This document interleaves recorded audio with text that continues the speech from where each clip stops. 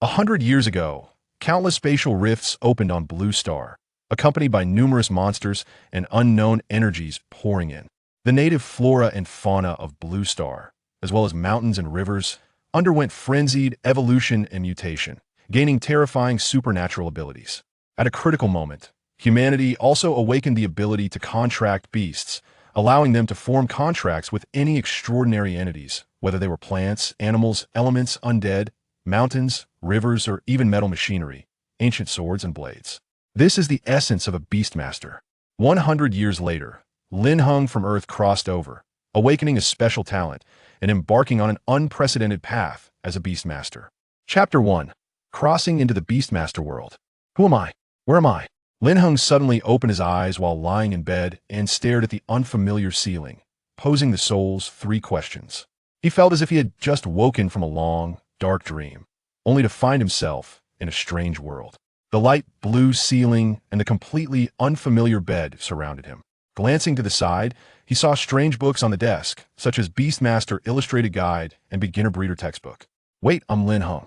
I've crossed over? As soon as Lin Heng realized this, a torrent of fragmented memories exploded in his mind, and a vast array of images flashed through like slides. It took him a full 10 minutes to accept all the memories and understand everything. Yes, he had truly crossed over. This place was called Blue Star, a world very similar to Earth, but fundamentally different. The similarity lay in the overall environment. It also had 7 continents and 4 oceans. The difference was that this world had magical beasts, and people had built an entirely different society around them. According to the memories in his mind, a shocking event occurred in this world 150 years ago. An unknown energy and radiation covered the globe, causing the genes of all species to mutate easily. Even mountains, rocks, plants, swords, and machinery could gain intelligence and extraordinary abilities if exposed to high concentrations of energy for an extended period. Subsequently, various extraordinary monsters and plants swept across the globe, some being mutated and evolved creatures of Blue Star, while others emerged from unknown spatial rifts. Humanity's technology at that time could not solve these problems. Satellites fell, water and electricity were cut off, and the entire world lost contact. The population decreased by half in just 3 years and continued to dwindle to 300 million over the next 7 years. On the brink of extinction, humanity finally completed its evolution and gained the ability to contract monsters, giving birth to the profession of Beastmaster. Since then, every human reaching the age of 16 would generate a Beastmaster space in the position of the Niwen Palace, where they could contract a beast seed and also develop their unique Beastmaster talent.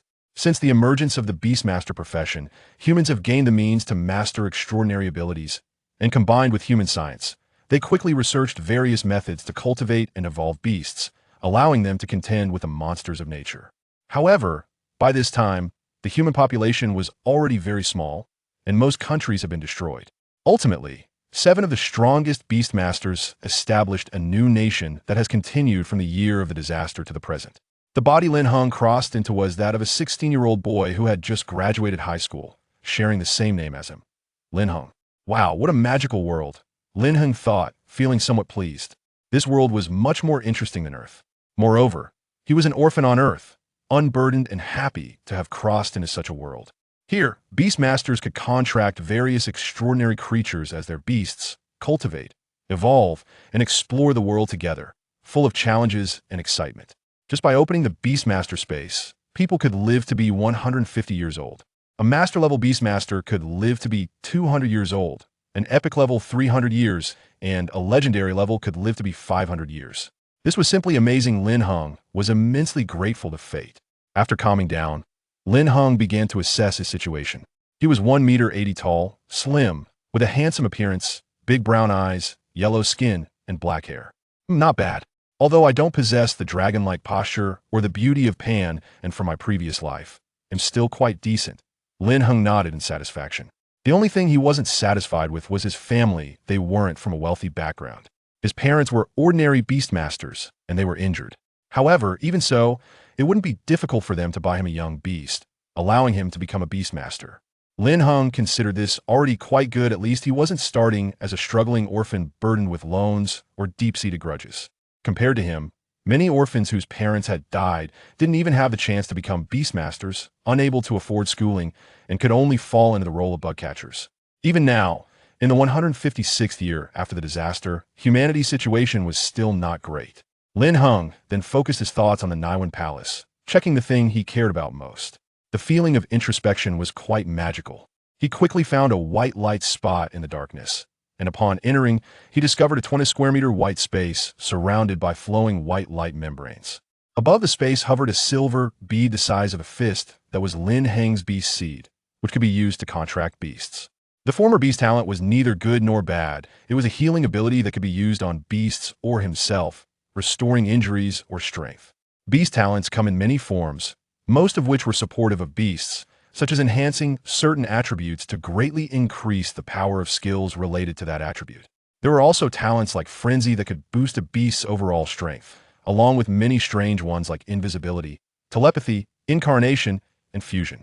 In short, they were diverse and peculiar, with no one having fully understood their specific principles to this day. What's going on? Lin Heng exclaimed in surprise as he noticed a surge of silver energy suddenly pouring into his beast space, causing the entire beast space to expand until it reached 100 square meters. Moreover, at the center of the beast space, another silver beast seed condensed, accompanied by a mysterious, ethereal seed. It seems to be because of my crossover, or perhaps my golden finger has arrived. After realizing the changes, Lin Heng was not very shocked. The golden finger was a must-have for traversers. It should be a result of his soul merging, causing the beast space to expand 5 times its original size and producing an additional beast seed. But the most significant aspect was the ethereal seed, known as a fate seed. It could be planted on the bodies of dead monsters, absorbing their essence to produce a skill or bloodline fruit. Feeding the fruit to a beast would allow it to learn the skill or gain a new bloodline. This fate seed talent is quite powerful, I just don't know what limitations it has. After understanding this, Lin Heng smiled with satisfaction. For now, he only knew the skill's effects, and any limitations would need specific experiments to determine. He speculated that there would definitely be restrictions, and they might be substantial, as the 2 fundamental aspects that determined a beast's strength were potential and skills. One dictated the growth limit, while the other determined combat power.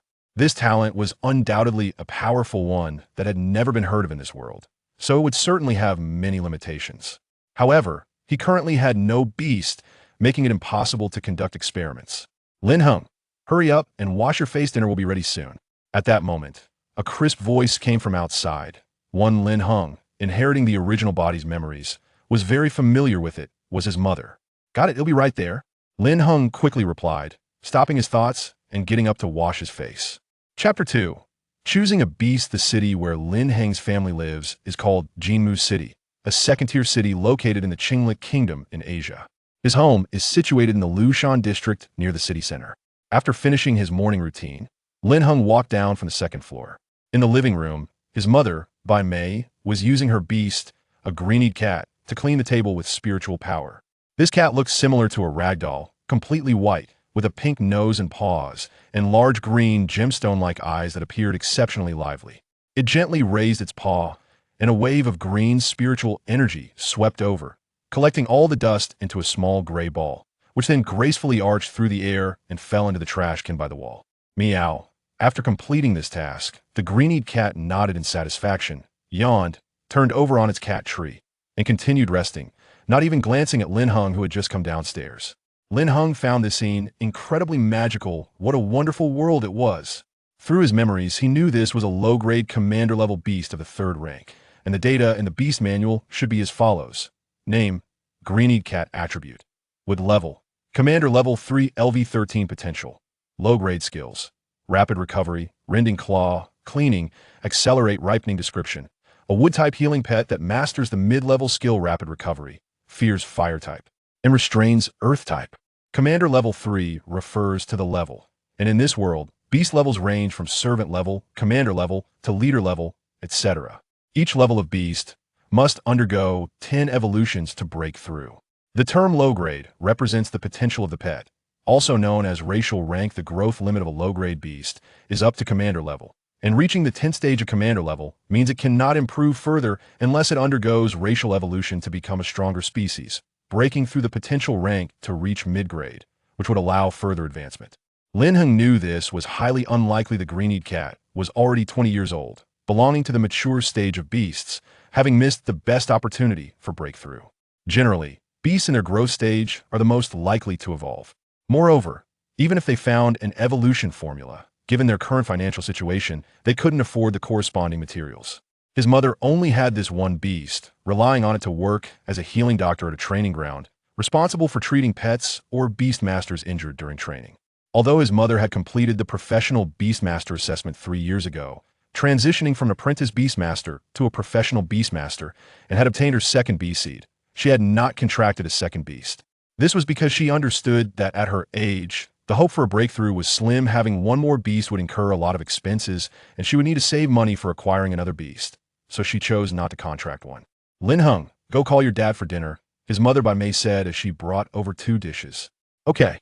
Lin Heng nodded and walked out, thinking that the people here truly deserved their lifespan of 150 years. His mother was already 36, but looked like a girl in her teens, with smooth skin and no wrinkles. Unlike Earth, this place is vast and sparsely populated, making houses the least valuable thus. Their home is a standalone villa covering 500 square meters, with an additional 500 square meter training ground outside. Of course, if it were in the city center, it would be very expensive. Their home is located in a relatively remote suburb. His father, Lin Yu, was in the training ground with his beast, a stone skin ape, doing training. Lin Yu was 1.9 meters tall, robust, and imposing, while the stone skin ape stood 2.5 meters tall, weighed over 300 pounds, and was covered in gray stone skin, making it a powerful Earth-type beast, particularly skilled in close combat. Strangely, this stone skin ape was only at the 9th stage of servant level, which was even lower than his mother by May's gem cat. In fact, Lin Yu had another beast, but 7 years ago, during a wild hunting expedition, they encountered an extremely powerful monster, resulting in the death of his other beast and leaving the stone skin ape severely injured and near death. After recovery, its rank dropped to its current level. Now, he could only take on jobs within the city to remove low-level monsters or provide training assistance to make a living. According to Lin Heng's memories, his father had once had the potential to become an elite beastmaster, stronger than a professional beastmaster, but fate had other plans. Nevertheless, he still woke up at 4 every day to train, tirelessly maintaining the stone skin ape at its current level, which should have fallen to a lower tier. Dad, dinner's ready, Lin Heng shouted from a distance. Okay, I'm coming, Lin Yu replied, raising a hand in acknowledgement. He paused to first bring food for the stone skin ape, a jade mine, before entering the house. Xiaohong, have you thought about what beast you want to choose today? His father Lin Yu asked with a smile, patting Lin Heng's shoulder. Not yet, I plan to see when I get there, Lin Heng replied as he sat down. Let's eat first, and after that, we can take our time at the market, Bai Mei said as she brought over the last dish, seaweed egg drop soup, and sat down. Okay, the father and son nodded and began to eat. This world is very different from Earth. Everyone attends school for 10 years, and after graduating from the 3rd year of high school, usually at the age of 16, they can open their beast space and become beastmasters. The next step is to become a beastmaster and work hard to grow stronger, with common choices being joining martial arts schools, research institutions, or developing independently. Although there are beastmaster universities, one can only attend after becoming a professional beastmaster and obtaining a recommendation letter. The class divisions are more pronounced than on Blue Star, and the only way to cross class boundaries is through strength. This is a world for the strong. Similarly, as long as you have sufficient strength, you can even build your own city and family independently. If you are powerful enough, you can become the leader of a nation, and rebuilding a country is also possible. After all, most of the land in the world is still occupied by monstrous wilderness. Thus, becoming a beast master is something everyone must do, and Lin Heng is no exception. After dinner, his father Lin Yu took out a card and handed it to Lin Heng, saying, "This is the 1 million we have saved over the years as your startup fund for becoming a beast master. This million includes all expenses for purchasing a pet and nurturing it to independence. Forgive us for being able to offer only this. It is already our limit." Both parents felt a bit guilty, especially Lin Yu. If he hadn't been injured, he could have provided at least double the amount. This amount of money as startup funds for a beastmaster is indeed a bit low, as being a beastmaster is very expensive. Thank you. This is already a lot. I think it should be enough. Lin Heng nodded, not complaining, as he knew this was all the result of their frugal living. Although the money was limited, it was sufficient for purchasing a beast. As long as he quickly became a professional beastmaster, he could receive allowances and earn money on his own. Are you planning to buy the beast by yourself, or would you like us to accompany you? His father Lin Yu asked again, fully respecting Lin Heng's autonomy in his growth and not imposing his own opinions. Then I would like you to accompany me, Lin Heng replied. In his previous life, he had been an orphan, relying on himself for everything, and had no idea what it was like to be loved. In this life, having parents who care for him and provide $1 million as startup funds felt like an immense kindness. Although the money was technically for his predecessor, it was equivalent to being for him, and he internally acknowledged them. Naturally, he had no complaints, although he had a wealth of knowledge about beasts in his mind. His parents had more practical experience, and going together would be better. After all, this concerned his future development, and he couldn't afford to be careless. Chapter 3. The eccentric sword-tailed ferret. Hearing that Lin Heng actually wanted them to accompany him, his parents were slightly taken aback, a bit surprised. Although the original Lin Heng was not a terrible wastrel, he was somewhat rebellious, unwilling to communicate with his parents, and resistant to their control. I think this is a big deal, and you have more experience, but what specifically to choose I still need to decide for myself. You can only suggest, not decide, Lin Heng said. Don't worry, we won't interfere with that. His father, Lin Yu, patted Lin Heng's shoulder and said with satisfaction. After that, they put their beasts into the beast space and walked with Lin Heng onto the street. According to Lin Heng's memories, buying and selling beast cubs was a year-round activity here, as this was a world dedicated to beasts. There are two sources of beast cubs. One is cultivated by professional beast bases, and these cubs are generally docile and friendly, but may lack ferocity and bravery. The other is directly captured in the wild. These cubs, having lived in the wild from a young age, have a strong sense of danger and are brave and fierce. But they may not obey commands and could even harbor hatred towards humans. Lin Heng's starting funds were only $1 million, and he could only choose low-grade beasts, which generally ranged in price from $300,000 to $500,000, with some rare types reaching nearly $1 million. Mid-grade beasts started at a minimum of $1 million, and not only could he not afford them, but he also couldn't afford to raise them. Compared to the price of beasts, these young beasts had huge appetites, and feeding them was the real expense. Most ordinary people's first beast is a low-grade beast, which has a growth limit of commander level, sufficient to become a professional beastmaster. Moreover, as long as one is well prepared, there is hope for potential to be raised to mid-grade in the future. As many low-grade beast evolutionary formulas are public, Lin Heng's parents suggested buying those beast cubs with publicly available evolutionary formulas, although they were slightly more expensive than others. It avoided future worries about evolutionary formulas. In the future, whether hiring a professional breeder to customize an evolutionary formula or purchasing from some research institutes, it would be a significant cost. The only downside of using these public formulas is that their pros and cons have been thoroughly researched, which does not give an advantage in battles.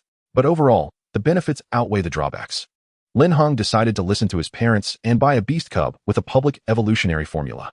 Although he had a talent that could turn beast corpses into bloodline fruits, he had not yet practiced this and could not rely entirely on it for now.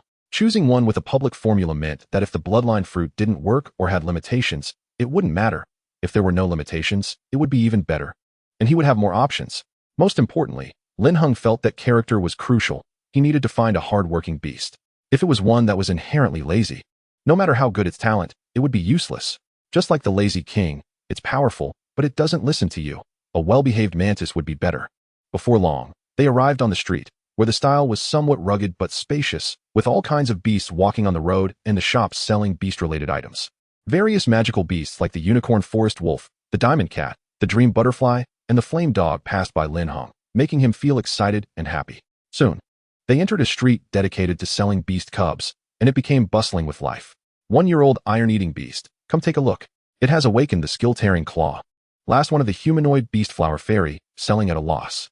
Just arrived, grass skirt monkey, golden needle hedgehog, and azure wind falcon, all with public evolutionary formulas. Various calls for sales filled the air, and some adorable beast cubs looked at him with big, pitiful eyes, making it hard to choose. This grass skirt monkey is quite nice, has a good appearance, and is already 1 meter tall at the 3rd stage of servant level. Lin Dad said while looking at the grass skirt monkey. Yes, Lin Heng, do you want to take a look? The grass skirt monkey is a well-rounded wood-type beast, and its evolved form is the wood-armored monkey, which has strong melee capabilities and excellent healing abilities, fitting well with your healing talent, Mother by May asked. I don't want it. Let's keep looking. Lin Heng shook his head. The grass skirt monkey was mediocre in healing, attack, and defense. It had everything, but was quite ordinary, not meeting his expectations. Before long, they had made a full round of the street shops and found 3 that they were fairly satisfied with. The first was a wild flame fox cub, considered top tier among low-grade beasts, with racial skills like Fireball Spray, Tearing Claw, and Godspeed, priced at 500,000. The second was the Wind Shadow Night Owl, a dual wind and gold type, with racial skills like Overlook, Tearing Claw, and Flying Peck, priced at 550,000. The third was the silver-winged white light mantis from the breeding base, a dual insect and gold type, with racial skills like Mantis Blade, Bite, and Cross Slash, priced at 600,000. Now they had come to another shop, which mainly sold sword-tailed ferrets and gem tigers from breeding bases. The sword-tailed ferret is a low-grade beast of the gold type. The gem tiger is a mid-grade beast of the gold and mental types, not only having powerful attack capabilities, but also unexpected mental attacks. Are you interested in the sword-tailed ferret? Asked a blonde woman in her 20s. Noticing Lin Heng's gaze fixed on the sword-tailed ferret. Yes. Do you have any that are a bit more peculiar? Lin Heng nodded and asked. Peculiar in what way? The blonde woman asked, puzzled. Just a bit quirky in character. Lin Heng explained, having found that the beast he had seen so far did not meet his requirements. Well, one that is particularly greedy and likes to fight. Would that count? The blonde woman tentatively asked. Lin Heng's eyes lit up at once. I want to see it. It's in the backyard. This guy is too restless and always causes trouble, the blonde woman said as she led Lin Heng and his parents to the backyard. This is it. She pointed to a sword-tailed ferret in a cage made of fiery wood. The ferret had mostly white fur, but its front legs had brown fur, and its claws were white. It had a pair of round little ears, a pink nose, and bright black eyes, making it quite adorable. However, its behavior was completely at odds with its appearance. When they entered, it was continuously using its tail to swipe out sword lights to cut the cage, trying to escape. Ow ow! Seeing Lin Heng and the others, it shouted, using its claws to pound on the cage. What is it saying? Do you know? Lin Heng asked curiously. This guy was indeed quite peculiar, not only unafraid of people, but also very aggressive. It's probably saying to let it out. It wants to beat up the scoundrels stealing its food. The blonde woman said somewhat resentfully. Her talent allowed her to understand what beasts were saying through telepathy. Very good. Very spirited. How much is this guy? Lin Heng asked while taking out his father Lin used data machine to scan it. Chapter 4. Completing the contract. Name, Sword-tailed Ferret Attribute. Gold type, level, Servant level 3, 3. Potential, low-grade racial skills. Tearing Claw, Sword Tail. Gathering Chi description. A gold-type beast that restrains with types and is weak against fire, with 3 publicly available evolutionary formulas. Electric Sword-tailed Ferret, Golden Sword-tailed Ferret, and Earth-themed Sword-tailed Ferret. Lin Heng was quite satisfied with the Sword-tailed Ferret. It naturally possessed 3 racial skills. Tearing Claw was for melee. Sword Tail could unleash sword lights for ranged attacks, and Gathering Chi was a buff that could gather gold-type spiritual energy, increasing skill power. Currently, it seems this guy has awakened the Tear Claw and the Sword Tail, especially the proficiency of the Sword Tail, which should be close to the proficient level. This is not easy. Generally, little guys at this age, without guidance from a Beastmaster, have skill proficiency at the beginner level, meaning they have just mastered it, making it extremely easy to fail in usage, unable to control direction and power, and likely to hurt themselves. This guy can use the Sword Tail in a cage that can barely turn around without hurting itself, which indicates its skill proficiency is quite good. If you want it, take it for 500,000. Although she is mischievous, her skill proficiency is decent, and with a little training, she can reach the proficient level. The blonde big sister said, 40,000, since it loves to fight, it shows that it doesn't like to follow commands. Also, look at its tail. Normally, the sword tail minks are covered with golden elemental fur, but this one is only covered 2/3 of the way, indicating its elemental affinity isn't very high and isn't worth that price. The speaker was Lin Heng's mother, who, as a bargaining expert, had a strong presence. The blonde big sister's mouth slightly opened, feeling speechless. Loving to fight is what you chose. Can that be a disadvantage? Also look at its realm. It's only at the 3rd stage of servant level, while other swordtail minks are at the 5th stage. If we take it home, we will have to spend more money to feed it. Its claws don't look like they are often sharpened. The Tear Claw should be quite inexperienced. It probably only uses the sword tail in daily life, right? Mother by May spoke again. As a doctor and someone who had attempted to obtain a beast breeder certificate, she was an expert in beast observation, and her words carried weight. At least 450,000. You know that the sword tail is a long-range spiritual skill, much harder to train than the Tear Claw. The blonde big sister seemed to lack confidence, mainly because what Mother by May said was all correct, and she found it hard to refute. This guy has been attacking other beasts through the cage all day, so it hasn't just practiced the sword tail. No, this price is too high. After some back and forth, the price was set at 450,000 Qinglong coins. But the blonde big sister agreed to provide half a month's worth of food. Son, if you've made up your mind, just contract it directly. Mother said gently as she turned to look at Lin Heng. Okay. Lin Heng nodded, thinking it was a good idea to bring his parents along. Immediately, he walked towards the cage, not afraid of this guy using the sword tail, as the previous few attacks had already exhausted its internal spiritual power. Little guy, do you want to become my partner and venture into the world together? Lin Heng said to this cute creature, which was only 50 centimeters long, including its tail, and looked adorable when it calmed down. Oh whoa. The sword-tail mink looked at Lin Heng, pounding the cage and roaring. Monsters with extraordinary power are very intelligent and can understand human speech. I don't want to venture into the world. Just ask if you can let me out to deal with those few pesky minks.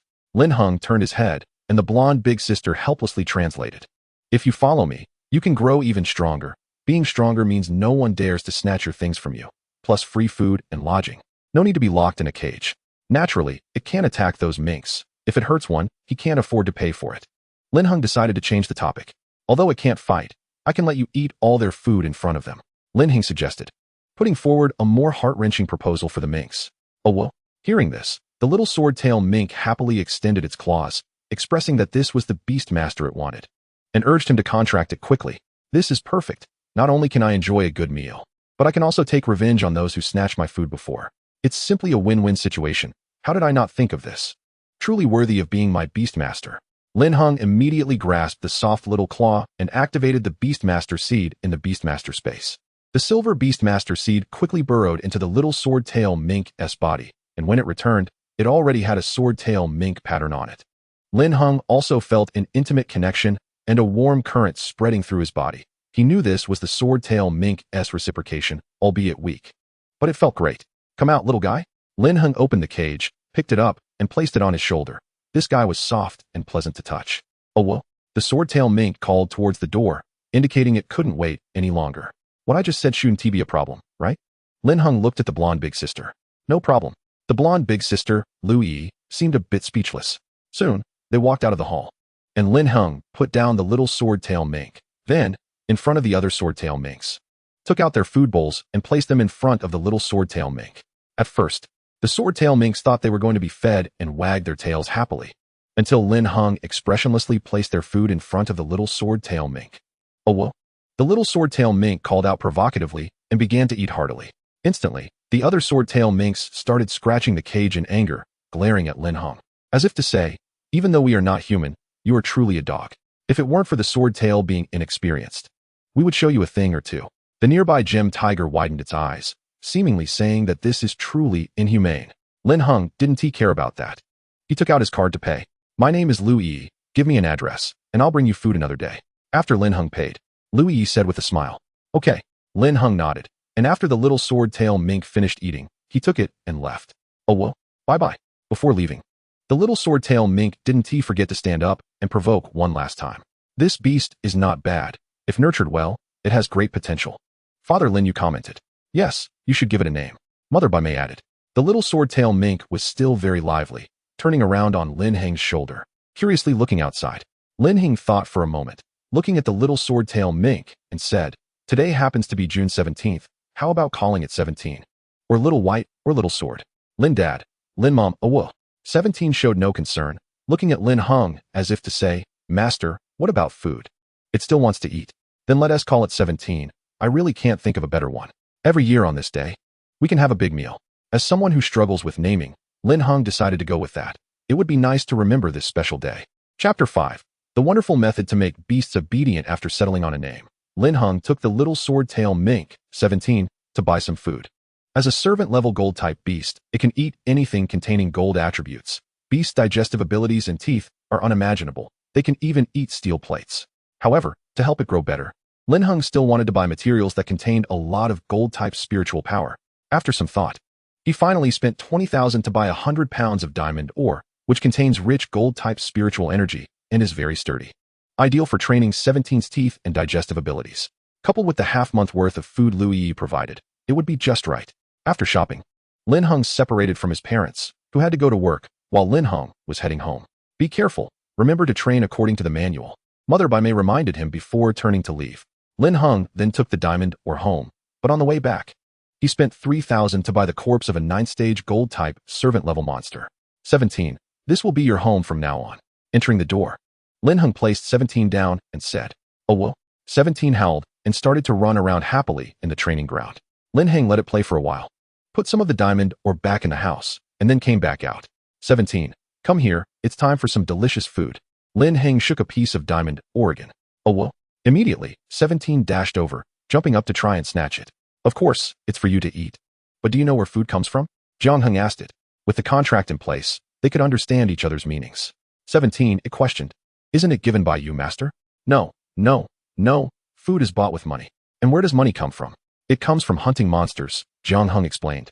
Shaking 100 Qinglong coins and pointing at the monster corpses on the ground, then looking at 17. 17 was puzzled for a while, its little head almost burning. But soon it let out a sharp cry, realizing that food equals monster corpses. Yes, but not completely right. To get monster corpses, you need enough strength. In other words, you need to be strong enough to kill monsters to earn some money to buy the food you want to eat. So wanting to obtain food is equal to becoming stronger. Do you understand, 17? Lin Heng shook the ore in his hand and said kindly to 17. Also, there are many bad guys in this world who will steal your food. Only by being strong can you protect it, understand?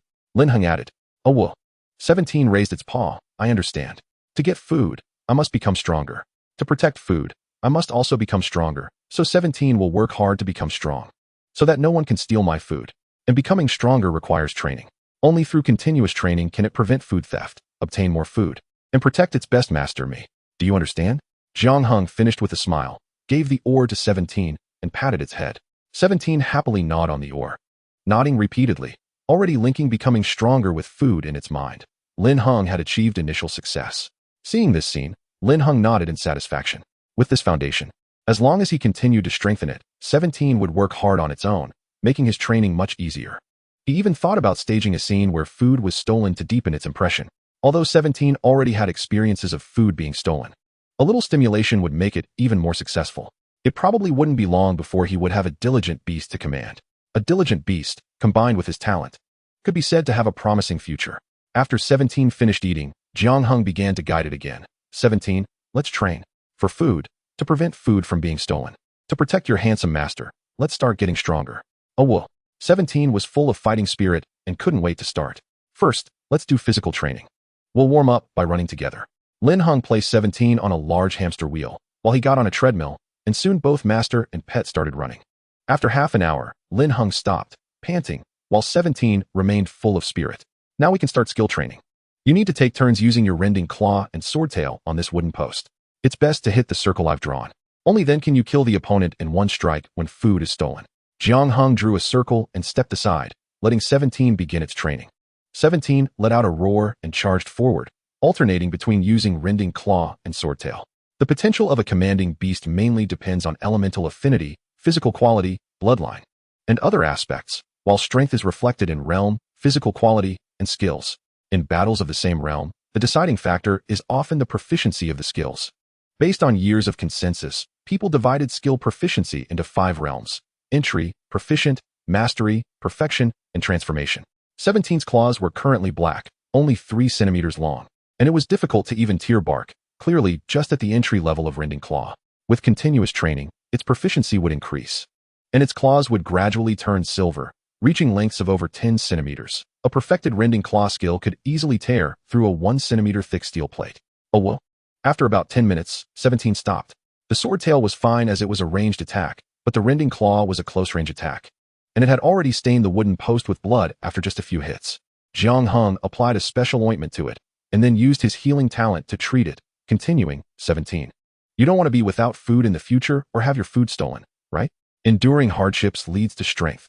Soon your claws will become stronger. The sword-tail mongoose was still a bit reluctant, but upon thinking of Lin Heng's words, it gritted its teeth and charged up again. It continued this way. Every time it wanted to back down, Lin Heng would advise it, offer comfort with food. And since this sword-tail mongoose already had a love for fighting and a brave character, it quickly stopped retreating. In just 1 day's time, Lin Heng had nearly trained this sword-tail mongoose and even advanced its sword-tail skill to the proficient level. At this level, as long as there was no severe interference, it would not fail to release the skill and could already aim accurately. It just had a bit of inconsistency in power, which could only be perfectly controlled at the mastery level. The rending claw, however, remained the same, but after healing and ointment recovery, it was beginning to feel like a transformation was approaching. Lin's father and mother found it hard to believe after learning about it. They looked at the wooden post that little sword-tail mongoose 17 had clawed at with surprise. Is it really that obedient? train for an entire day? It should be noted that even the most well-behaved beasts are often disobedient at the beginning and require several days of coaxing to start training. After all, the nature of commanding beasts does not include the concept of training. That Lin Heng had truly managed to train the little swordtail mongoose for a day was simply incredible, shocking them both greatly. Of course, as long as the right method is found. Lin Heng smiled and said, "The great method is not to be taken lightly. As long as the focal point is found, this little guy with a few years of intelligence can't withstand it." Chapter 6. The training method of a beast master before going to bed. Lin Heng gave 17 a bath, then fed it 2 pieces of diamond and a fruit called golden jade that Lu Yi had sent in the afternoon. "All right, 17. Go back to the beast space to rest. My beast space is quite large." Lin Heng patted 17's head, and with a thought, after a wave of invisible spatial fluctuation, he put it into the beast space. Lin Heng checked the size of his beast space, which was already comparable to that of a professional beastmaster, even though he was just a novice beastmaster starting out. In such a large beast space, the swordtail mongoose would grow faster. Afterwards, Lin Heng took a shower and went to bed to meditate. Being a beastmaster involves not only nurturing beasts, but also self-cultivation. In terms of physical quality, there is the feedback from the beast, so there's no need for excessive exercise. But in terms of mental aspect, feedback is minimal, requiring the beast master to meditate. After years of development, meditation methods have become quite popular. Beast masters only need to meditate according to the basic meditation methods taught in school to enhance their mental strength. At the beginner stage, human beast masters mainly improve their perception abilities of the 5 senses: sight, hearing, smell, taste, and touch, through mental meditation. After all, as the level of beasts increases, their speed in battle also increases. Without strong enough senses, it is impossible to command beasts effectively. Some powerful high-level beasts are faster than sound. If ordinary senses can't even see their shadows, it's even harder to command them. Moreover, only with a strong soul and spirit can new beast seeds be born, allowing for more effective command in battles. These 5 senses are all linked to the soul's mental strength, serving as an external manifestation of the soul's strength. As a novice beastmaster, Lin Heng is currently focused on continuously enhancing his mental strength through meditation, until he possesses dynamic vision, seeing the night as if it were day, and can even see the invisible spiritual energy. He will have met the standard, at which point his mental strength can give birth to the second beast seed. Lin Heng decided to use meditation instead of rest, working hard to grow in this extraordinary world he had finally entered. The allure of longevity and extraordinary power was immense for him. Meditation, as it is called, involves emptying oneself, not thinking or feeling, losing the sense of self and others, and immersing the mind in a dark spiritual world, continuously channeling mental energy to complete a certain cycle. During this process, the essence of the physical body would transform into a part of mental energy, strengthening one's spirit and soul. Lin Heng was currently meditating on enhancing his vision, and as he delved deeper into meditation, he felt a slight warmth in his eyes, as if undergoing some unknown transformation.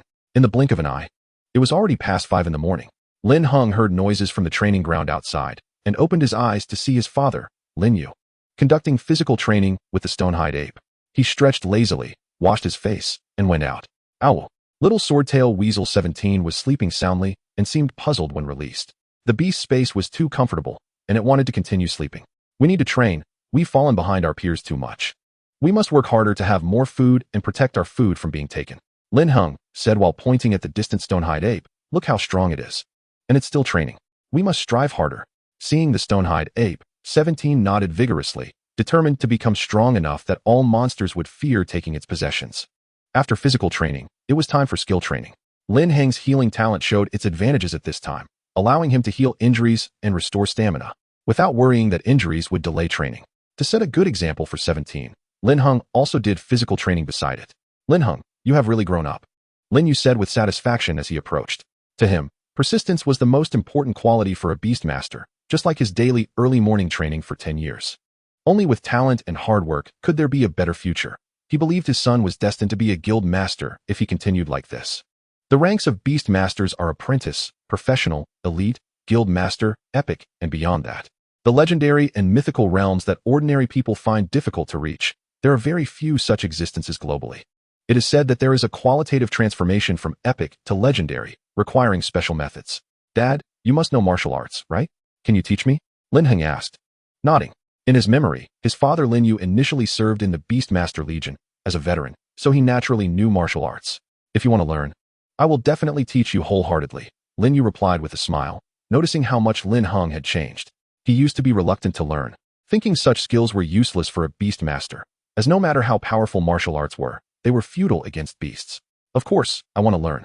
Lin Heng nodded, realizing that these martial arts were quite important for preparedness.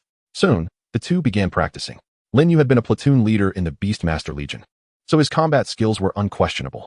The military boxing Lin Heng learned was not the kind taught in university in his past life, but a true military boxing aimed at injuring opponents. As a Beastmaster, Lin Heng was also quite clever, and by the end of the morning, he had learned a complete set of boxing techniques and could practice on his own.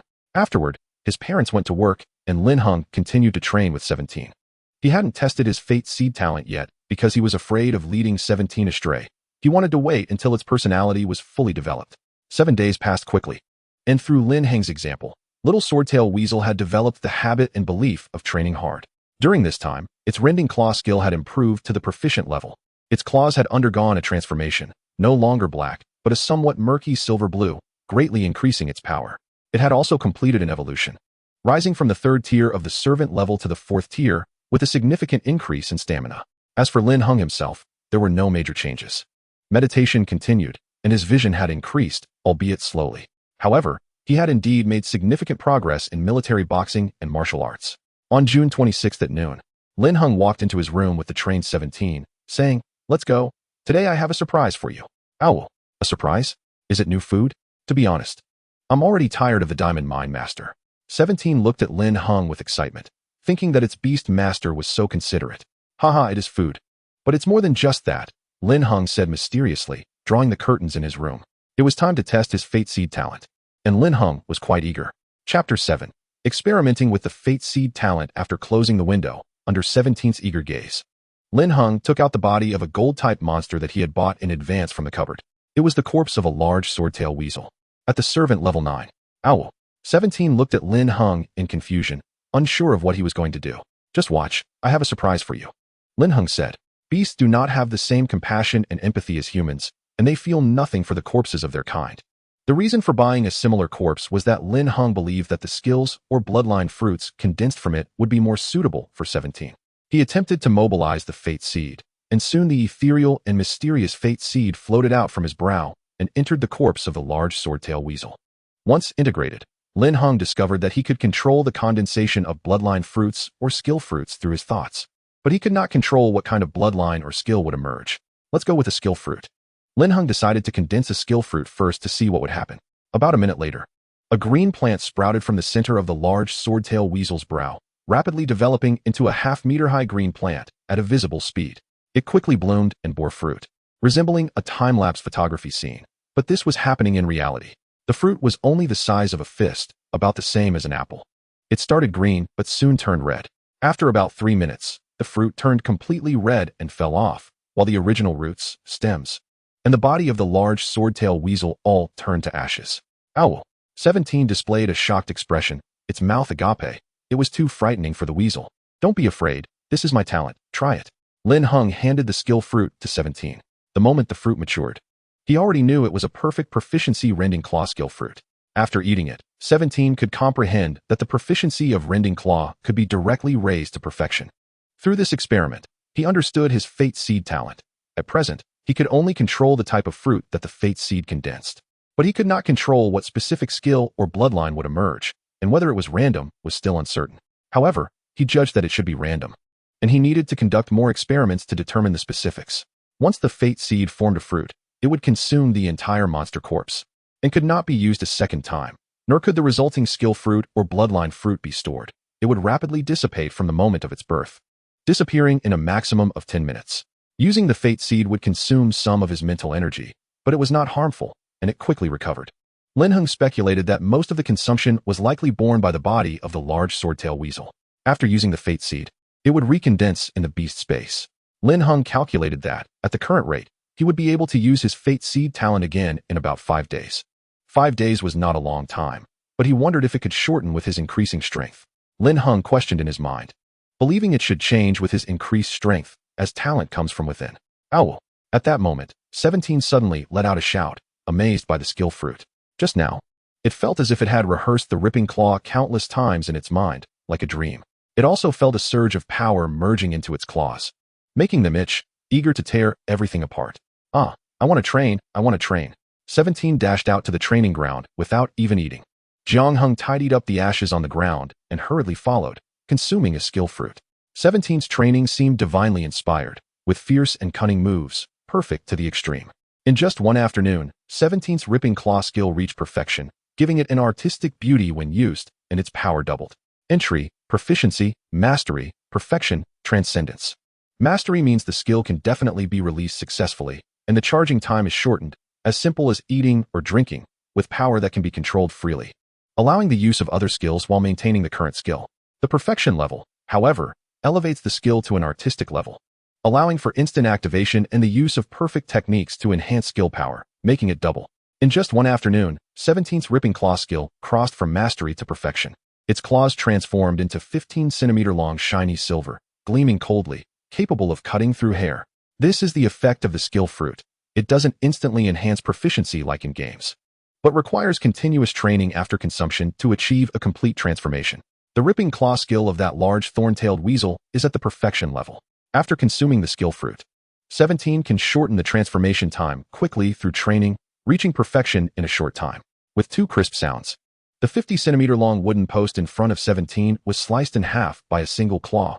At this level, not to mention wood, even a 1-centimeter-thick steel plate couldn't withstand it. Oh whoa. 17 looked at Lin Heng in shock, with an expression of both surprise and admiration. It knew that its rapid transformation relied not on itself, but on Lin Heng. This is the surprise I prepared for you. But it has a lot to do with your training.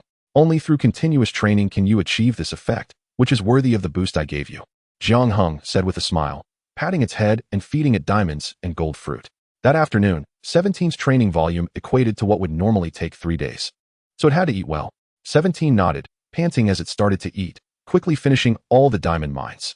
The originally half-month share of gold fruit could now last only about a week. Training too diligently was like this, originally 3 a day, now it needed 5. After 17 finished eating, Lin Heng took it to clean up the traces left behind, not wanting his parents to find out. Especially his father, Lin Yu, who trained with 17 every day. It would be shocking to see the perfection level of the ripping claw. It is important to know that even wild thorn-tailed weasels, which often fight, find it difficult to hone a perfect ripping claw before breaking through to the leader level.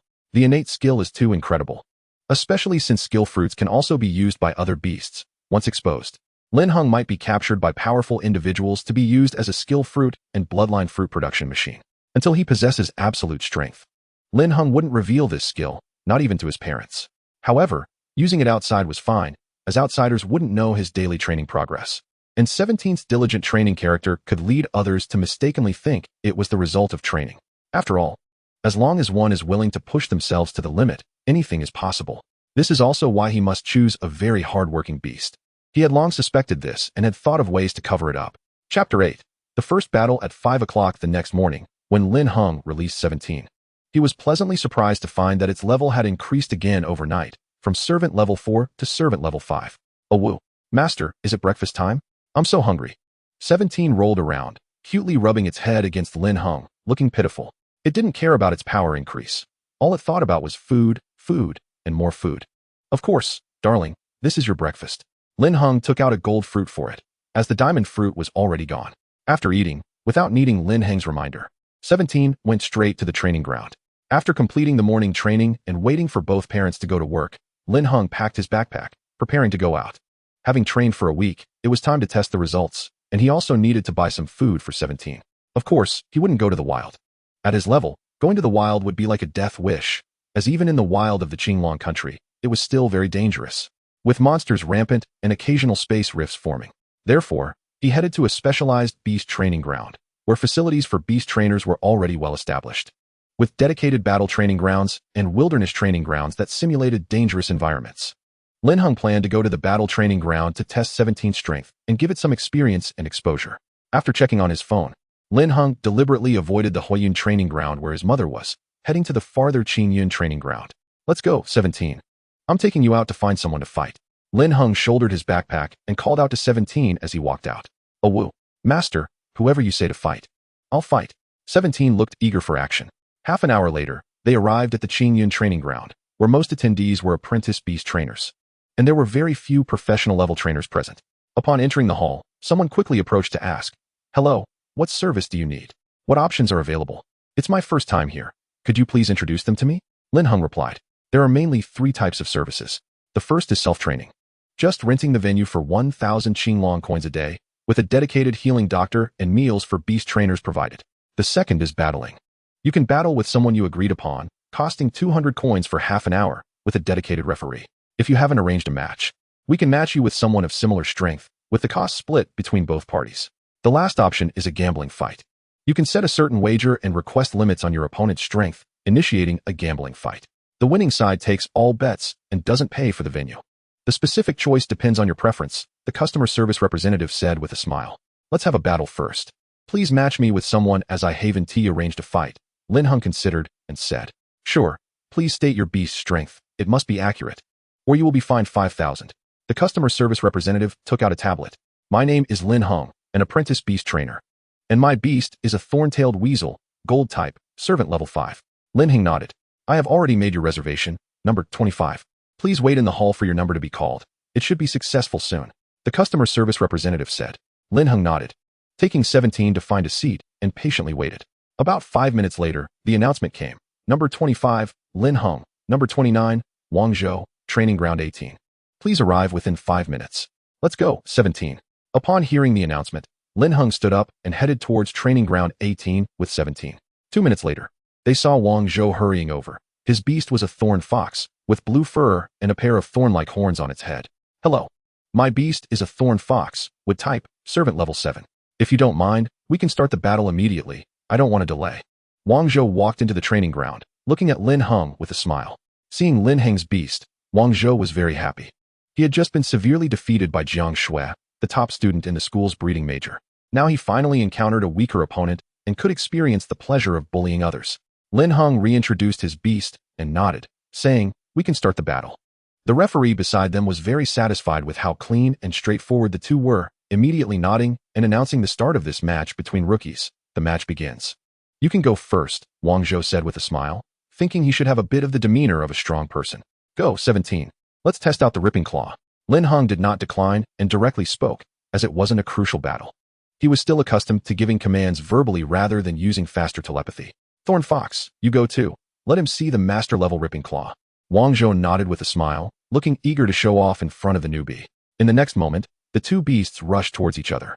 They were quite fast, and within seconds they had met, both sides simultaneously revealing their claws to use ripping claw. "Woo!" The Thorn Fox let out a roar, confident that its ripping claw had reached the master level, 10 centimeters long, silver-white, and quite powerful. It was the first to strike, its silver claws aimed at 17. "Oh whoa!" 17 showed no fear and directly clashed with a ripping claw.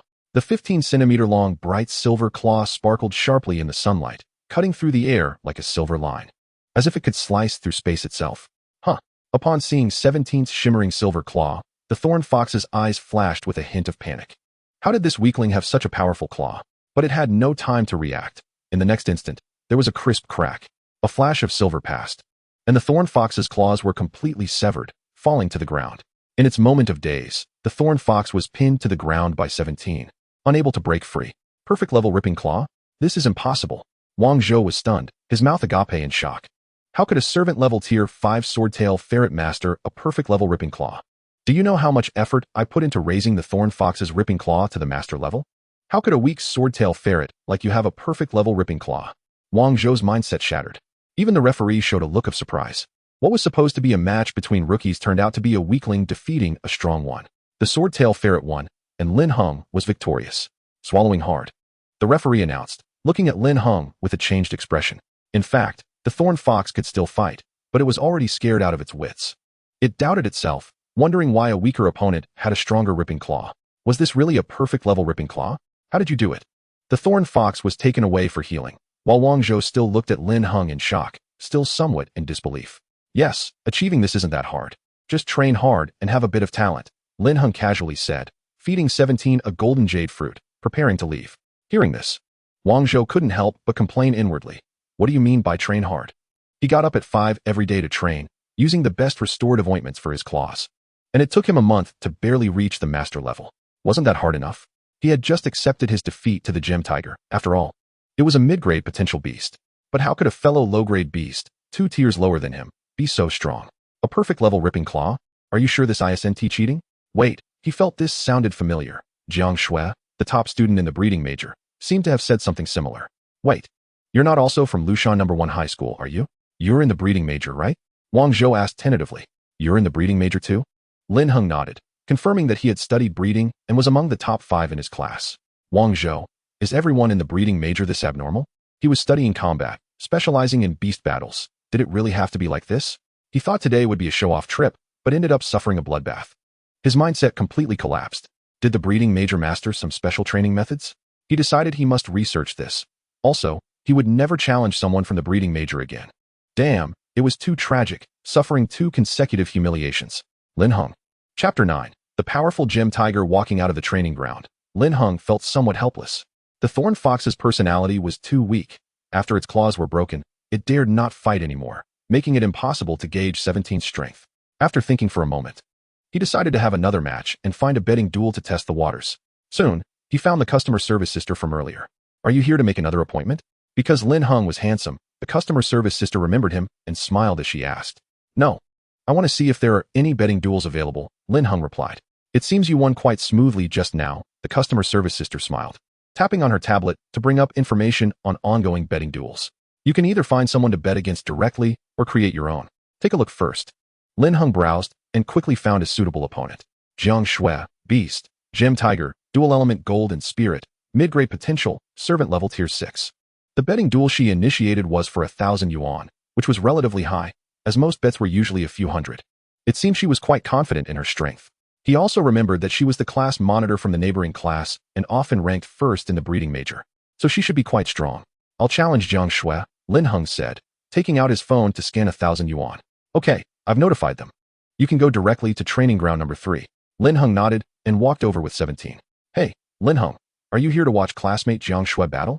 As soon as Lin Heng arrived at training ground number 3, he saw about 10 people sitting there, 4 of whom were from his own class. The one speaking was study committee member Liao. Classmate Jiang Shui's Gem Tiger is too powerful. It has already won 5 matches since this morning, with not a single defeat. Another person said, Yes, Lin Heng, you should take a good look and broaden your horizons. The others chimed in excitedly. Lin Heng paused for a moment and said, I'm here to battle. He hadn't expected that there would be spectators in this indoor training ground, but upon reflection, it made sense. Jiang Shui's father seemed to be the vice president of the Lushan District Breeding Association and a mid-level breeding master. So it was normal for these breeding major students to gather around her. However, he wasn't interested in that and had no intention of spending much effort on breeding for the time being. What? You want to challenge Jiang Shui? Li Yao's mouth dropped open in shock, even thinking she might have misheard. Do you have a mid-grade potential beast too? No, wait, that's a swordtail ferret. Isn't that a low-grade beast? You dare to challenge her? You really are bold. But you'll soon understand how powerful a mid-grade potential beast is. Yeah, even Wang Zhou from the combat major just lost. The classmates all shared their opinions in shock, but there were no mindless taunts like in novels. They just felt Lin Heng was like an egg hitting a rock, destined for a miserable defeat. It's fine. I just want to see how powerful a mid-grade potential beast really is. Lin Heng smiled and slowly walked towards the referee. The classmates could understand, whispering among themselves. Even if the servant-level beast's potential hasn't fully erupted, a mid-grade potential beast is still extraordinary. Yes, Lin Heng will know after he tries. You get what you pay for. Lin Heng ignored the voices around him, confirmed his identity, and slowly walked to the center of the training ground, saying, Lin Heng, sword-tailed weasel, gold element, level 5 servant, please give me guidance. He wasn't sure if 17 could win, but the main purpose was to test his strength. Jiang Shui, Beast Tamer, Gem Tiger, Dual Element Gold and Psychic, level 6 servant. You can go first. We are friendly sparring, we're all classmates, and betting is just a small matter. Jiang Shui, who was very gentle, smiled and helped Lin Heng relieve his mental pressure. All right. Lin Heng nodded and looked at 17. Let's try the rending claw first. After saying that, he added telepathically, if you win, I'll use the prize money to buy you food. Oh well, let's go for food, for a feast. In an instant, 17 charged out with great enthusiasm. Die, we'll use rending claw too. Jiang Shui smiled slightly at Lin Heng and then said, roar. The gem tiger's eyes looked like golden gems, with a silver and black striped coat. Even as a cub, it was as big as an adult golden retriever, double the size of the sword-tailed weasel and 3 times its weight. The gem tiger let out a roar and then launched into a swift charge towards 17. The surroundings fell silent as everyone watched intently. Soon, the two met, with the gem tiger striking first. The pale golden claws were about 10 centimeters long. Reaching the proficient level of rending claw, and combined with the powerful tiger's claws, it seemed that a single swipe could end 17's life. 17 was filled with Lin Heng's words and was not intimidated by the tiger's might. It raised its paw fiercely, instinctively attacking from a more cunning angle. Its 15-centimeter-long shiny silver claws striking without hesitation. No beast could stop it from enjoying a feast. Not even a tiger, 17 thought fiercely. A crisp sound, like metal clashing, rang out as sparks flew. After one strike, there were 3 successive hits before they both retreated. 17 was pushed back 10 meters due to its weight disadvantage, while the gem tiger only retreated 5 meters, but its claws were bleeding. The gem tiger was actually injured. Li Yao's mouth dropped open in disbelief. This is definitely a perfect level rending claw. Look, the sword-tailed weasel's claws don't even have a notch. Wow, that's too fierce. No wonder Lin Heng dared to challenge Jiang Shui. A perfect level rending claw is really powerful. Everyone gasped in shock, standing up with faces full of astonishment, either wide-eyed or gaping, as this was simply something they thought impossible. Perfect level rending claws were too rare. How could a level 5 servant master them? Perfect level rending claw. How did you achieve that? Jiang Shui looked at Lin Heng deeply, her gaze becoming more serious. Her gem tiger, belonging to the feline family, naturally excelled in claw usage, yet even with high-quality potions and a month of training, she had only just reached the proficient level. The fact that this sword-tailed weasel could reach the perfect level was beyond her expectations. It's nothing, just day and night training, plus its own exceptional talent. Lin Heng shrugged. He could tell from the previous strike that 17 was not a match in terms of power. If it weren't for the perfect level rending claw and the cunning angle of attack that doubled its power, it would have been difficult to retaliate. The gem tiger's strength was too overwhelming. Jiang Shui felt that this sounded familiar. Do you want to continue? After a pause, she asked again. Of course. Lin Heng nodded. One strike wasn't enough for a proper test. Then let's go. I won't hold back this time. Jiang Shui nodded and switched to using telepathic commands. Chapter 10. The master is really smart. The gem tiger charged again, this time using the psychic skill gaze during its charge. This skill intimidated the target through its tiger might, causing it to slow down or even become mentally overwhelmed and stand still. Lin Heng was already prepared. He had seen the gem tiger's data and knew that it would most likely only use this one psychic skill at the servant level. 17. If you lose, there will be no food. Overcome this obstacle, and there will be endless feasts. Quickly use sword tail. Lin Heng telepathically urged. Oh whoa, I won't share my feast with you. 17 roared and broke through the intimidation caused by the gaze.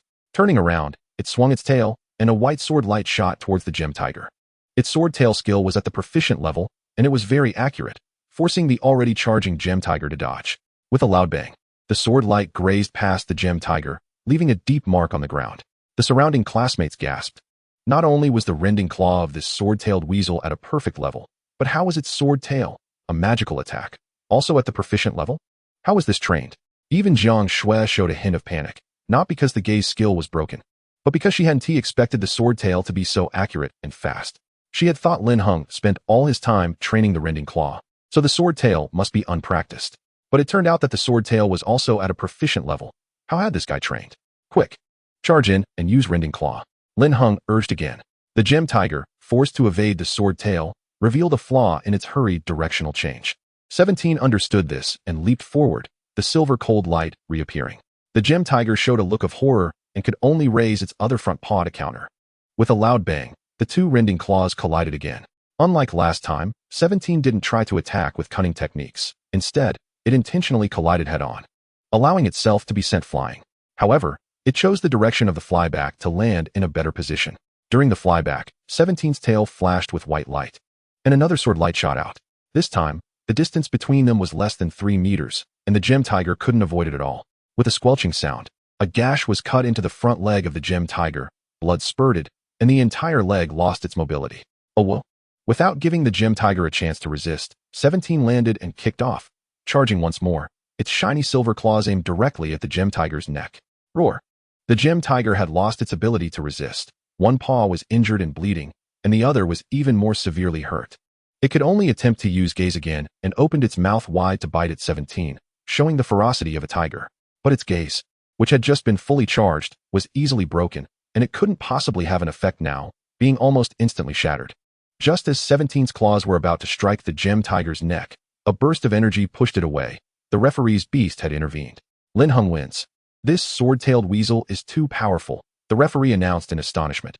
Even he was amazed by this fierce little creature. The healing medic had already arrived and quickly treated the gem tiger, and it would be fine soon. I lost. Jiang Shui nodded, looking at Lin Heng with confusion. Is your sword-tailed weasel wild? It's too fierce. I concede. It was cultivated at the base, not wild. Lin Heng replied without being arrogant. Regarding 17's final performance, even he was surprised because it wasn't directed by him, but rather it was 17's own on-the-spot performance. However, he had an idea of the reason. 17 was quite weak among its peers of sword-tailed weasels, belonging to the sickly type. Therefore, it had always been deprived of food as a child and rarely got enough to eat, which was why it was at a lower level than other sword-tailed weasels. This also fostered its deep obsession with food, and to reclaim its food, it had started training at a young age, resulting in its current abilities. Thus, it was through food that it could succeed so easily. Is this a base creature? It seems your beast is quite remarkable. Jiang Shui was a bit surprised. In fact, compared to her, the students watching were even more shocked. They were so astonished they couldn't even speak. Lin Heng's sword-tailed weasel really defeated the gem tiger. Not only did it possess perfect level tearing claws, but it also had a skilled level sword tail, and its combat talent was so outstanding. How was it even cultivated? Is this really the Lin Heng they knew? They were all silently roaring in their hearts, wondering if it was really that outrageous. Now, thinking back to what they had just said, they felt a bit embarrassed to look at Lin Heng. It turned out they were the real clowns. Haha, I guess so. 17 has exceptional talent. Lin Heng laughed and said, if there's nothing else, I'll take my leave. He didn't want to stay with Jiang Shui and the others. The strength test was done, and he had important things to do. In a few days, we plan to take on some tasks in the city. Do you want to join us?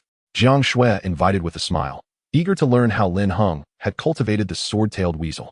Well, I don't plan on it for now. You all go ahead. Lin Heng shook his head and refused. All right then, Jiang Shui said helplessly. Goodbye. Lin Heng nodded and left the training room. Although Lin Heng's sword-tailed weasel was powerful, it would surely be outpaced by the gem tiger as it continued to grow. Jiang Shui didn't need to worry too much. Li Yao came over to comfort her, feeling that although Lin Heng had shocked them greatly, it was only temporary, as potential levels were still a factor. No, that sword-tailed weasel is indeed strong. Jiang Shui shook her head. She wasn't someone who couldn't accept defeat. This is just a small setback. I'll win next time. On the other side, after leaving the training room, Lin Heng went to the hall to find the customer service sister and immediately set up a betting fight starting at $1,000, requiring a low-grade potential beast below level 8. 17's victory over the gem tiger was just a narrow win, which made Lin Heng realize that there was still a significant gap between 17 and mid-grade potential beasts. When the people in the hall saw a level 5 sword-tailed weasel setting up such a high-stakes bet, they were all eager to sign up without hesitation. They thought it was like giving away money. How strong could a level 5 sword-tailed weasel really be? But soon, they all came out one by one with heavy hearts. Gradually, no one dared to take this bet anymore, haunted by the shadows of being brutally defeated. News of a monster rookie emerging from the Qingyun training ground spread, and everyone was warning their friends and classmates not to be fooled. This guy seemed to only have a level 5 sword-tailed weasel, but in reality, this weasel had perfect level tearing claws and skilled level sword tail. How could a newbie have that? This guy is fishing. Everyone should not fall for it. Sigh. I guess we'll have to change training grounds next time. As the sun set, casting red clouds across the sky, Lin Heng walked out of the Qingyun training ground with 17, softly sighing. Today, we made a huge profit of $70,000. It feels great. It's a pity that next time we'll probably have to go to another county. News has likely spread throughout Lushan district. But thanks to you, 17. Let's buy some delicious food with this little money. Lin Heng gave 17 a big kiss. It really was a money-making weasel. Ow. Master, food, master, food. 17 danced happily, feeling that following Lin Heng was a great decision. The master was so clever. In just a few days, they had earned so much money to buy plenty of food. It turned out that strength really equated to food. When we get back, we have to train twice as hard so we can earn even more little money. 17 happily calculated. Chapter 11. Using the skill fruit again with the $70,000 earned today. Lin Heng added another $30,000 to make a total of $100,000, purchasing some top-tier gold-type spiritual plants at the servant level. 50 golden fruits at $1,000 each, which, when consumed, have a slight effect of increasing the affinity for gold-type spiritual power. 17's affinity for spiritual power wasn't very high, so Lin Heng planned to supplement it. This cost him $50,000, and the remaining $50,000 was spent entirely on sword energy spears, also at $1,000 each, for a total of $50,000. This was also a very good material for cultivating the sword-tailed weasel, as consuming it could transform the weasel's tail. Each hair on its tail would slowly turn into sword hairs, but the effect isn't permanent. it would weaken after shedding, requiring long-term consumption to achieve a complete transformation. Right now, the sword energy emitted from the sword-tailed weasel's tail was just a 10-centimeter-long crescent. Even if the proficiency were elevated to perfect level, it would only be a 20-centimeter-long sword light. The power wasn't strong enough, but with increased affinity for gold-type spiritual energy and the tail hairs transforming into sword hairs, the power released each time could increase by at least tenfold. That means it could condense into a complete sword light, reaching a length of 1 meter. With a qualitative change in penetration and cutting power. Let's go home. After buying the items, Lin Heng took 17 home. Ow! Home food. 17 happily frolicked. Thinking of the food bought today made it drool. Indeed, having strength was great, as it meant more food. In its little head, it had already completely tied the notion of strength equating to food together. You're back. What have you been doing? Upon returning home, Lin Heng's mother, Bai Mei, asked curiously. Went shopping, and I took 17 to the training ground to experience some combat, Jiang Heng said, while sitting down to eat. Did you win? Of course. 17 is very fierce. Jiang Heng nodded, and 17, sitting on the bench eating fruit, also raised its head, indicating that it was very fierce.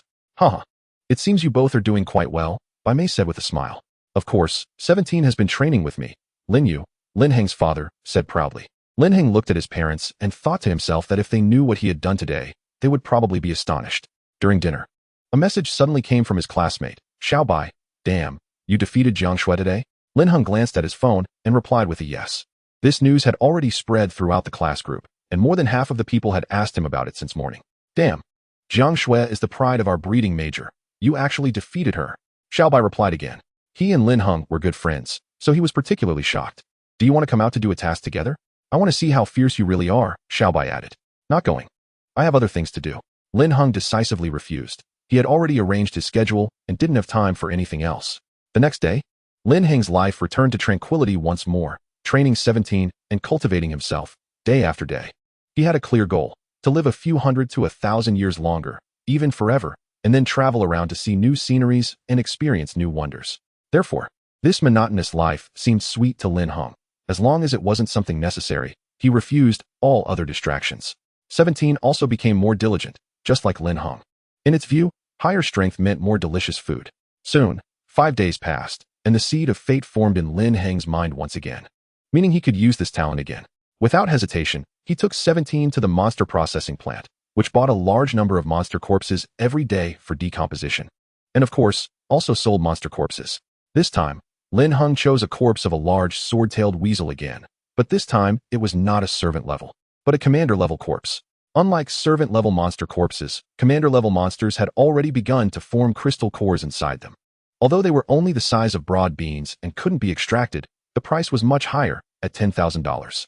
However, in order to use the Fate Seed skill, Lin Heng gritted his teeth and bought it. This time he specifically chose a commander-level sword-tailed weasel with an exceptionally thick tail. A thick tail that was also very sharp indicated that its sword-tail skill proficiency was very high.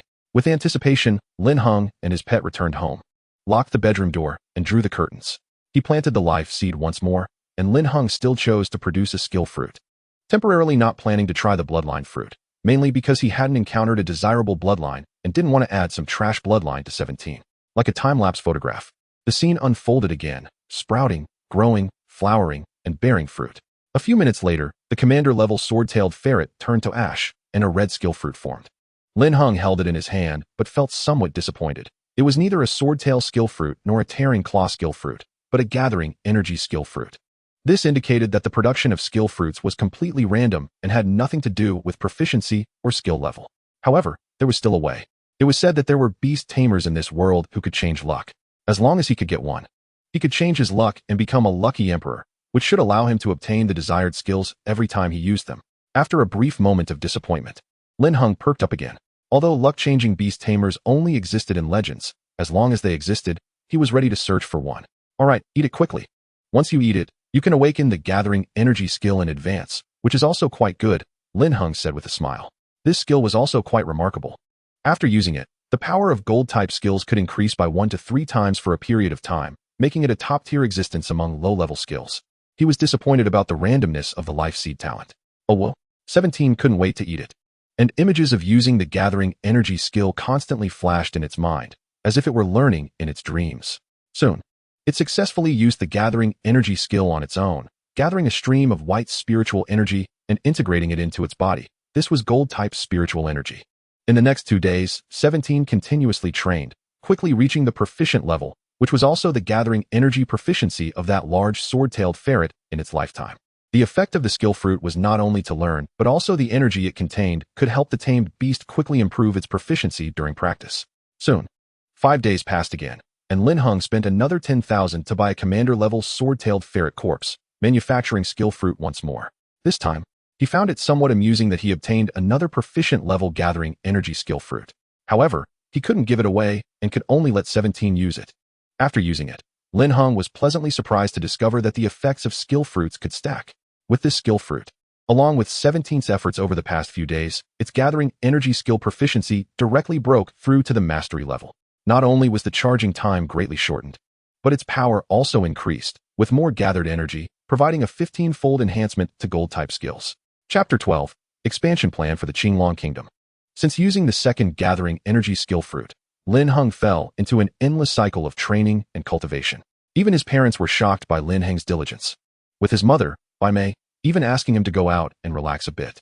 However, both Lin Heng and 17 shook their heads in refusal. How could they stop such a fun thing as training and cultivation? In the following 10 days, Lin Heng bought 2 more commander-level sword-tailed ferret corpses and used the life seed skill twice, condensing 2 skill fruits. The first was a perfect level tearing claw skill fruit, which, after use, brought 17's tearing claw skill to the edge of the transformation realm. Entry, proficiency, mastery, perfection, transformation. The transformation realm is the ultimate limit of a skill's proficiency, the highest level, unfathomable, and sublime. Each skill reaching the transformation realm undergoes a qualitative leap. Lin Heng felt that even without using the skill fruit, it wouldn't be long before 17's tearing claw could reach the transformation realm. For the tearing claw, the transformation level means that when the skill is used, it can condense a 30-centimeter-long white claw light, greatly increasing its striking surface, cutting, and tearing capabilities, with power increased by more than 3 times. The key qualitative change is that it can release the white claw light, transforming the tearing claw, a close combat skill, into a ranged attack. Lin Heng was very much looking forward to the transformation level tearing claw, and he even hoped that the second skill fruit would yield another tearing claw skill. However, it might have been bad luck. 5 days later, he condensed another skill fruit. But it was not the tearing claw, but the sword-tail skill fruit. Seeing this result, Lin Heng felt a mix of laughter and tears. It truly was the case that what you want doesn't come. However, fortunately, he also needed the sword-tail skill fruit, which was a mastery-level sword-tail skill fruit. After use, 17's sword-tail skill proficiency smoothly reached the mastery level, and it was even close to touching the perfect level. After all, 17 had been working hard in training.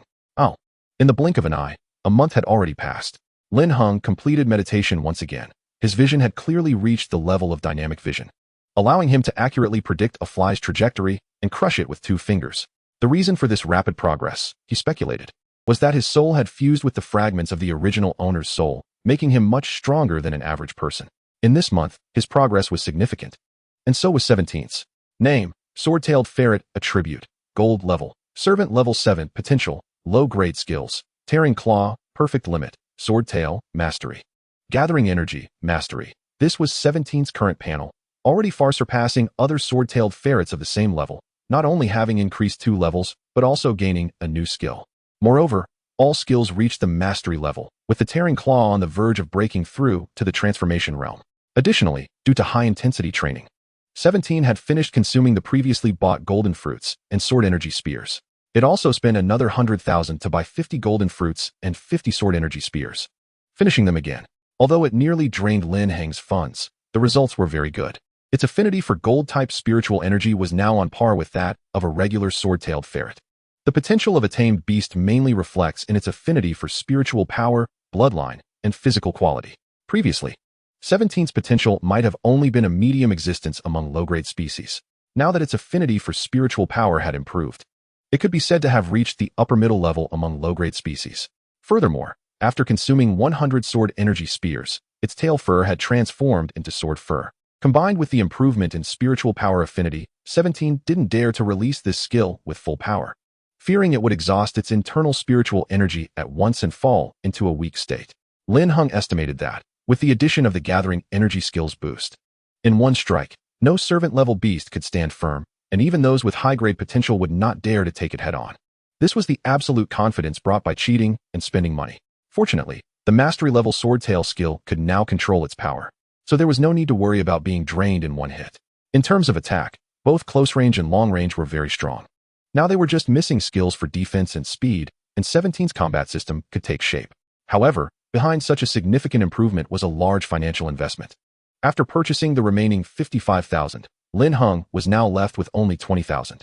The normal consumption was enough for a month, but with high-intensity training, it would only last about 10 days to half a month, so Lin Heng could no longer bury himself in training. He needed to go out and find ways to make money. Another reason was that he wanted to hunt gold-type monsters himself to produce skill fruits. It was challenging to find monsters with rare skills in the monster market. Even if they existed, they were hard to find, since they were corpses.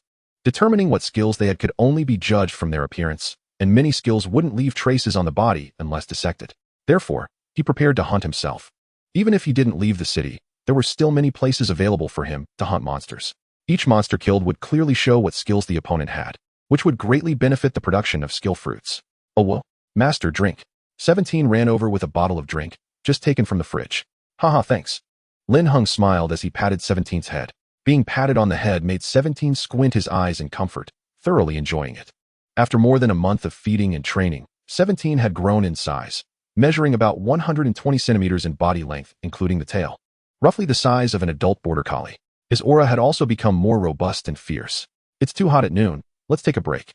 Tomorrow we'll go out to make some money and buy you something delicious, Lin Heng said, glancing at the scorching sun. Oh well, make money, to buy food. 17 happily twirled in place, eagerly anticipating a chance to fight. With his current strength, he could defeat that gemstone tiger in one hit. Without giving it a chance to resist, this confidence came from 17.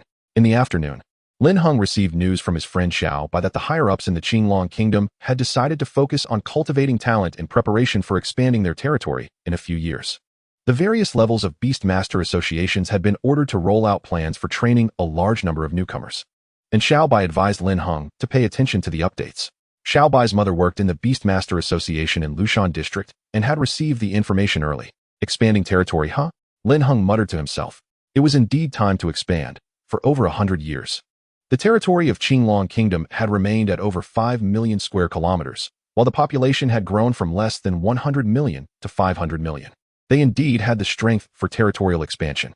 Such expansion would surely come with enormous opportunities. Powerful Beastmasters could even establish families and cities by riding this wave. This was good news for him as well. More opportunities meant faster growth, and there might even be a chance to share in the dividends of territorial expansion. During dinner, Lin Heng informed his mother about his plans to go out soon. Good. Young people should go out and see more, balance work and rest. You can't always push yourself, his mother Bai Mei said, pleased, clearly indicating that Lin Heng's intense training had frightened her. Actually, I've already developed dynamic vision, and I've temporarily seen no visible results from further training, Lin Heng explained. What? Can you say that again? I didn't catch that. His father stopped ladling soup and asked, looking at Lin Heng in disbelief, while his mother had a similar expression. I said I've developed dynamic vision from my training, but my progress is slow. So I'm planning to go out, Lin Heng repeated helplessly, wondering if his parents were too shocked. Is that true? 1 month of mental training to reach this level? His mother Bai Mei gasped in shock, dropping the meat she had picked up, clearly not believing it. Yeah, did you get it wrong? His father had already stood up. Somewhat incredulous. Lin Heng shrugged, reached out, and caught the flies and mosquitoes buzzing around, making it look like they had flown into his hand. This scene left his parents speechless, unable to say a word for a long time. Oh my son isn't just gifted with the potential of a home master. He has the potential of an epic talent. His father Lin Yu exclaimed. They had only seen this level of mental power in pure geniuses, who were now at least home master level beastmasters, the same level as the president of the Lushan District Beastmaster Association. So, son, you're not delusional, you're extraordinarily gifted. Keep training. His mother Bai Mei tried to calm herself down, realizing that she had thought her son was struggling with no progress. But it turned out he was so talented that he was immersed in his training. Lin Heng thought, is there really such a thing? He had initially wanted to share this to make his parents happy, but he didn't expect them to be this shocked. Thankfully, he didn't mention 17, otherwise, his parents would probably think they were dreaming. This was the terror of talent, or a cheat. Chapter 13.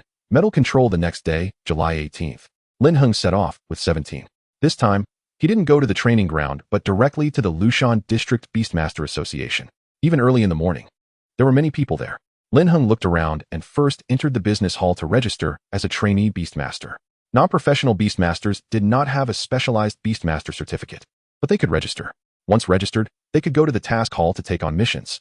Trainee Beastmasters could only accept some city tasks, usually involving eliminating various servant-level monsters or investigating abnormal events in the city. Tasks included eliminating burrowing mice, capturing white-haired caterpillars for the Breeder Association, removing golden-winged locusts, and finding orchard thieves. Lin Heng flipped through the tasks, finding that most of them were too simple, with low rewards, clearly designed for newly minted trainee Beastmasters. This was a bit too boring for him now. Moreover, his intention in taking these tasks was to look for decent metal-type monsters to kill and extract their skills. Lin Heng. Just as Lin Heng was contemplating what to do, he heard a shout from behind. As he turned around, a red-haired boy rushed up to him and threw an arm around his shoulder. "I knew it was you. You really didn't let me know you were coming out." Xiaobai asked with a grin. "I'm out of money, so I came to take some tasks," Lin Heng shrugged. "You must think these tasks are too simple, right?"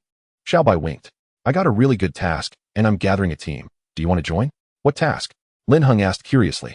"It's this one. Investigate the anomalies at the abandoned spirit mine." Xiaobai showed him a task he had already taken. "I heard about it from an uncle. It's located just outside Lushan District, not far from the city wall. There have been sightings of metal monsters appearing in the mine, and their levels are quite high. Most importantly, there might be some spirit crystal fragments inside that can sell for a good price." "Metal monsters?" Lin Heng curiously checked its entry in the monster guide. Name: Metal Monster. Attribute: Metal. Potential: Low quality, racial skills. Metal control: High level. Levitation: Low level. Description: A monster mutated from metal, naturally possessing the high-level metal skill metal control. Capable of manipulating metal in battle, very powerful. "Let's go, I'll take this task." Lin Heng kept a calm facade, but inside he was overjoyed. It truly was a case of serendipity. Xiaobai was a good person. This metal monster was simply the metal-type creature he had been dreaming of, with only 2 skills. The high-level skill metal control was one of the most practical skills in the metal category, and one skill could replace several. Most importantly, the metal monster only had 2 skills, giving him a 50 chance to obtain the metal control skill. Great. We just need 2 more people. Let me shout in the group to see if any classmates want to join, so we can form a team to avoid danger, Xiaobai said cheerfully. He immediately sent a message in the class group without a teacher. Lin God is leading an exploration of the abandoned mine. Just need 2 more people. Hurry up. Lin Heng thought. He just wants to find girls, but it didn't matter to him. He only cared about the metal monster. Soon, a female classmate from the Beastmaster Association replied to the message. After some coordination from Xiaobai, they met at the entrance. "Lin Heng, long time no see. When will we have time to spar again?" The speaker was Jiang Shui, who had been brought by Li Yao. Looking eager to challenge Lin Heng again after losing last time. "Sure, when can we spar? I also want to see your sword-tailed ferret." Xiaobai also showed signs of eagerness, wanting to witness the so-called monster newcomer everyone was talking about. He used to be similar to Lin Heng, but after contracting his beast, he became so impressive that he found it hard to believe this was still Lin Heng. "Xiaobai, you'd better give up, don't seek death." Li Yao spoke up, clearly familiar with Xiaobai, and not holding back at all. "I don't believe it, my fire pattern wolf is a fire type. It should be able to hold on for a while," Xiaobai retorted. "Then you can give it a try," Li Yao shrugged, thinking that he would only understand what true strength is after being brutally beaten. "Let's talk about the mission first. As for sparring, we can discuss it later." Lin Heng quickly changed the subject, not wanting to agree to any sparring, as it seemed pointless to him. "All right, let's talk as we walk," Jiang Shui nodded. As she wasn't one to make a fuss, the 4 of them proceeded, quickly passing through Willow Mountain District and arriving at a desolate wilderness with few people. Jingu City was built on a plain, surrounded by 8 districts and counties, with a large blank area outside reserved for future development. Beyond that was the city wall, constructed to defend against monster invasions, guarded by the Beastmaster Legion. The human territory was filled with a large number of spirit plants, as well as various spirit mines and springs, all coveted by monsters. There weren't many monsters in the open area, as there were often sweeps conducted, leaving only some low-level servant monsters like slimes, goblins, and thorn monsters. For safety's sake, everyone released their beasts. The gem tiger had become even stronger and larger. Its level had likely increased significantly, and upon seeing the sword-tailed ferret, it let out a roar, clearly remembering its defeat from before. Oh well, the sword-tailed ferret was not intimidated at all, its silver claws gleaming, ready to fight if the gem tiger dared to act aggressively. It had been practicing for a long time and hadn't found a place to test its skills yet. However, without their master's command, both sides were merely provoking each other, showing restraint. The posturing of these 2 creatures left Xiaobai's fire pattern wolf and Li Yao's osmanthus spirit a bit confused, timidly staying close to their beastmasters. With the gem tiger and the sword-tailed ferret on the way, there were no obstacles, and they soon saw the towering black city wall that reached a height of 100 meters. Even from a distance, one could feel the majesty of the wall, as if a gigantic black dragon lay across the horizon. That's where the abandoned mine is. Let us go over. Unlike Lin Heng, who was seeing the city wall for the first time, the others had seen it many times before and were indifferent. Lin Heng just took a glance and followed along. The mining area wasn't too large, only about 1,000 square meters. As soon as Lin Heng and the others arrived at the mining area, several iron balls came flying from 3 directions at high speed, reaching them in the blink of an eye. Watch out! Lin Heng was the first to react, dodging to the side while warning the others to retreat. Damn! Xiaobai yelled, quickly dodging as well. The iron ball started off at incredible speed, but soon slowed down. Therefore, dodging wasn't too difficult. Xiaobai managed to avoid them, and Jiang Shui and Liao naturally had no trouble either. However, everyone's expressions were slightly surprised, as this indicated that the golden magnetic monster that had just attacked was not ordinary. To be able to control iron balls to ambush from this distance, everyone be careful. This is likely a servant-level monster of the 8th or 9th tier, Jiang Shui said. Yes, definitely be careful, Lin Heng also said, leading the sword-tailed ferret forward. The stronger the metal control, the more he looked forward to it. But the situation became a bit strange. Aside from the previous iron ball attack, there was no further movement. This guy didn't run away because we have so many people, did he? Xiaobai joked. That shouldn't be the case. There should have been 3 golden magnetic monsters just now. These creatures are highly dependent on their birthplace and won't leave easily. Jiang Shui shook her head, her big eyes vigilantly scanning the surroundings. Before long, they arrived at the entrance of the mine. It seems these guys have gone into the mine. This is troublesome. It's very dangerous inside, Liao said, as she didn't want to crawl into the dark and dirty mine. This is different from the information I received, Xiaobai said, looking somewhat troubled. 17. That black iron piece to the left front is suspicious. It just moved slightly. Pretend to approach and deliver a fatal blow. At that moment, Lin Heng suddenly communicated mentally with 17. That slight disturbance was nearly overlooked even by him, who had dynamic vision, fortunately. His gaze was in that direction at the time. However, he couldn't confirm whether it was a golden magnetic monster yet. 17, having received Lin Heng's reminder, pretended to back away while showing its back to approach. Just when the two sides were less than 3 meters apart, 17 suddenly turned and dashed forward, closing the distance in a breath, its silver claws glinting coldly, and a claw strike erupted. The black iron piece suddenly transformed into a humanoid monster as 17 approached.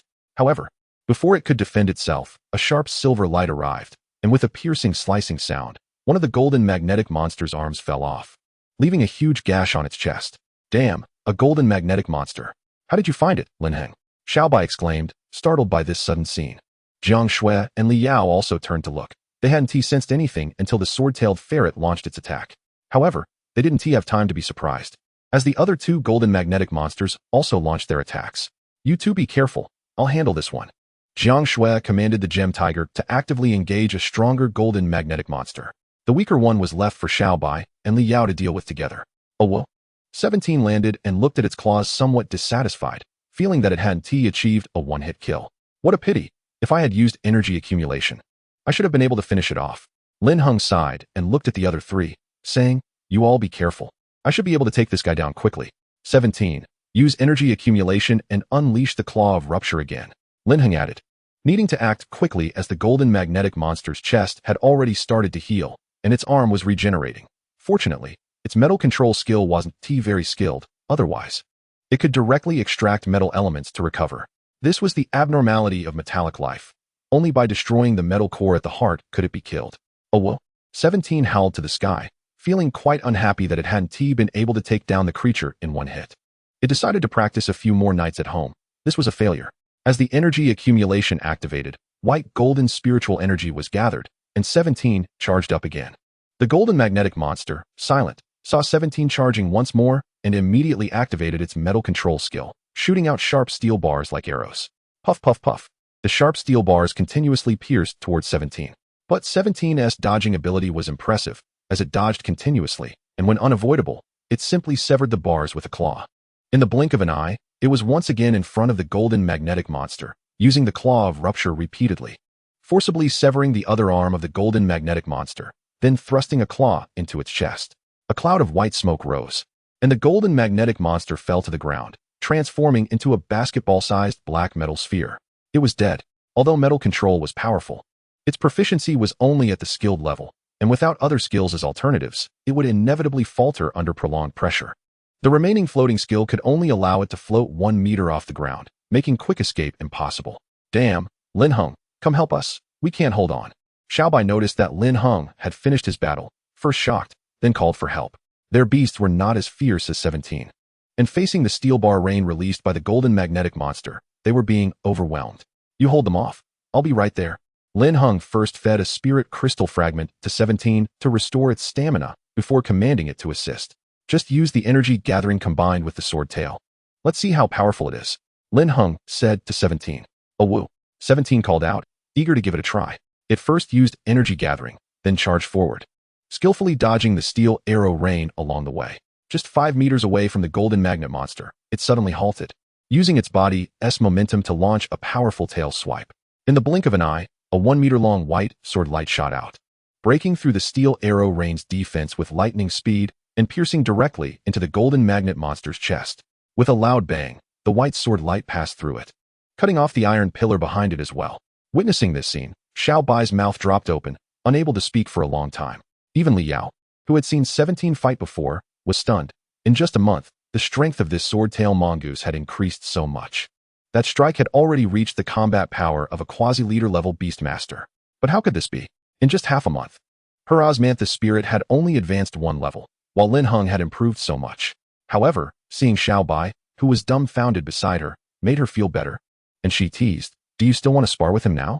Before Xiaobai could respond, his beast, the fire-pattern wolf, silently took a step back, as if to say, "If my master wants to fight, he can do it himself, I dare not." Xiaobai exclaimed, "This is too abnormal. What are we even doing?" He was furious, looking at the cowardly wolf in front of him, then at 17, feeling utterly defeated, especially since their previous achievements had been nearly the same. At this moment, the gem tiger had also taken down the last golden magnet monster. It possessed the psychic skill glare, which was exactly effective against the golden magnet monster, making the battle not difficult. Originally, Jiang Shui was very satisfied, but upon seeing 17's sword tail skill, her satisfaction immediately vanished. The others were stunned for a long time, finding it hard to believe. The power of a quasi-leader level was too absurd. It completely extinguished her desire to spar, as there was no chance of winning, only the outcome of being beaten. "Do you already have dynamic vision?" Jiang Shui walked over, her beautiful eyes fixed on Lin Heng. "Yes," Lin Heng casually replied while using his healing talent to restore 17's stamina. Although cultivating dynamic vision in a month was impressive, it wasn't unattainable.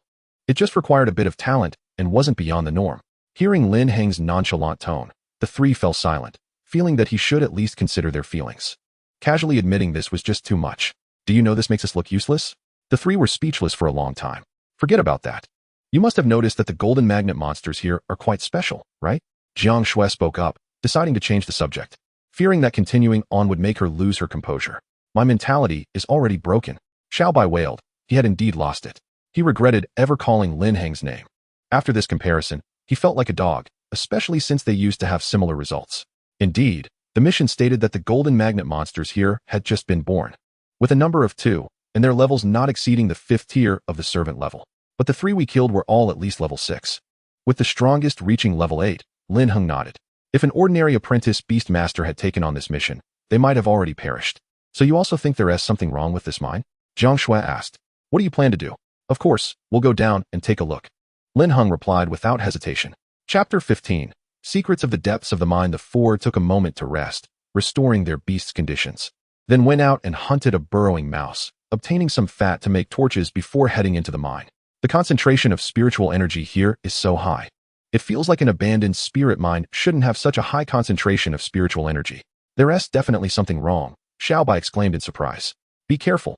There might still be monsters," Jiang Shui said as she looked into the dark mine. After walking 50 meters, Lin Heng discovered a metallic fragment of spirit crystal at his feet. "Wow, it smells so good. Master food." 17's paws came together, and it opened its mouth, looking at Lin Heng expectantly. Lin Heng couldn't resist such a cute expression, so he reluctantly fed the unwrapped spirit crystal fragment to 17. "I'll give you mine too." Li Yao couldn't help but toss her fragment to 17. She wasn't short on money and didn't care about such a small amount of metallic spirit crystal. 17 spun around happily, thinking that this sister was really kind. Soon, everyone discovered some spirit crystal fragments. Just when they thought they would find a complete spirit crystal ahead, A spatial rift suddenly appeared before them. The rift was a 2-meter-high silver gap, constantly spewing forth spiritual power. So that's why the golden magnet monsters were acting strange. Jiang Shui nodded, and seeing the spatial rift made everything clear. This was Lin Heng's first time seeing a spatial rift, and he was very curious. So what now? Should we go in? Liao asked. This is a relatively stable spatial rift. We can go in, Jiang Shui nodded, having enough experience to distinguish it. She led the way with the gem tiger and entered first. Lin Heng looked at it and followed closely behind, only to feel darkness engulf him before arriving in a completely new place. Soon, Xiao Bai and Li Yao also entered. It looks like this is a mini spatial rift. With only a small metallic spirit pond, Jiang Shui said to everyone. The space before them was less than 10 square meters, elongated, surrounded by a barrier of white flowing light, with a gray-white floor, and at the deepest point, a small white pond formed. The pond had a diameter of 3 meters, and the liquid inside looked thick and silvery, continuously evaporating into metallic spiritual energy. It seems this spirit pond can only be used by us and Lin Heng's beasts. As compensation, how about we give you the reward for discovering the spirit pond? Jiang Shui said to Xiao Bai and Li Yao, knowing that their beasts couldn't use the metallic spirit pond. Lin Heng nodded, agreeing without objection. Although it was his first time seeing a spatial rift, he knew enough about the related knowledge. Spatial rifts had appeared 100 years ago and could be considered one of the culprits behind the mutations on Blue Star. Initially, people thought that the spatial rifts were filled with endless monsters, but after someone occupied one, they realized that each spatial rift had a spirit lake at its deepest point. Unlike the spirit lakes native to Blue Star, the lakes inside spatial rifts had special uses, capable of enhancing a beast's spirituality and potential. Especially when used for the first time, the effect was the best. The effectiveness decreased with subsequent uses. Historically, many low-tier beast masters had bathed in these spirit lakes within spatial rifts, resulting in their transformation and rise. Currently, the spirit liquid in this spirit pond was thick as mercury, indicating it hadn't been used many times. Special substances still remained. If it were used up, the spirit liquid would turn transparent like water. Xiao Bai and Li Yao exchanged glances and said, "We have no objections. After all, we can't use it. Not being able to use it is just a pity. Handing this discovery over to the Beastmaster Association could earn a substantial reward, which would be enough compensation for them. You did most of the work in hunting the golden magnet monsters, so your beast should use it first," Jiang Shui said, looking at Lin Heng again. "No need. This large pond is enough for both beasts to bathe in together. If you feel guilty, you can just give me the corpse of the golden magnet monster you killed." Lin Heng shook his head and said, as he felt the corpse of the golden magnet monster was more important. Just bathing in this spirit pond is enough. In his view, the greatest value is that in the future, if 17 has any strange skills, he can find someone to take the blame, without having to think of any excuses. Just say it was awakened by soaking in the spirit pool. After all, there are examples from ancient people to prove it. He doesn't believe that this spirit spring can endow its own powerful talent. Well then, Jiang Shui showed a grateful look, feeling that Lin Heng was truly considerate. In order to alleviate her psychological burden, he specifically asked for a useless golden magnetic monster corpse. Since the decision was made, let's get started. Lin Heng didn't waste words and directly said that 17 was already eager. All right, Jiang Shui nodded, signaling the gem tiger to walk to the edge of the spirit pool and jump in with 17. As the two beast masters entered the water, the spirit pool surged with a large amount of spiritual energy, and the power within the spiritual liquid began to flow into the bodies of the two beast masters. Oh whoa. 17 felt warm all over, incredibly comfortable, as a large amount of gold-type spiritual power with special substances penetrated its body. This state lasted for nearly half an hour before it stopped. With the nourishment from the spirit pool, 17 had reached the limit of a low-grade beast master and had transformed the sword fur on its tail into a permanent state, no longer needing to consume sword energy to maintain it. However, while the spirit spring was great, it couldn't directly help beast masters evolve their species. On the other hand, the gem tiger stayed in the water for 2 more minutes than 17, not because it had reached the limit of its medium-grade potential, but because the special substances in the spirit spring had been completely absorbed. It was a medium-grade beast master, with greater potential than 17, but unfortunately, the spirit pool was too small, and it had definitely been used by those 3 golden magnetic monsters before. Having this effect was already quite good. Very good. Even so, Jiang Shui was satisfied. After this transformation, the potential of the gem tiger had also significantly improved, reaching the upper tier of medium-grade potential. Unfortunately, they were both servant-level beastmasters, with no crystal cores, and couldn't hold much spiritual power. Otherwise, they could have used the spirit spring to elevate their realm. Jiang Shui looked at the now transparent pool water and said regretfully, We can take some back to sell. Do you want bags? Lin Heng took out a bag and quietly filled it with a bag of spiritual liquid, as he was in no position to be picky. Even the spiritual liquid without special substances was quite valuable. Fortunately, he had plastic bags in his backpack that could hold water. No need, you just pack it. Liao shook her head, looking down on this little money. Then can you help me carry it? Lin Heng didn't mind, thinking that even a mosquito's leg is meat, and if he could take it for free, why not?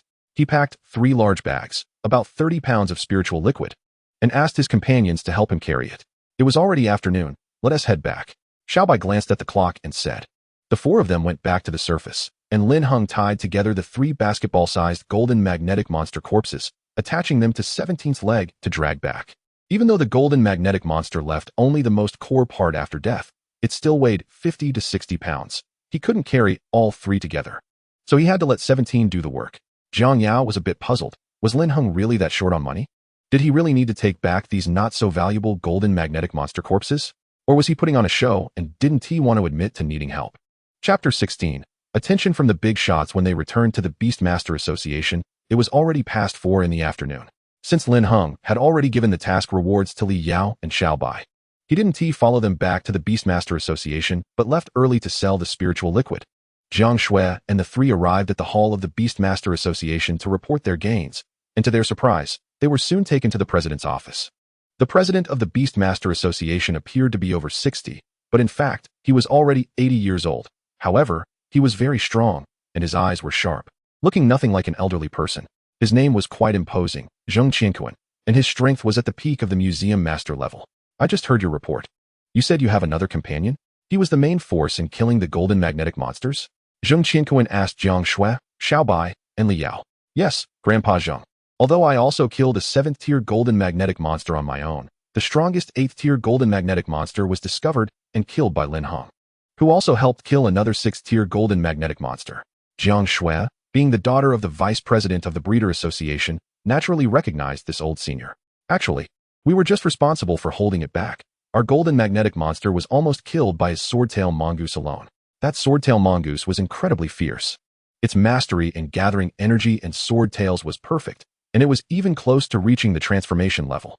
A strengthened swordtail shot right through the golden magnetic monster. We were just bystanders. The main point is that this was just over a month ago. His mental power training has already given him dynamic vision. If it weren't for him, we would have been ambushed by the golden magnetic monsters. Xiaobai spoke up, unabashedly praising Lin Heng's strength. He knew the president was looking for a genius. Lin Heng came from a poor family, and if he could be nurtured by the association, it would undoubtedly lead to a better future. Is he really as powerful as you say? Zheng Qianquan was somewhat skeptical. When did such a genius appear in Lushan district? Grandpa Zheng, how could I dare to lie to you? If you don't believe it, you can verify it yourself. Xiaobai chuckled. All right, you're dismissed. Go collect your rewards. You did well this time. Remember to work hard on your own improvement when you get back. In a few days, there will be an assessment for all the apprentice beastmasters in Lushan district, and those who pass will receive the association's full support. Zheng Qianquan nodded and dismissed them. With such a strong swordtail mongoose plus the baptism of the spirit spring, it seems like a true genius. I just wonder how it compares to the geniuses from the other 7 districts. Zheng Qianquan took a sip of tea and looked towards the city direction. The highest echelons of the Qinglong Kingdom had already announced a land expansion plan and opened many resources for various cities to prepare talents. However, Lushan district did not have any particularly outstanding talents this year, which made him a bit anxious, as it affected how many resources they could obtain from the city. Now, this Lin Heng turned out to be a pleasant surprise, and he planned to pay more attention to him. Although the Beastmaster was only at the low grade, after the baptism of the Spirit Spring, he had already reached the low grade limit. To cultivate dynamic vision in just a month indicated that his mental power was extraordinary, and his meditation talent was quite good. He was indeed a worthy seed for cultivation. On the other side, Lin Heng was unaware that Xiaobai and the others were being received by the president. He was happily returning home with the $6,000 he earned from selling the spiritual liquid. He also brought along the golden magnetic monster corpses, which he had no intention of selling. Lin Heng, did you buy this golden magnetic monster corpse or kill it? Seeing Lin Heng come back, his father Lin Yu came to the door to greet him, looking curiously at what he was holding. 2 of them I killed, and another one was killed by a classmate. I plan to study it before selling it. Lin Heng wore an expectant expression, anticipating his father's surprise. Sure enough, the next second, his father's face showed astonishment, and his voice involuntarily rose. You killed 2? Is 17 already that powerful? What a big haul today. I'll talk to you while eating. Lin Heng said. Oh well, 17 couldn't wait any longer and started spinning its tail. After putting everything away, Lin Heng washed his face before coming to the table to eat. At this time, 17, the stone-skin ape, and the green-eyed cat were already sitting in a row, eating their own food. Lin Heng scooped a bowl of rice, eating while briefly recounting today's events. Due to the lack of details, his parents did not notice 17's abnormality. But when they heard that 17 had experienced the baptism of the spirit pool, they all showed astonished expressions. You are so lucky. Such microspace rifts are very unstable. Most cannot be entered, yet you managed to go in. Indeed, you are very lucky.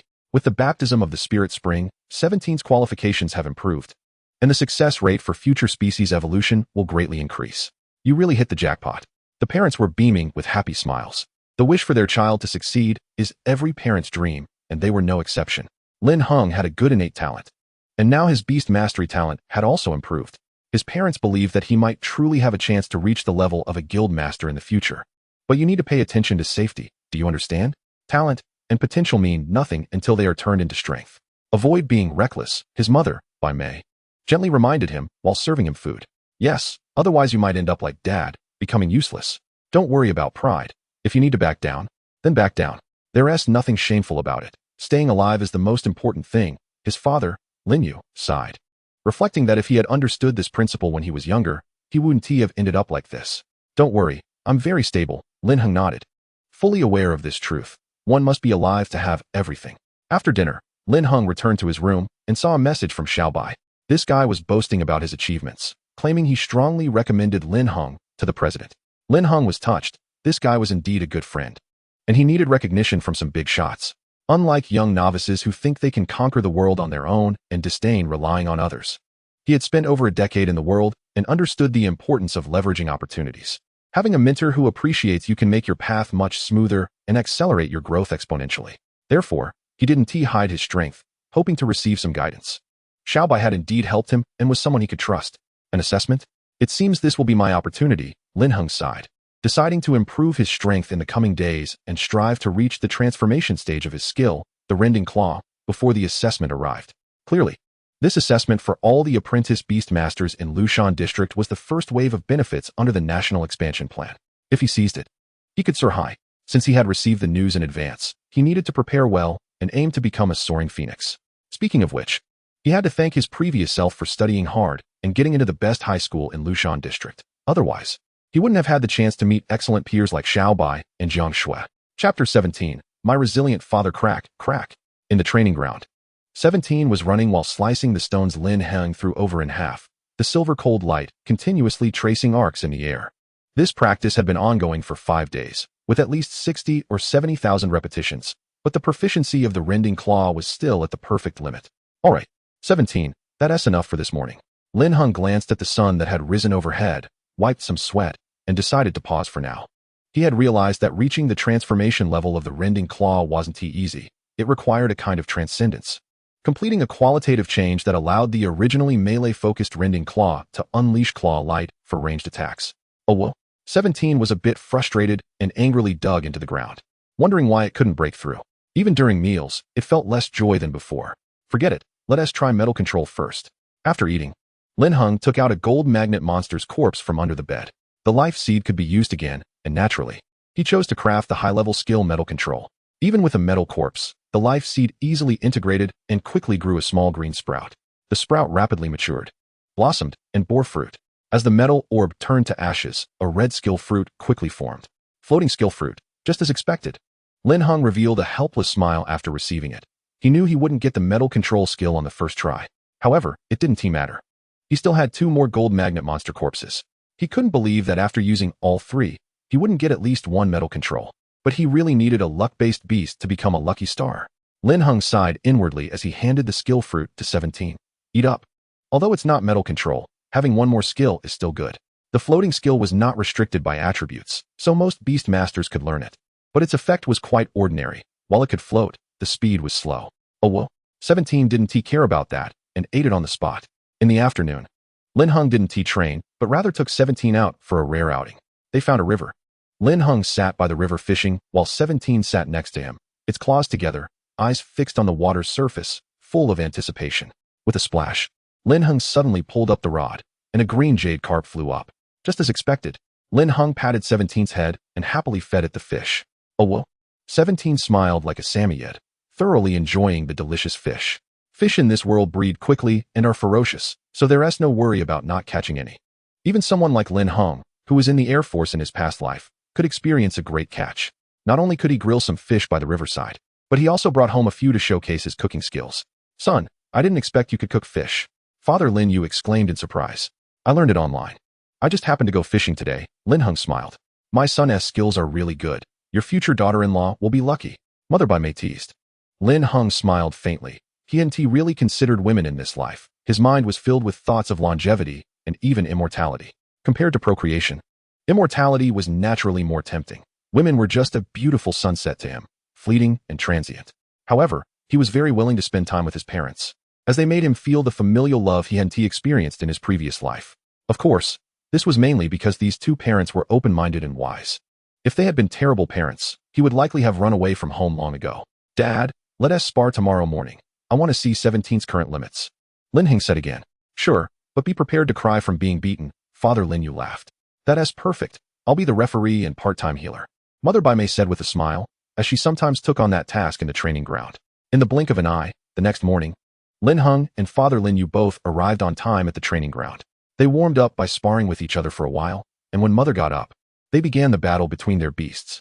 Lin Heng, although my stone skin ape was injured 7 years ago and dropped to the 9th tier of the servant level, I have never skipped training in these 7 years. The stone skin skill, Earth Fist, Earth Spike, and the skill I comprehended, Frenzy, make for a total of 5 skills.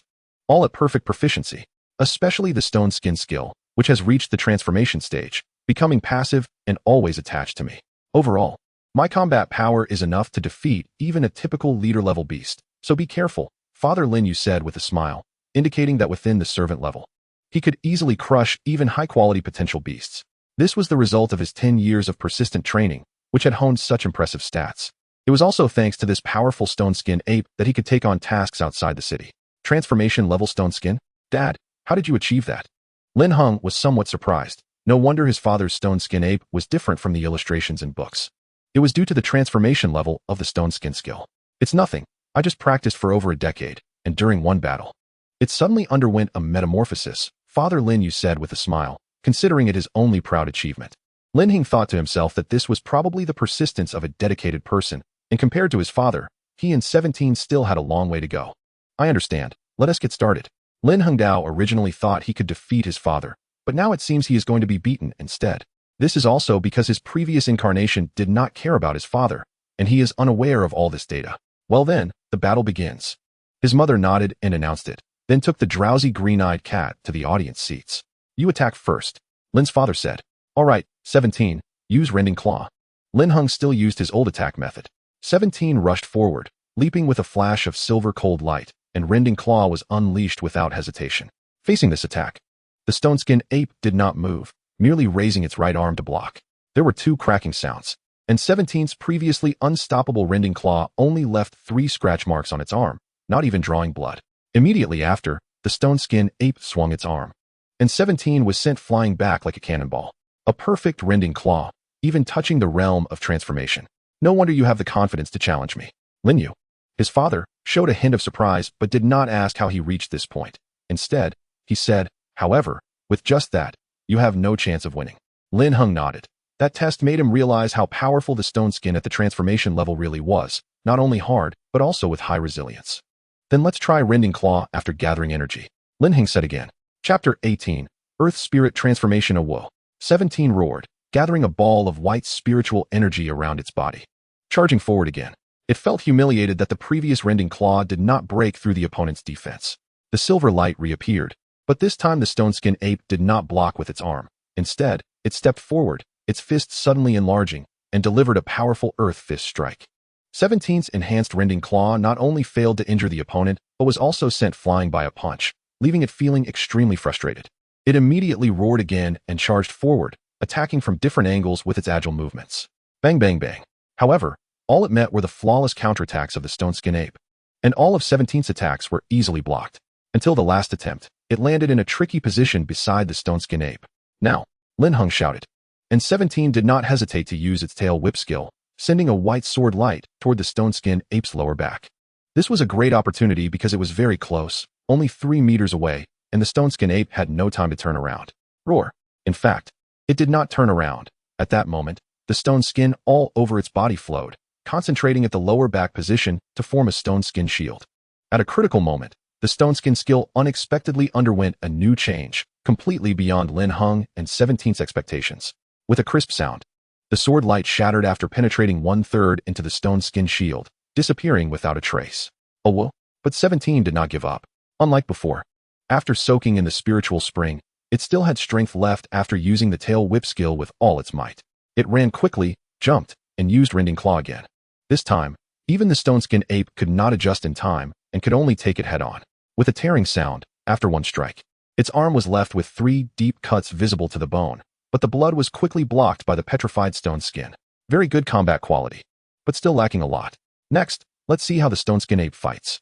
Lin Yu praised, believing that Lin Heng and 17 had already performed excellently to reach this level. Roar. The next moment, the stone skin ape let out a furious roar, its hands enlarging as it grabbed the ground, condensing basketball-sized rock projectiles in its hands, continuously firing them at 17. The rock projectiles were extremely fast, forcing 17 to dodge into the middle area, which was exactly what the stone skin ape intended. It let out another roar, stomped its right leg hard, and with a bang, a 2-meter-high earth spike erupted directly from beneath 17's body. With rock projectiles from the outside and earth spikes from the inside, 17 had no way to avoid it and was directly sent flying into the air, losing control of its body. Bang! A loud noise spread as the stone skin ape stomped the ground, creating a large pit. Using the recoil force, it activated its sprinting skill, transforming into a shadow of light that instantly reached beneath 17, delivering an enlarged earth fist strike. This punch, if it hit, would either kill 17 or seriously injure it. But at that critical moment, 17 suddenly floated up a bit and dodged. That's right, this was the floating skill it had just learned. Floating? Lin Yu, ready to call it a day, was momentarily stunned by this scene. He had originally planned for the stone skin ape to catch 17 with a punch, giving Lin Heng a profound lesson, and then take the opportunity to show off, boosting his prestige as a father. However, this floating skill left him feeling awkward, as if a fishbone had lodged in his throat, so close yet so far. This kid has so many peculiar tricks. Can't he let me show off properly? No more fighting, I've lost. Lin Heng smiled at his father and waved his hands repeatedly. Even with floating, he couldn't win. This time, he could dodge only because his father did not know 17 had the floating skill. You are already very strong. Both sword tail and rending claw are quite threatening. However, your fighting style is still not systematic. Only with a complete battle system like the stone skin ape can one win in battle with a single blow. Also, after testing the opponent's cards, you should come up with a coherent strategy for your beast, rather than having to adapt on the spot. A complete combo should take the opponent down in one go, like I just did. Although it was a bit awkward, Lin Yu still held his head high and finished his performance. Your son is already quite good. I've trained this stone skin ape for over a decade, so it's normal that you can't beat it. His mother praised while directing the green-eyed cat to heal the stone skin ape. I understand now. Lin Heng nodded. This battle indeed gave him a clear understanding of combat. It was perfectly normal not to win. This stone skin ape had no weaknesses whatsoever.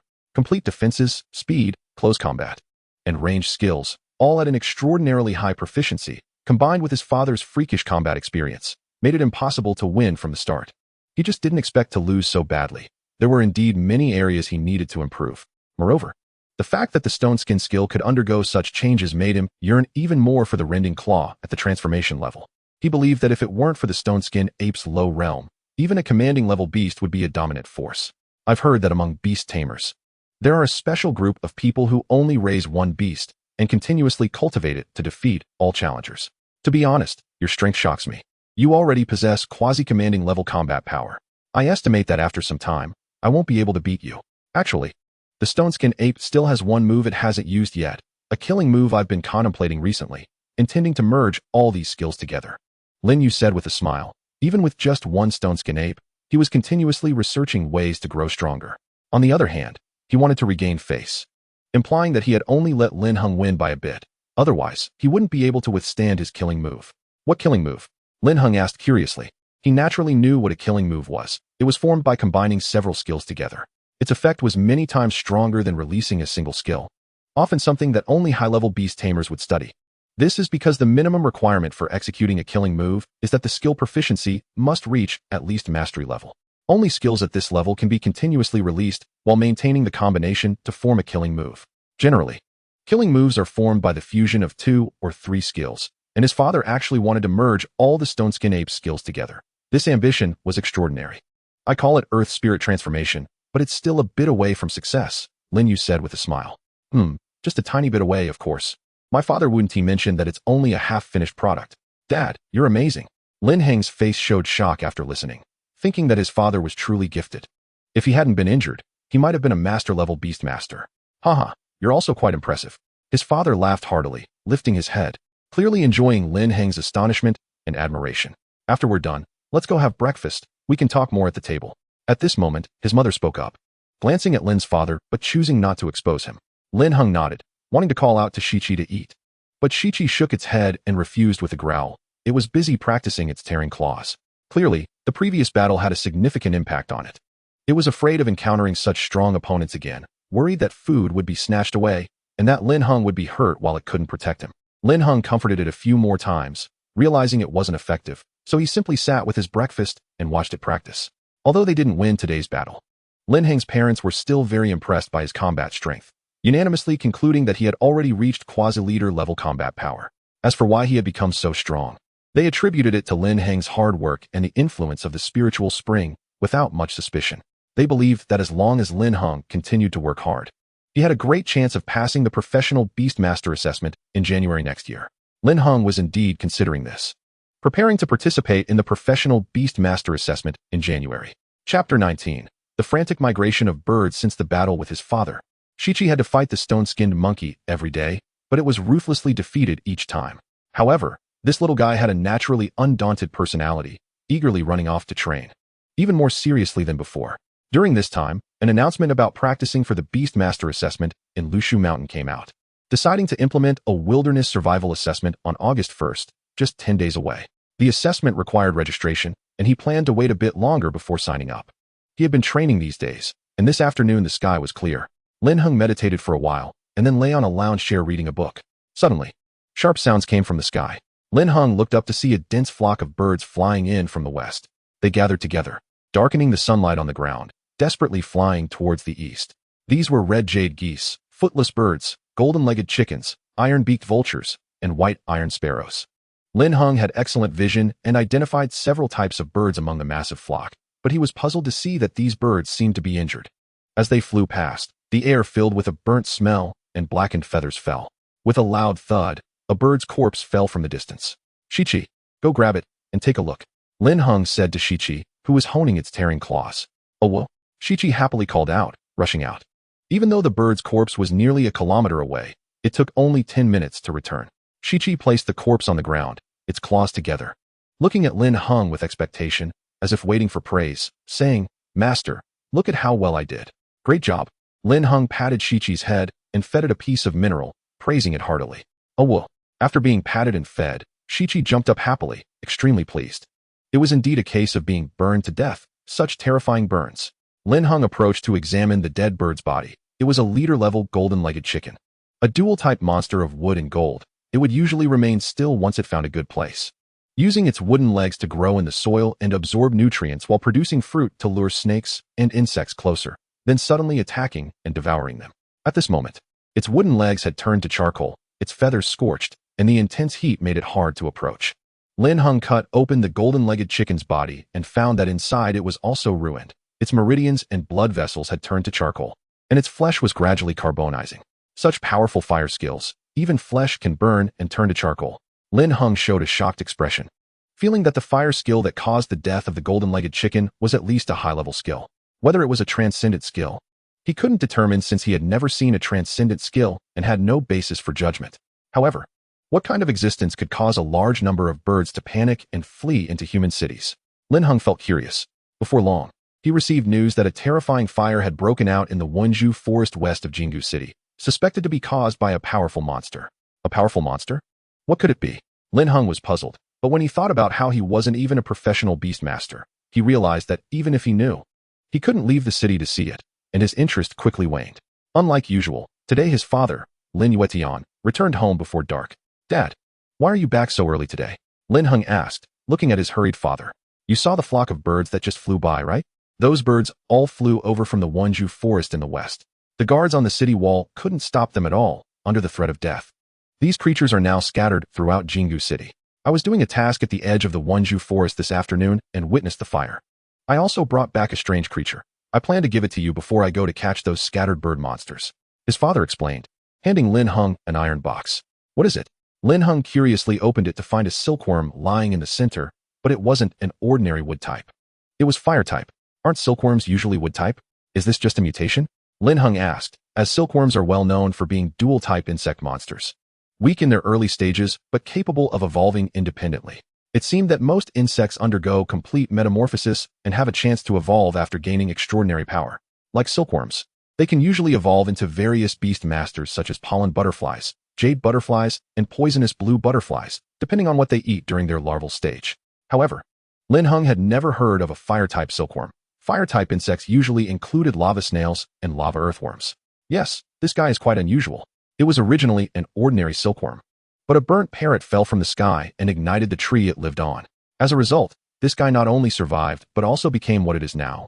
So I quickly brought it back for you to study, Lin's father said, pointing at the sleeping silkworm in the box. Is that so? Let me take a look. Lin Heng nodded, preparing to study it, feeling that this silkworm was probably quite special. You study it. If anything comes up, we'll talk when I get back tonight. Lin's father waved his hand and hurriedly left.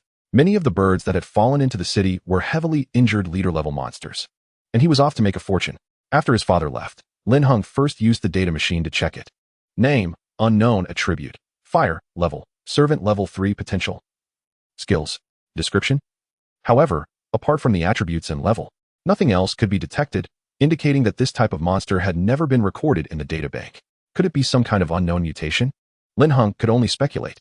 After studying it for a while and finding nothing, he put it back in the box for the time being. When his father returned that evening, Lin Heng reported the matter to him, stating that he couldn't figure anything out for now. Then keep it for now. I don't have time to deal with this thing. Even if it's a rare insect, I can't contract it, Lin's father said while eating. He was injured 7 years ago, and as a result, he couldn't condense new Beast Master seeds no matter how much he meditated. Well then, Lin Heng nodded. He was also curious about what was going on with this silkworm, whether it was a mutation or an evolution. It still hadn't awakened yet. And he wondered what it would be like once it did. Would it still be classified as an insect-type beast, or would it be both insect and fire types? As long as he was informed later on, that would be fine. Lin Dad said this, and then began discussing the forest fire in Wonju with Lin Heng and Lin Mom. Right now, everyone in the city was talking about it. And there were two main viewpoints. One was that it was caused by some fire-type monster breaking through, and the other was that a spatial rift had opened, allowing powerful fire-type monsters to emerge. Both viewpoints had their merits. Specifics would have to wait for the military to announce. They had already sent a Beast Master team to investigate. Chapter 20, Wilderness Survival Assessment. Please keep reading. The next morning, when Lin Heng got up to train, he discovered that the fire-type silkworm had awakened. It was entirely fire-red and seemed to have no significant changes. It shook its head, trying to find something to eat. Wait a moment. Lin Heng quickly picked a few leaves, but found that the silkworm looked down on them and wouldn't eat at all. Have you changed to eating fire-type plant leaves? Lin Heng showed a trace of confusion and then said, well, you'll have to wait a bit. Once I'm done training, I'll go buy you some fire-type leaves. He then placed the silkworm into a small cage so it could still see some sunlight. After finishing his morning training, Lin Heng went to buy fire-type plant leaves and also received the latest news about the Wonju forest fire. A medium to large spatial rift had opened, with a large number of fire-type monsters pouring out, and Lord-level monsters had already been discovered. Whether they were beast masters or monsters, they were ranked from lowest to highest as servants, captains, leaders, lords, and monarchs. Lord-level monsters were already extremely terrifying. A single strike could destroy a small mountain, a tall building, or a bridge, possessing the power to breach city walls. And this was just what had been confirmed. The depths of the rift were still inaccessible, and it was unknown if there were even more powerful monsters inside. It could be said that Jingu City was facing a severe test. If they couldn't get through, the city could be destroyed, but if they did manage to overcome it and subdue the spatial rift, they could use the high concentration of spiritual energy inside to cultivate spirit plants and beast masters, greatly increasing the city's overall strength. In fact, many cities were built upon the foundation of spatial rifts, as spiritual energy originated from these rifts, which often contained more concentrated spiritual energy, making them ideal for cultivating spirit plants. This wasn't necessarily a bad thing for me. With increased external pressure, the city would inevitably allocate more resources to train the new generation of beast masters. Lin Heng began to analyze the pros and cons in his mind, and it was clear that this was something beneficial for him. Normally, the higher-ups wouldn't want more powerful beast masters to grow, as each powerful individual would consume a share of resources, thereby diminishing the interests of the existing higher-ups. Only in situations of increased external pressure or national expansion strategies would there be a large-scale cultivation of a new generation. After realizing this, Lin Heng understood that he needed to grow faster. Back home, he took out the fire silkworm leaves he had bought and fed them to the mutated silkworm. Upon seeing the fire-type plant leaves, it eagerly lowered its head to eat, making a crunching sound as it chewed. 2 days later, Lin Heng's Beastmaster seed was once again successfully condensed. Without hesitation, he tossed the silkworm outside and began planting the seeds with 17. The silkworm looked bewildered at the large red door in front of it, seemingly not understanding what was happening. Although the silkworm's intelligence was very low, and it was even inferior to dogs before its evolution, Lin Heng still drove it away. Currently, he only trusted himself and the contracted 17. Soon, a skill fruit was produced, and 17 looked at Lin Heng with anticipation. Ow! Master, what skill is it this time? After such a long time, it had come to understand Lin Heng's talent and began to look forward to it. This was an opportunity to become stronger quickly. Lin Heng held the skill fruit, and soon a happy smile appeared on his face. Congratulations, 17. This will be your first high-level skill. Fortunately, this time it condensed a skill fruit for metal control, which was a skilled level fruit. Ow! 17 jumped up happily. It felt that Lin Heng was truly amazing, and it had been looking forward to a high-level skill for a long time. Now open your mouth, Lin Heng said, patting 17's little head. Ow! 17 opened its mouth wide, and when Lin Heng placed it inside, it swallowed it in 2 bites, quickly digesting it. This time, it stood still for longer than usual. A full 10 minutes before it began to practice. At first, it could only release the skill halfway before failing, after trying 30 times. 17 finally managed to control the spoon on the table, making it float in the air, but it quickly failed again. Ow! 17 turned around and opened the door, indicating that it wanted to go outside to practice. Thanks to the effect of the skill fruit, 17's progress was rapid. By the afternoon, it had completely grasped the basics. And by the next afternoon, it reached the skilled level. Metal control was a high-level skill. At the beginner level, it could only manipulate some metal at close range and was prone to failure. The skilled level was not easy to fail. It could control metal to act as a weapon and shoot it out, with an effective range of only 10 meters. Beyond this distance, its power would quickly wane. Additionally, 17's perception of the existence of metal would continually increase. At the proficient level, not only would the charging time be short, but it would also hardly ever fail. And the control over metal would greatly increase, allowing 17 to control it freely within about 50 meters. Moreover, it could concentrate the metal elements within its body to the surface, forming a metallic defense layer, similar to the stone skin skill of the stone skin ape. At the perfect level, the skill could be triggered instantly and could change the form of metal, transitioning between liquid and solid at will, allowing it to form metal armor, shields, swords, and so on. As for what the transformation level entailed, Lin Heng was unclear. It wasn't written in the book, and perhaps no one had reached that level. Or maybe it was due to insufficient access rights for his research. Although 17 was currently only at the skilled level of metal control, it would still have unexpected effects when used as a trump card, much like the unexpected floating skill against his dad's stone skin ape earlier. In the following days, Lin Heng also found several injured captain-level beast masters nearby for 17 to practice against, primarily to hone its metal control skill in preparation for the upcoming wilderness assessment. It was said that passing this assessment would guarantee a cultivation subsidy of 500,000, and the top contenders would be taken to the spatial rift in the center of Jingu City for training. After hearing this, even if Lin Heng told 17 to rest, it refused. Jokingly, it thought about how much food that money could buy. It was willing to endure a bit of hardship. In the blink of an eye, it was July 28th. Lin Heng once again used his Beast Master seed talent, and the last corpse of a gold magnet monster was condensed into a skill fruit. Unfortunately, it turned out to be only a floating skill fruit, not metal control. I really am not lucky, Lin Heng sighed. Gold magnet monsters mostly appeared in areas with many mines, and there were very few mines in Jingu City, making it hard to find more gold magnet monster corpses. This meant it would be difficult to improve the proficiency of metal control through skill fruits in the short term. However, there was still hope. As long as he was prioritized for training by the Beast Master Association, obtaining gold magnet monster corpses shouldn't be a problem. Lin Heng sighed again. But he felt that his strength should be sufficient now. Bringing 17 to participate in the assessment should yield a good ranking. If he didn't manage to get a good position, he already had another plan in mind, a dual approach. Even if he didn't come in first, he should still be able to acquire the resources he wanted. Chapter 21 Departure. In the blink of an eye, it was already the 30th. That noon, Lin Heng finished feeding 17, then took some leaves from the fire silkworm mulberry tree to feed the baby silkworms. Looking at the baby silkworms blankly munching on the leaves, Lin Heng found it a bit amusing. Ever since it awakened its fire attribute, it had been eating and sleeping, sleeping and eating. Perhaps due to the abundant food. Its level had skyrocketed from a 3rd-tier servant level to a 9th-tier servant level, even higher than 17th level. However, in terms of strength, it might not even be able to defeat him, as insect-type younglings are notoriously weak. Without going through a race evolution, they possess little power. It wouldn't be long before the insect type at the 10th-tier servant level would spin a cocoon and evolve, and then the outcome would be obvious.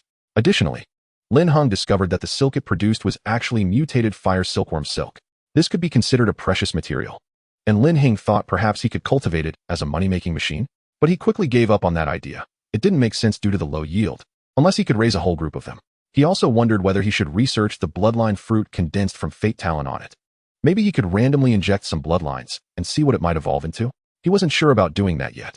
Meanwhile, 17, having eaten too much, let out a satisfying burp, and then suddenly emitted an aura that absorbed all the surrounding spiritual energy.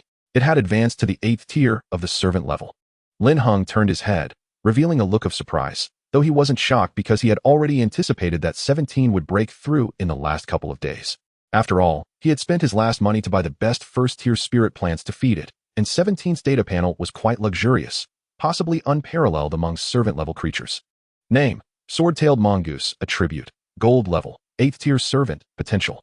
Low-grade limit skills: rending claw, perfect limit, sword tail, mastery, chi gathering, mastery, floating, mastery, metal control, proficient, with 5 skills. Aside from the high-tier skill metal control being at the proficient level, all others were above mastery level, and there was a perfect limit skill, rending claw. He could confidently say that apart from his father, who was a true powerhouse, there was no creature at this level among servant-level beasts. Oh, chew. 17 was only momentarily surprised by the breakthrough and continued to gnaw on the ore with both paws, resembling a large hamster. It seemed that the progression didn't bring it as much joy as eating did. Of course, it was still happy, as strength equated to food. That's great. Let's aim for 1st place in tomorrow's wilderness survival assessment, Lin Heng said with a smile. While he aimed for 1st place, he wasn't sure if they could achieve it, as he didn't know if there were any servant-level 10th-tier creatures with medium-grade potential.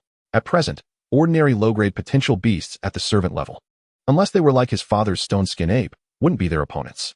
However, this wilderness survival assessment would involve surviving in a designated area for 5 days and hunting monsters for points, with rankings based on the points earned. The reason for this method instead of a competitive ranking was due to the large number of participants. One-on-one competitions would take too long and could easily highlight some who were merely competition specialists. Moreover, this wilderness survival test assessed the overall capabilities of beast tamers, including survival, combat, and emergency response skills. The selected beast tamers would be more suited for national expansion requirements. Although the highest level beasts in this assessment area were only 1st-tier commander level, the other environments were identical to the wild. It was precisely because of this competition format that Lin Heng felt more confident about securing 1st place. After all, he had already spent all his money. This was a do-or-die situation, and only by achieving a ranking could he obtain more cultivation resources.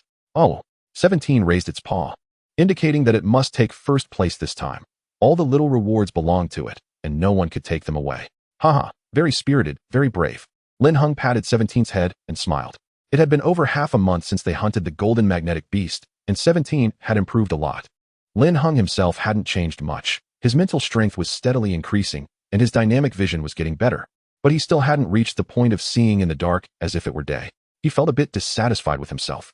But there was nothing he could do to speed things up. The main issue was still a lack of resources. Before he knew it, the next morning arrived. Lin Heng packed his bag and took 17 out of the house. Go for it, son. His mother, Bai Mei, said. Your strength will surely secure 1st place. I believe in you. His father added. Don't worry. Lin Heng waved his hand and left with 17. Soon, Lin Heng arrived at the Beast Tamer Association, which was already teeming with people.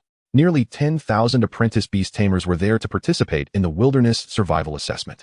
In addition to fresh graduates like Lin Heng, there were also students from previous years and some bug-catching kids.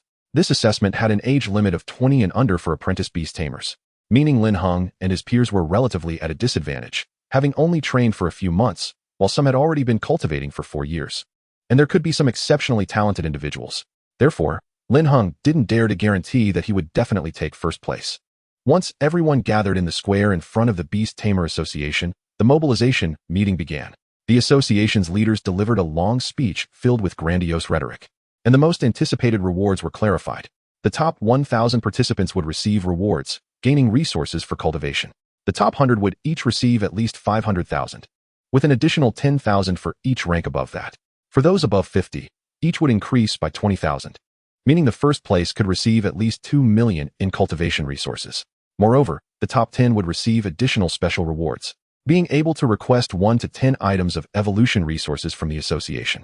They would also be prioritized for training, with specialized trainers assisting them in evolving and enhancing their beasts.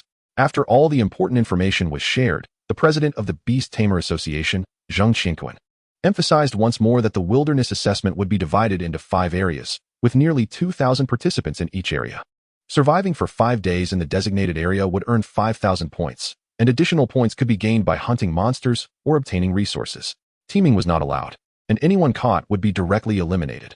While mutual combat was not prohibited, points could not be taken from one another. Additionally, to better simulate a real wilderness survival environment, the assessment location was chosen outside the city. Although powerful monsters had been cleared from the assessment area, there were still monsters up to 3rd-tier commander level, making it very dangerous. Therefore, monster distribution maps and emergency distress signals were provided, along with a significant number of professional beast tamers stationed to set up rescue and points exchange points. In case of danger, participants were advised to report immediately. Finally, the president of the Beast Tamer Association, Zheng Qingquan, reiterated these points. Then he gestured for everyone to board the large flying mounts in order of their registration numbers, departing for the assessment location. As Zheng Qingquan's words fell, staff members began their work. 200 white jade green wind birds were stationed at the scene, each 20 meters long with a wingspan of nearly 30 meters, capable of carrying 200 people at once on their backs. They were specially used for transportation. Although their combat power was weak, they were fast and stable. According to the numbering, numbers 1 to 2,000 were for the first assessment site, while Lin Heng was number 5,320, belonging to the 3rd assessment site. He hadn't rushed to register, so he wasn't at the front. Once he received the map and emergency distress signal, Lin Heng proactively boarded the flying mount and headed toward the 3rd assessment area. Chapter 22 Straight to Thorn Mountain, seeking follow-up reading. With the takeoff of the white jade green wind birds, everyone was transported to the 5 designated assessment areas. This time, the assessment area is all located in the wilderness to the east of Jinmu City, with 5 adjacent regions that have similar environments. Lin Heng and the others were directly brought to the rescue points in different areas of the assessment site. But they cannot go out yet and must wait until noon at 12 o'clock. At that time, everyone will step into the wilderness together to begin the assessment. Lin Heng looked at the clock. There was still half an hour left, so he wasn't in a hurry and picked up the map to check it out. The 3rd assessment area they were in covers 10 square kilometers, which is quite large, and there is a significant distribution of monsters. There are 30 powerful leader-level monsters and 100 level 10 subordinate-level monsters distributed in various locations, with the locations marked quite precisely. The remaining subordinate-level monsters are only marked by approximate areas, without indicating specific quantities. According to the rules, subordinate-level monsters start earning points from level 5, with level 5 worth 500 points, level 6 worth 600, all the way to level 10 worth 1,000 points. Leader-level monsters, on the other hand, have a minimum of 10,000 points, and the highest level 3 leader-level monster has 13,000 points, equivalent to 26 level 5 subordinate monsters. It can be said that as long as one kills more than 10 leader-level monsters, they are basically safe, especially since the entire assessment lasts only 5 days. Lin Heng checked and found that the nearest leader-level monster is a level 1 thorn demon, located 1 kilometer away on Thorn Mountain. He plans to test the waters with this monster, as the gold type is strong against the wood type, giving 17 an advantage. Lin Heng, it really is you. Just as Lin Heng was checking the map, a surprised voice came from behind him. Lin Heng turned to see Wang Zhou, who was standing with a young man in black. Oh, it's you. Is there something you need?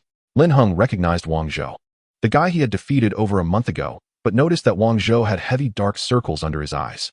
Lin Heng, after a month of training, I've perfected the rending claw of the thorn fox and raised my level to subordinate level 9. This time, I will definitely surpass you, Wang Zhou declared loudly, clearly still haunted by his previous defeat. After working day and night, he had not only perfected the rending claw, but also advanced his rapid recovery skill to mastery level, believing he would not lose to Lin Heng again. Oh, well, good luck, Lin Heng nodded casually. What? That's your reaction? Aren't you going to say something else? Wang Zhou asked. Is he the monster newcomer from the Qingyan training ground? The young man in black next to Wang Zhou inquired. Yes, Wang Zhou nodded. Don't worry. Even if you can't win, I'll avenge you. My beast is already at subordinate level 10, and there aren't many apprentice beast masters who can match me. The young man in black, named Xiao Kong, boasted. He was also from Liashanquan High School and ranked among the top 5 in combat. He was very interested in defeating Lin Heng because the title of monster newcomer was quite famous, and even here, many had heard of him. Hiss. Next to him, a skeletal mantis roared to the sky, its entire body made of white bones, with a terrifying and fierce mouthpart. This was a dual-type dark and undead beast, extremely rare in Jimu City. Although its potential was only low-grade, it reached the limit of low-grade, comparable to some mid-grade beasts, which was also the source of Xiao Kang's confidence. Want to have a spar? There's still some time before the competition starts. Seeing many people watching, Xiao Kang suggested, thinking Lin Heng would not refuse in this situation. Boring. Lin Heng turned and walked away. He was not a hot-blooded youth. He would not participate in a battle without value, especially since this skeletal mantis was quite extraordinary, and he didn't want to waste energy fighting it. It seems Lin Heng doesn't dare to confront Xiao Kang directly. The onlooking boys whispered among themselves, believing it was perfectly normal. There are always stronger opponents. And it was understandable that Lin Heng didn't want to be defeated in public. Although it was somewhat embarrassing, it was still a good strategy. Much better than being publicly defeated. Xiao Kang was very pleased. He didn't expect Lin Heng to be so cowardly, which greatly boosted his reputation and attracted so much attention. Soon it was 12 o'clock, and the station beast masters at the rescue point came out to tell everyone, all right, you can set off now. Great, we can finally move. Charge. Our great ambitions start now. The 200 people at this rescue point all ran out, preparing to hunt monsters nearby to exchange for points. As going too far would waste a lot of time on the way back and forth. 17, it's time to show off. Lin Heng released 17 from the beast space and said to it, oh well. 17 joyfully dashed out, thinking of the little money and delicious food waiting for it. Wrong way. Over here, Lin Heng called. Oh, 17 carelessly circled back and continued charging forward. Their target was Thorn Mountain, and many people chose to go there as well. Because not only were there leader-level Thorn demons, but also a large number of subordinate-level Thorn demons. They faced no dangers along the way and quickly arrived at the foot of Thorn Mountain. Look, Lin Heng actually came here too. Xiao Kang and Wang Zhou are here as well. Someone exclaimed loudly. They were somewhat excited, wondering if a showdown would take place here among Lin Heng, Wang Zhou, and Xiao Kang, the strongest among this group. Lin Heng, you're late. We've already taken control of these 2 subordinate level 10 Thorn demons, Wang Zhou said. He and Xiao Kang had rushed over at the beginning of the assessment, aiming for the 2 subordinate level 10 Thorn demons, and had already commanded their beasts to engage. I know. I'm not here to compete with you. Lin Heng shook his head and directly led 17 up the mountain towards the leader-level Thorn demon. If it weren't for special reasons, he wouldn't want to come to Thorn Mountain, which had so many people. The Thorn demons were simply too suitable for training beasts. This left everyone stunned. Wow, so Lin Heng's target is the leader-level Thorn demon. Is he crazy? Although wild monsters are not as strong as beasts of the same level, that's still a leader-level monster, and his sword-tailed Marten is only subordinate level 8. Some beast masters around showed expressions of shock, feeling Lin Heng was too reckless.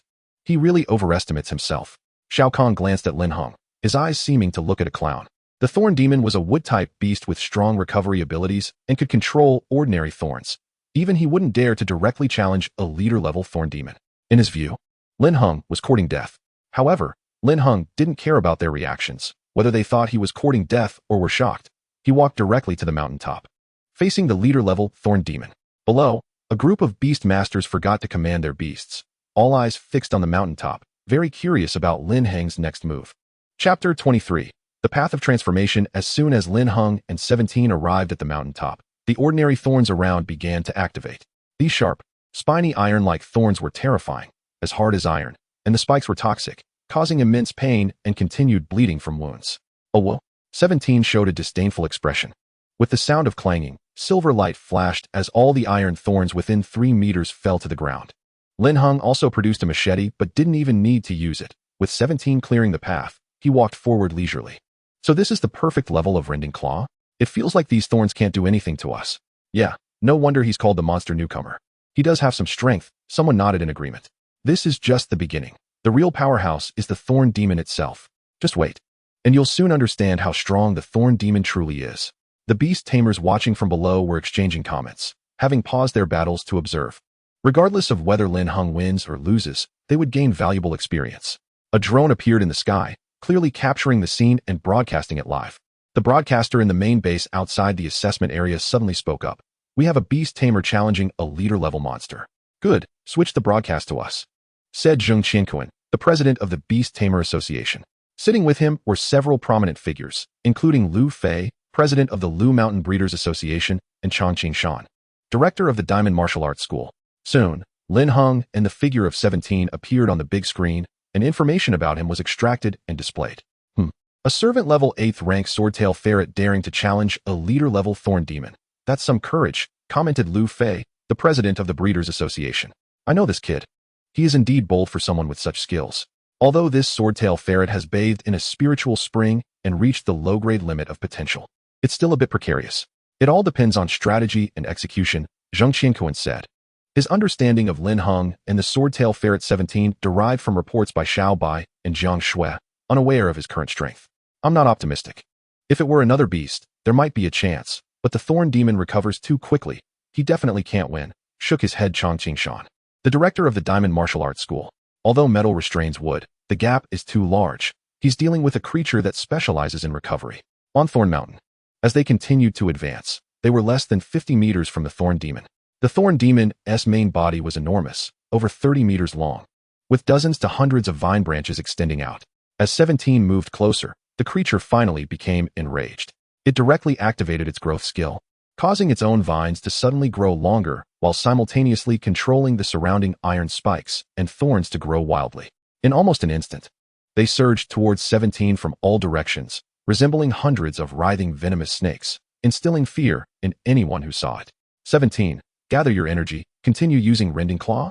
In the face of such an attack, Lin Heng's tone was calm like water as he spoke slowly.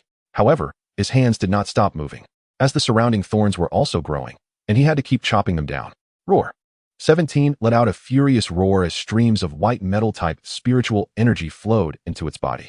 After gathering energy, it first lunged to the left, actively meeting the incoming thorn vines, continuously using Rending Claw, relying on its sharpness to cut through. After clearing the left side, more vines came from the right, and even more from the front and back.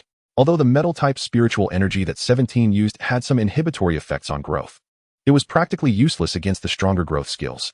17 wanted to advance and damage the thorn demon's roots, but the opponent gave no opportunity.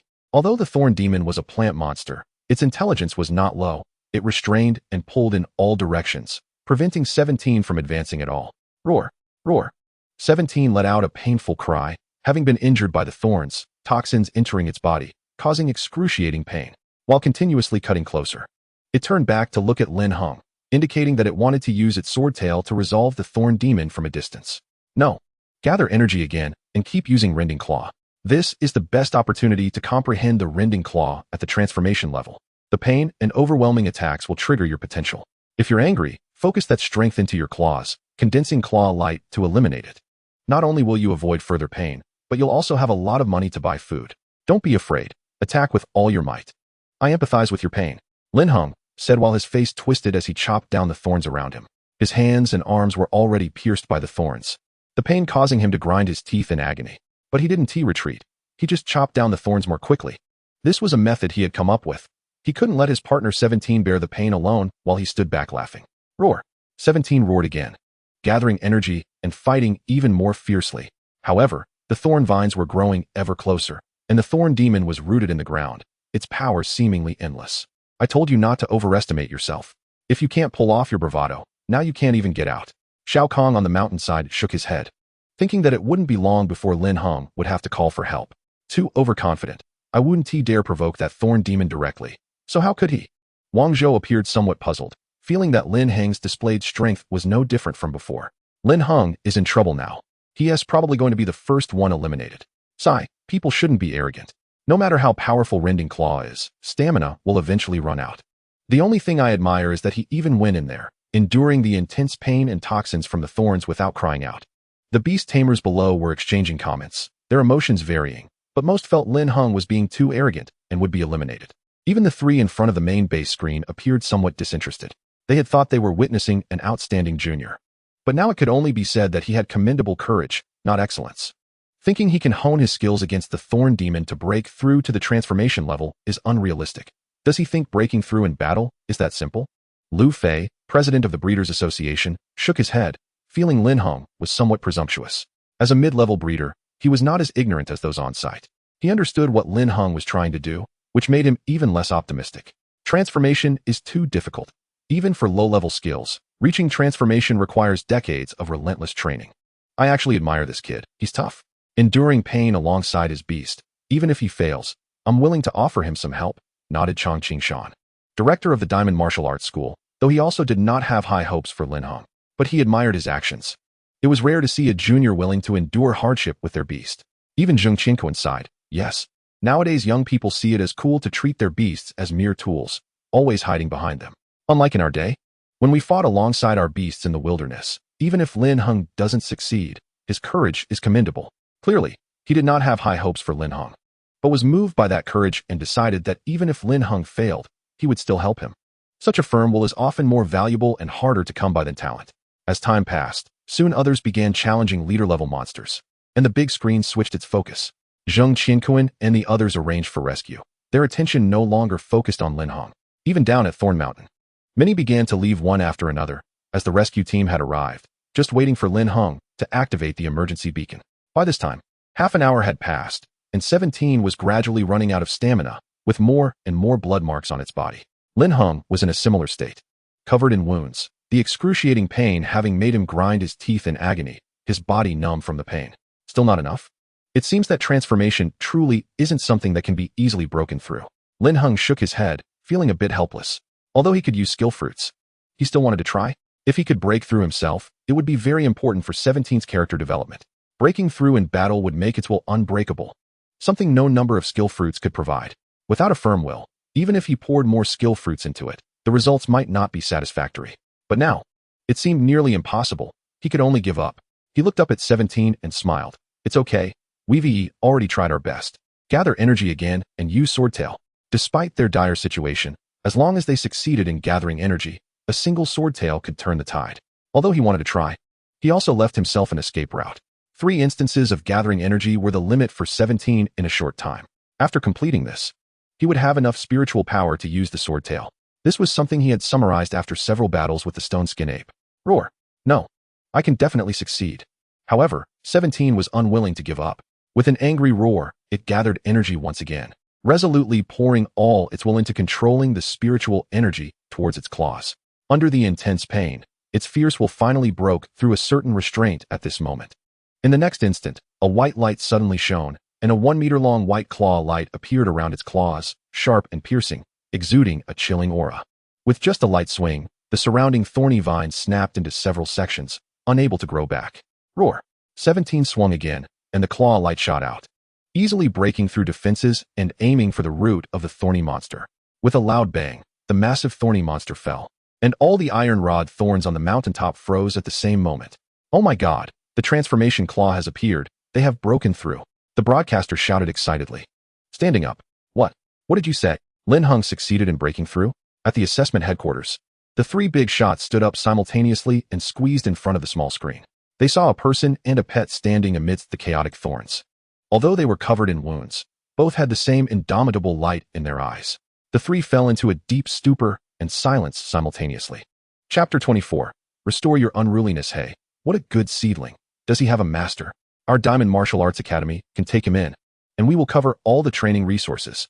The head of the Diamond Martial Arts Academy was the first to speak.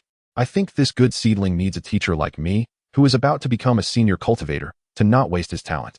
The president of the Breeder Association, Lu Fei, stroked his beard and smiled. Nonsense. You're talking nonsense. Zheng Qianquan smashed the keyboard in anger and shouted at his 2 friends. I discovered this seedling first. Whoever competes with me will be in trouble. You 2 old fellows, didn't you just look down on him? Why did you flip your face faster than turning a book? Zheng Qianquan spoke with spittle flying everywhere, looking like a desperate warrior. Clearly, Lin Heng had stirred the hearts of the 3 big shots. With a firm will, combined with powerful talent, this was the perfect genius. Old Zheng, getting angry won't help. We have to see which young man he chooses. The president of the Breeder Association, Lu Fei, laughed heartily. Yes, let him choose freely. The head of the Diamond Martial Arts Academy, Chang Qingshan, also said with a smile. The 2 showed no regard for old Zheng, as such talent was rare in decades, and they would not let it go easily. Shameless. Zheng Qianquan pointed angrily, but he had no way to stop them. He thought to himself that he could only find a way to act first. Breaking through a low-level skill to the transformation level isn't a big deal. But being so young and breaking through in battle is exceptional. Anyone who shows such performance at a young age will undoubtedly become an epic beast master in the future, which represents extraordinary talent. On this side of the scene, the Thorn Mountain suddenly fell silent, and people instinctively turned to look. Hey, what is going on? Wang Zhou turned his head to look. Could it be that the rescue team has intervened? Why has the aura of the thorny monster disappeared? Shao Kahn was also puzzled. But when he turned to look, the rescue team was still hovering in the air on their flying mounts, looking dazed and shocked. In an instant, a bad thought emerged in both of their minds, and it also appeared in the hearts of everyone below. Roar! A joyful cry was heard, and a white figure descended the mountain, biting the body of a giant thorny monster. Behind it was a tall, thin boy in blue. Who else could it be but 17 and Lin Heng? After killing the thorny monster, they found a type of secondary spiritual herb nearby that could heal injuries, which was a commander-level spiritual herb. Not only did it detoxify the poison, but it also completely healed their wounds. Oh my god. It's really the body of the thorny monster. He actually did it. But how did he do it? Wasn't he already unable to fight back? I only saw a flash of white light, and then everything was over. The remaining young beast masters felt as if they were dreaming, their expressions dazed and filled with confusion. However, when they saw the giant thorny monster's body, all that was left was admiration. Incredible, he really did it. How did you do it? Shao Kahn asked slowly, feeling like a clown for his previous actions. Lin Heng actually killed this so-called highly regenerative thorny monster. You really have improved a lot. You're such a freak. Wang Zhou found it hard to believe. He thought he had closed the gap with Lin Heng, but now it seemed they were on completely different levels. Damn, it's so frustrating. It was just good luck. I took advantage of its inattention to launch a sneak attack. Lin Heng smiled, not showing off 17's transformation level tearing claw. However, to be fair, it was indeed a sneak attack. 17's state had made the thorny monster lower its guard. Plus, with the super version of the tearing claw from 3 instances of gathering energy, it was able to land a single sneak attack. Upon hearing this, everyone gasped, wanting to say something but unable to. Please come up with a better excuse. You can't just say you killed it with a sneak attack. Are you kidding? Everyone was speechless, yet they were all curious about how Lin Heng managed to do it. After all, he was clearly on the verge of defeat at that time. Lin Heng had no time to discuss this. He quickly took 17 to the rescue point they had just set out from. Each rescue point was also a point redemption point. I want to redeem points. Lin Heng said to the rescue beast master who had just landed from the air. You're really impressive. This professional beast master gave a thumbs up, then began to process the point redemption. He had seen the transformation level tearing claw and understood what it meant. Soon the process was completed. Lin Heng looked at the points leaderboard and saw that he was in second place with 10,000 points, while the first had 12,000 points, named Changshi. Thank you. Lin Heng expressed his gratitude and turned to leave, thinking that this assessment was indeed full of hidden talents. It hasn't been long, and someone already has so many points.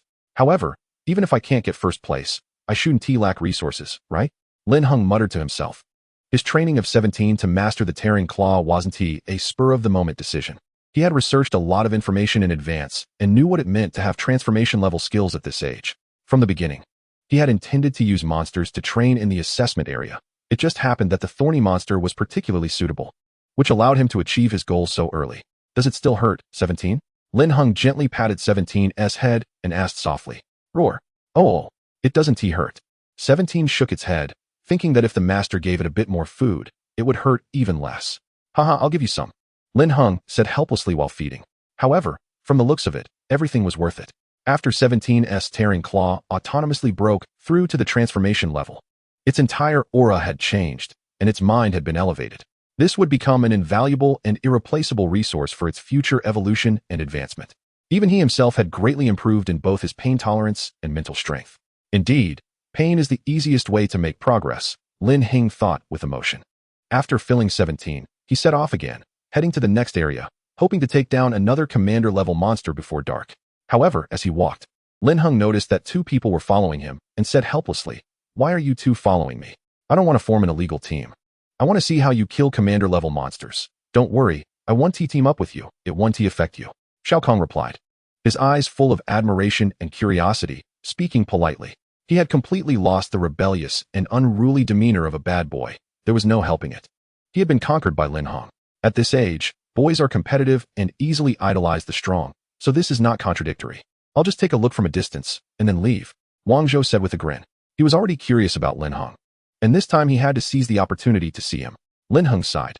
Come on, Can you guys act a bit more rebellious? It's hard for me to handle like this. He felt helpless, but there was nothing he could do. They wanted to follow him. And he couldn't just chase them away. He was too lazy to put in the effort to fight them off, so he decided to let it be. If they wanted to follow, they could, and they wouldn't stick around for long anyway since they had to hunt monsters eventually. Chapter 25, Cuscuta, Pitgrass. Dangerous Wilderness Traversal. Lin Heng looked at the map. The nearest commander-level monster from here was a fire and earth dual-element rock pig, tough-skinned and strong in combat. Given that this creature had a strong elemental advantage over 17, Lin Heng decided to skip it and go after another commander-level first-tier monster, the Diamond Hedgehog, which lived on the White Iron Mountain. This was a small hill containing a small amount of first-tier spiritual or white patterned iron, and it had gold-type plants. The White Iron Spear, which was food for the Diamond Hedgehog. The Diamond Hedgehog is an extremely difficult monster to deal with. When injured, it can shoot the diamond spines on its back, which are incredibly powerful and contain a slight toxin. Even the servant-level Diamond Hedgehogs are rarely approached by anyone because once they curl up, they become a spiked ball, making it nearly impossible for many Beast Tamers to attack. However, Lin Heng chose the Diamond Hedgehog precisely because, with his control over metal, 17 already had a way to deal with it. Moreover, because it was so difficult to handle, it was unlikely that anyone else would occupy that area. Once he killed the Diamond Hedgehog, it could serve as a resting point for the night, and the nearby white iron spears and white patterned iron could be food for 17, making it a win-win situation. For Lin Heng, who already had dynamic vision, this wilderness that had been cleared posed no significant danger. Nevertheless, he couldn't let his guard down. For instance, right in front of him was a seemingly normal piece of grass, which was actually a cuscuta, unlike the yellow cuscuta on Earth, which only parasitizes plants. The cuscuta here had mutated and evolved to resemble normal grass, capable of parasitizing animals and sucking their blood for growth. Its parasitic seeds are extremely tiny, and if one is not careful, they can easily fall victim to it. Lin Heng's dynamic vision was exceptional, allowing him to identify it early and avoid it. The two behind him were completely unaware and walked straight past it. In addition to cuscuta, there were many similar parasitic plants. Not long after, a giant Venus flytrap appeared. Lin Heng noticed that this flytrap had already captured 3 aging forest wolves and quietly distanced himself. As he left that area, he encountered a pit grass on the ground, a plant that looked withered and yellow, covered in fallen leaves and dust. This plant no longer relied mainly on photosynthesis for survival. Instead, it captured other life forms. It could be said that under the influence of the magical energy known as spiritual energy, many plants had become extremely predatory, evolving and mutating continuously, giving rise to new species at all times. Compared to plants, animal mutations were even more severe. Some leeches and ticks could evade mental perception and parasitize silently. Others, like certain locusts and ladybugs, would even charge directly at you, biting your face without fear of death. Lin Heng hated these the most, continuously swatting them away. Luckily, he had dynamic vision. After walking 2 kilometers across the flat wasteland, a small forest of bamboo appeared in his line of sight. This bamboo looked like a larger version of the bamboo on Earth, reaching heights of 8 or 9 meters, with each leaf perfectly flat and arranged in an aesthetically pleasing manner. "Whoa," 17 called out, inquiring how much further they had to go. "We're almost there." "Just through this forest," Lin Heng replied, petting its head. This bamboo forest was home to the wood-type monster, the giant horned barbarian bull, which had a strong territorial instinct and lived in groups. The map indicated that there were only 2 servant-level 10th-tier giant horned barbarian bulls here, with no commander-level monsters. So Lin Heng planned to take them out as he passed through the forest. Upon entering the forest, Lin Heng heard the sounds of battle and soon saw people, about 7 or 8 individuals commanding their beasts to fight against some giant horned barbarian bulls. The giant horned barbarian bulls had yellow fur all over their bodies, and their forelegs were covered with root-like structures that could burrow into the ground. The main attack method of the servant-level giant horned barbarian bulls was to charge, with their enormous black horns being incredibly sharp and their 2-ton bodies delivering terrifying power. Coupled with their tough skin, they were quite troublesome. Lin Heng's arrival did not draw much attention from the beast tamers. They merely glanced at him before looking away, as he wasn't renowned enough for everyone to recognize him yet. Suddenly, a loud roar echoed ahead, followed by the thunderous sound of hooves pounding the ground. Dust and smoke rose as a herd of bulls charged, led by 2 giant horned barbarian bull kings, each standing 3 meters tall, 5 meters long, and weighing 3 tons. Their eyes were blood red, and as they galloped, the ground shook, causing the on-site apprentice beast tamers to display expressions of terror. "Not good, run. The 2 bull kings are coming." In an instant, all the beast tamers present abandoned their fight and fled, knowing that if they were caught up in it, there would be no time for rescue. "Let's avoid the danger," Lin Heng said to 17. While he could charge indirectly, it wasn't necessary to take the risk. It would be easier to kill them once they calmed down, and there was no immediate danger. Damn, the wind is fierce. Wang Zhou and Xiao Bai exchanged glances and retreated without hesitation. No one wanted to stick around in this situation. Help! We're trapped. Just as everyone was retreating, a boy's voice suddenly called for help ahead. Lin Heng looked up to see a short boy with a chubby round face. His beast was a young, Earth-type, silver-armored rhino. Their position was already precarious, and they had enraged a giant horned barbarian bull into a frenzied state, charging at them without fear of death, leaving them no chance to retreat. Even pressing the emergency distress button wouldn't help, as it would take time for professional beast tamers to arrive. Faced with the boy's plea for help, everyone present felt helpless. With their strength, rushing in would mean certain death. 17. Go distract those giant horned barbarian bulls. Kill them if you can. Jiang Heng said helplessly. He had the ability to help, but didn't want to see unnecessary sacrifices. Oh well. 17 let out a high-pitched call, indicating it would handle it, and then quickly charged in to prepare a flanking attack. Thorny Fox, let's go help too. We'll intercept from the side. Bone Mantis, it's up to you to block these bulls. At the same time, Wang Zhou and Xiao Kong, not far behind, spoke up as well. Although they were a bit competitive, this was just the nature of youth. They weren't bad at heart, and seeing someone in danger, they hesitated only a moment before rushing in. We're going to. Some other youths present, seeing this scene, also joined in. Though their combat strength was lacking, they could provide remote support. Moo, seeing that there were still living beings daring to charge in, the herd of giant horned barbarian bulls charged towards 17 in a furious rage. Be careful. The chubby-faced boy quickly warned upon seeing this. Watch out, don't get hit by their charge. The other boys gasped, as 17 took the lead into a highly dangerous situation. They were all a bit scared, fearing the sight of 17 being trampled to death. After all, on the surface, 17 was just a servant-level, 8th-tier sword-tailed marten, which seemed far less powerful than the 10th-tier skeletal mantis behind it. They admired Lin Heng's courage and didn't want to see more casualties. Chapter 26. Turn and run. Forget about home howl.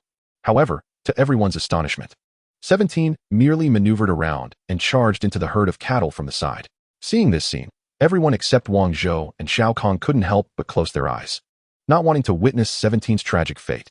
But the next moment, two flashes of silver light appeared, and sharp, cold rays pierced through the neck of a giant horned bull king. Moo! Accompanied by a piercing scream, the giant horned bull king collapsed with a thud, its head flying even farther, blood spraying several meters. Under 17's tearing claws, the defenses of this giant sword bull king were as fragile as paper. 17 not only severed its horns, but also sliced through its neck. What the heck? What kind of combat power is this? The boys who had their eyes closed sensed something was off, and opened their eyes to witness this shocking scene.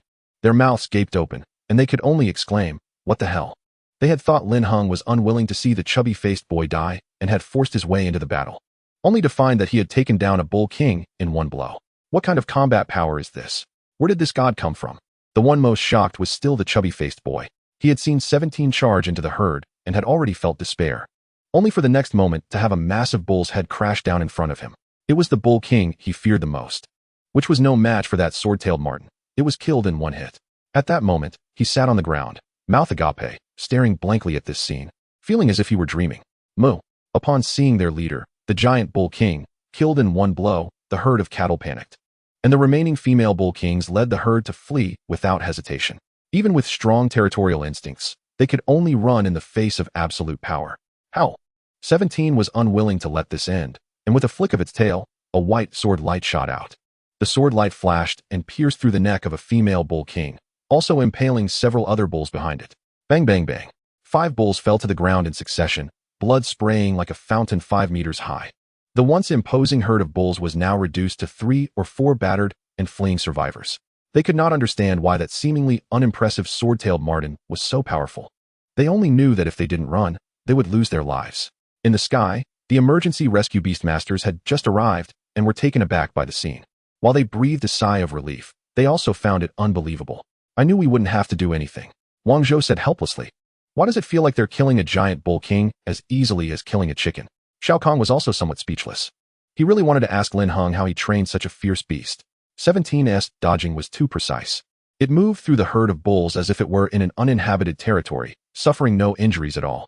Unbeknownst to them, 17 trained daily against a complete combat system of stone-skinned monkeys, whose combat power was stronger than many commander-level monsters. After being hit frequently, it naturally learned to dodge. Alright, you come back with me to the rescue point. I'll arrange for you to go out. The rescue beastmaster said to the chubby-faced boy, then turned to Lin Heng with a smile and said, "Thank you for saving him. My name is Du Hai, and I will report this matter truthfully. It's nothing. I just did what I could, and everyone else helped too. It wasn't just me." Lin Heng shook his head, not caring about this small credit.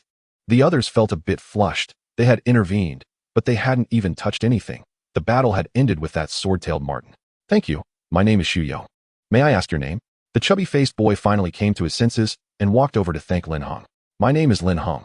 If you want to thank anyone, thank everyone else. I believe that if you had the ability, you would also help when you see others in trouble." Lin Heng smiled and patted Xu Yong on the shoulder, then turned to walk toward the bull heads. 17. Chop them off, Jiang Heng said as he stroked 17's head, giving it a piece of spirit crystal. 17 crunched the spirit crystal and swallowed it, then swung its claws to sever 5 bull heads. Lin Heng took out a rope from his backpack and tied all 6 bull heads together, having 17 drag them toward White Iron Mountain. The point for exchanging points was behind him, and he was too lazy to go back, so he decided to take them to White Iron Mountain. After killing the diamond hedgehog, they would cross White Iron Mountain tomorrow morning, where there was a point exchange location.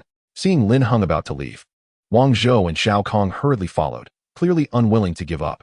"You should check your legs. Those daughter vines should have sprouted by now." Lin Heng turned to look at them and said, "What?" The two were puzzled and quickly rolled up their pants, only to see that their calves were already covered with many seeds, and the roots of these seeds had burrowed into their flesh, beginning to suck blood and grow. What the hell? The two were startled and didn't care about Lin Heng anymore, quickly stopping to deal with it. Lin Heng shrugged, taking 17 away. He had kept quiet until now just for this moment, finally shaking them off.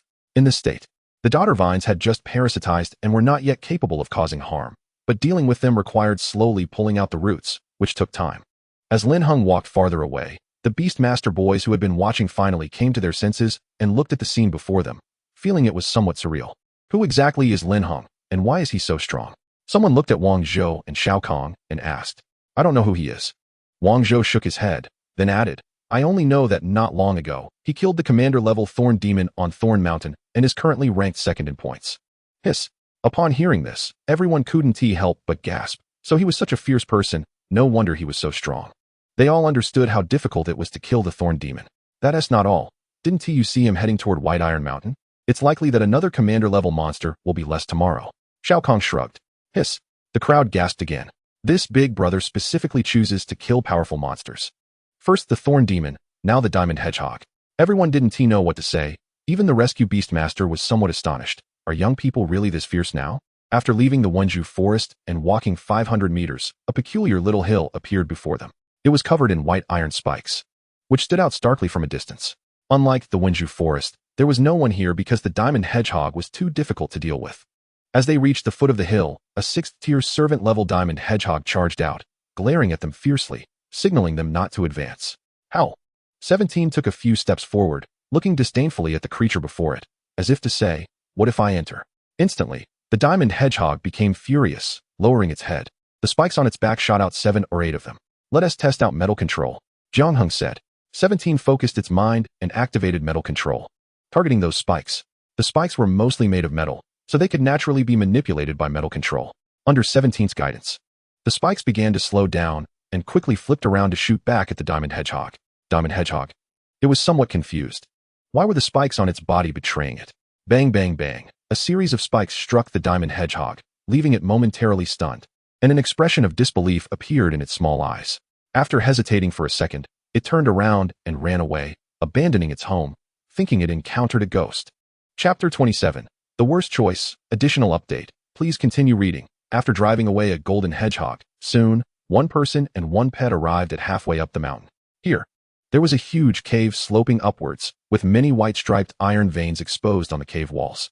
Just as Lin Heng got closer, a hedgehog that was 1.5 meters long, with white golden spikes on its back, appeared. It looked angrily at 17 and Lin Heng with its yellow bean-sized eyes, furious that its territory had been invaded. Hoo-hoo. Soon, it couldn't help but start releasing its golden spikes, launching them towards 17 and Lin Heng. Its golden spikes were 50 centimeters long, resembling sharp arrows, sending chills down the spine of those who looked at them. Especially for a servant-level beast, it was extremely difficult to deal with. Even getting close was a challenge. Moreover, servant-level beasts had very little spiritual power, so their long-range spiritual attacks were not very powerful and could only be used once or twice. Therefore, no one was willing to provoke a creature like the golden hedgehog. 17. Go take it down. Use metal control to deflect the golden spikes, tear through its defenses, and finish it off directly. Lin Heng said to 17, preparing to catch the golden hedgehog off guard and not giving it a chance to react. Because besides the golden spikes, it also had skills for escaping by rolling and burrowing, which made it very difficult to deal with once it decided to run away. 17 charged forward, and the high-level skill metal control was incredibly useful. Even at a proficient level, it could control metal. As 17 activated its skill, it no longer flipped the golden spikes, but merely made them slightly deviate, allowing them to fly past on either side. This was undoubtedly simpler and more practical. Under the deviation caused by metal control, 17 moved closer and closer. The golden hedgehog still hadn't realized that its golden spikes were missing their target due to metal control. It continued to increase the release of its golden spikes. But soon, it noticed something was wrong. Why were its own golden spikes automatically deviating? However, it no longer had the opportunity to think, as 17 had already closed in, within less than 3 meters. The golden hedgehog thought for a moment and transformed into a spiky ball, a defensive move that had proven effective many times. Unfortunately, this time it was facing 17, who possessed the tearing claws of the transformation realm. A silver-white light extended from its claws, forming a half-meter-long light claw. This was formed by the condensation of gold-type spiritual energy through the tearing claws, sharper than its own claws, causing a sensation as if one's eyes were being pricked just by looking at it from a distance. Under such a level of tearing claws, the golden hedgehog's best choice had undoubtedly become the worst choice, leading to its demise without any surprise, ended by 17's claw. How?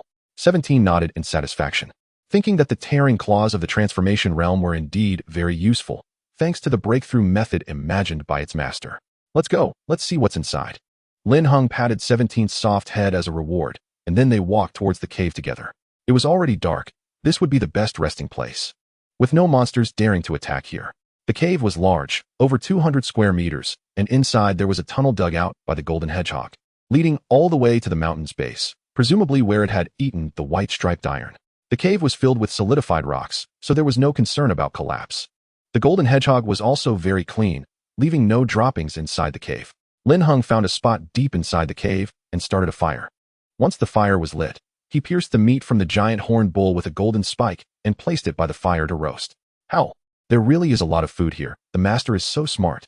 17 exclaimed excitedly, already picking up the white iron spear and white striped iron left by the golden hedgehog to eat.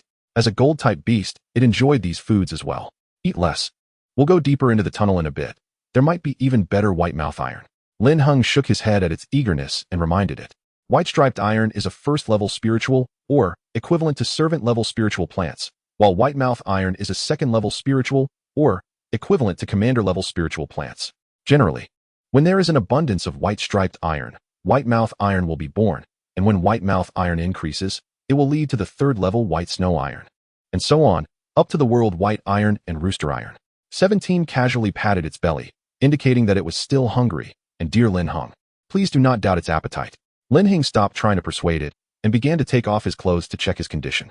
Once he removed his clothes, he couldn't help but show a shocked expression. Wow! Despite being so careful, he actually still had something on him. Several leeches and ticks had somehow attached to his calves. And there was also a type of dandelion seed sucking blood on his waist. This made his scalp tingle a bit, although it was summer. It was still relatively dry here, not tropical, yet he still picked up so many parasites. Being in the wild was truly unpleasant.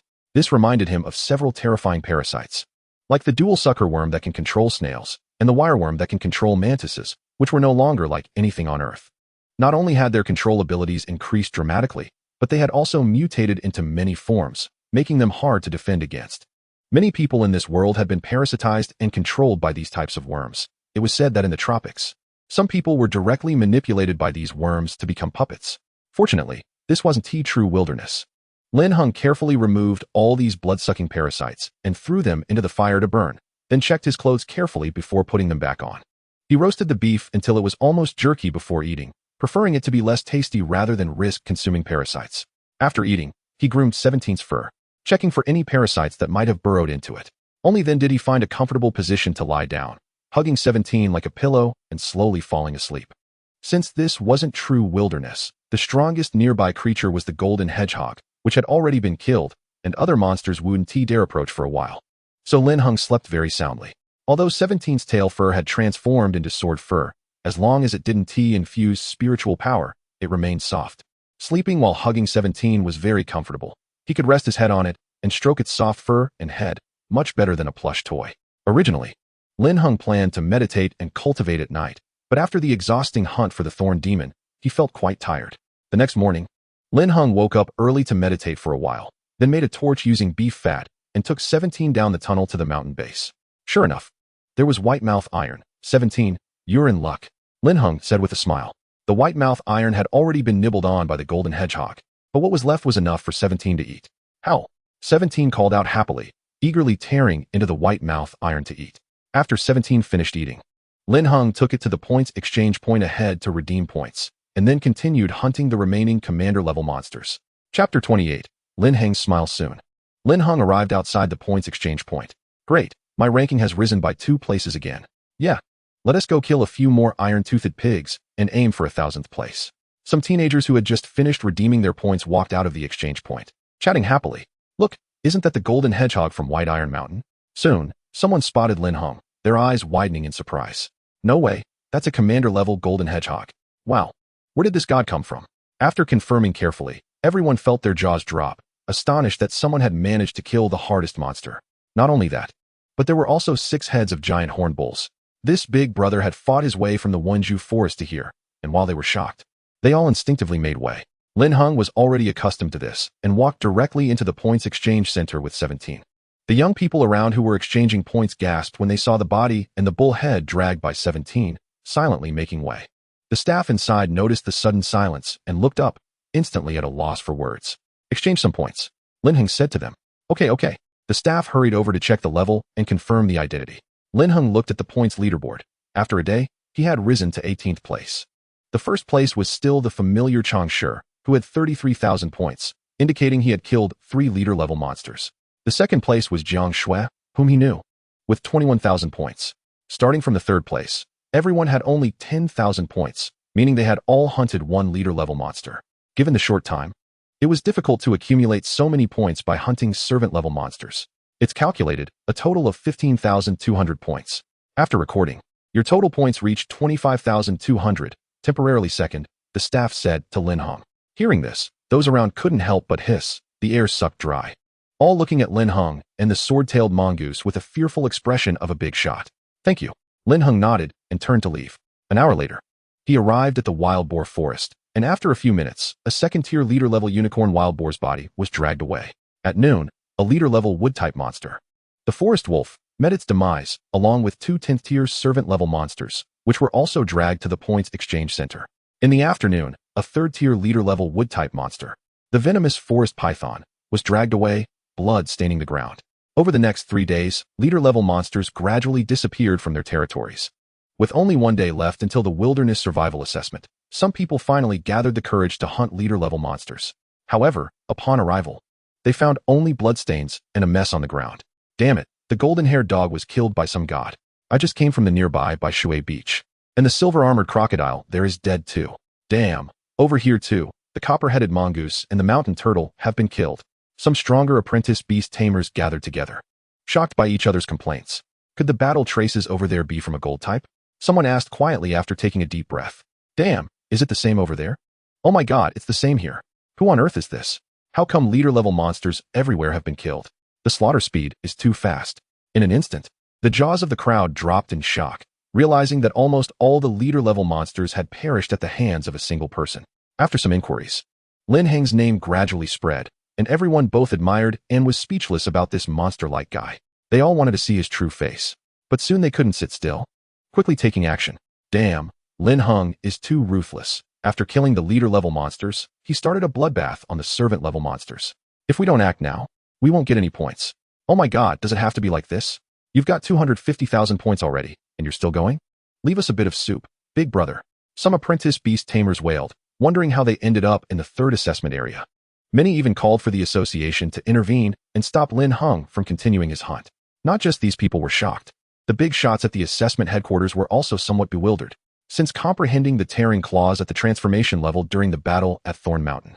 Lin Heng and the sword-tailed mongoose began a slaughtering spree that drastically affected the overall level of the entire third assessment area, to the point where there were no monsters left to hunt. Should we stop this? Chong Qingshan, the head of the Diamond Martial Arts Hall, slowly asked. How to stop it? Did he break the rules? No. Lu Fei, the president of the Breeder Association, spread his hands and asked helplessly. The entire room fell into silence again, and the three big shots minds became active, deciding to capture Lin Heng. They realized that the sword-tailed mongoose actually possessed the high-level skill of metal control, a talent that would surely lead to greatness. Capturing it would be a gain. The other four assessment areas' apprentice beast tamers were also silent. In the first assessment area, Chang Shi brought the last leader-level monster, the ghost-faced spider, to the points exchange center. Upon seeing Lin Heng's points had reached 250,000, he first fell silent and then angrily kicked off a spider leg. Damn it! How could the people in the third assessment area be so useless, allowing him to kill so many leader-level monsters? Chang Shi roared, feeling very unwilling. He didn't lose to Lin Heng, but to the environment. The first assessment area was full of experts, and many leader-level monsters were killed on the first and second days. He had the strength, but no sufficient monsters left. Now with only 1 day remaining, his points were only 150,000. How could he close the gap? If he could rob points, it would be better, but the key was that it wasn't allowed. He couldn't express how frustrated he felt. Now, not even second place was within reach, driving him mad as he aimed for first place. He then launched a more frenzied slaughter, causing others in the first assessment area to suffer greatly. Who did they provoke? The big shot wasn't even leaving them a drop of soup. Similarly, Jiang Shui in the fifth assessment area faced the same situation. Once I get out, I must see how you train your life. Jiang Shui's chest puffed up in anger. How could this guy always be on top of her? It's infuriating. She gritted her teeth and clenched her fists, but had no way to counter it.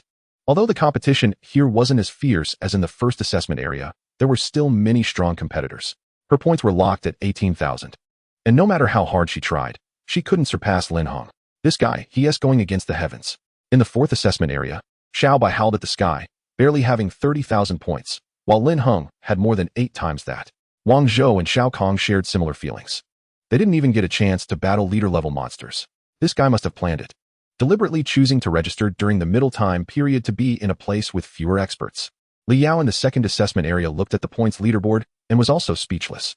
Meanwhile, in the third assessment area, Lin Heng once again arrived at the exchange center with a pile of low-tier monster corpses. Adding these, he had 260,000 points.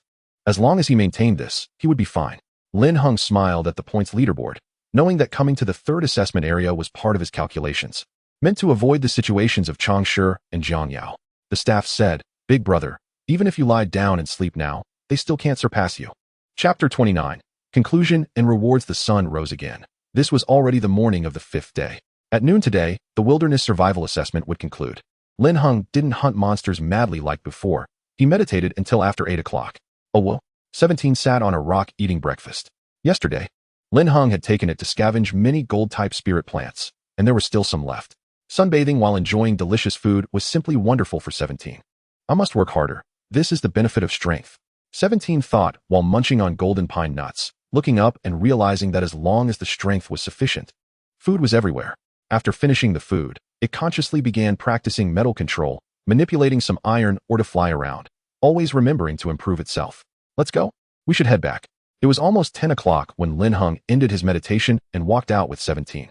The map indicated that each area had a final gathering place, and they could only head there in the last half day before the assessment ended. In order to avoid being the center of attention, he chose to go last. However, even so, by the time he arrived, countless pairs of eyes were already looking over, waiting for this person and his pet, curious to see what kind of person Lin Heng was, who had nearly wiped out the entire third assessment zone. This is Lin Heng himself, looking refined and pleasant, yet he is capable of such terrifying deeds. Humph. Don't be deceived by his appearance. He was ruthless in the gambling arena. It's infuriating that I couldn't find any commander-level monsters to hunt. Exactly, such a balance-destroying guy should be driven out.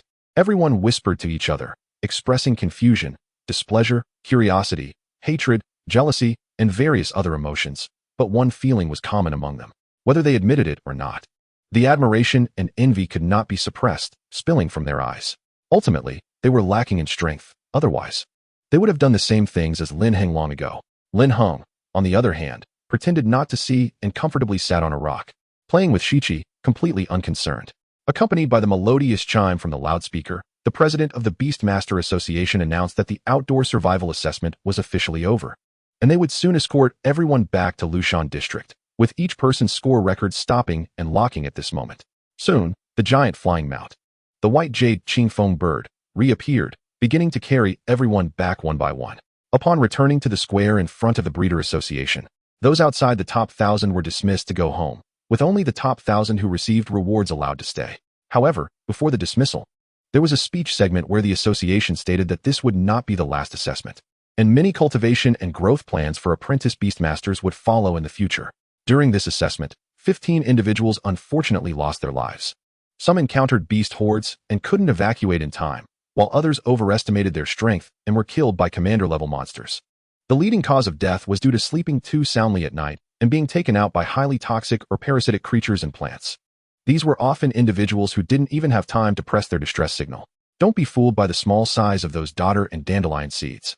They grow at an exponential rate, and if one is not careful, they can end up with nothing but skin by morning. Leeches, ticks, spiders, and some other insects are the same. These creatures often have the ability to paralyze nerves, and by the time you realize it, it's already too late. Therefore, one must thoroughly check their body before sleeping. This is an unavoidable reality. The path of a beastmaster has never been smooth sailing, and countless professional beastmasters die in the wilderness every year. Even if they sign safety and voluntary participation agreements, the association will still compensate the families with a sum of money. This incident made the young people realize the difficulties and dangers of this path. Subsequently, the remaining 9,000 were gradually dismissed, leaving only 1,000 individuals. After completing their registration, they could collect their bonuses within 3 days. The last 900 were also dismissed. Among them were Wang Zhou, Xiaobai, Xiaokong, Li Yao, and others whom Lin Heng knew. Many of them left reluctantly, casting deep glances at Lin Heng. Someone like Xiaokong definitely had the strength to enter the top 100, but unfortunately, there were no monsters to hunt. The remaining 100 individuals could be said to be the most outstanding in Lushan District and would be prioritized for training in the future. With this achievement, they would be valued by the association, martial arts schools, legions, and research institutes, making it much easier for them to join. According to regulations, these individuals could receive bonuses ranging from 500,000 to 2 million based on their rankings. Lin Heng was very happy, with over 260,000 points. He took first place, so the 2 million was his. Even without any other rewards, this 2 million was enough for him to cultivate Shichi to commander level. His previously severed financial source was restored, and he wouldn't have to worry about resources for a while. All right, the top 10, come with me. The rest will be escorted to another area, President Zheng Qianquan said, and turned to walk toward the association building. Lin Heng and the others quickly followed. You are Lin Heng, right? Good, let's have a spar sometime. Chang Shi approached Lin Heng and said quietly, his eyes filled with a strong sense of challenge. I never spar, sorry. Lin Heng shook his head, too busy to deal with the competitive spirit of the hot-blooded youth, and even less willing to engage in any duels. If it weren't for the need to obtain resources, he wouldn't have participated in this wilderness survival assessment at all. His goal was to cultivate and elevate his realm. Seeking longevity and even immortality, fighting was merely a means, and he wouldn't engage in combat unless necessary. Are you a coward? You don't even dare to participate in a duel. Your first place isn't justified. Chang Shi whispered angrily, determined to take first place and already furious from being robbed of it. It's fine, I don't care. Lin Heng shrugged and smiled, not wanting to argue, and quickly followed the president, making Chang Shi dare not provoke him again. Soon, they arrived at an office where Lu Fei, the president of the Breeder Association, and Chang Qingshan, the head of the Vajra Martial Arts School, were also present. In addition to them, some vice presidents and other high-ranking officials were there as well. As the 10 most outstanding apprentice beastmasters in Lushan District, you will receive the opportunity to train in the Goldenwood Space Rift in the city center. You will also represent our Lushan District to compete for resource distribution quotas against the other 9 districts. The specific time will be about a week from now. I will take you there at that time. Before that, you should carefully consider what materials you need. The president of the Beastmaster Association, Zheng Qianquan, said to the 10 young men and women before him, whether it's a beast or a monster, there isn't much difference in essence.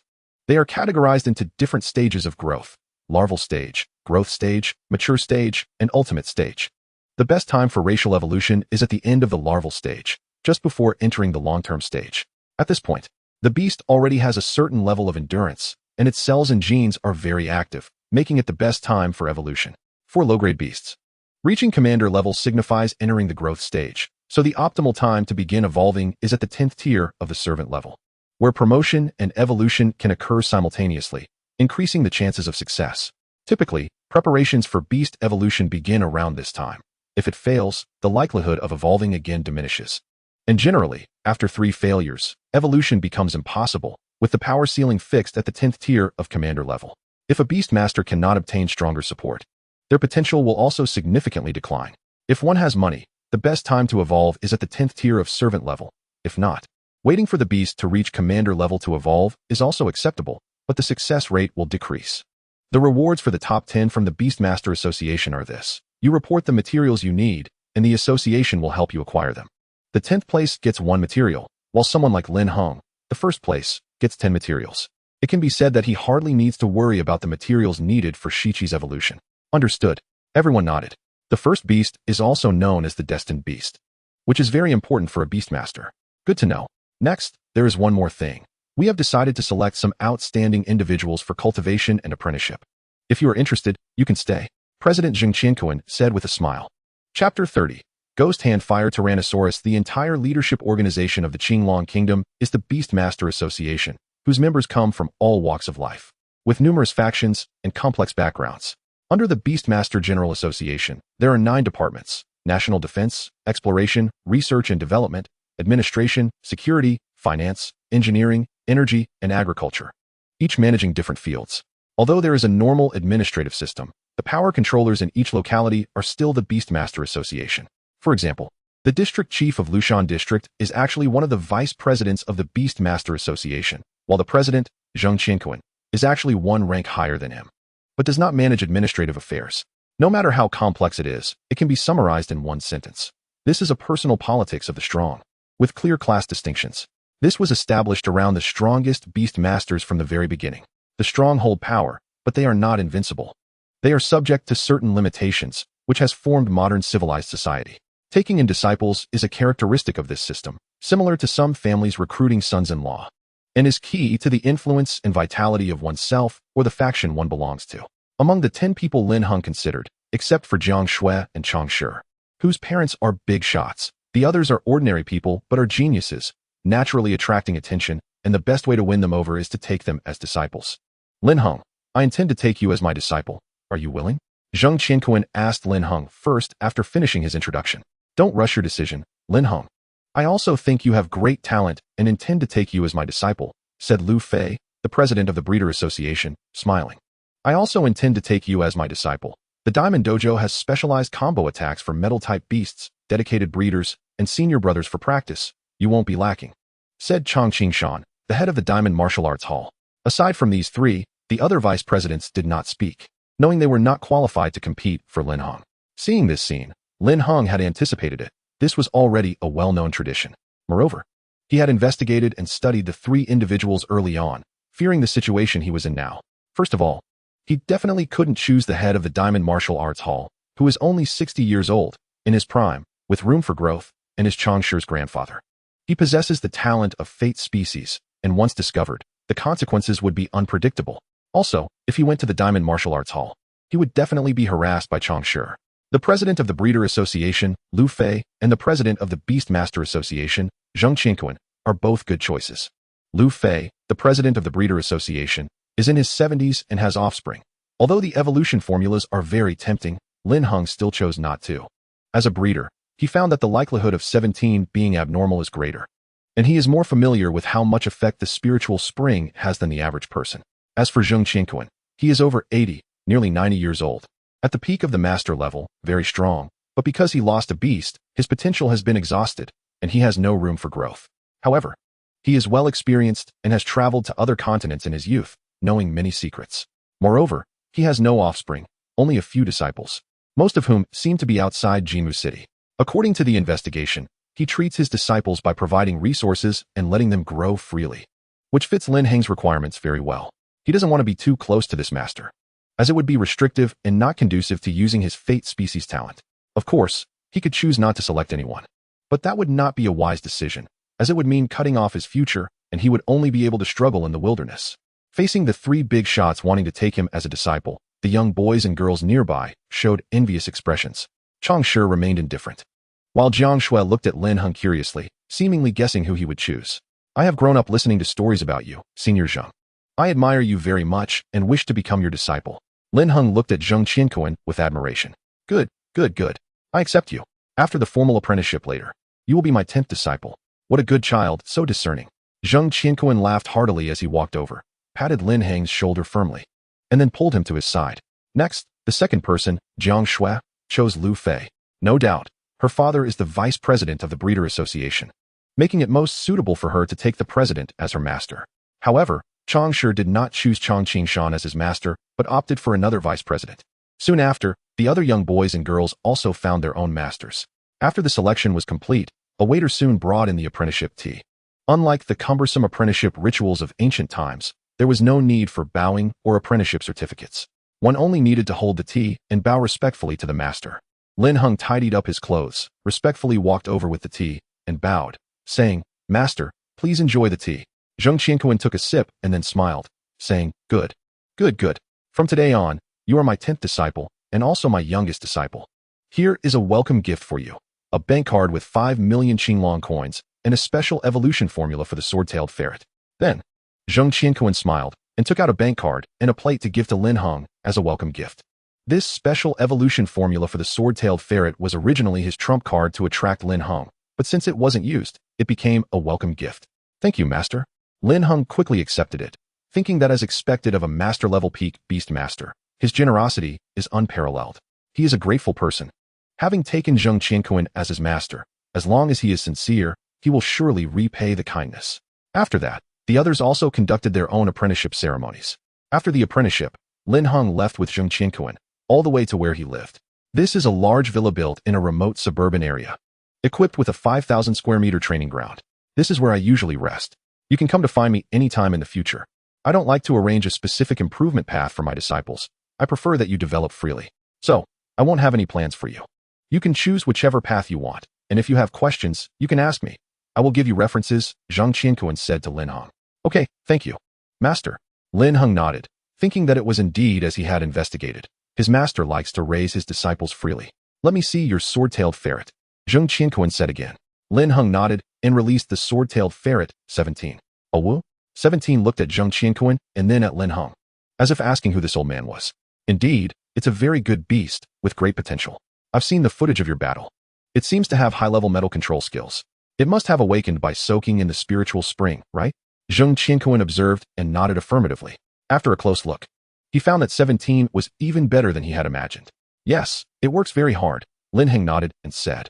You can go back and study the evolution formula I gave you. It's a very good direction. If you think it's feasible, you can use your first place reward to exchange materials. Once it reaches the servant level 10th rank, you can start the racial evolution. Also, I will send you my Chaoyang Qingsong meditation method shortly, which can improve your meditation efficiency. If you have any questions, I can give you the phone number of your 9th senior sister. You can ask her if I'm not around, Zheng Qianquan added. Then he began to teach Lin Heng the Chaoyang Qingsong meditation method and advised him that meditating in the morning is the most effective. Zheng Qianquan did not say much about other things, saying everything would be discussed once Lin Heng became a professional beast master. Lin Heng nodded, not in a hurry to leave, and expressed his desire to see his master's beast. When the Lord-level beast was released, Lin Heng was shocked. It was a creature as large as a small mountain. This beast looked like a Godzilla, covered in fiery red scales, with many fiery red tentacles on its back, a white bony horn on its head, sharp claws, and a terrifying abyss-like mouth. This is a Lord-level 10th rank beast, the Ghost Hand Fire Tyrannosaurus, a dual-type undead and fire beast, evolved from a lava lizard. Just standing there, the aura of a Lord-level monster radiated out, giving Lin Heng a sense of suffocation. 17 was directly intimidated and lay on the ground, unable to move. This is a Lord-level monster, so fierce, Lin Heng exclaimed. This guy is 15 meters long and 6 meters tall, simply majestic, truly worthy of being a Lord-level beast. Have you seen it? Work hard, and your 17 will grow to this level too.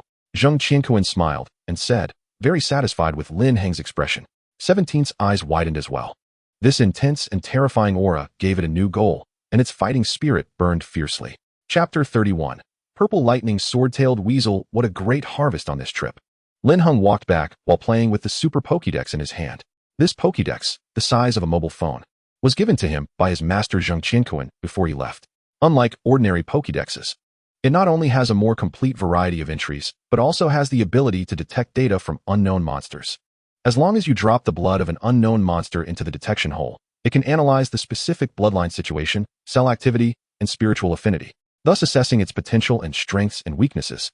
Furthermore, this Pokédex does not automatically upload local data, ensuring strong privacy. It is a high-end product that has not been mass-marketed yet, worth millions, affordable only to big shots. Lin Heng planned to use it to check the situation of that flame silkworm after returning home. When he got home, his parents had prepared a large feast waiting for him to celebrate his return.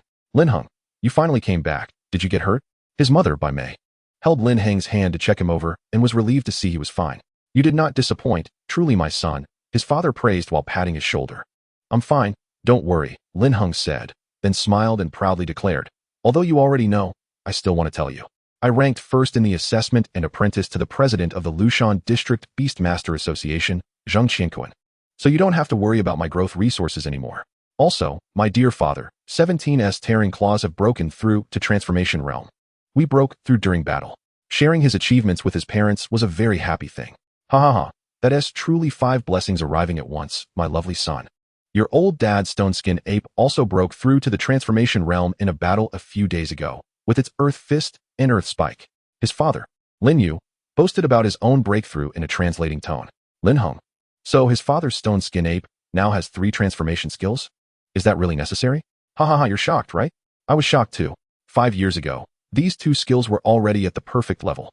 And after so long of honing, they finally broke through. His father laughed heartily, enjoying Lin Heng's surprised look.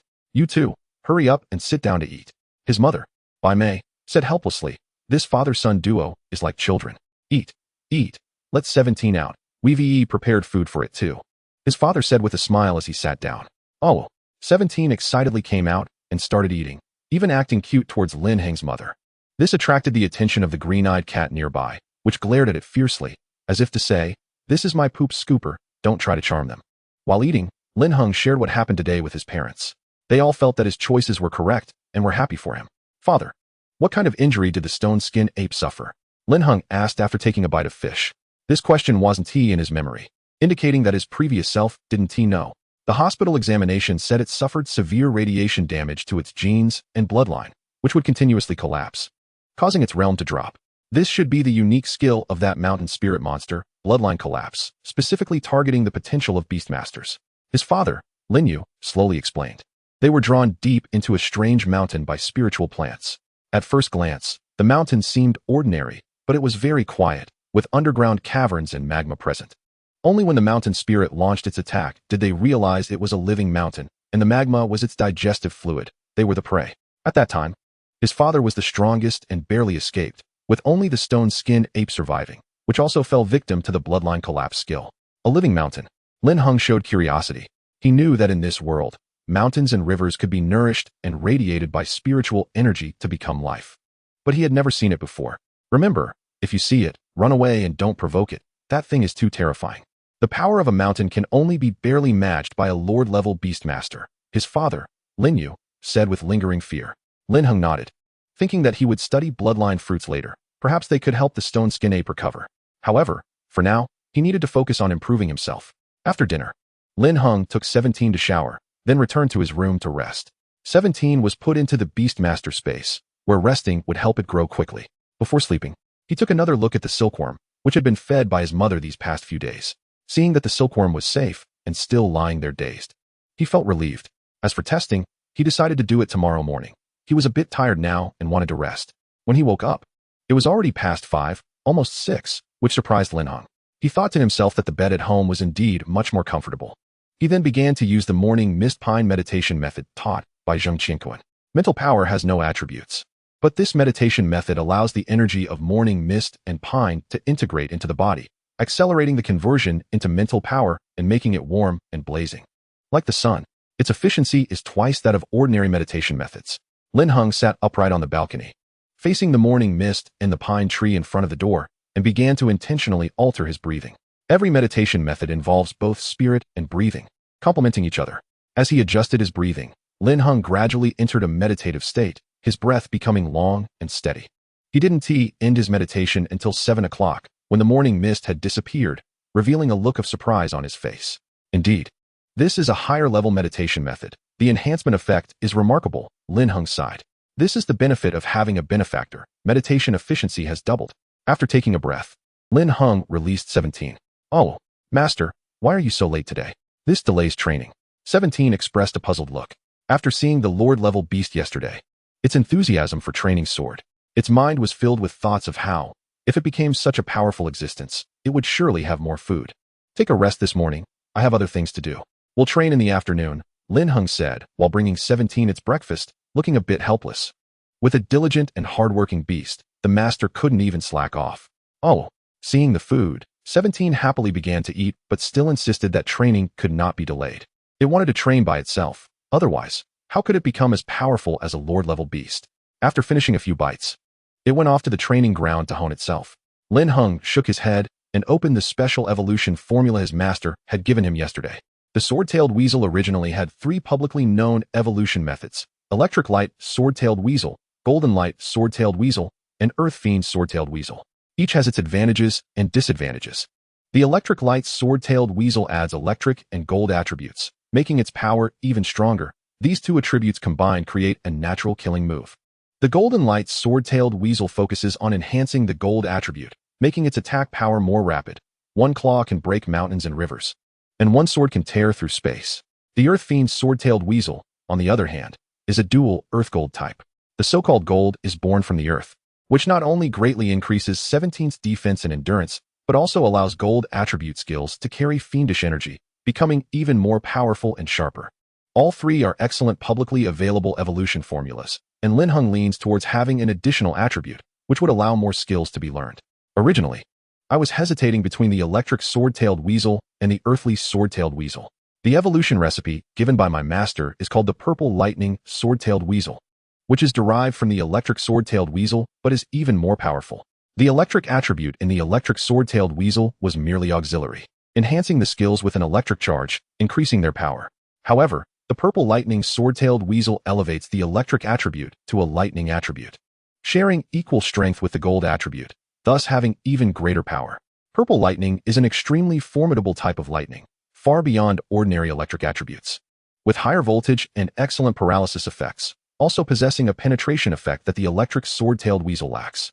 Once evolved, every skill of 17 will carry paralysis and lightning penetration effects, essentially acting as a small killing move. Moreover, the probability of awakening lightning skills will greatly increase. If there are no better options, then this is it. Lin Heng nodded, looking at the material recipe, ready to start preparations. The electric sword-tailed weasel is merely at a mid-grade potential, while the purple lightning sword-tailed weasel is the pinnacle of mid-grade potential, extremely close to its limits.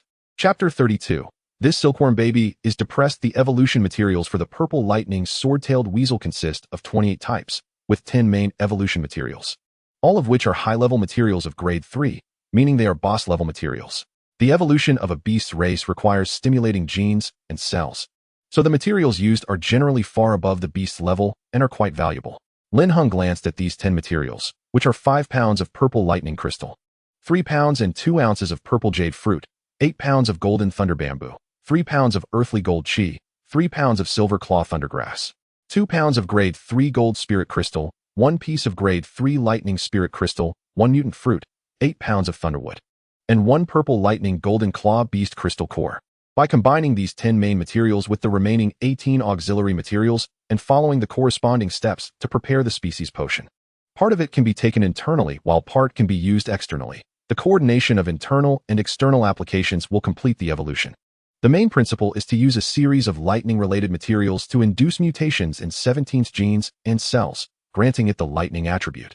Although the specific process is still not fully understood, the recipes are developed by stimulating monster cells with materials, and the original genetic technology is not very effective here. After gaining extraordinary power, the monster's genetics have become too complex to study, seemingly deviating from original genetic science. These 10 primary materials are quite valuable, all being grade 3 materials, with individual prices ranging from 20,000 to 100,000, totaling over 900,000. The gold attribute materials are relatively better, but lightning attributes are rare and generally expensive. The 18 auxiliary materials vary in quantity and collectively amount to about 300,000, meaning just preparing the materials will cost over 120,000. This does not include the recipe cost. The evolution recipe for the excellent purple lightning sword-tailed weasel is at least 1 million, extremely expensive. This is why my parents suggested choosing beasts with publicly available evolution recipes. Without support from behind, relying solely on oneself is truly very difficult. Lin Heng's current choice to complete both the race evolution and upgrade at the 10th level of the servant rank is even more challenging for ordinary people. Generally, everyone first raises their beasts to the leader level, then ventures into the wild to gather money for materials or buy evolution recipes. If it weren't for the help of the Fate Seed talent, Lin Heng would likely have to follow this path as well. But now it's different. With the help of his master and the nurturing of the Breeder Association, he can start 17th evolution at this optimal point of the 10th level of servant rank. In fact, beasts evolved this way have even more potential because servant-level beasts do not have crystal cores and are more receptive to other attributes. Once they reach the leader level and have a crystal core, activating other attributes becomes difficult due to the suppression of the main attribute. This is why the success rate of evolution is lower than that of the 10th level of servant rank. After researching the evolution recipe for 17, Lin Heng decided to submit the materials tomorrow and ask the association for help in collecting them. After a week, he would conduct the evolution in the space rift in the city center. Putting this matter aside, Lin Heng took a moment to rest, exhaling deeply, and glanced at 17 training outside. His Fate Seed talent was already available for use again, and he was considering whether to give 17 another skill. Forget it. I'll check on the silkworm baby first. Lin Heng shook his head and decided to make a decision in the afternoon. The silkworm baby was lazily lying in its cage, eating leaves from the fire silkworm mulberry, looking quite comfortable and content. Lin Heng took out his newly acquired Super Pokédex to check it. Name: Silkworm Baby. Attribute: Fire. Level: Servant. Level 12. Level 12. Potential: Unknown. Skills: Unknown. Description: Unknown. Huh? Is this Pokédex broken? A servant level 12 silkworm baby? Lin Heng's eyes widened as he looked at the data from the Pokédex. Could it be that the Pokédex given by my master is malfunctioning? No, wait. Let me do a blood test. Lin Heng shook his head, not believing the Pokédex was broken. Perhaps it was really an issue with the silkworm baby. He immediately opened the cage, took out the dazed silkworm baby, and pricked its tail with a needle. Squeak! The silkworm baby immediately spat out a meter-long fiery red silkworm thread in pain, looking weak, helpless, and pitiful. Don't worry, you'll be fine soon. Lin Heng smiled and reassured. Although the silkworm baby was weak, this injury was nothing serious, and it would recover shortly.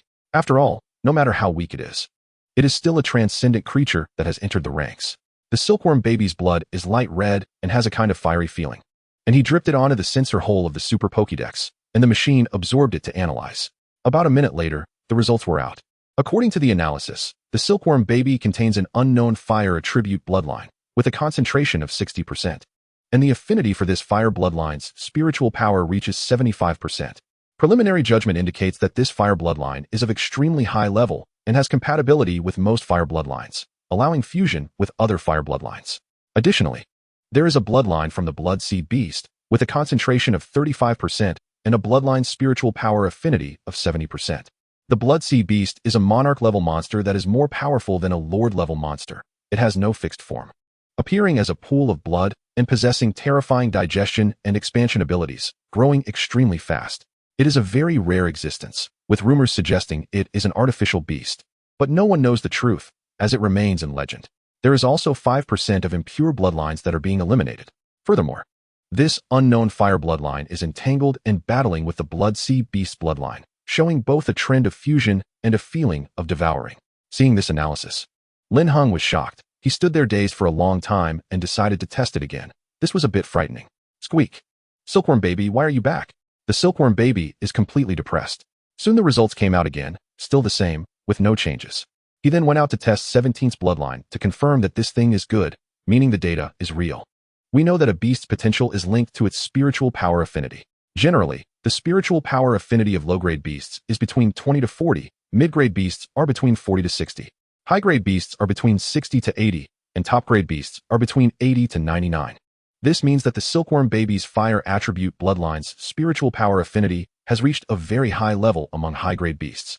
It's worth noting that in the market, low-grade and mid-grade beasts can still be bought, but high-grade beasts are rarely sold, with most being controlled by large forces such as financial groups, martial arts schools, associations, and universities.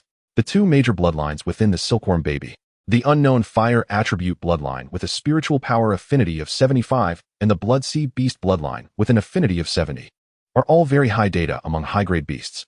Although the silkworm baby is currently too weak in various aspects such as physical fitness, comprehension ability, bloodline skills, an elemental capacity to be considered a high-quality beast, other aspects can be improved. However, the enhancement of spiritual affinity is quite difficult, and the only way is through racial evolution. The reason why the spiritual affinity of the gold element before level 17 could be improved is that it could originally reach that level. It was merely due to underdevelopment, which is an improvement within its current tier. Once it reaches 40, it can no longer be enhanced because this is the limit for low-grade beasts, and further improvement can only be achieved through racial evolution. Of course, within the same tier, such as low-grade beasts having a spiritual affinity of 2040, there are still many methods to enhance spiritual affinity, such as spiritual springs or some precious spiritual plants. In summary, it can be said that the silkworm baby has the potential for high quality, even if it cannot become a high-quality beast. Using it to produce bloodline fruits would be equivalent to having 2 high-quality bloodlines. However, Lin Heng currently has no thoughts in this direction. The fact that the silkworm baby is so extraordinary indicates that it has significant value in itself, and he is more inclined to nurture it rather than stifle it. Thus, it seems understandable that the silkworm baby could reach servant level 12, but he is unsure of its limits. Looking at the silkworm baby in front of him, Lin Heng recalled a certain joke from a nurturing game in his past life. Could the silkworm baby end up like that? He felt a bit excited, but for now, he had no means to act and did not dare to try randomly. He planned to learn some cultivation knowledge before making a decision. After all, if he acted blindly and caused problems for the silkworm baby, who would he cry to? Chapter 33. The senior sister with a long life than her own. All right. I'm just checking your body, not harming you. Lin Heng put away the identification machine and smiled to comfort the depressed silkworm baby. Gee, the silkworm baby turned its head, feeling depressed and not eating the fire silkworm mulberry anymore. Look, it's all done with the checkup, and I bought you some tastier leaves, didn't I? Lin Heng took out a bright red phoenix tree leaf and said with a smile. This is a leaf from the 3rd-tier spiritual plant, the fire phoenix tree, which he bought when he returned yesterday because he had some money now. Gee. Upon seeing the leaf of the fire phoenix tree, the silkworm baby couldn't help but turn its head, looking like it wanted to eat but was too shy to admit it. Lin Heng chuckled, placed the phoenix leaf in the cage, and then turned to leave the training ground. Let us go, 17, we are heading out. Lin Heng called out loudly to 17, who was on the training ground. Now that the master has finished work, he said he would take him to meet his 9th senior sister, who is a nurturing master and is currently in Kong City. He also planned to buy some food for 17 and a monster corpse to make a new skill fruit. Oh well. 17 trotted over and followed Lin Heng, seemingly aware that food was coming, and appeared very happy. Before long, they arrived at the entrance of the Beast Master Association. Lin Heng handed over the list of 10 main materials for 17's evolution into the purple lightning swordtail ferret. For now, he decided that this evolution for 17 would be the purple lightning swordtail ferret, as he couldn't find a better option at the moment. Once he becomes stronger in the future, he can look for some powerful bloodlines for 17's next evolution. After finishing the business, Lin Heng sat in the hall waiting for his master, Zheng Qianquan, but unexpectedly ran into Xiaobai, who came to pick up a task. Lin Heng, how does it feel to become Grandpa Zheng's disciple? I highly recommended you back then, Xiaobai said with a smile, patting Lin Heng on the shoulder. I'll treat you to a drink to thank you another day. If you need anything, just let me know. Lin Heng nodded and smiled. Ha, no need to say that. I will definitely treat you to a big meal another day. I won't talk to you anymore. I need to hurry up and train my fire pattern wolf. I don't want to fall too far behind you, Xiaobai said with a smile before taking his leave. It was clear that Lin Heng's amazing progress had made him feel a bit anxious, reducing his playful mood. Be careful, Lin Heng nodded, silently remembering these friends who genuinely helped him. When he has enough strength to protect himself and is not afraid of his talent being discovered, he will create some skill fruits and bloodline fruits to repay them. Not long after Xiaobai left, Master Zheng Qianquan came out. Let us go? I'll take you to meet your 9th senior sister. She is a nurturing master and also a student at the Qinglong Beast Master University in the capital. I believe you two will get along quite well, Zheng Qianquan said, patting Lin Heng on the shoulder. Okay, Lin Heng nodded, following beside his master. He indeed wanted to interact with this 9th senior sister and was ready to learn some knowledge about beast bloodlines. Have you practiced the morning glow-green pine meditation method? How does it feel? Zheng Qianquan casually asked as they walked along the road. I just tried it this morning. It's much better than my previous basic meditation method. Lin Heng nodded. Of course, meditate well. I hope you can become a professional beast master by January next year. By then, I will find a way to get you a recommendation letter to go to Qinglong City to study at the Beast Master University and see the most top-notch talents in the Qinglong Kingdom, Zheng Qianquan said, showing high expectations for Lin Heng. I think so too, Lin Heng said. The most impressive part of the Beast Master University is that you can learn skills equivalent to a second talent, although only a small number of people can obtain it. It is extremely attractive to Lin Heng. Moreover, only by reaching a larger stage can one gain faster improvement. The old and the young chatted while walking. Zheng Qianquan liked to take leisurely walks, while Lin Heng enjoyed interacting with his master, learning and broadening his knowledge. Master, what is going on with the spatial rift in the west outside the city? Lin Heng asked curiously. Recently, not only the Beastmaster Legion has been deployed, but the Nurturing Master Association has also increased rewards for resisting monsters. Many professional Beastmasters have joined the battlefield in the west of the city, but the situation has not improved. For now, I don't know the situation inside either. I can only tell you that 2 museum-level Beastmasters have already been lost inside, and nothing has been explored yet. It is initially determined that there may be Monarch-level Fire-type monsters inside, and their strength is extremely terrifying. Zheng Qianquan sighed and said, once the situation becomes clearer, the City Lord may organize and lead these high-level Beast Masters into the depths of the rift to test the waters. So terrifying. Lin Heng gasped. Museum-level Beast Masters possess 4 beast seeds, and usually, the weakest among them has about 2 Lord-level beasts. Moreover, the beasts cultivated by humans are superior to most wild monsters. And museum-level Beast Masters can even engage in battles with ordinary Monarch-level wild monsters. But such existences have been lost. How dangerous must it be inside? It is indeed terrifying, but as long as we concentrate our forces, it is not difficult to take it down. The challenge lies in how to do it with the least cost. Zheng Qianquan laughed. Currently, human strength can handle even super-large spatial rifts. But it depends on whether we are willing to pay the price. Jimu City is currently exploring and preparing to balance the cost and the harvest. Only when the harvest outweighs the cost is it worth it. Lin Heng nodded, understanding this principle. It seems that this space will be difficult to conquer in the short term.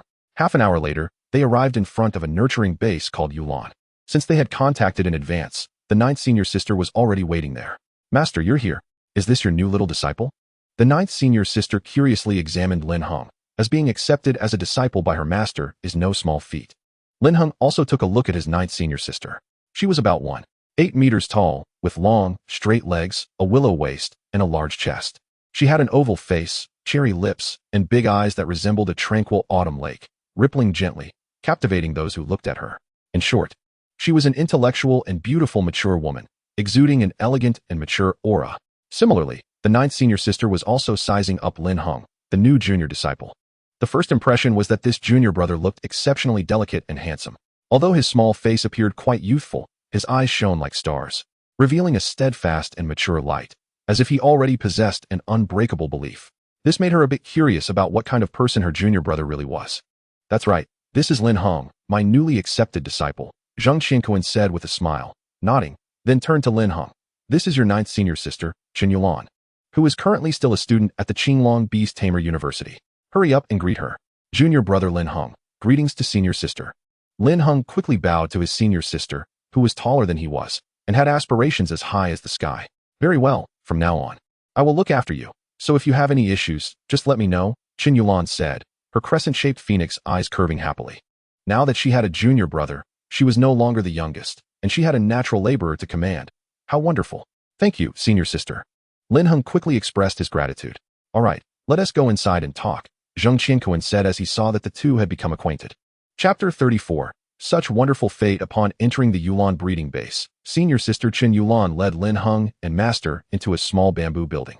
This bamboo building was exquisitely crafted, and beside it was a cluster of beautiful purple bamboo. Lin Heng noticed that this purple bamboo was a level 3 wood-type spirit plant. Yulan purple bamboo, which produces a fruit beneficial for restoring Beast Tamer stamina. Such things were merely ornamental plants, and his senior sister must be quite wealthy. Once inside, Lin Heng discovered several pots of rare spirit plants, immediately realizing that his senior sister was not just ordinarily wealthy, she was definitely a rich lady. Master, this is the purple bamboo spirit tea I just harvested this spring. You should try it. Chen Yulan sat down at the tea table and began to brew tea.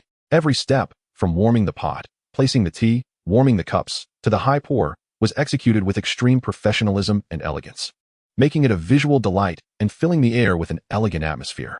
Master Zheng Qianquan picked up the tea brewed by his senior sister and enjoyed a couple of sips, nodding in satisfaction. Yulan, your tea brewing skills are still as good as ever. Too bad I can't come every day to drink it. Master, if you want to drink it, you can come anytime. I'm here all year, senior sister Yulan replied with a smile, pouring a cup for Lin Heng as well. I wish I could. But I'll probably be busy soon, not wanting you to worry about your junior brother being unattended. I brought him here to get to know you, so that if he has any questions, you can help him out. Zhang Qiankuan sighed as he looked at Lin Heng. He was the president of the Beast Tamer Association in Liushenku, and would soon need to go to the west side of the city to lead the local beast tamers in fighting against monsters. This was both his duty and for the benefit of Liushenku, to gain corresponding benefits when they eventually conquered the spatial rift. He feared he would not have time to teach Lin Heng later, which is why he brought him to meet the ninth disciple Chen Yulan. Without any offspring, he treated each disciple as his own son or daughter, not merely for factional competition. Lin Heng sipped the tea, which was warm and fragrant, bringing a sense of calm after drinking. Hearing his master's words, Lin Heng felt very grateful. His master was genuinely nurturing him as a disciple, not just someone who took in talents for factional advantage. He realized he had not made the wrong choice. This was the first noble person in his life. Master, don't worry, with such a junior brother, I will definitely take good care of him. If he has any questions, he can come find me. Chen Yulan said with a smile, looking at Lin Heng and readily agreeing. Haha, with your words, I can rest easy.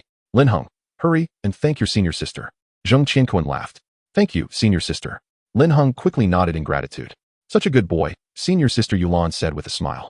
After drinking a few more cups of tea, Master Zhang Qiankuan stood up, ready to take Lin Heng away. The main purpose of today was to introduce them. He had other matters to attend to. Master, just let the junior brother stay here. It's good for us to get to know each other. Senior sister Chen Yulan said with a smile. Zhang Qiankuan glanced at the two, nodded, and said, That's fine. Lin Heng, you can stay here. Remember to call home. He seemed to know what Chen Yulan was planning, but only smiled and did not stop them. All right, master, please be careful on the way. Lin Heng nodded. He actually wanted to go home, but since his senior sister said so, he couldn't just leave without gratitude. However, he couldn't shake the feeling that something was off. His master's gaze seemed to carry a hint of sympathy, and his senior sister's look at him seemed a bit unusual.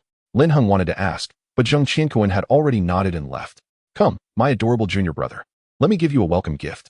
Senior sister Chen Yulan smiled as she walked over, placing her hand on Lin Heng's shoulder, giving him no chance to resist. Oh, okay. Lin Heng could only be led forward by his senior sister. As they walked, a fragrant scent wafted through the air, and he felt a soft warmth on his back. The Yulan breeding base was quite large, with different environments and areas inside. The metal-type monsters lived in an exposed mining environment, fire-type monsters in a volcanic environment, and ice-type monsters in a snowy environment, with extraordinary powers. And the fact that beast tamers could influence the ecology within their territories, it was not too difficult to create different environments in certain areas. However, it was Lin Heng's first time seeing it, so he was quite curious and amazed. Here we are, follow me. Chen Yulan winked and led Lin Heng through a metal door. Stepping through the door brought them into a mountainous and forested environment, where a large number of ivory golden needle pigs lived. These were breeding monsters used for collecting ivory and golden needles.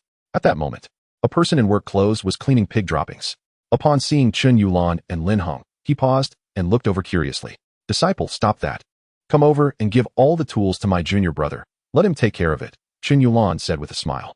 After saying that, she turned to Lin Heng, revealing a playful smile. Are you satisfied with this welcome gift, junior brother? This is a tradition in our sect. Back when she had just become her master's disciple, she was often called by her senior brothers and sisters to do work, cleaning up after the beasts. Now that she finally had a junior brother, she was no longer the youngest and, in her excitement, could not wait to bring Lin Heng over to inherit this fine tradition. That is right. You really are Lin Heng. How did you become my master's junior brother? Chen Yulan's disciple took off her clothes and walked over to take a closer look, curious and incredulous. You are senior sister Yulan's disciple? Lin Heng also displayed a surprised expression. The woman in front of him had golden hair and a slender figure. She was none other than the golden-haired big sister, Lu Yi, who had sold him his beast. He never expected that after all this time, he would end up becoming her master's junior brother. What a wonderful twist of fate. What is going on? Do you know each other? Chen Yulan asked, puzzled, as her disciple seemed to know this junior brother whom she had just met. Master, didn't I tell you that the bad-tempered sword-tailed ferret was bought by a strange boy? It's him, Lu Yi explained, looking at Lin Heng with increasing disbelief. Just 2 months ago, Lin Heng was still a common beast tamer who had to haggle over prices, clearly from an ordinary family that was not well off. How had he so quickly transformed into her master's junior brother, and now her master's uncle? To know that her master's master is actually the president of the Lushan District Breeder Association, a peak-level master at the museum owner level. It's not something that can be casually achieved. So that's it. It seems that we are indeed fated, junior brother. Chen Yulan smiled and glanced at Lin Heng, then explained to her disciple Lu Yi. You've been at the base these days and haven't been following the latest wilderness survival assessment results. My junior brother actually came in first. Chapter 35. 17 dislikes bad women. He came in first. But the sword-tailed ferret he bought clearly has a lower potential than the average sword-tailed ferret. How did he manage to come in first? Lu Yi widened her small mouth, looking at Lin Heng in confusion. Even if that sword-tailed ferret's skill proficiency was slightly higher, it really isn't anything remarkable in the entire Lushan district. How did he get first place? I'm also very curious. Junior brother, let me see your sword-tailed ferret. I'm curious about what you've cultivated it into. Qin Yulan looked at Lin Heng with curious autumn-like eyes. She knew the level of sword-tailed ferrets in her base. It was impossible for them to reach first place. Mainly, 17 itself works very hard, and its personality is quite good. Plus, it has soaked in the spiritual pool inside the spatial rift, and its potential has already reached the lower limit. Lin Heng explained, and then released 17. Oh well, master, do you want food or a fight? When 17 came out, it looked around in confusion, feeling a bit familiar, especially with Lu Yi. It was too familiar with her. She is a bad woman who always locked it up. Upon seeing her, 17 immediately shrank back behind Lin Heng, its expression turning fierce. Master, it's her who bullied me often before. Why don't we go home, master? 17 hates bad women. Lu Yi, what bad woman? I was afraid you'd be ganged up on by other sword-tailed ferrets. Who told you to be so weak and so combative, getting hurt every time? If you're all injured, how can I sell you? Lu Yi was speechless. She had the talent for telepathy, and she heard everything 17 said. She was not a bad woman at all. However, this sword-tailed ferret had indeed changed too much. Just from its appearance, it was already the best among sword-tailed ferrets. The silver claws, long sword tail, and smooth fur all represented its strength. Come here, little guy.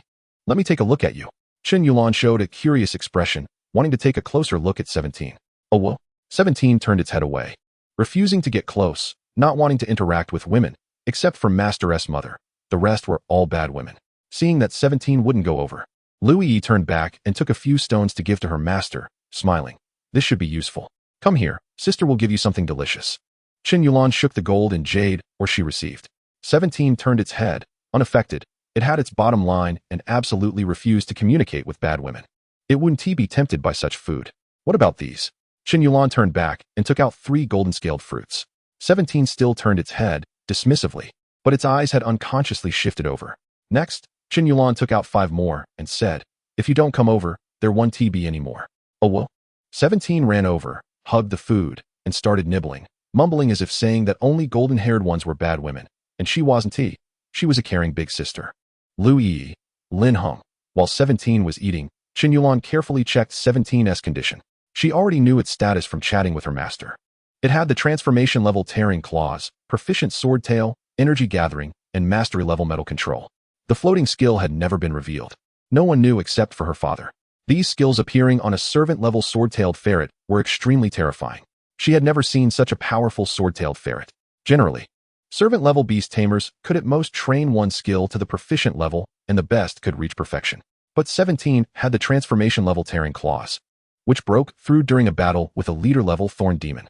The other 2 skills were also at the proficient level, plus 1 high-level skill in metal control at the mastery level.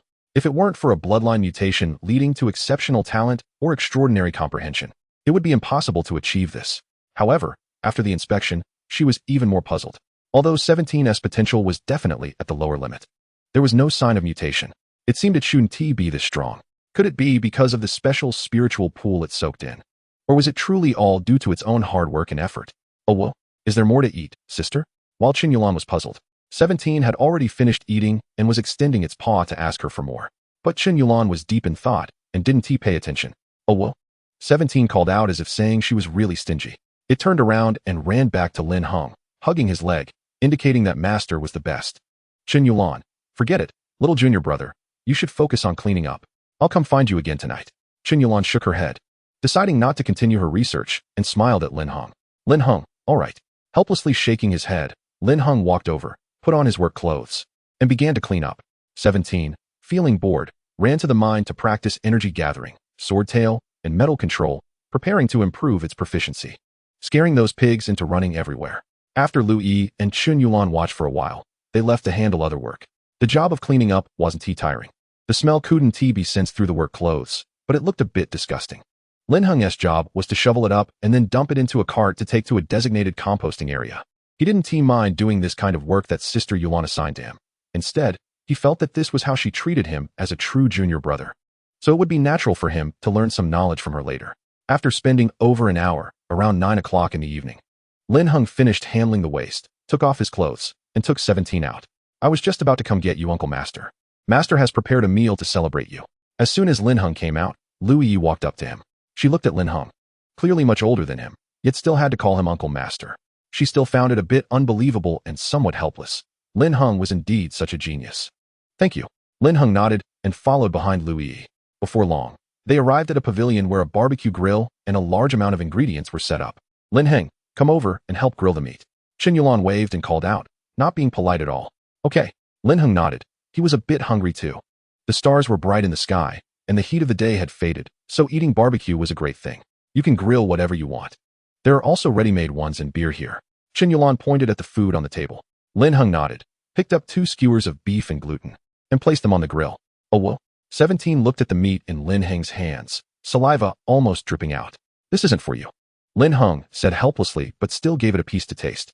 After taking a bite, 17 shook its head, indicating it didn't like this kind of food. Here. This is prepared for you. Qin Yulan took out a plate of gold-type spiritual materials and placed it in front of 17. Oh well. 17 rubbed against her leg.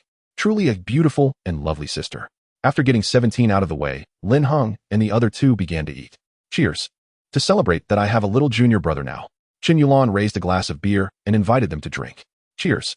Lin Heng raised his glass and drank it in one go. After drinking for a while, Sister Yulan took out a box and handed it to Lin Heng.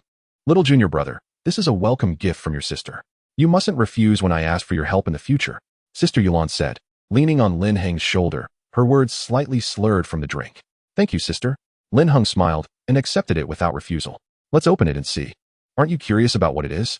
Sister Yulan said with a smile, her breath fragrant like orchids. Chapter 36. Soulstone. Lin Heng was indeed curious about the welcome gift from his sister. Upon hearing her words, he immediately opened the small box. The box was a square frosted one, only the size of a palm. When opened, a black stone lay quietly inside. What is this? Lin Heng showed a puzzled expression, as he did not recognize the item. You can hold it and try to operate your meditation technique with it, Sister Yulan said with a smile in her phoenix eyes. Lin Heng nodded, immediately grasping it and activating the Chaoxia Qingsong meditation method.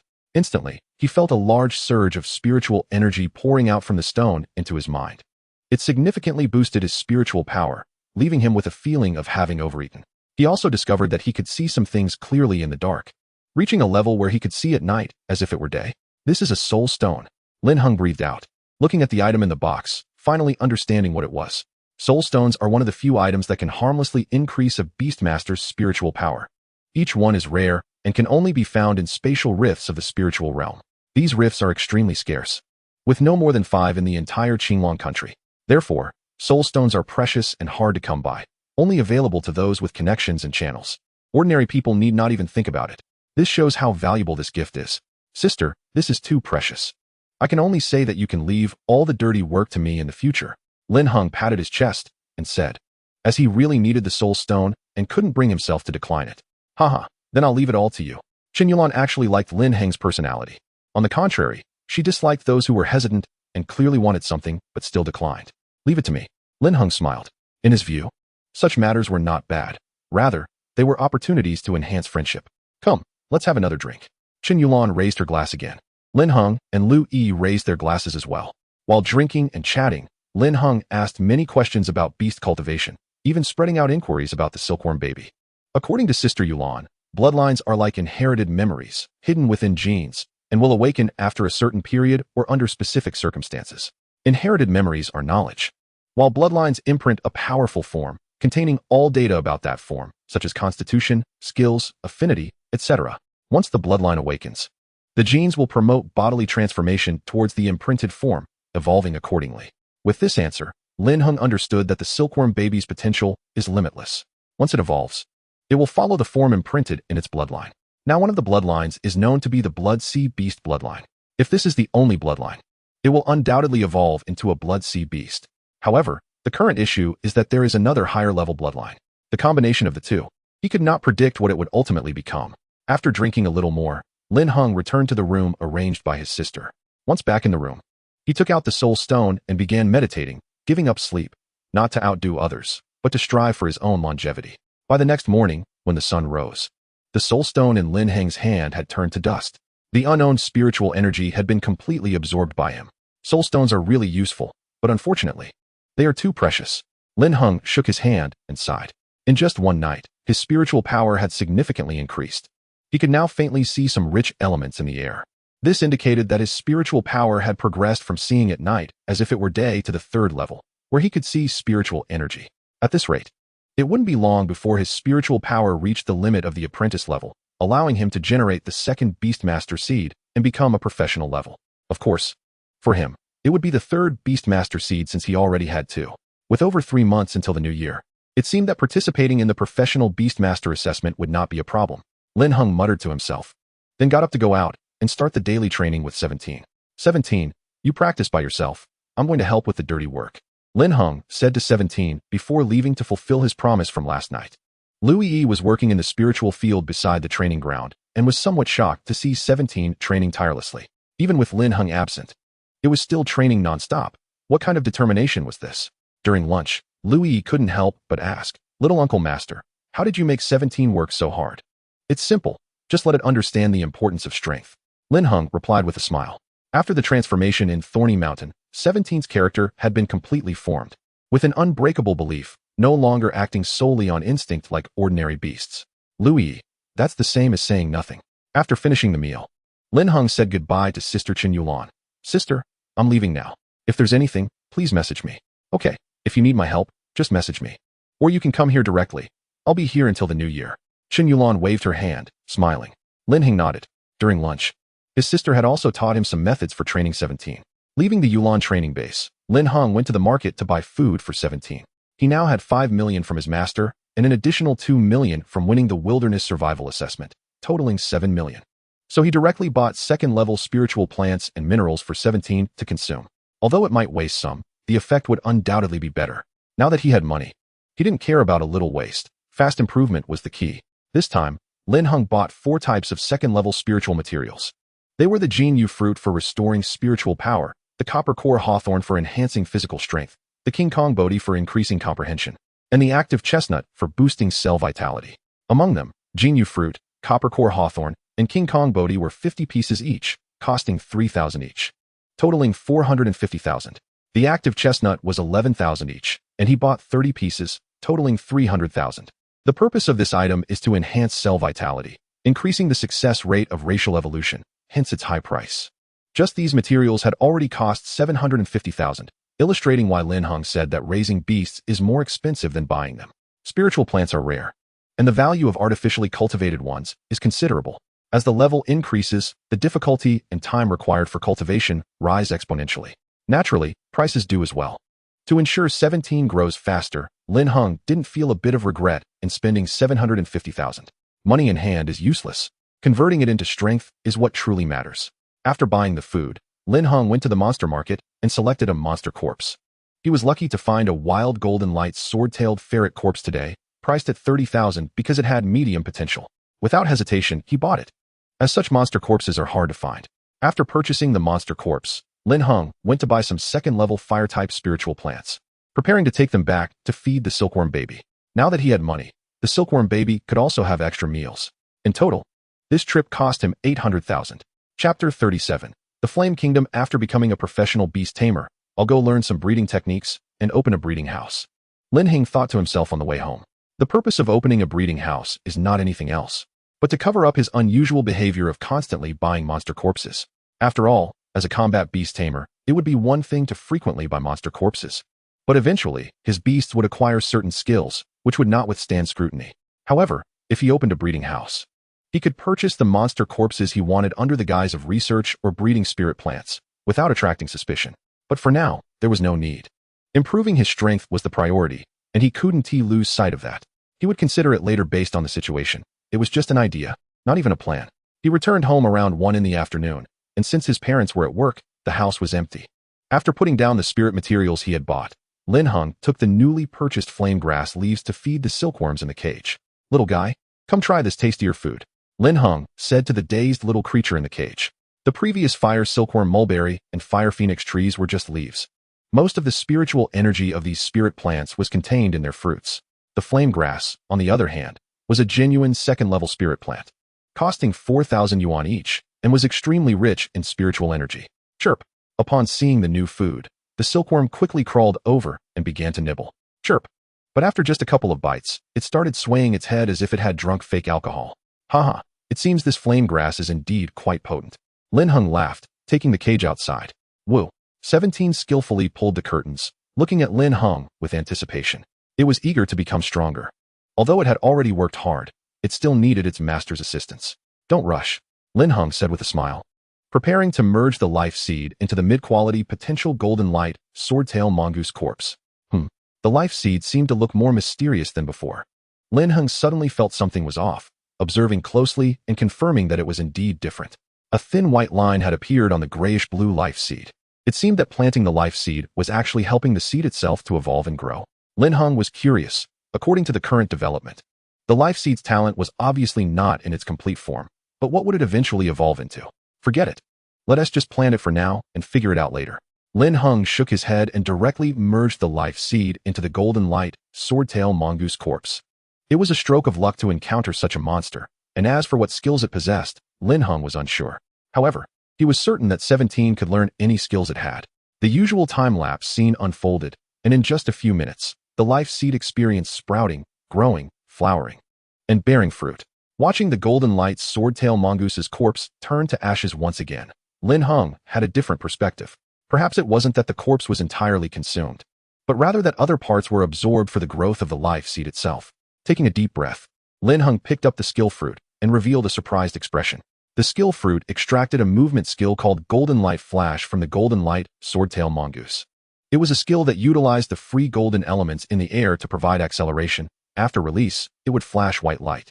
The more free golden elements one could control, the better the effect. It could reach up to 5 times one's own speed at its best, making it a proficient mid-level skill.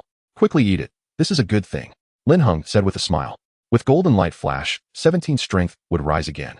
Its current speed could only be considered average. It wasn't fast enough. Woo. Eating fruit, training. 17 excitedly swallowed it in one bite, then fell into a meditative state to comprehend the new skill. Once it completed its understanding, it ran out to the training ground to begin exercising. Golden Light Flash was not simple. As a mid-level skill, it was excellent. 17 practiced for an hour before finally managing to execute it successfully. White golden spiritual energy gathered around it, and then a white light erupted, propelling 17 forward at a speed far exceeding its usual pace. It was estimated to be at least double its original speed. By nightfall, it had fully grasped the skill. The next day, after training all day, it reached the proficient level, restoring its speed to normal and becoming slow again. At the entry level, Golden Light Flash could only provide a one-time speed boost. However, at the proficient level, it could already achieve a 2-fold speed increase. The downside was that it could only accelerate in a straight line, and the white light flashing when activated made it unsuitable for ambushes. Even at the expert level, the speed increase was only 3-fold, which did not solve the downside. Only by raising the proficiency to the perfect level could the straight line acceleration drawback be resolved, and the speed increase could reach 4 times the original. At the transformation level, it could not only solve the white light flashing issue but also achieve 5 times the speed, along with some unknown qualitative change. What exactly that was could only be known once it was achieved. Such realms were rarely recorded in books, only vaguely mentioned. In the evening, Lin Heng's parents came home very late. With the increased rewards for hunting monsters in the Flame Forest, many people had gone there. The Flame Forest was originally the Wonju Forest to the west of Jingu City, and since the appearance of the spatial rift, the flames had never gone out. A large amount of fire-type spiritual energy surged out, transforming the entire forest, causing many monsters to mutate with fire abilities. There were lava lakes on the ground. Some mountains had turned into volcanoes, and some mutated fire-type plants were burning with raging flames, creating a fantastical and brilliant scene. This can be considered a kind of collective ecology brought by the fire-type Beast Tamer group, far more powerful than some ecological fields. Lin Heng was amazed when he saw the before and after comparisons online. Large spatial rifts were terrifying. In just a month, they had transformed an area of dozens of kilometers into this. It could almost be called a flame kingdom. No wonder countless rifts opened back then, allowing Blue Star to become a Beast Tamer world with extraordinary power. If it weren't for him being unable to go out alone, he would definitely want to see it for himself. His parents also returned late for this reason. His mother had more beasts and people needing treatment. His father was busy hunting low-level monsters and collecting spirit materials. Lin Heng, take this to feed the silkworms, his father said upon returning. bringing some leaves of fire-type spirit plants. Okay, Lin Heng nodded. Although these leaves were all first level, it was still fine for the silkworms to eat them occasionally. He couldn't afford to feed them second-level spirit grass too often. You're about to go to the spatial rift in the city center, right? Lin Heng asked during dinner. Yes, in 5 days, his father replied. Lin Heng nodded. Be careful then. You've become Zheng Qianquan's disciple. Although you've gained many benefits, it also means danger. Zheng Qianquan has many enemies in various aspects, and it's easy for you to get caught up in it. You need to be on guard. His father Lin Yu reminded him. I understand. Lin Heng nodded. He was well aware that accepting benefits also meant bearing corresponding risks and troubles. However, he felt it was still acceptable, especially since Master Zheng Qianquan was so strong that very few dared to openly attack him. Oh, by the way, I have good news to tell you. Lin Yu couldn't help but smile as he looked at Lin Heng. What is it? Lin Heng instinctively felt that something was off. Sure enough, the next moment, his father spoke. That is, my stone skin ape has upgraded its rampage skill to the transformation level today. Lin Heng, are you the one cheating, or am I the one cheating? He nearly couldn't help but stand up and ask his dad if he had a system. Haha, it seems it's time for some honing. After all, the stone skin ape has been my initial beast for over 20 years now. A breakthrough is not surprising. Seeing Lin Heng's expression of disbelief, Lin Dad smiled with satisfaction and patted his shoulder to comfort him. Lin Heng, he realized that his father seemed to have developed a habit of amazing him, and he had to find an opportunity to return the favor. He needed to let him know how powerful it was to cheat. In front of cheats, even a hardcore player is useless. Chapter 38. Contracting the silkworm baby in the blink of an eye. It was already mid-August, just 1 day away from Lin Heng's journey to the spatial rift in the center of Jinmu City. During these past few days, Lin Heng diligently practiced the morning sun pine meditation technique given by his master, steadily improving himself, while 17 also worked hard in training. Every morning, he would spar with his father's stone skin ape, then continue with the boring training to enhance himself, waiting for the next day to battle with the stone skin ape again. Life is like this, mostly mundane, but Lin Heng knew it was temporary. There would always be a day to soar the world. Fortunately, it seemed that the golden flash skill also involved the mechanism of gathering energy, as it required utilizing the free gold elements from the outside world. Thus, 17's energy gathering skill suddenly broke through, as if it had an epiphany while practicing the golden flash yesterday, and its proficiency in the energy gathering skill reached a perfect level. The skill mastery had risen to an artistic level, no longer requiring charging like before. It could be unleashed instantly, and the perfect technique could enhance the skill's power, doubling its might. Now, the perfect level energy gathering could increase the power of subsequent gold-type skills by 3 times. The chain reaction also led to an increase in the proficiency of the golden flash skill, which was nearing the mastery level. This self-initiated breakthrough made 17 more diligent and confident, and during training, it couldn't help but mutter, I, 17, am indeed exceptionally gifted. Even without a master, I can break through on my own. The rending claw skill too, and the energy gathering skill as well. Lin Heng, without the foundation I laid for you, without the diamond Bodhi fruit I bought for you, how could you break through on your own? Indeed, he believed that the diamond Bodhi fruit played a significant role in this. Speaking of improvement, the silkworm baby claimed, what kind of rubbish are you, 17? In these 3 days, I've broken through 3 levels, from servant level 12 to servant level 15. Now, the silk it spun could even ignite wood. It tried every day, as if asking Lin Heng if it was impressive. But in terms of combat strength, Lin Heng could only scoff at it. Combat strength? Are you saying you can punch me? Lin Heng was contemplating whether to contract this silkworm baby. He currently had 2 beast seeds, which would allow him to contract it, and contracting it would help it grow faster. However, he hesitated, not yet making a decision. The next day, after completing the morning training, Lin Heng brought food he had prepared for 17. 1 golden jade fruit, 1 copper core hawthorn, 1 diamond Bodhi seed, and 1 active chestnut. Luxurious indeed. 17 walked over and gobbled up the golden jade fruit, then crunched on the copper core hawthorn and diamond Bodhi seed. Just after finishing the active chestnut, its aura suddenly intensified. Hey, I think I've broken through again, master. 17 looked up at Lin Heng. Yes, you're now servant level 9. Lin Heng said with a smile. That's very normal. Look at what you've been eating these days. Each meal costs tens of thousands. Which ordinary civilian beast master would dare to be so extravagant? Name, sword-tailed weasel, attribute, gold level, servant level 8, potential, low-grade limit, skills, rending claw, transformation, sword tail, mastery, energy gathering, perfect, floating, mastery, metal control, proficient, golden flash, proficient.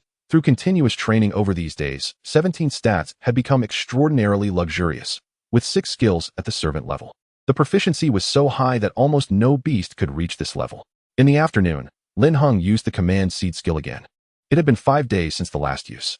Due to the temporary unavailability of sufficiently good gold-type monster corpses, this time he bought a fireball mouse. The fireball mouse only had one skill, which was fireball technique, allowing it to spit out a fireball to burn enemies. This time, Lin Heng didn't throw the silkworm baby outside. 17, as usual, actively pulled the curtains and looked at Lin Heng with its mouth open. It was eager to become stronger again. This time, it's not a skill fruit for you, 17. Lin Heng squatted down and patted its head. Ow! Hearing this, 17 clasped its claws together, lowered its head, and looked very disappointed. Does Master not love me anymore? How could I not love you, my dear? Here, this is for you, be good. Lin Heng smiled and handed over a golden jade fruit. 17 still kept its head down, not even looking. Lin Heng then offered the first copper core hawthorn, and 17's gaze unconsciously shifted. Lin Heng added 1 active chestnut and 1 diamond bodhi seed. 17 couldn't help but swallow, but still didn't move. Well then, I'll take it back and give you the skill. Ow! Before Lin Heng could finish, 17 pressed down on his hand. Since it was already out, as a master's beloved, how could 17 let him feel troubled? Really not troubled? Lin Heng asked with a smile. 17 shook its head repeatedly. Not troubled, not troubled. If you don't give me this skill fruit, then don't give it. Lin Heng smiled and shook his head.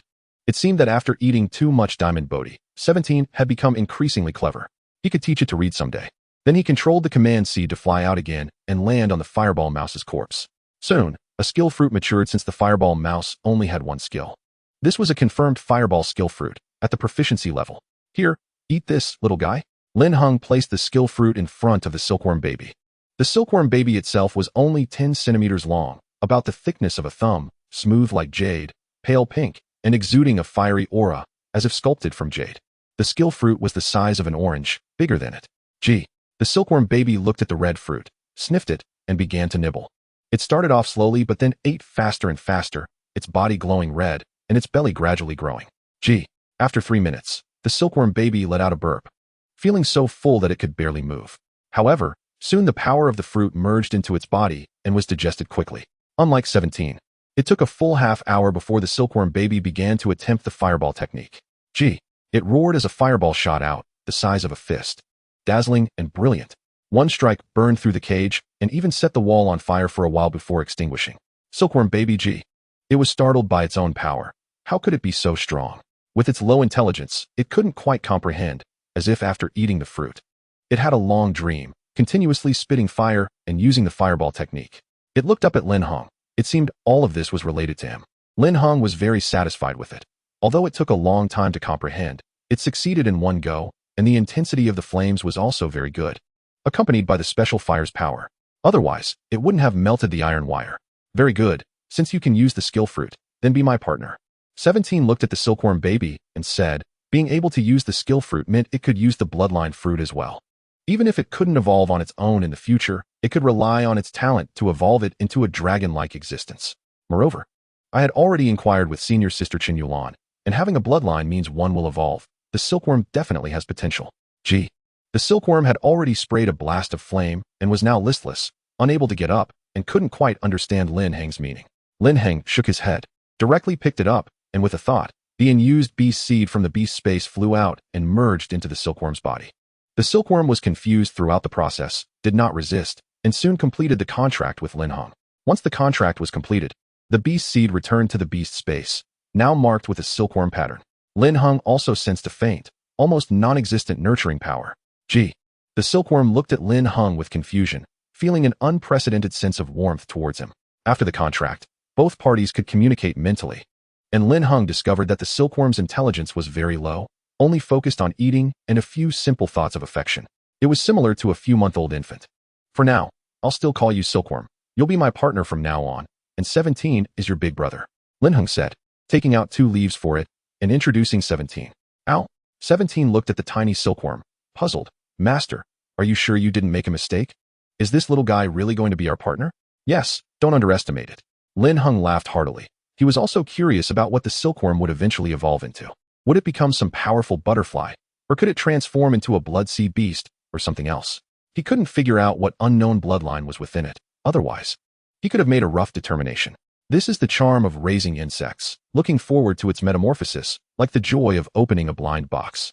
He had already decided that if it didn't work out, he would keep raising it and eventually get a dragon bloodline for it, cultivating the insect into a dragon, which would bring even more sense of accomplishment. Chapter 39, City Lord. On August 12th, early in the morning, Lin Heng arrived early at the Beastmaster Association, waiting in the office for arrangements to go to the fissure in the city. You're really early. Not long after, Jiang Shui also arrived, looking at Lin Heng curiously. This girl, although flat-chested, had long legs and a delicate oval face. It's fine, just woke up early. Lin Heng replied and fell silent. Have you made quite a bit of progress these days? Jiang Shui looked into Lin Heng's eyes, feeling that his gaze was even more brilliant. It's okay.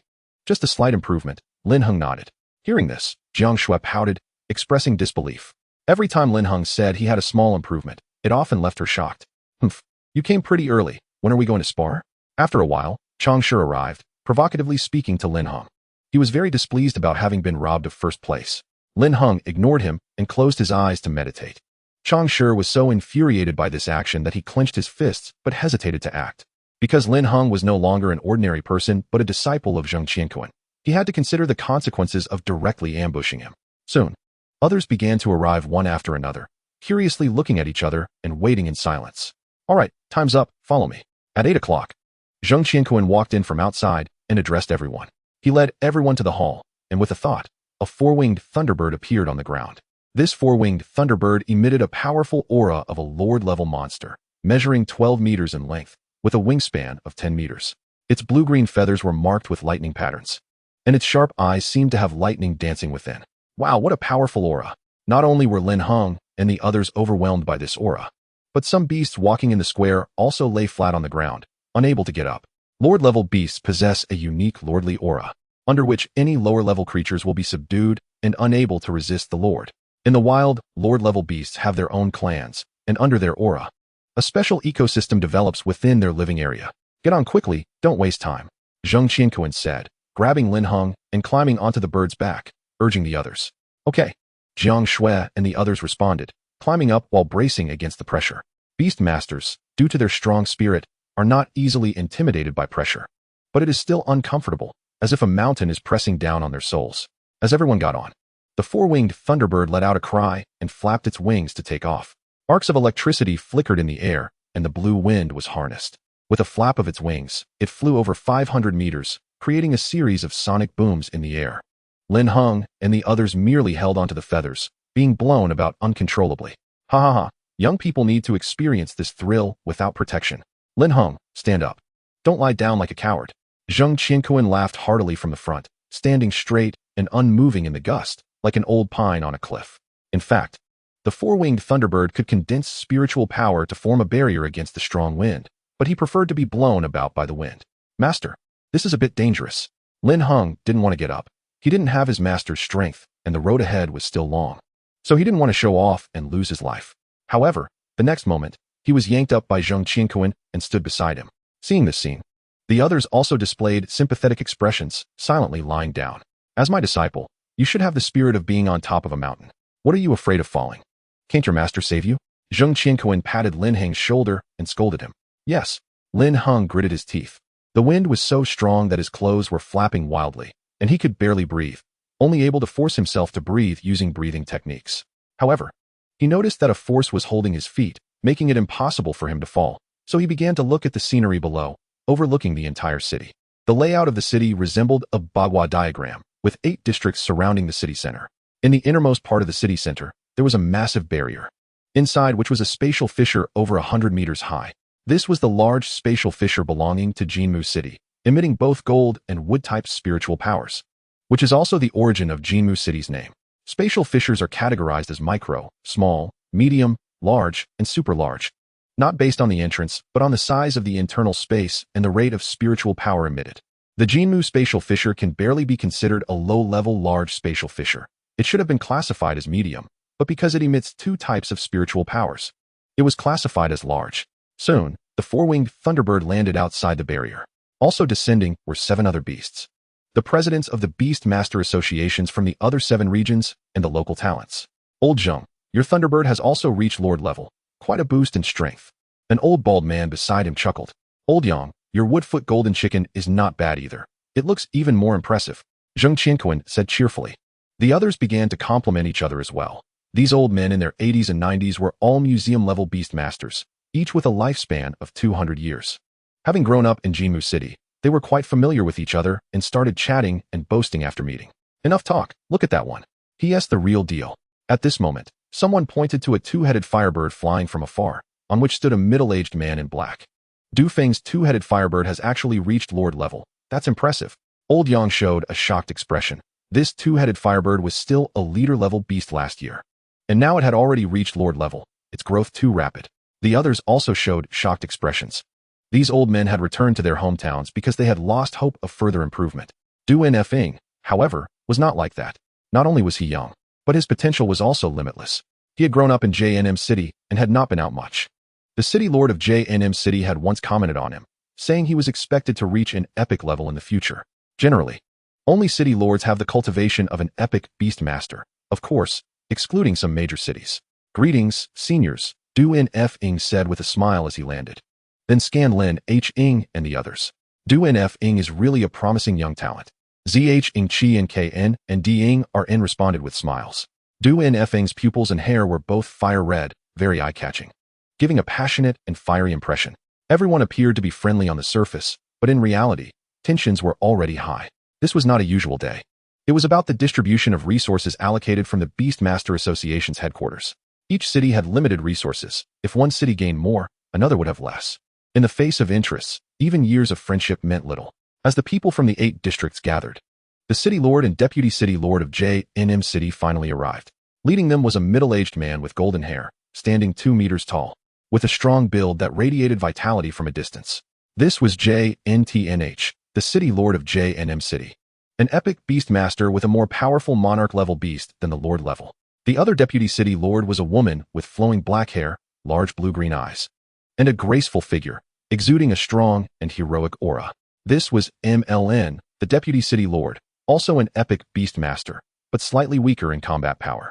The JN and M families, to which they belonged, were the founders of JNM City, transforming it from a small camp into a third-tier city. Now that everyone is here, let us follow the usual rules, JNTNH said slowly, looking at everyone. Next, the geniuses from each region will enter the rift together for a month of training, and the final resource distribution will be determined based on the levels they clear. Zheng Qi and Kn and the others nodded, indicating no objections, as this was the norm.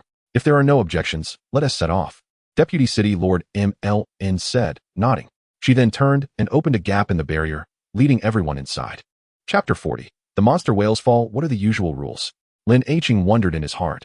He did not know about this matter and had not asked his master. However, it must be related to the situation within the spatial rift. As they entered the barrier, the concentration of spiritual energy increased significantly. Lin Heng could barely see elemental power before, but now he could see it clearly because it was everywhere. The barrier space was not large. It was the central area of JNM City, but it was not inhabited. Instead, it was used for planting spiritual plants and cultivating beasts. Most people lived outside this barrier. The human body cannot absorb spiritual energy. Forcibly injecting it would lead to self-explosion and madness.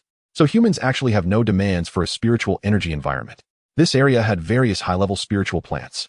And Lin Heng noticed that some spiritual flowers had even gained intelligence under the rich spiritual energy, becoming monsters. There were also giant beings floating in the air like small mountains, and some machines and swords seemed to possess intelligence as well. But he could not see clearly further away. Spiritual energy formed a mist that obscured everything, and it seemed there was a tall tree in the cloud, exuding a powerful aura. After walking a short distance, they arrived in front of the spatial rift. This stable spatial rift looked like a white elliptical light gate. Only unstable ones appeared like shattered glass, full of cracks and gaps. Everyone was silent as they walked into the spatial rift. Suddenly, everything went dark, and their bodies felt significantly lighter, and then they arrived in a brand new space. The gravity feels lighter, Lin Heng thought, curiously surveying his surroundings. The space inside was vast, and only from a high point in the sky could one see the blue and white spatial barriers, like flowing light and water. The concentration of spiritual energy inside was several times that of the outside, and the whole shape was relatively narrow and long, filled with spiritual plants.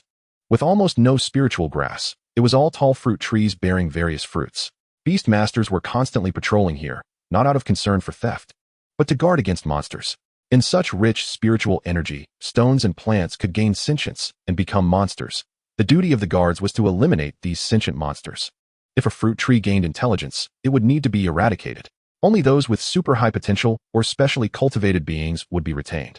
Everyone, get on this flying snake. We're going to the innermost part, City Lord JNTNH said, stepping onto the back of the flying serpent first. This flying snake was 30 meters long, flat in shape, capable of carrying people on its back, belonging to the wind element, and was a specialized flying mount. Of course, it wasn't that this era lacked cars or electric vehicles. It was just that using beasts was more convenient. Cars were generally only used within cities. Once on the flying mount, the two city lords and the vice presidents began to chat and laugh, as there were evidently factions here. Lin Heng's master, ZH Ing Chi and KN, and the 5 regional presidents were all on the side of City Lord JNTNH, while the powerful middle-aged president Du NF Ing and the other 2 presidents were on the side of Deputy City Lord MLN. Although both sides appeared polite, they were constantly vying for interests and power. Lin Heng's gaze lingered on 2 terrifying monarch-level monsters located deep within the spatial rift. Each occupied a large area, their own domains spreading out, radiating around them, and forming 2 distinctly different ecological environments. However, before he had a chance to observe closely, the flying snake had already flown far away, leaving Lin Heng somewhat regretful, as he could only wait for another opportunity to see them again. This is the destination. After flying for about 10 minutes, Lin Heng and the others reached the deepest part of the spatial rift, but it was different from what they had imagined. Instead of seeing a spiritual lake, there was a huge blue and white barrier blocking their way, and outside the barrier, there was a tall altar, with a man-made camp below it. What is going on? Lin Heng showed a puzzled expression. Not only was this barrier strange, but this large spatial rift also seemed off.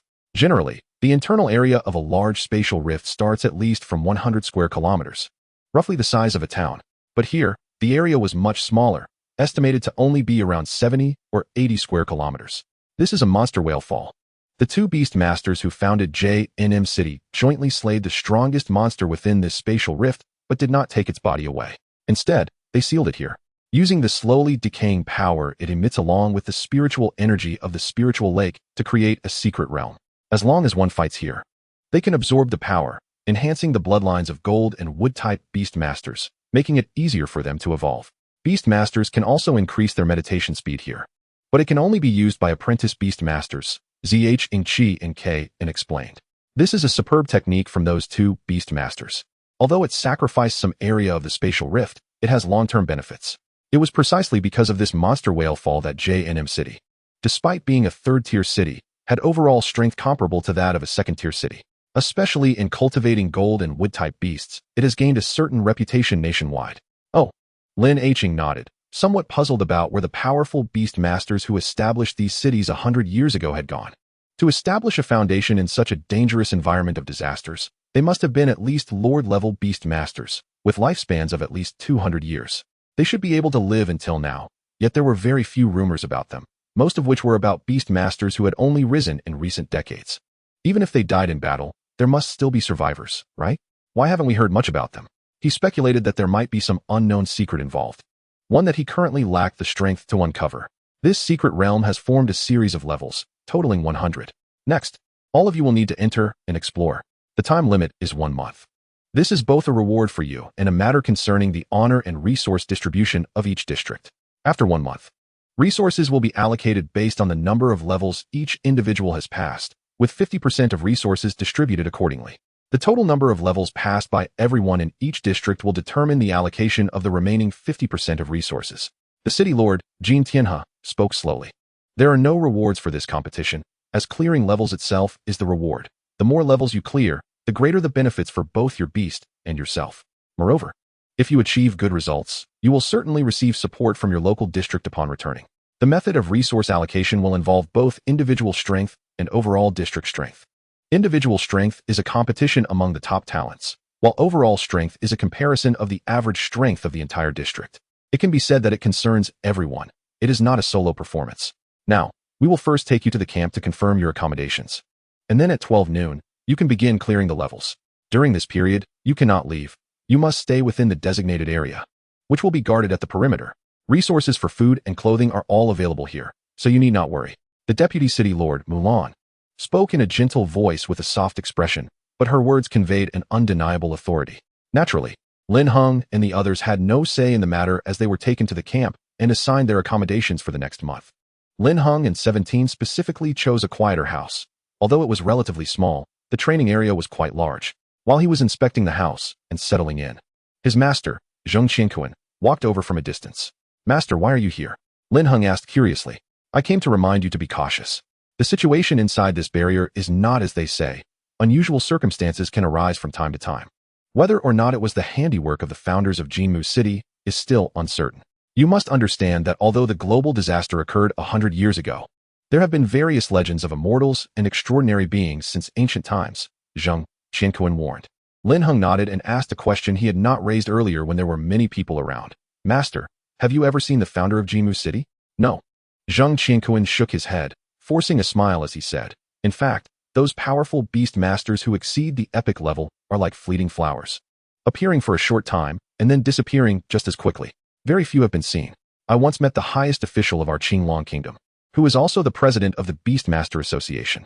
He is a genuine legendary beastmaster, and I felt as if he were a person from another world. But I cannot articulate what was different. The levels of beastmasters range from low to high: apprentice, professional, elite, curator, epic, and legendary. It is said that there is a qualitative change from epic to legendary, making it extremely difficult to break through. However, only those who reach the limit of the epic level truly understand what it entails. Many powerful and renowned beast masters vanish without a trace after reaching the epic limit. And people speculate this may be related to that qualitative change. Well, it turns out you don't know either, Master. Lin Heng nodded, a bit surprised. It seems there really is a deep secret involved. Don't underestimate me. Even though I am a curator-level expert at my limit, I am still worlds apart from epic beastmasters. Perhaps the city lord and the others know, but they would never say. So don't dwell on it. It won't benefit you right now." Zheng Qianquan shook his head and continued, "You must not only pay attention to the changes and dangers within the barrier, but also to some people outside. As the top in our district, you will definitely attract attention. If you encounter any provocation, ignore it. Clearing levels and obtaining benefits is your primary goal. If you clear this place and allow 17 to gain a stronger gold bloodline, you will be on the verge of becoming a professional beast master upon returning, with both racial evolution and advancement happening simultaneously." Zheng Qianquan was worried that his young apprentice might be impulsive and suffer losses, so he specifically came to offer this advice. "I understand, Master." Lin Heng nodded, knowing that he would do so without needing to be told. He was not one of those frivolous youths. For instance, right now, Jiang Shui lived to his left, and Chang Shi to his right. Both wanted to surpass him. He paid no mind to it. "That's good. I will come by from time to time over these days. And even if I am not here, there will be other vice presidents around. If you have any issues, just find someone," Zheng Qianquan said, nodding. After saying a few more words, he left. Once his master left, Lin Heng began to feed 17. "Ow, master, food." 17 called out excitedly, running over from afar. Looking eagerly at Lin Heng, it was always so energetic and happy, full of love for food. After eating, it revealed a smile similar to that of a samoyed, hopping around with its soft little ears shaking, truly adorable. While feeding 17, Lin Heng also took the silkworm out from the beast's space, holding it in his hand and feeding it a bit of phoenix tree leaves. Chirp. It seemed that after the contract, its intelligence had increased a little. The silkworm glanced at the leaves with some disdain. However, Lin Heng shook his head, indicating that if it wouldn't eat, he would take it away. The silkworm sulked for a while, but ultimately lowered its head and accepted the reality of life, starting to munch on the phoenix leaves. Lin Heng. After a while, a clear voice came from outside. Lin Heng walked to the window and saw Jiang Shui at the door looking at him. "What is it?" Lin Heng asked. "Are you not coming to eat?" Jiang Shui blinked and smiled. "You go ahead. I don't want to be misunderstood and attract unnecessary challenges." Lin Heng declined. Although she was very pretty and young with an impressive figure, he was not interested. He preferred mature women like his senior sister Chen Yulan or his niece Lu Yi, who had the charm of great mountains and rivers. Of course, he only admired them and had no other intentions, as he was a person with a clear goal. "All right," Jiang Shui sighed. Her figure accentuated as she continued, "In this level challenge, I will definitely keep you under my thumb." After saying this, she left, having intended to learn more about how Lin Heng trained, only to be ruthlessly rejected, and could only leave with a fierce remark to ease the awkwardness. "Hurry up and eat. You just lost the chance to have lunch with a lovely girl to feed your beast," Lin Heng said with a smile after Jiang Shui left, taking out the silkworm again and feeding it another piece of phoenix leaf. Chirp. The silkworm made a weak sound, whether in mockery or disdain was unclear, and then it lowered its head to continue munching the leaves, unhurriedly. Once it finished eating, Lin Heng returned it to the beast's space and then went to eat. After lunch, Lin Heng also returned 17 to the beast's space and then headed to the altar. Zheng Qianquan and the others were already there. and other young people who had finished eating were also rushing over. Upon arriving, Lin Heng stood still, quietly observing. The altar was large and had an ancient style. The most notable feature was a glowing portal at the innermost position, which should be the entrance to this secret realm. In front of the glowing portal, there was also a light curtain, likely used for recording information, probably to track how many levels each person had cleared. As Lin Heng and the others focused on this information, the crowd gradually gathered. Good, the time has come, and everyone is here, so let us begin, City Lord Jin Tianhe announced. Even though these levels have dangers, everyone should be careful. You can now directly enter and start your level clearing. The Deputy City Lord, Mulan, also reminded them with a smile. Their arrival was merely a formality, a witness to signify that this resource competition had officially begun. It was also a way to observe the strengths and weaknesses of each district. The results on the first day were crucial, almost indicating a trend for the final outcome. Let's go in. With the nods of approval from the other district leaders, Lin Heng and the others began to enter one after another. Each time someone entered, their name would appear on the light screen above the altar, followed by 100 dim stars. Lin Heng took a glance and stepped inside. He felt a darkness enveloping him, and soon he found himself in a peculiar area. The ground was black, and the air was filled with a bloody stench. As if he had stepped into the underworld, a realm of the dead. Surrounding him was a thick black fog that completely obscured his vision, making it impossible to see the sky or other areas. However, Lin Heng could sense that something was unusual here. The air was permeated with decay and death. Chapter 42. The monster's corpse as big as a mountain. What a strange place. What a bizarre trial. Lin Heng looked at the ground and guessed it was formed by dried blood. When he entered, he received a piece of information about how to pass the level. The requirement was simple: destruction. He had to destroy everything in this place to the best of his ability and kill the monsters that appeared before him. Only by reaching a certain degree of destruction would he receive rewards and unlock the path to the next level. Just as he was pondering this, a monster appeared before him. The creature crawled out from the ground ahead. It was a humanoid skeleton, its bones made of black metal, with two faint flames flickering in its hollow eye sockets. Its level wasn't very high, only a 5th-rank servant, initially judged to be an iron bone skeleton, a metal and undead type monster. Let us test it out. Lin Heng released 17, not yet sure of the situation and wanting to observe first. Oh woo. 17 barked, indicating it understood, and charged forward. Now, even without using its speed skill, Golden Light Flash, 17 was definitely not slow. Reaching the side of the skeleton in the blink of an eye, it took a glance, then raised its paw to deliver a tearing claw strike. With a crisp sound, the skeleton was cut in half. The legs of the skeleton struggled for a moment before ceasing to move, while the upper half thrashed wildly, waving its sharp claws to attack 17. Oh woo. 17 smashed its head with one paw, then turned to Lin Heng, spreading its claws as if to say it couldn't help it. It hadn't even used much strength. At that moment, the fog ahead parted to reveal a path, indicating that Lin Heng and the others had passed the first level. Did you feel your bloodline strengthening, 17? Lin Heng asked curiously. Oh woo. 17 shook its head, indicating it hadn't. Try smashing this skeleton-esque corpse. Lin Heng thought for a moment and said. 17 looked at Lin Heng in confusion, then raised its paw to crush the corpse. After that, it destroyed some of the ground, and a faint white light merged into 17's body. But it had no significant effect. What a strange setting. Lin Heng shook his head and led 17 to the next level, where they faced two 6th-rank servant skeletons. 17 easily dispatched them. They continued until the 6th level, where the monster's level had reached the 10th-rank servant, but their strength was not particularly strong. It was just their numbers that had increased. After killing them, they were required to crush the corpses and destroy the environment and ecology. It seems like we are always going uphill. Lin Heng looked curiously at the path ahead, where the fog had cleared into a road, and they seemed to be moving upward. Upon entering the 7th level, 7 monsters quickly appeared: 3 10th-rank servant bronze wolves, 3 iron-bone skeletons, and 1 flesh monster. This creature looked like a wolf but had green tentacles growing from its back, resembling vines or tubes. Although there were many, they were still killed with some effort. However, the flesh monster was a bit strange. After being killed, it quickly turned into a pool of blood that merged into the ground. 17, dig at the ground, Lin Heng instructed. Oh woo. 17, though unsure of Lin Heng's intentions, eagerly began to dig. The surface was easy to dig, but soon it became very difficult. As if encountering an impenetrable barrier, even 17's tearing claws couldn't penetrate it. 17 looked up at Lin Heng, indicating it had never encountered such a hard substance. Try digging from the spot where the flesh monster disappeared, Lin Heng suggested. Oh woo. 17 changed positions and began digging from where the flesh monster had turned into blood. This time, after removing the surface soil, a hole that penetrated the hard substance appeared. It was the size of a basin, containing dried blood and flesh, emitting a strange and ominous aura, though not strong, rather weak. Indeed, we are currently on a monster's body, perhaps just a paw or a leg. The soil they had just dug up might have only been dust that had settled on it. Lin Heng couldn't help but show a look of shock, his expression frozen. Such a massive monster must exceed 1,000 meters in length. What level of existence could this be? It was definitely a monster stronger than a lord-level creature. Could it be an emperor-level or even more powerful monster? The flesh monsters they had killed might just be maggots on the corpse of this gigantic beast, formed from its decaying aura and spiritual energy. The requirement for passing the level was to destroy everything, which must be related to this. Lin Heng now suspected that this monster was not killed by the founder of Jingu City, as it was far too large, definitely not a lord-level creature. However, none of this mattered. Lin Heng shook his head, a wild thought flashing in his mind.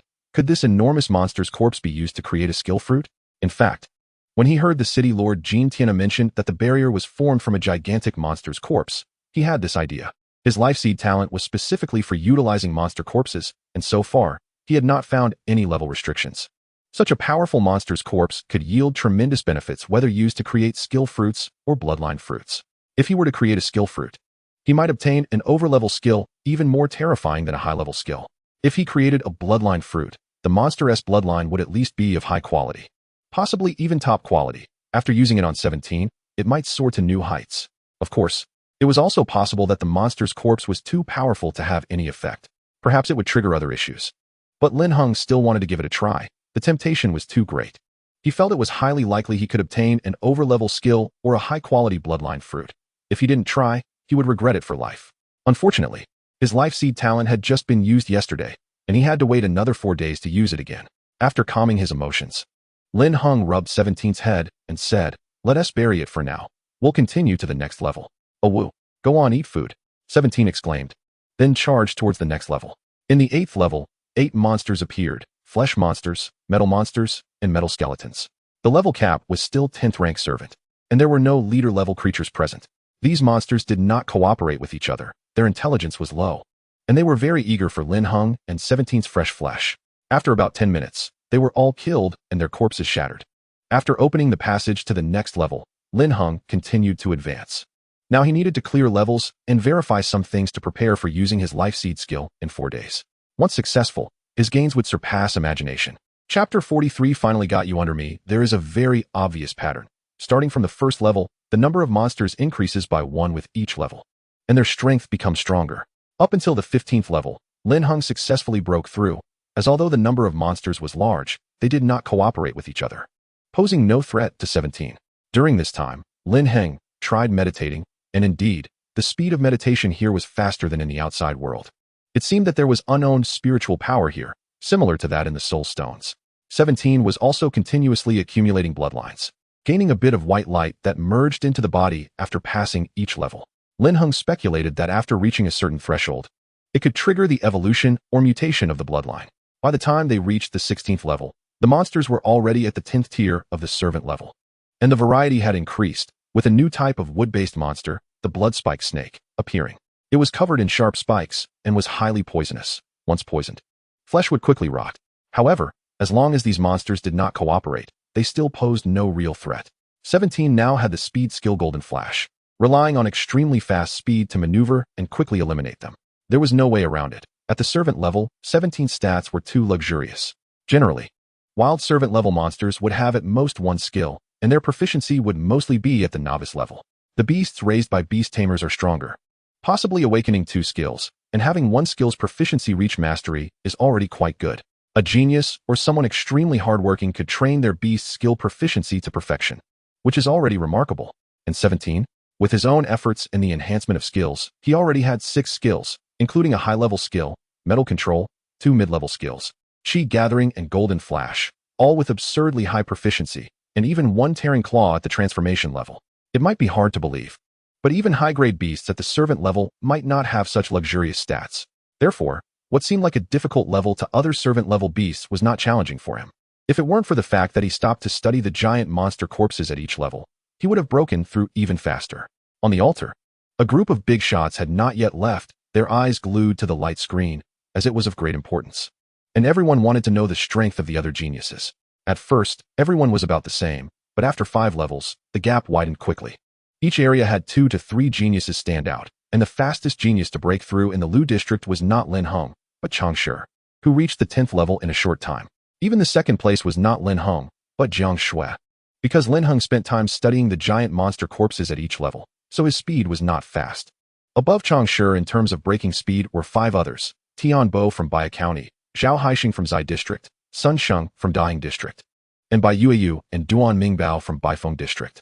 While Chang Shi was still at the 10th level, Tian Bo, Zhao Haixing, and Sun Sheng had already reached the 13th level, and Bai Yueyu and Duan Mingbao from Baifeng District had even rushed to the 15th level.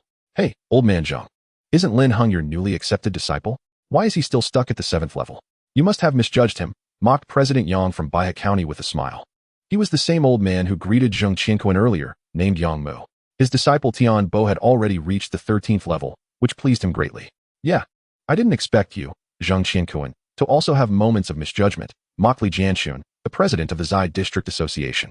Although Li Jianxun, Yang Mu, Zheng Qianquan, and the other district presidents belonged to the camp of City Lord Jin Tianhe, they were not entirely united.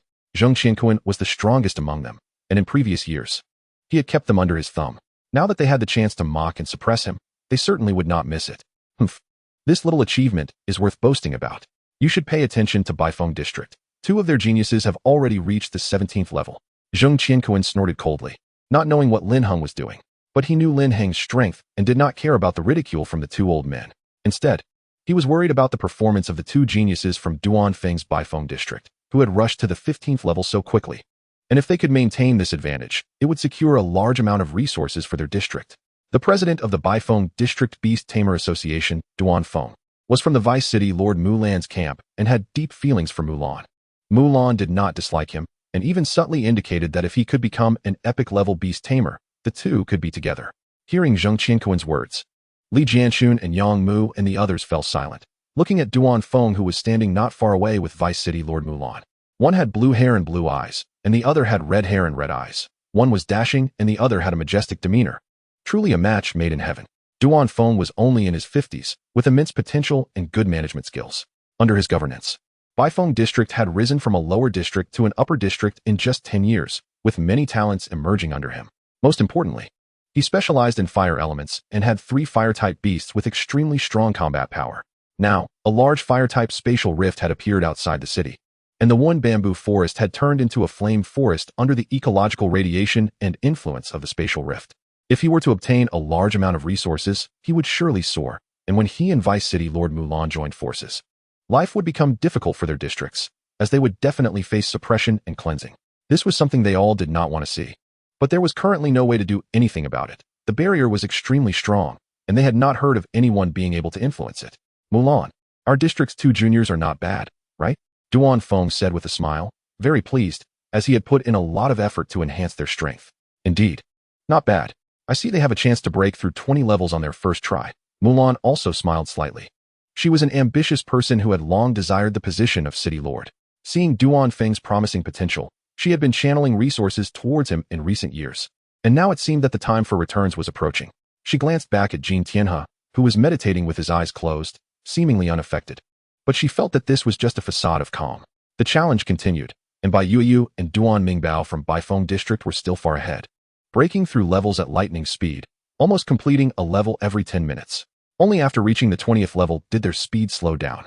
After breaking through the 15th level, Tian Bo, Zhao Haixing, and Sun Sheng from the other 3 districts also slowed down their speed and made slow progress. For the next half hour, these people still could not break through a level, but they did not come out, likely stuck in some kind of deadlock. Some weaker individuals had already started to exit one after another. They discussed just how abnormal these levels were, as they couldn't even kill the monsters, let alone destroy anything. 10 minutes later, 80 people entered, and 60 came out, leaving only 20 still struggling, yet no one was seen breaking through. The top player in Lu District, Lin Heng, was still struggling at the 12th level, and there was still no sign of a breakthrough, which aroused much curiosity and even led some to think that this kid was overrated, wondering if he had cheated during the wilderness survival assessment.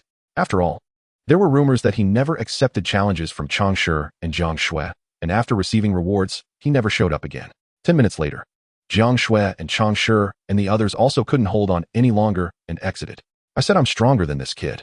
Who's strong and who's weak is now clear at a glance. Chongqing snorted coldly. He was the one who couldn't break through the 14th level and exited, while Lin Heng was only at the 12th level. Lin Heng, I finally have you under me. Jiang Shui clenched her fists, her little face excited, feeling very vindicated. Now she wants to see if Lin Heng can still be so aloof the next time they meet. This time, she had exerted all her efforts to break through to the 15th level before coming out. It seems that they have all reached their limits, and it is unlikely to have any major breakthroughs in a short time. The city lord Jin Tianhe shook his head, preparing to leave. Feeling disappointed in the talents of his faction, others nodded in agreement, recognizing the truth of his words. As it gets harder the further one goes. Significant breakthroughs require a long time of cultivation and preparation, and the current ranking situation is unlikely to change significantly in the next 10 days. The deputy city lord Mulan was very happy and said with a smile, since today is about to come to an end, let's leave. She was very satisfied with the performance of the two geniuses from the 100 Peaks district, Bai Yuyu and Duan Mingbao. Wait, someone has broken through another level. At this moment, a voice suddenly came, causing the group of big shots who were about to leave to stop and look back in curiosity. Chapter 44. Unintentional. It turned out that Duan Mingbao had broken through to the 21st level. This kid was surprisingly good, not bad at all. When Duan Feng saw that his nephew Duan Mingbao had broken through, he laughed heartily. Indeed, he is quite a good genius. Bring him to meet me later, and I can cultivate him well. A surprised smile also appeared on Mulan's face. After this event, the two immediately decided to wait and see. Perhaps Duan Mingbao could break through again. Meanwhile, the expressions of City Lord Jin Tianhe and Zheng Qianquan and others turned cold. The breakthrough of the opponent's genius was a heavy blow to them. Jin Tianhe glanced at Zheng Qianquan, looking somewhat disappointed. Lin Heng, whom Zheng Qianquan had specifically recommended to him, was still stuck at the 12th level. Look, someone has broken through again. At this moment, another star shone on the light screen, drawing everyone's attention. It turned out to be your disciple, Old Zheng, who has broken through to the 13th level. Not bad. Not bad. Once he realized it was Lin Heng who had broken through, Yang Mu from Baihe District couldn't help but chuckle, emphasizing the word actually. Haha, indeed not bad. But he should be coming out soon. Li Jianxun from Zai District also laughed, and that smile clearly said that Zheng Qianquan had truly misjudged this time. His chosen disciple was not up to par. Others also felt a sense of glee. Zheng Qianquan's disciple was originally the focus of attention this time, but it turned out to be a disappointment. Even though reaching the 13th level was already quite good, compared to others, it felt rather mediocre. Especially since Zheng Qianquan had boasted about his disciple Lin Heng during breakfast, even guaranteeing it to Jin Tianhe, he didn't expect to be slapped in the face so quickly. Yang Mu, Li Jianxun, and others were naturally delighted.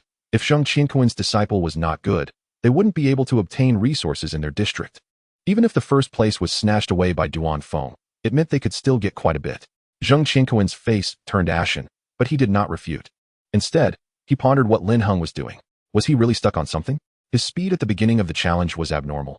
Could something strange have happened inside? Wait, how did Lin Heng break through again? That's not scientific. The one speaking was Chang Shi, who had been paying close attention to Lin Heng. He wanted to see his expression when he came out, but ended up witnessing this unbelievable scene. It was one thing that this guy hadn't come out yet. But how did he break through again? Moreover, how did his speed suddenly increase so much? This is not scientific. It took him over 40 minutes to break through from the 13th level to the 14th by killing those monsters.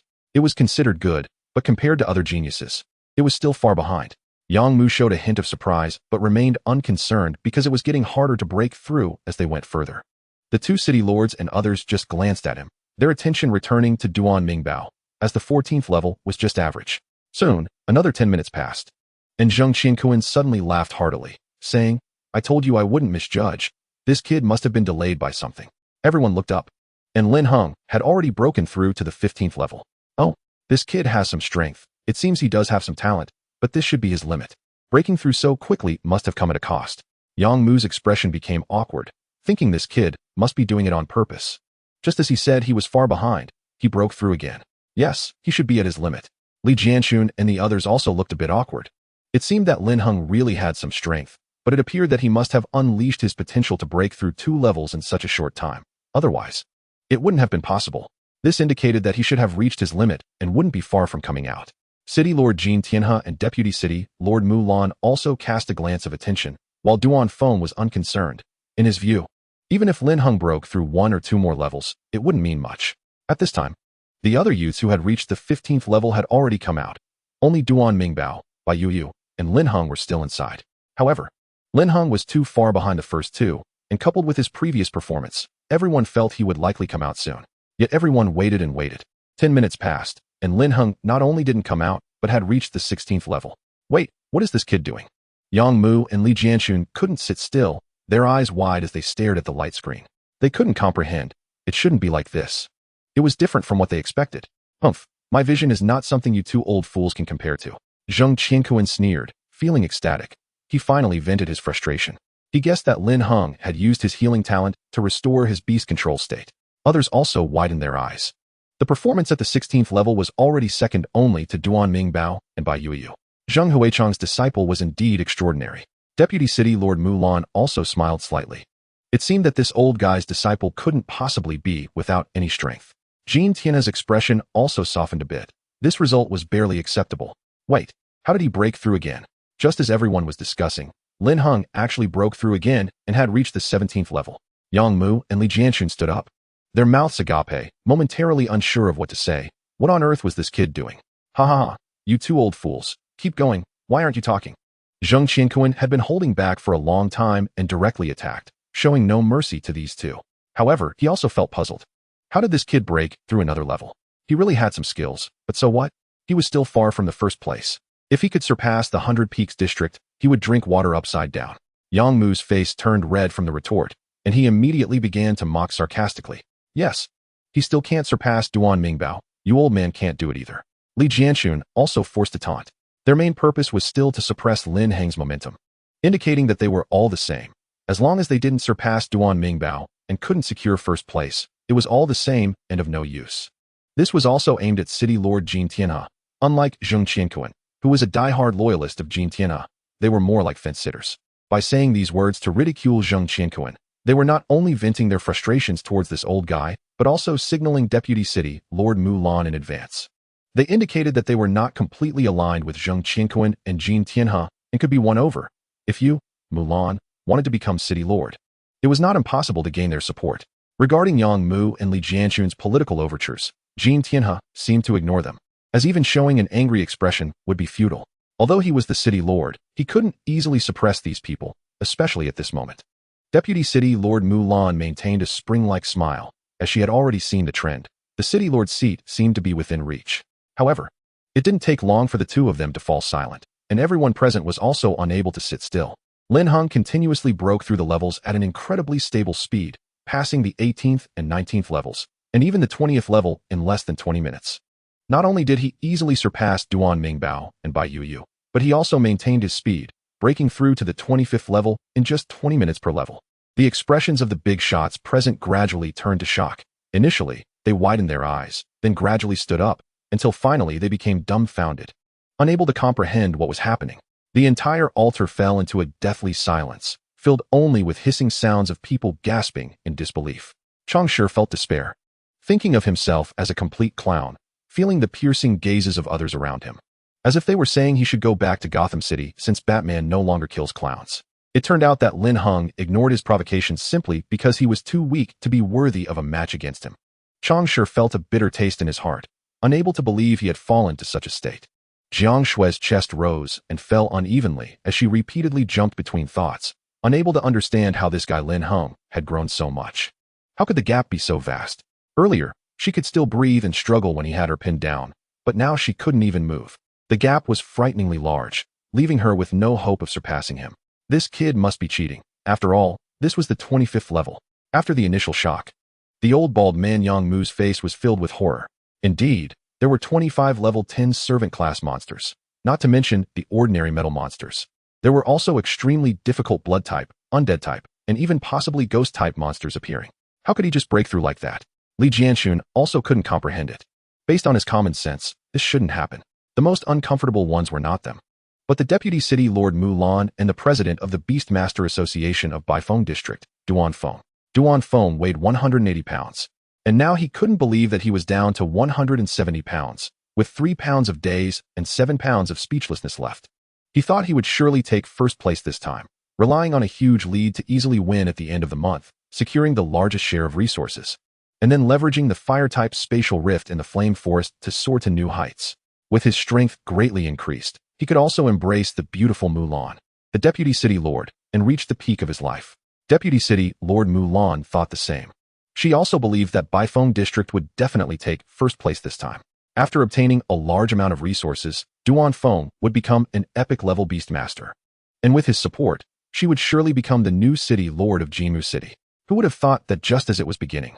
This beautiful dream was gradually extinguished by someone named Lin Heng, as if a great mountain was pressing down on Mulan and Duan Feng's hearts. At this moment, Duan Mingbao and Bai Yuyu finally couldn't hold on any longer and stepped out, seeing the dumbfounded expressions on everyone present. The two thought they had shocked them with their record-breaking achievement. Master, I have successfully broken through to the 21st level, but there was a ghost monster at the 22nd level that I couldn't defeat for now. However, I will definitely break through in a few days. Duan Mingbao said with a smile as he approached his uncle Duan Feng, feeling quite proud of himself, believing he had surpassed the records of the district's geniuses. Before Duan Feng could speak, Bai Yuyu tugged at him and said with a trembling voice, Duan Mingbao, you should look at the light screen behind you. What's there to see? I know I'm first. What is this? 25 levels? Are you kidding me?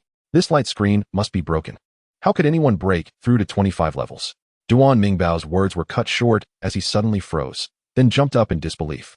Unable to believe anyone could reach the 25th level on their first attempt, and turned to his uncle Duan Feng, hoping for confirmation. Let's go?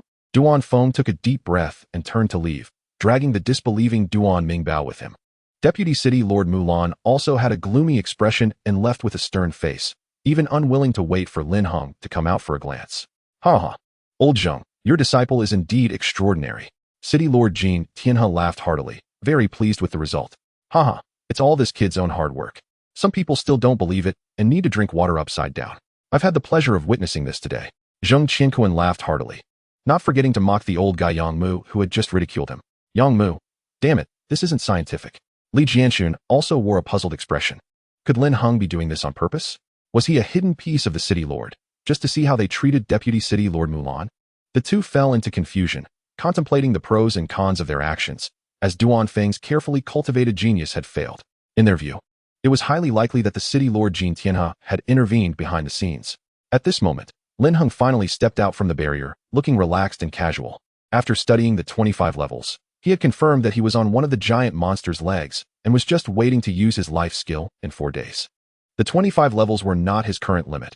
Even 30 levels weren't difficult, but he was afraid of attracting attention, so after understanding everything, he stopped breaking through. However, when he looked up at the light screen, he was immediately frozen in shock, utterly speechless. He was actually first? Were the others really that useless? How could they not get through? It wasn't even that difficult. Looking at the expressions of everyone around, he suddenly realized that things seemed to have escalated. Cough. He quickly coughed out a mouthful of blood, his face turning pale. Master, it was too difficult. I almost died in there, Lin Heng said weakly, as if he were out of breath. Everyone, Zheng Qianquan and the others looked at him speechlessly, thinking, do you think we're blind? Especially Yang Mu and Li Jianxun. Their faces turned green. How could this kid pass the 25 levels without much injury? What kind of freak was he? City Lord Jin Tianhe, however, laughed heartily. Very satisfied. Good, good, good. It seems that this time, Lushui District has truly produced a talent. As long as you take first place this time and break through to the professional level, I will write you a recommendation letter to go to the Beastmaster University in the capital, Qinglong City. Thank you, City Lord. Hearing this, Lin Heng's eyes brightened. Originally, obtaining a recommendation letter required an assessment, but now the City Lord's word could exempt him from that. As the City Lord of a city, he had a certain number of recommendation spots each year. This was a small matter for him, but it could change the fate of others. This was the benefit of being favored by a big shot. A single sentence saved him a lot of trouble. Lin Heng felt that although it was a bit high profile, it was still acceptable. Of course, the main reason was that he hadn't exceeded the limits of the big shot's understanding. If he had rushed to 30 levels at once, he might have been investigated. The other young boys and girls at the scene were envious to the point of tears. The recommendation letter from the Beastmaster University had always been their ultimate goal, something they longed for. Lin Heng had actually obtained it so easily. It was simply too lucky. Ha ha ha. I thank the City Lord on behalf of my disciple. Zheng Qianquan laughed joyfully, as he had previously recommended Lin Heng to Jin Tianhe for the sake of the recommendation letter. He didn't expect this kid to gain the City Lord's recognition through his outstanding performance. No need for any assessment, as long as he secured first place this time. A recommendation letter was guaranteed. It's a small matter. Quickly take him down to rest, and bring him to see me another day. Jin Tianhe smiled, and then looked at the other young people. Don't say I'm biased. If you can snatch first place from Lin Heng, then his recommendation letter will be yours. After saying this, he turned to leave, and the youths at the scene gasped, then fell silent. Surpassing a freak like Lin Heng was incredibly difficult, and they felt it was almost impossible to achieve. Chapter 45. Look at the Beastmaster. Now look at yourself. Lin Heng. What happened? Why were you so slow at the beginning? Back at the camp, Zheng Qianquan began to ask questions. I'm studying those monsters. I'm also a breeding specialist, Lin Heng said. I want to see if I can explore other places, so I didn't rush to break through the level. His reasoning was very sufficient, and Zheng Qianquan had no doubts. He looked at him and warned, don't be too curious. It could be dangerous. Someone has gone missing inside before, and due to the barriers, we don't even know the cause. I understand, Master, Lin Heng nodded, indicating he wouldn't do that. In fact, he was even happier to hear that his master and the others had no way to deal with the barriers, as this would benefit his future creation of life seeds. But you also coincidentally gained the Lord's recognition. Keep up the good work, get the recommendation letter. And you can go to Beastmaster University next year, Zheng Qianquan said with a smile, very satisfied with Lin Heng's performance. Because of Lin Heng, the political landscape of Jinmu City underwent new changes. Yes, Lin Heng nodded. He definitely couldn't let go of this recommendation letter. As Beastmaster University taught more than just knowledge, the most important thing was that there, one could learn Beastmaster skills beyond the innate talent of a Beastmaster, which could be used to protect themselves. After a few more words, Zheng Qianquan left. Lin Heng had a simple meal, then washed up and rested because the Chaoyang Qingsong meditation technique worked best in the morning. He now got up at 4 to start meditating. The next morning, Lin Heng got up on time to meditate, and 17 also came out from the beast space to train. Since the principles of Golden Flash and Qi Gathering were somewhat similar, 17 felt close to breaking through Golden Flash to the mastery level. After being affected by Lin Heng's performance, Changsha got up early that day, at 5 o'clock, but when he arrived at the training ground, he was a bit dumbfounded. Lin Heng was already meditating under the pine tree, and that sword-tailed ferret was training itself, constantly flashing around. Looking at himself and the colorful spider beside him, he suddenly felt a surge of anger. Look at that beast master, and then look at you. You just know how to sleep in. The colorful spider, wanting to avoid being criticized, first criticized its own master. Changsha retorted, as if me meditating hard would make you train on your own. The colorful spider replied, training is impossible. I can only lay in the sun and eat good food to sustain my life. No, train for me. Changsha yelled angrily. He had to train properly. Maybe they are just pretending, trying to fool you? The colorful spider wanted to defend its beast master. All right, let's go into the barrier. Changsha coldly said. He could not be lazy anymore. He had to get up at 3 in the future. Hearing this, the colorful spider quickly got up to train, not wanting to go into that dangerous place inside the barrier. Most beast masters were like this. They were unwilling to engage in tedious training and only wanted to eat and sleep. 17's personality completely contradicted beastly nature. In fact, after a night of thought, Changsha's attitude towards Lin Heng had completely changed. He felt that Lin Heng clearly had such strong power, but had previously refused to accept his challenges, even earning a reputation for being cowardly. This was truly a strong demeanor. If he were in Lin Heng's place, he would never refuse a challenge and would even defeat his opponent severely. Yet Lin Heng had never done so, not bullying the weak. He truly had the demeanor of a strong person. No wonder he was so impressive. While admiring him, Changsha even felt a trace of inexplicable admiration. In the following days, others began to enter the barrier to train, where training beasts or meditating for improvement was more effective than outside. After witnessing Lin Heng's diligence, Jiang Shui and Changsha also started to learn from him, secretly resolving to work hard. 3 days passed, and Duan Mingbao and Bai Yueyu from the 100 Peaks district reappeared and broke through to the 24th level together, getting close to Lin Heng. However, Lin Heng still had no intention of breaking through. Every day, aside from training, he taught 17 to read and write, helping it gain wisdom. But news of his hard training spread, and many began to imitate him. On the 4th morning, Jiang Shui got up around 3 o'clock and, seeing that Lin Heng was not around, breathed a sigh of relief. Today we continue training for the rending claws, she said as she summoned her gem tiger. Her attitude very resolute. The gem tiger cried out. When a beast master trained too hard, it felt like there was no end to the early morning and late night training. Lin Heng, how do you manage to make your beasts train on their own? When it was around 4 o'clock, Lin Heng walked out of the courtyard ready to meditate under the pine tree, and Jiang Shui was already waiting there, her big eyes fixed on him. She had been observing Lin Heng for many days, confirming that he came here every morning, so she specifically waited today. In the distance, Changsha heard this and also stopped, perked up his ears to listen, wanting to get the answer. It's just a matter of the beast's own character. I just guide them a bit. Lin Heng shrugged, stating that Jiang Shui had asked this question many times. After saying this, he sat down to meditate, no longer speaking. Jiang Shui glanced at Lin Heng, feeling angry. She thought to herself, this guy is too aloof. I'm not ugly either. Why does it seem like talking to me is a waste of life? He won't even say an extra word. The meditation continued until noon, and Lin Heng slowly finished. Surprised that 17 was still training and hadn't he come over to ask for food. Usually, it would have come over by now. 17, time to eat. Lin Heng called out. Oh well, I'm coming, master. Food. At this point, 17 was already about the size of a large dog. Rushing over to Lin Heng and playfully asking for food. Come, come, just like always. Lin Heng laughed and took out the food he had prepared for 17. In the afternoon, we'll go challenge the level. You need to eat well so you have the strength to fight. Lin Heng watched as 17 ate. The eating 17 let out in a whoa, indicating there was no problem. It had plenty of strength and was ready to fight anyone. Then Lin Heng took out the silkworm and fed it some phoenix tree leaves. Gee, the silkworm was happily eating, but suddenly saw what 17 was eating and felt that the leaves in its mouth were no longer tasty. Look, you don't have any of this. If you were as strong as 17, you could eat this good stuff too. It earned all of this itself. Lin Heng smiled and said, glancing at the silkworm. Although it probably couldn't he understand, it was still necessary to start from a young age. The silkworm was confused for a moment, then lowered its head and began to eat the leaves again. Once 17 and the silkworm finished eating, Lin Heng returned them to the beast space and walked to the cafeteria for lunch.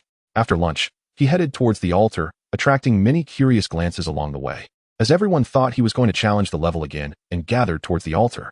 Chapter 46, Planting Life Seed. Sigh. Lin Heng sighed, quickening his pace, not waiting for others to gather, and entered the barrier first.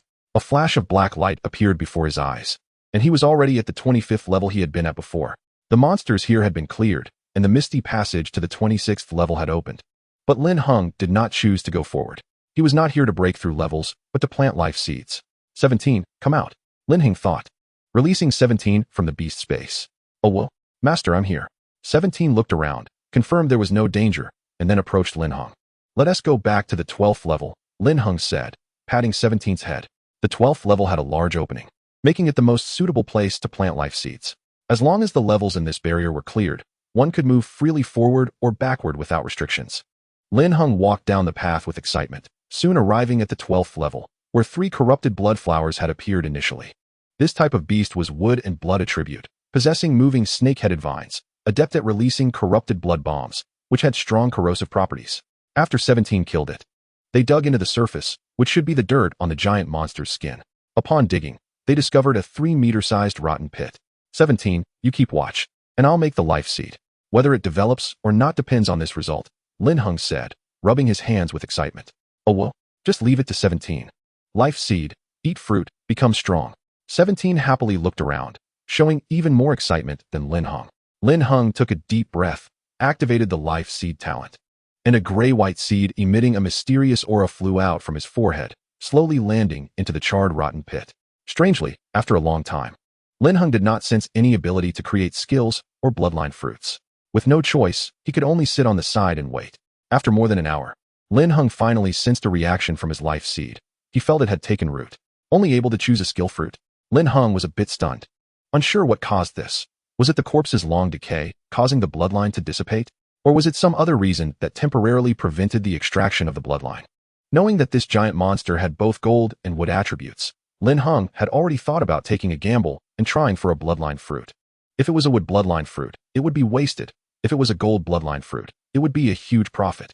But who knew it wouldn't even give him the chance to create a bloodline fruit, and he had no idea why. The skill fruit might be even riskier because such a powerful monster would surely possess many skills, ranging from low to super tier. Who knows which one the skill fruit would extract? It was even more luck-based than the bloodline fruit. Forget it. Then let's go for a skill fruit and see what luck brings. Taking a deep breath, Lin Heng decided to choose a skill fruit instead. As the learning scope of a skill fruit was broad, even if it was wood attribute, it wasn't completely impossible to learn. As for the inability to extract the bloodline fruit, it didn't matter. After all, 17 already had the recipe to evolve into a purple lightning swordtail ferret, and it wouldn't be too late to find a powerful gold bloodline later. After making the choice, the life seed began to grow. However, the usual time-lapse imagery did not appear. After waiting for half an hour, he hadn't even seen a green sprout. Could it be that the life seed talent is still too weak, and this monster's corpse is too terrifying to extract the bloodline? Even extracting a skill fruit is extremely difficult, hence the slow growth? Lin Heng thought, feeling this possibility was quite large. The Beast Master talent wasn't static. It would grow stronger as the Beast Master progressed. Just like how apprentice beast masters rarely used their beast master talents because their bodies and souls weren't strong enough, making it difficult to use. Oh well, master, more dirty things are coming. Lin Heng, lost in thought, was interrupted by 17's shout. He looked up and was immediately filled with fear. He saw some monsters slowly crawling out from the mist's edge. These creatures had no skin, their blood-red muscles exposed, constantly writhing, with slimy, bloody tentacles sprouting from their bodies. Their appearances varied. They started as meatballs, then transformed into four-legged beasts, two-legged flying birds with bloody wings, crawling snakes, and mutated bugs, among others. Suddenly, about 17 or 18 appeared, surrounding them tightly. What are these things? Lin Heng looked puzzled, thinking, could this be a change triggered by the life seed skill? Oh well. 17 charged out, using a tearing claw to slice apart several blood-flesh monsters, black-red blood splattering everywhere. But a horrifying scene occurred. The severed blood-flesh monsters only stiffened briefly before fusing back together and charging at 17 again. Tentacles shot out, the tips splitting into 8 petals filled with white sharp teeth, bloody and terrifying. Gather energy first. Be careful not to get hurt, Lin Heng reminded, hiding in the cave's entrance, but he noticed these blood-flesh monsters seemed to ignore him, their eyes only on 17. Even when they got close to him, they still charged at 17. Oh well, die you bastards. 17 roared, gathering energy, swinging its claws to continuously slice these blood-flesh monsters. These creatures were only at the servant level, so 17 could easily kill them, but the difficulty was that these things couldn't be killed. No matter how much they were sliced, they quickly fused back together. Moreover, as time passed, these monsters became faster and more agile. It was as if they had completely awakened from sleep, gradually emanating a strange aura that made one feel uneasy. At this rate, 17 would be drained to death. No, these monsters were drawn by 17. Lin Heng looked at the monsters crawling out from the mist's edge and said with certainty, if it were due to himself or the life seed, they should have come to his location. However, they ignored him completely. 17, don't resist. I'll bring you back to the beast master space.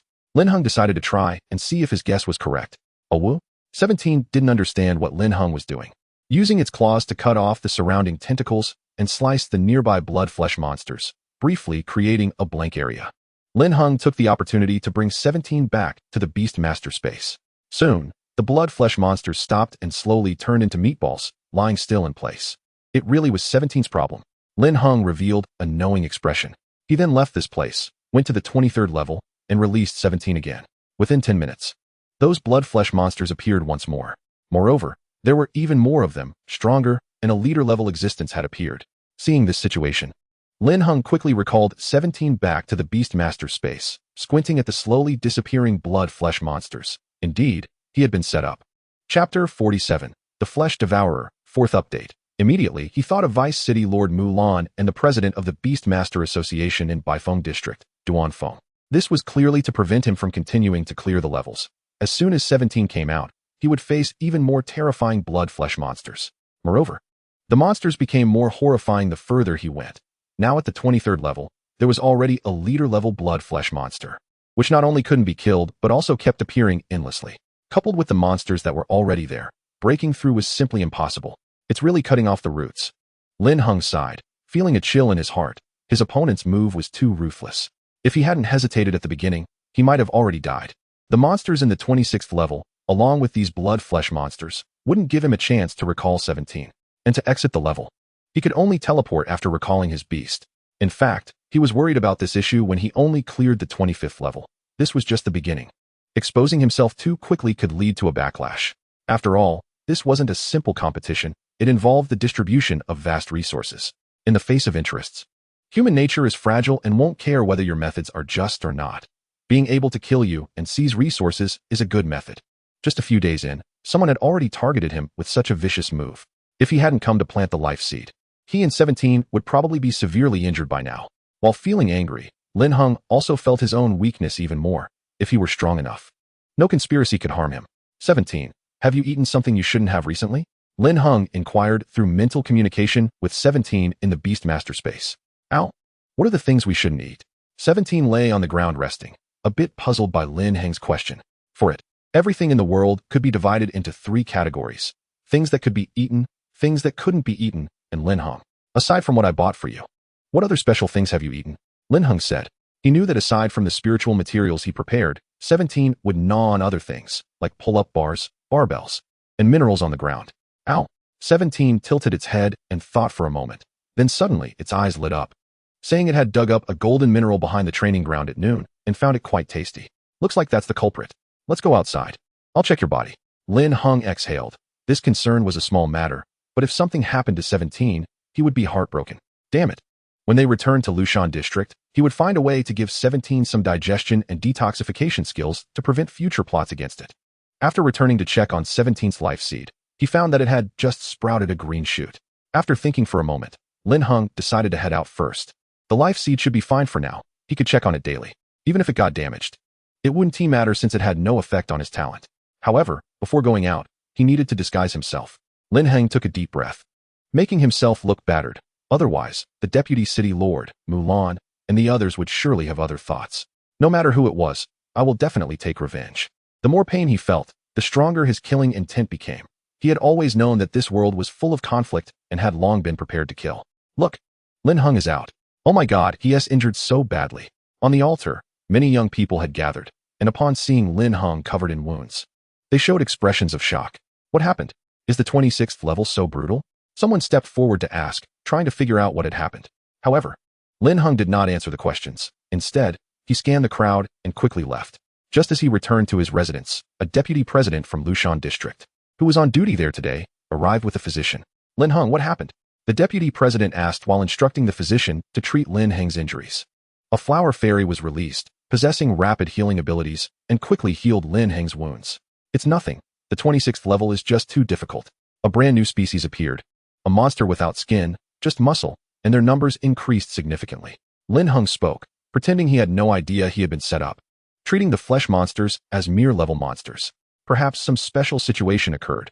After all, this seal has been in place for too long. Similar situations have happened before. In any case, you should rest well. There's no rush. It's still early. If it's the same next time you go in, then we can talk. The deputy president nodded, offering a few words of comfort, and then left with the physician. Getting injured in the level was common. And as for the increased number of monsters, it was likely due to some special circumstances that needed further exploration. Once they left, Lin Heng breathed a sigh of relief and released 17. Ow, master, were we set up? 17 seemed to understand that the situation was not normal. Yes, first let out a drop of blood. I'll check you. Lin Heng nodded, taking out the super encyclopedia machine. Ow, ow. Who is it, master? Let us go kill them. 17 slapped Lin Heng's leg with a paw, barking angrily. Calm down. Now is not the time for revenge. Quickly get a drop of blood out. Lin Heng shook his head. Even if there was evidence, he wouldn't expose the deputy city lord and the others. This was a world where personal strength was paramount. Exposing them would not help him, and he would only face more intense targeting. Moreover, he had no evidence. For now, pretending not to know and treating this as an accident was the most beneficial for him. Hearing Lin Heng's words, 17 calmed down but remained very angry, thinking it needed to become stronger to get back at those who set them up. While Lin Heng was drawing blood from 17 for examination, Deputy City Lord Mulan of the Mu family in the city center also received the news. He actually came out alive. Indeed, he is not an ordinary genius. However, it's fine. The goal has been achieved. A cold smile appeared on Mulan's lips.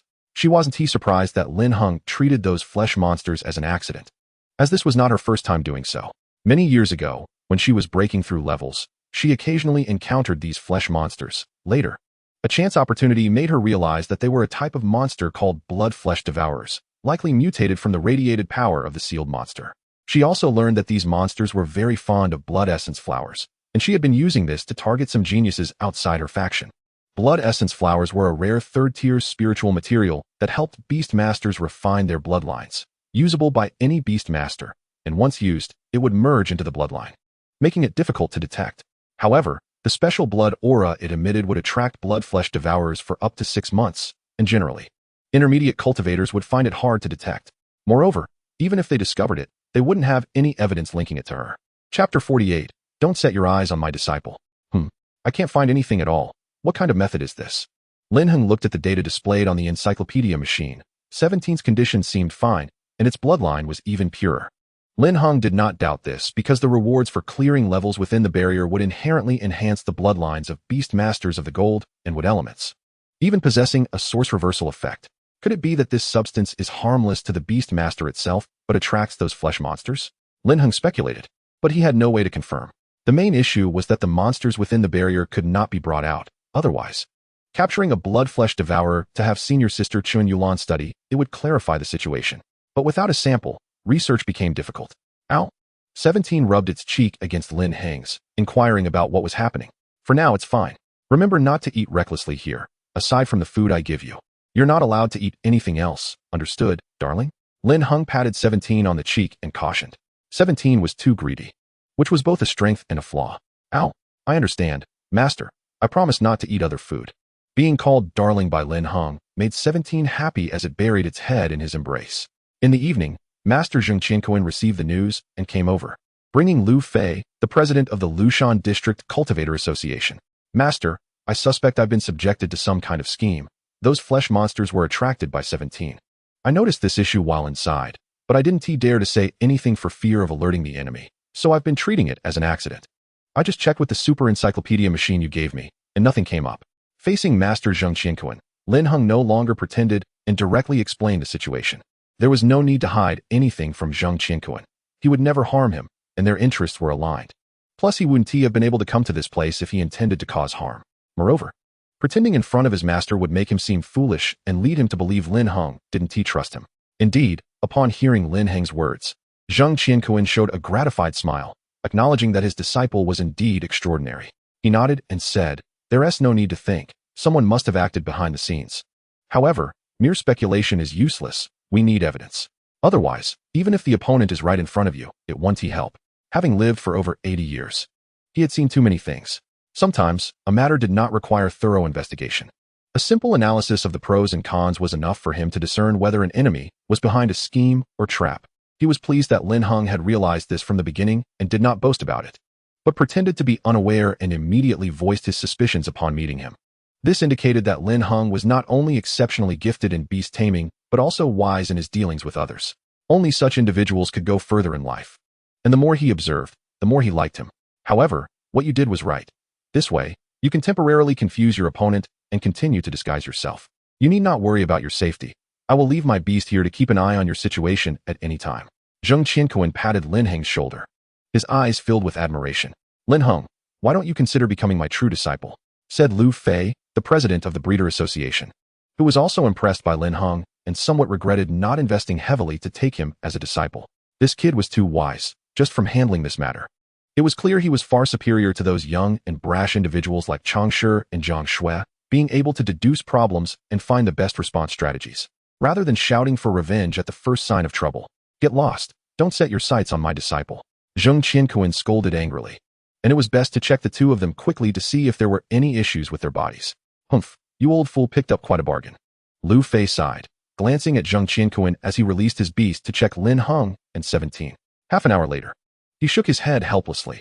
I can't find anything, but it must be some kind of hidden method, likely one that promotes beast growth but radiates some unknown aura. If we had a specimen of that flesh monster, we could try, but without it, only a top-tier breeding master might be able to identify the problem. Then we have no choice for now. We will try to find some materials to purify the aura. But don't worry, this matter will not end so simply. Zheng Qianquan sighed. A top-tier breeding master was even harder to find than a legendary beast tamer. It was not something to hope for. At present, it seemed they had to swallow this loss. In fact, they kept an eye on Lin Heng and the others daily, but had not detected any traces of the opponent. However, suffering a loss here did not mean they could not retaliate elsewhere. Zheng Qianquan was not one to suffer in silence. You can go in and try next. If it doesn't work, just come out. The challenge is minor, but your life is paramount. It's nothing to suffer a loss today. One day, when you become an epic or even legendary beast tamer, you can take your revenge, Zheng Qianquan said, looking at Lin Heng. I understand, Master, Lin Heng nodded. Knowing he would not seek death if he was not sure, he valued his life more than anyone. Afterward, Zheng Qianquan reminded Lin Heng to continue his disguise and then released a beast to protect Lin Heng secretly before leaving with Lu Fei.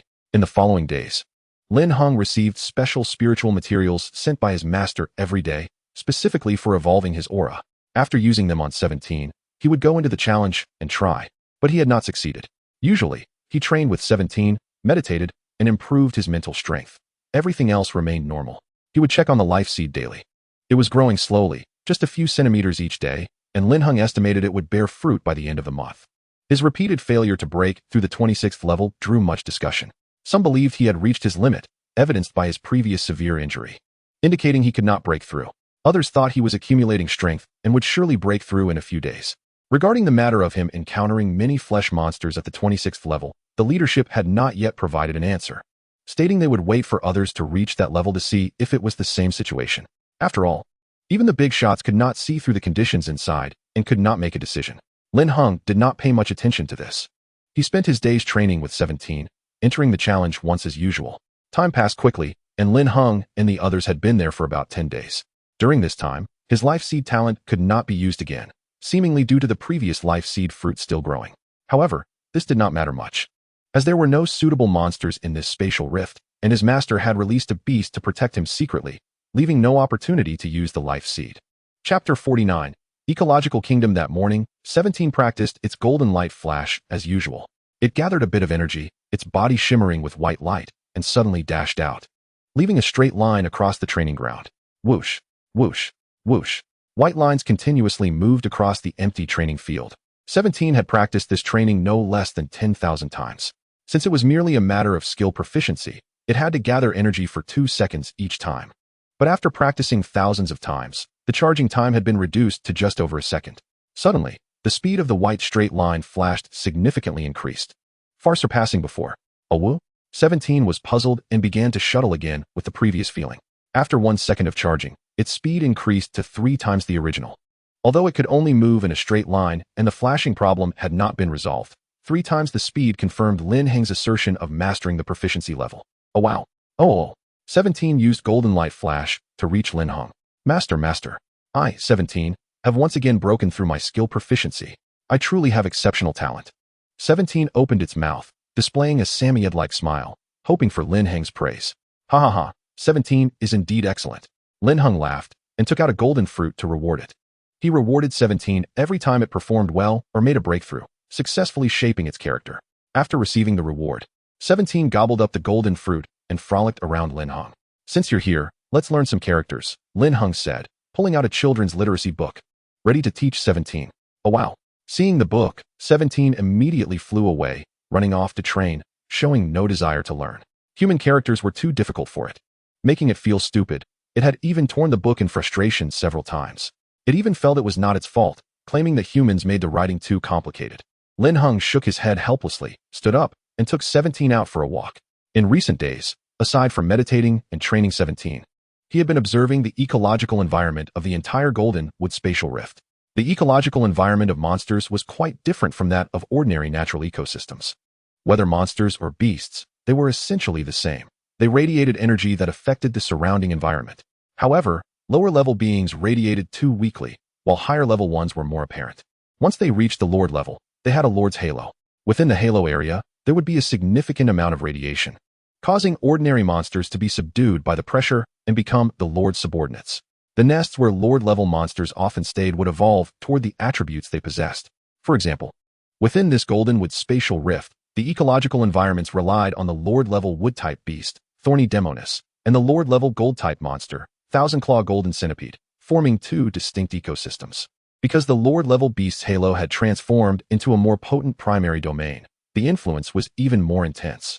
The Thorny Demonis centered itself, absorbing Wood-type spiritual energy, radiating a Wood-type spiritual river, and giving birth to subordinates like Wood Spirits, Thorn Bees, Wood Gas Flowers, and Thorn Vines. In its controlled area, Wood-type spiritual plants grew rapidly, aided by a series of subordinates. The same goes for the Golden Series monster, the Thousand Claw Golden Centipede. As a Lord-level monster, they can control their inner spiritual power, allowing the monsters born in their area to become their servants without damaging the spiritual plants within.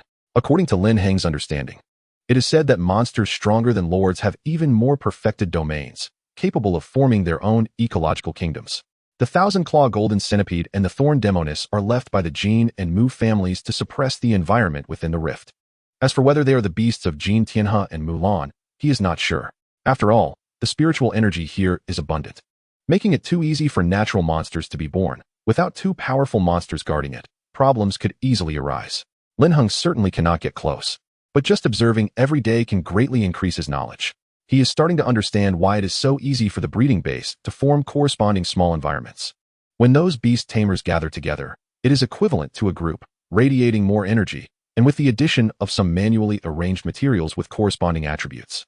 it becomes very easy to form a corresponding ecological environment.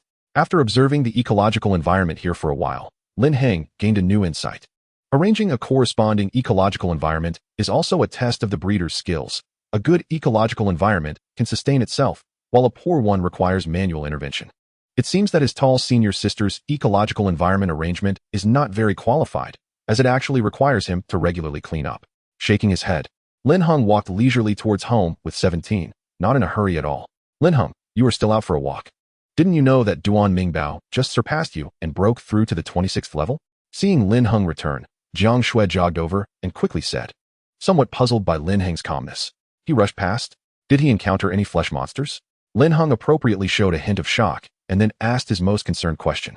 The problem is here. Duan Mingbao did not encounter the situation you mentioned at the 26th level. He said there were no flesh monsters at all. That was just your excuse for not being able to pass. The leadership cannot determine whether what you said is true or false, and since they cannot control the levels, they cannot allow you to retry, so they ultimately decided to continue as is. This means that even if an accident occurred in your level, you still have to continue challenging like everyone else. If you don't continue, your final score will be calculated based on your current 25th level. Jiang Shui looked at Lin Heng, her face showing anger, as this not only concerns Lin Heng personally, but also the resource allocation for the entire Lushu district. I need to go ask about this. Lin Heng had already guessed this outcome and deliberately made a show of indignation as he rushed out. Today his master was here, and upon seeing Lin Heng arrive, he helplessly spread his hands and said, there's nothing we can do. This matter has already been determined. Even though everyone can see this as a scheme, the problem is that the other side was too secretive, and we cannot find evidence. Without any leverage, there's nothing we can do. Even City Lord Jin Tianhe cannot intervene. Both sides have similar strengths, and there is no overwhelming advantage when faced with these schemes. As long as there is no evidence, we cannot act. Of course, if one is strong enough, evidence is unnecessary. If I say you did it, then you did it. If you didn't, you still did. The strong have absolute power. Therefore, the current way to handle the problem can only be like this. The faction of Jin Tianhe will have to suffer in silence. I understand, Master. Now I should also act like an angry young man leaving. Lin Heng nodded, preparing to leave angrily. You don't need to worry too much about your safety. They can only go this far. If they escalate the conflict, it will become a bigger issue, and at this crucial moment, no one is willing to do that. My beasts will still protect you in secret, so don't worry about other things. Rest assured, I will help you take revenge. A glint of killing intent flashed in Zheng Qinquan's eyes. Although this problem could not be resolved, he had already begun to take revenge in other ways. What you can do without being detected, he can do as well. Chapter 50. The first super-tier skill time flies, and in the blink of an eye, Lin Heng has been in the Jinmu Space Rift for 28 days. In 2 days, it will be over, and the results of this benefit distribution will be announced. During this time, others have been striving to break through their levels, while Lin Heng has remained stuck at the 25th level, unable to move. Duan Mingbao and Bai Yueyu from Baifeng District have already surpassed Lin Heng and reached the 29th level. Tian Bo from Baihe County, Zhao Haixing from Zai District, Sun Sheng from Daheng District, and Changshi and Jiang Shui from Lushu District have all reached the 23rd level. Other geniuses have broken through levels ranging from 15 to 20. After a month of training, all the beasts, including Lin Heng's, have reached the 10th tier of the servant level. Lin Heng has become the topic of much discussion, as many feel he is too unfortunate, believing that if it weren't for the issues with his level, he would undoubtedly be first. It is known that he had already reached the 25th level when he first entered, and under normal difficulty, he would have certainly broken through to over 30 levels by now. Not only could he obtain a recommendation letter from the Beast Tamer University, but he could also win a large number of resources for Lushu District. Unfortunately, his luck is too bad, and he is getting nothing now. The recommendation letter and resources from the Beast Tamer University have gone to Baifeng District. Of course, many people secretly gloat over his misfortune, thinking he deserves it, enjoying the fact that someone more talented than them has ended up in this situation. Some even directly believe that Lin Heng has no strength left and is deliberately lying about encountering powerful flesh monsters, with the loudest voices coming from some people in Baifeng District. Based on the current number of levels cleared by the geniuses from each district, it is clear that Baifeng District is in first place, with both the first and second positions being their people, while others are far behind. Unless Lin Heng's level returns to normal, which is obviously impossible. In the 50% of resources allocated based on individual rankings, Baifeng District can directly take 20%. The remaining 30% will be divided among the other 7 districts. Fortunately, Lin Heng's 25 levels have already laid a foundation, securing him the second place quota. Although it is much less than the first place, he can only find solace in that. As for the total number of levels cleared, It looks at overall strength. And Bifeng District is also first, with a total of 205 levels cleared by their 10 geniuses, allowing them to take 20% of the remaining 50% of resources. Second is Lushu District, where Lin Heng is, with 197 levels, still 8 levels short. Everyone believes that even if Lin Heng's level returns to normal, it is unlikely to change. Originally, Lushu District had the opportunity to secure the largest share of resources this year, thanks to Lin Heng, this sudden genius. But now there is no hope. As for the other districts, the resources are even scarcer, but the rules are set by the headquarters of the Beast Tamer Association. Just as fate never shows mercy to the weak, but often favors the strong, there is no such thing as equal distribution. If you are strong, you deserve to take the most resources. This time, Bifeng District directly seized 40% of the total resources, and their rise is unstoppable, causing those who originally leaned towards City Lord Jin Tianhe to have doubts. At noon, Lin Heng once again came to the altar as usual. To outsiders, it seemed that he came to try every day even if he couldn't break through. Only he knew that he was waiting for the seed of fate to mature. After nearly a month of growth, this unprecedented seed of fate had fully grown and was expected to mature today. Seeing Lin Heng come to try again, Changshe walked over and patted him on the shoulder, comforting him. It's okay. You have already tried your best. I know your strength. It must be the problem with the levels.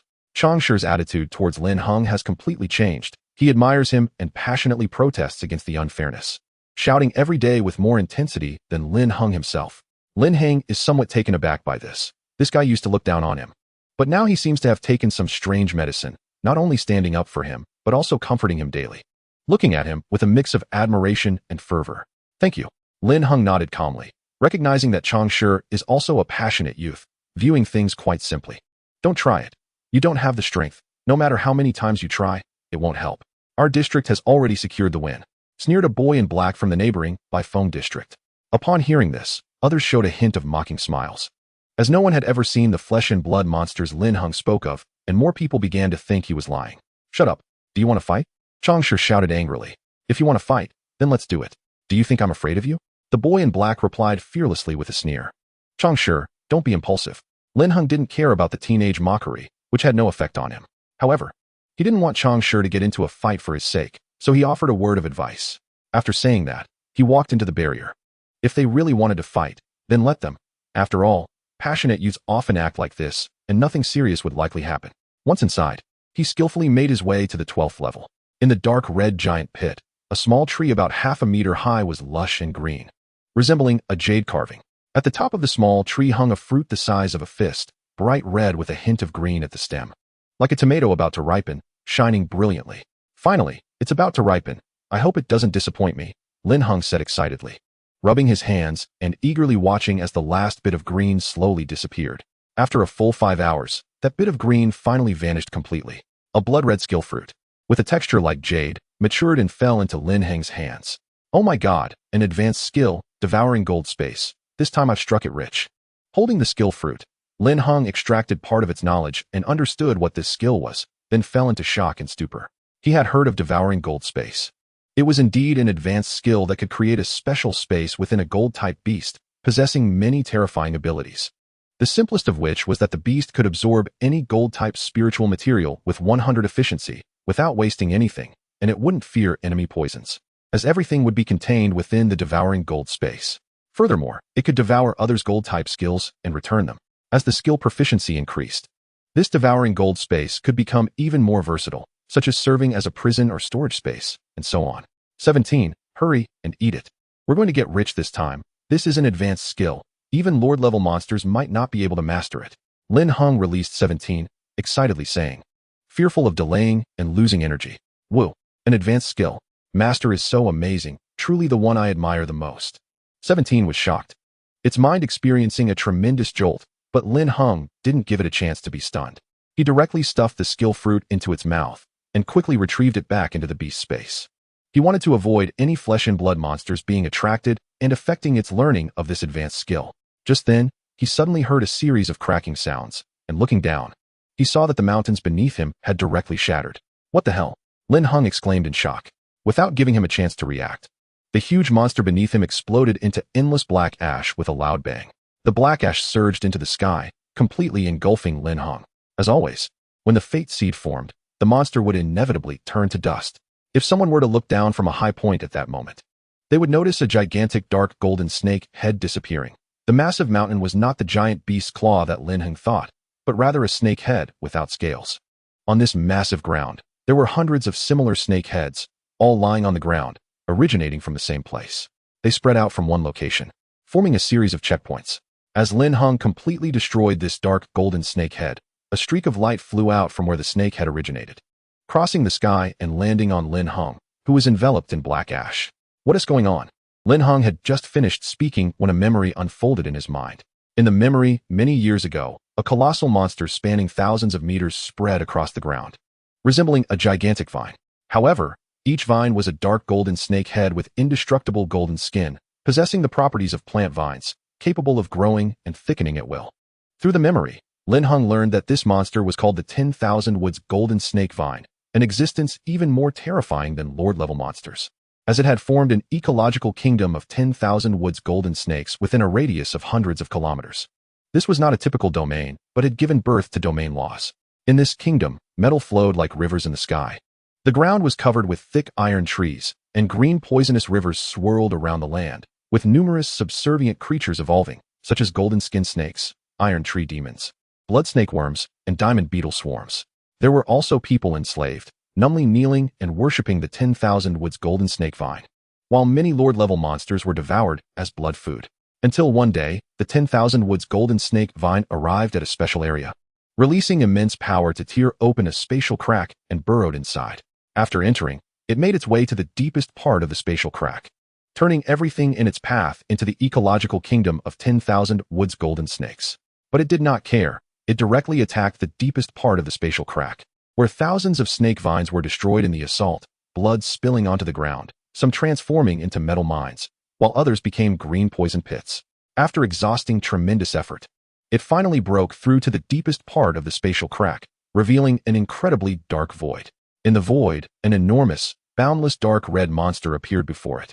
Even with its 1,000-meter body, it couldn't see the entirety of this monster, which was at least tens of thousands of meters in size.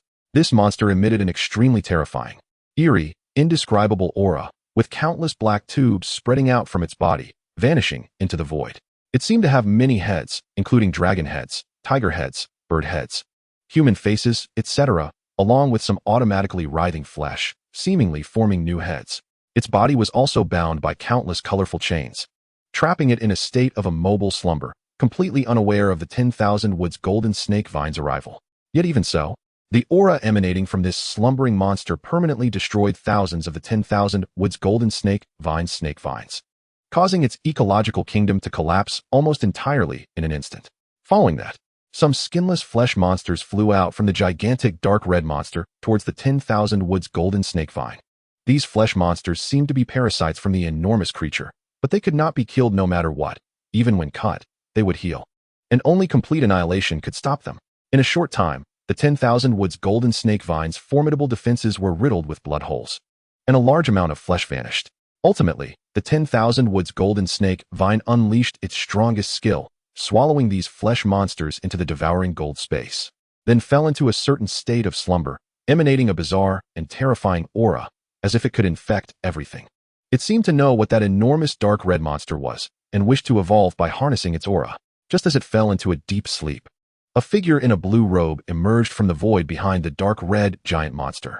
He looked at the WNMJ-NSHT-ing with a hint of disdainful sneer, as if he were looking at someone overestimating themselves.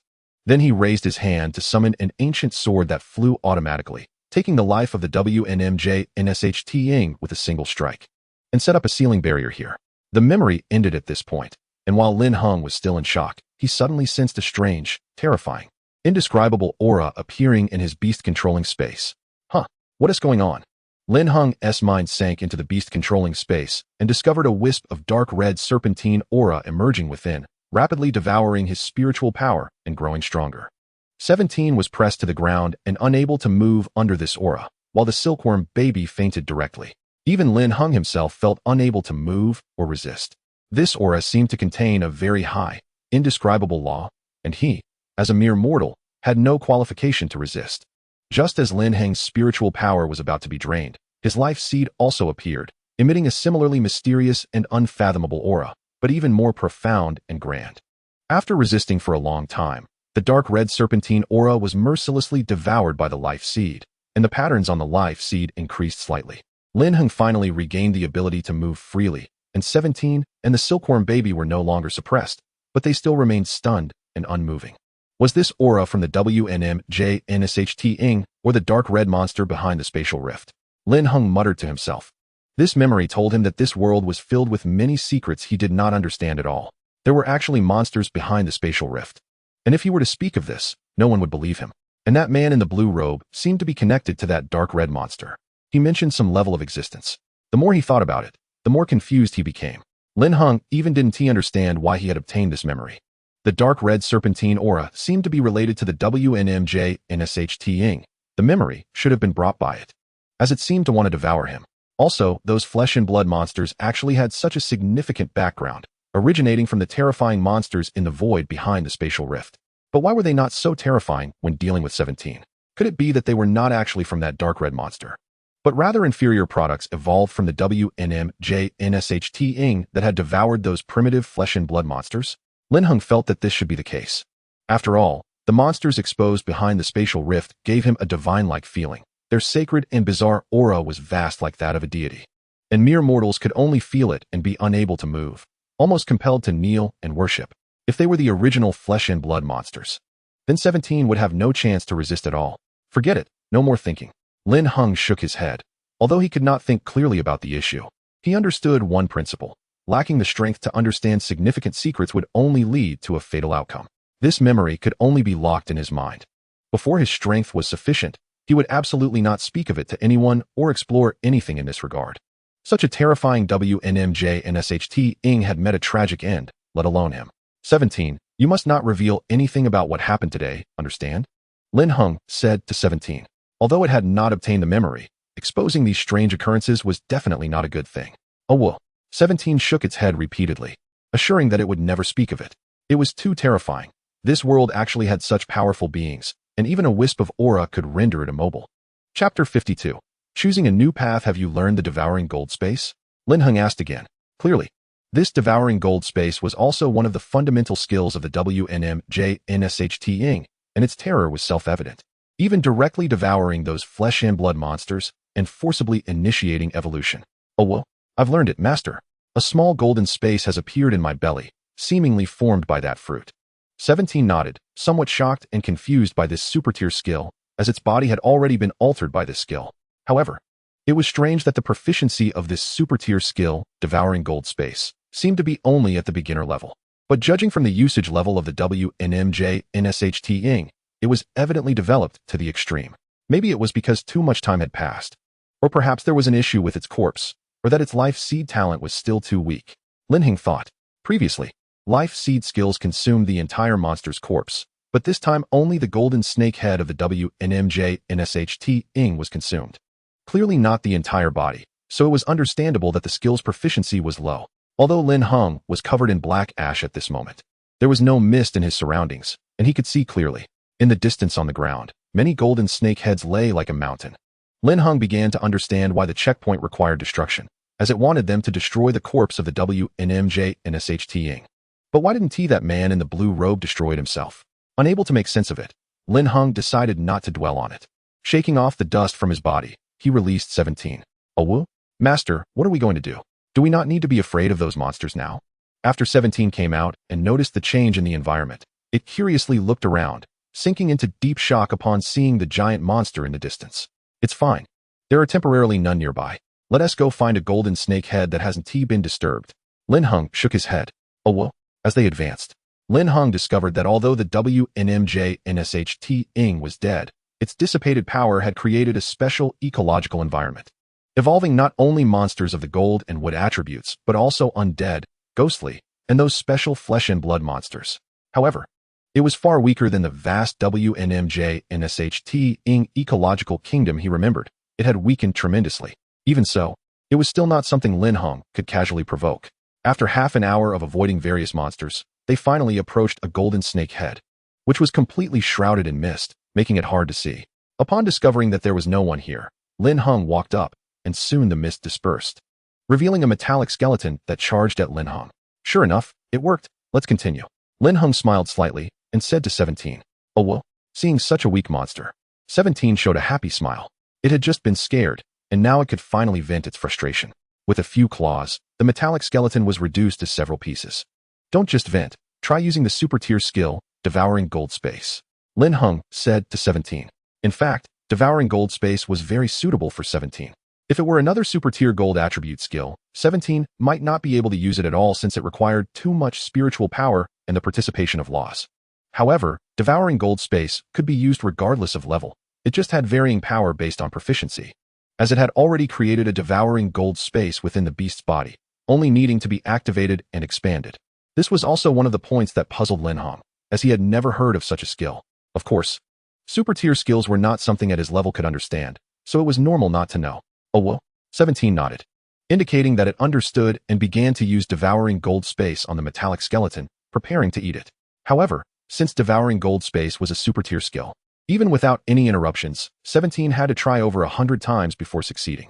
After its success, a white light emitted from its mouth, forming a golden vortex that swallowed the metallic skeleton. This was how the beginner level worked. It needed to be specifically activated. If it were at a proficient level, it could simply consume normally, because at this point, the devouring space in the stomach has already merged with the stomach, allowing for easy control to open or close it. There is no need for such trouble. If we succeed, let's move forward. Lin Heng nodded and said, as his proficiency increased, the utilization of the devouring space could be played very creatively. For example, the simplest storage requires 17 to control the devouring space, not to actively digest the consumed items. But 17's current proficiency is not enough. The devouring space is still operating automatically. A month ago, they could easily break through to the 25th level, not to mention now. They breezed through the levels, and during their progress, they were not in a hurry because 17 was continuously practicing the transcendent skill of the devouring space. All metal-based materials that could be devoured were stored in the devouring space. This space had just formed and was still unstable, requiring a large amount of metal materials to stabilize. With this devouring space, 17 no longer had to worry about poisoning from random eating. With the devouring space present, most toxins could be immunized, unless it was a supreme poison capable of killing heaven and earth. For instance, now that the devouring space has appeared, the special aura that originally attracted flesh-eating monsters has disappeared because the devouring space digests everything at 100% efficiency. Moreover, as 17 grows, the devouring space will also continue to grow, and in its final form, there will be nothing it cannot consume. Outside, it was now late afternoon, and the young boys and girls were coming in and out of the altar, making their final attempts, hoping to break through in these last 2 days. No one noticed what Lin Heng had just experienced within the barrier. On the screen, his 25 stars were still shining. It wasn't until the sun was about to set, and the people had left, that Lin Heng walked out from the barrier. After such a long time, he and 17 had once again broken through to the 25th level. With his current strength, reaching the 45th or 50th level would not be a problem, but he did not do so. One reason was that today was not the last day. The competition would only end at noon tomorrow, and breaking through tomorrow morning could seal the deal. Attempting to break through now would give the sub-city lord and their people time to react. Who knows what actions they might take for their own benefit. Another reason was that if he suddenly broke through now, it would be too sudden. After all, he had been unable to break through before. So how could he suddenly do so? This would definitely raise suspicions. Now, 17 could not be casually checked. If the devouring space in its belly was discovered, it would be strange for a servant-level little fellow to possess a transcendent skill that even monarch-level beast masters might not have, without being researched or investigated. Moreover, tonight, his master would send a third-level purifying fruit, which was said to purify all its own auras, regardless of its effectiveness. He could use this as an excuse to embark on another challenge. Therefore, after reaching the 25th level, he came out, not letting the huge gains cloud his mind. Still calmly analyzing the pros and cons. Chapter 53. The biggest winner in the blink of an eye. The next morning, the young boys and girls got up early, preparing to make one last attempt in this final half-day to see if they could break through again, as the competition would end at noon today. At 8 o'clock, Lin Heng had already entered the barrier. At first, no one paid attention, thinking he was just doing as usual. But soon, a new star lit up, and someone immediately noticed the anomaly. Look, Lin Heng has broken through to the 26th level. Someone shouted, and everyone fell silent. Haha, I knew Lin Heng could do it. This time, the first place belongs to us in Lushan district. Changsha saw this scene, clenched his fist hard, and laughed wildly. I'll go inform Grandpa Zheng. Jiang Shui's face showed joy as she turned to notify Zheng Qianquan. Oh my god, The situation is about to change. Others couldn't help but exclaim. Lin Heng had finally broken the shackles. Regardless of the reason, everyone knew that this competition for benefits was about to undergo a huge change. The Lushan district, where Lin Heng was located, originally ranked second in both metrics, with little difference from the Baifeng district. Now that Lin Heng had broken through the shackles, he would become the only factor to influence the outcome. No one doubted Lin Heng's strength. Breaking through to the 25th level at the beginning was the best proof. And people were just curious about how far he could go now. Some people from other districts were gloating, already prepared to watch the show. While the people from Baifeng district looked pale, their faces filled with gloom. Ha ha ha, the purifying fruit has finally taken effect. Let's see who can stop Lin Heng now. A burst of hearty laughter came from Zheng Qianquan, who landed on the altar with a bang, riding the ghost hand fire Tyrannosaurus, exuding a terrifying aura. Subsequently, the presidents of the Beast Master Association from other districts also arrived riding their lord-level beasts, the oppressive aura making the young people on the altar gasp for breath. City Lord Jin Tianhe and Deputy City Lord Mulan also arrived, but their expressions were completely different. One was sunny and bright, while the other was filled with dark clouds. In the distance, the president of the Baifeng District Beast Master Association, Duan Feng, wore a similar expression. No one expected such a significant change to occur just 4 hours before the end. It was as if a stunningly beautiful woman had already been won over. About to enter the bridal chamber, clothes already off, and suddenly someone told you it was just a dream, and everything vanished in an instant, turning into a mirage. Ha ha, let us see who can use any tricks now. Zheng Qianquan laughed heartily, fearlessly mocking Deputy City Lord Mulan and Duan Feng. Humph, it's just breaking through one level. There are only a little over 3 hours left, Duan Feng sneered. Mulan looked at the screen, her face, filled with gloom, made her originally beautiful features appear somewhat terrifying. She could not understand how Zheng Qianquan and the others had cracked this method. It definitely could not be the purifying fruit. It was very likely that they had already solved it long ago, but had delayed its activation until now, catching them off guard. Although there are only 3 hours left, I believe Lin Heng still has a chance to surpass, said City Lord Jin Tianhe with a smile. The expressions of the other district leaders varied, but no one was as aggressive as Zheng Qianquan to directly mock them. Of course, the main reason was that even if Deputy City Lord Mulan and the others lost, they would still be second and could obtain a considerable amount of resources. This had nothing to do with those ranked 3rd to 8th. These savvy individuals naturally would not wade into murky waters. Perhaps when the situation changes, they might even ally with Deputy City Lord Mulan. There was not such a significant conflict between them and Mulan or Duan Feng. What a fast pace. This time, he reached the 27th level in less than 10 minutes. Shouts of surprise came from below. Lin Heng's speed of breaking through exceeded their expectations. Duan Mingbao's expression changed, gritting his teeth as he rushed into the barrier, and others from Baifeng district followed suit, ready to make one last struggle. Let's go in and try as well. Jiang Shui, Chang Shi, and others from Lushan district also entered, and others gradually followed in, wanting to make a final attempt. Time passed slowly. The levels of others remained stagnant, while Lin Heng's level steadily increased. Over 10 minutes per level, steady as a rock, after more than an hour. He had already broken through to the 30th level, surpassing Duan Mingbao to become the top individual. With a bang, Duan Feng stomped on the ground, shattering the tiles beneath him, his face dark enough to drip water. If it were usual, these resources wouldn't matter much. But this time they were allocated based on the National Land Expansion Plan. Not only were there resources for cultivating the younger generation of new beast masters, but there were also resources aimed at renowned strong figures like them. Among these, the most crucial was the rare resources to enhance mental strength. In addition, he could report several types of resources he needed, and the association would collect and allocate them for him. With these, he could not only make himself an epic beast master, but also elevate a lord-level beast to a monarch level. And now all of this was slipping away from him. The most frustrating part was not that he didn't get it, but that it was almost within reach, only to be snatched away by someone else. This nearly shattered his resolve, and at this moment, merely crushing the tiles could be said to be a sign of his profound cultivation. Ha ha ha, good disciple, good disciple. Zheng Qianquan was unfazed, laughing coldly, saying that this feeling was truly exhilarating. As the time gradually approached midnight, most people chose to withdraw. They had already reached their limits. And even if they tried again, they still could not break through. Meanwhile, Lin Heng, amidst their astonishment, surged forward with unstoppable momentum to the 30th level. My goodness. He broke through the 30th level without losing speed at all. Someone exclaimed softly. Although they felt this was inevitable, when Lin Heng achieved it, everyone found it unbelievable.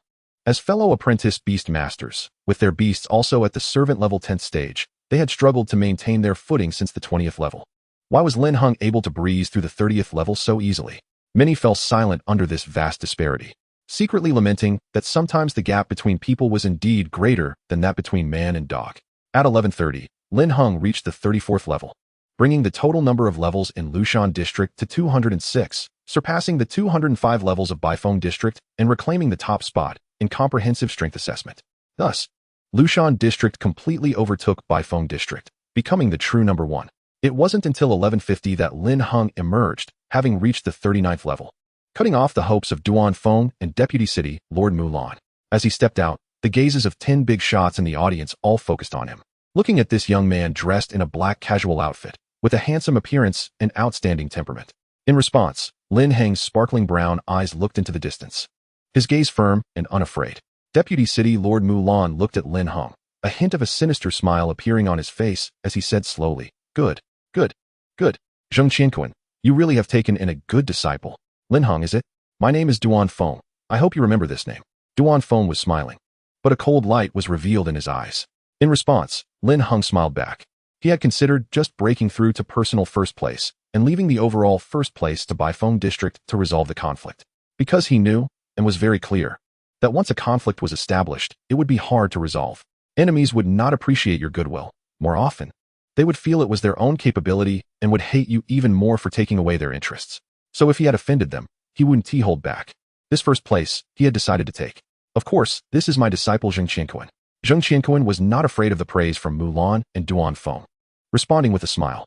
"Ha ha ha, since the time has come, let's tally the final rankings based on the current results. No objections from anyone, right?" Jin Tianhe also laughed heartily.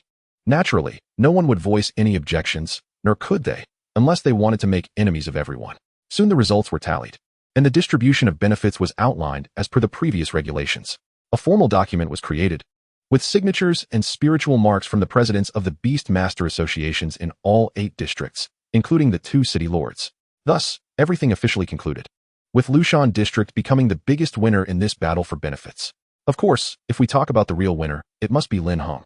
No amount of resources could compare to his super-tier skill. He glanced back at the barrier. The corpse of the 10,000 trees golden snake vine was still there, and he wondered if there really was a giant, godlike dark red monster behind the spatial rift. Once his strength was sufficient, he planned to return and explore. After this outing, he would prepare to become a professional beast master. He already had enough evolution materials for 17, and it was time for a racial evolution. "Lin Heng, when you become a professional beast master, remember to come find me for a recommendation letter," said City Lord Jin Tianhe with a smile as Lin Heng followed Zheng Qianquan out. "Thank you, senior, I will definitely come." Lin Heng replied with a smile and a fist salute. Chapter 54. Recommendation of the Gaming Emperor's father after exiting the spatial rift. Lin Heng and the others rode the four-winged wind Thunderbird back to Lushan District. All the youths were beaming with happy smiles, their gazes toward Lin Heng filled with admiration and even a hint of worship. Lin Heng looked down at the land passing below, his gaze already set far into the distance. This world had too many secrets, and he was finally about to become a professional beast master, gaining the qualifications to venture out. "Lin Heng, is 39 levels your limit?" Jiang Shui asked, looking at Lin Heng's handsome profile, posing a question everyone was curious about. "Yes. Is there still any reserve left?" After all, he had come out without a scratch. "Well, this is definitely my limit," Lin Heng shrugged and replied. Hearing this, everyone breathed a sigh of relief but still felt a bit skeptical. Once they returned to Lushan District, everyone would likely possess a commanding level beast and might officially become professional beast masters in the upcoming January assessment. At that time, they could go on adventures outside the city together or attend the same Beast Master University. Regardless, let's add each other as friends so we can stay in touch. "What do you think?" Chang Shi said with a smile, looking at Lin Heng. Actually, everyone else already had each other's contact information. This was mainly directed at Lin Heng, as everyone wanted his contact details. "As friends, of course, that's fine," Lin Heng said with a smile, taking out his beast data device for everyone to add as friends. The month of competition and battles through the spatial rift had helped these youths grow significantly, especially with people from other districts present, creating a united front among their district. Previous minor conflicts had temporarily faded away. Upon returning to the Lushan District Beastmaster Association, there was no public announcement. Matters of profit distribution were quite secretive. In the office, Zheng Qianquan looked at everyone and said with a smile, "This time we secured first place, and everyone contributed significantly. You all go back and rest. I can guarantee that you will all receive satisfactory rewards." Everyone nodded in agreement. As the 10 strongest geniuses of Lushan district, having secured so many resources for their district, rewards were certainly unavoidable. After everyone else had left, Zheng Qianquan looked at Lin Heng and said, "Originally, I was going to give you a recommendation letter for the Beastmaster University as a reward. But now you've earned it yourself. So how about we change your reward to a mid-tier beast instead? Once you become a professional Beastmaster and give birth to a second beast seed, the association will prepare a mid-tier beast with the attributes you desire. What do you think? I haven't decided what I want for my second beast yet. For now, I want to focus on nurturing 17. I would like to exchange the reward for something else, but I haven't figured out what that will be yet." Lin Heng shook his head. He had already contracted with the silkworm baby and didn't plan to contract with other beasts for the time being. Having too many beasts early on was too difficult to sustain. "That's fine. Just let me know when you've decided." "The Nurturing Association 1T have any issues with that?" Zheng Qianquan nodded, not stopping Lin Heng's choice. "There's one more thing. The association should prepare to cultivate a group of beast masters vigorously next. I want to recommend someone. Although his strength is not strong, he possesses 4 transformation level skills. Once trained, his strength will definitely far exceed the norm." Lin Heng continued, recommending his gaming emperor father to his master. He believed his father's strength and their relationship would not be refused by his master. "For transformation skills? Who is it?" Upon hearing this, Zheng Qianquan was also shocked. Even his initial beast, the Ghost Hand Fire Violent Dragon, only had 1 transformation skill. Having 4 is a bit too terrifying. "It's my father. He was injured during a wilderness adventure 7 years ago." Lin Heng briefly introduced his father. Previously, his father was a low-level beastmaster, which naturally did not attract the attention of someone like Zheng Qianquan. "You have a good father. Such perseverance is rare. Don't worry, I'll have Lu Fei check on him. The bloodline collapse skill can be resolved. I will definitely cultivate someone like him." At first, Zheng Qianquan was skeptical when he heard Lin Heng talk about his father. But after hearing the story, his attitude changed drastically. He felt that Lin Heng's hardworking character was closely related to his father. Moreover, someone like Lin Yu was absolutely worth cultivating. For over 20 years, his Dao heart has been refined and is now clear and transparent. As long as there is a slight opportunity, he will soar. By providing a little help now, there will be immense benefits in the future. He could very likely become an extremely powerful ally. "Thank you, Master." Lin Heng nodded and said gratefully, although he could solve the problem with his father's beast. The stone skin ape, himself, recommending him to his master was a better choice. With the backing of the official, he could receive more support. Once his father, the Liver Emperor, grows stronger, it would also benefit him greatly. What Lin Heng didn't expect was that his action today would lead to the emergence of a terrifying figure many years later. After speaking with his master, Lin Heng left the hall and collected the 10 main materials needed for the evolution of 17 races that the association had gathered for him. As Zheng Qianquan's disciple, the materials he needed had been gathered half a month ago, all of the best quality. However, before the 17 could undergo race evolution, he first had to break through to the professional level Beastmaster and give birth to a new beast seed. This was because the level of the beast could not exceed that of the Beastmaster, a limitation from the contract laws. To reach the rank of a commander-level beast, it not only required sufficient strength on its part, but Lin Heng also had to break through to the professional level first. Otherwise, it would face failure during its advancement, potentially leading to a chain reaction that could cause its race evolution to fail. However, after a month of meditation, Lin Heng's mental power meditation was nearing its limit.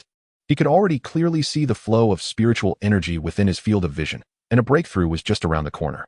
After packing up the materials, Lin Heng took a taxi home. At home, his parents knew he was returning today and took the day off work to wait for him. When they saw Lin Heng's figure appear outside the training ground, his mother, Bai Mei, was the first to walk over, holding Lin Heng's hand and looking around with concern. "Xiaoheng, you're finally back. Did nothing happen this past month?" "Of course nothing happened.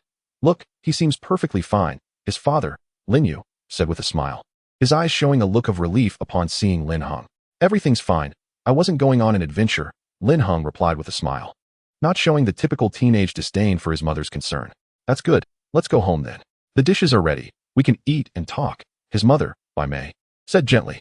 Chapter 55. Everything is ready. For updates, 9000 words. Please keep reading. Back at home, Bai Mei went out to cook, and Lin Heng moved the materials back to the second floor before coming down to the first floor. His father, Lin Yu, had cut up some chilled watermelon and handed it to him as soon as he came down. Lin Heng ate the watermelon and then went with his father to help his mother pick vegetables, also allowing her to hear their conversation. "Was it smooth this time?" Lin Yu asked with a smile while picking vegetables. "It was relatively smooth," Lin Heng nodded in response. This time, the journey through the Goldenwood Space Rift had many incidents. Everything regarding the life seed couldn't be disclosed, but he shared everything else. Hearing that Lin Heng had helped Lushan District secure first place with an unmatched performance, both parents were shocked that Lin Heng had become so strong. A bit taken aback. Following that was a wave of pride. Lin Yu laughed heartily. I didn't expect my son to be so amazing, directly taking down the other district's geniuses of the same age.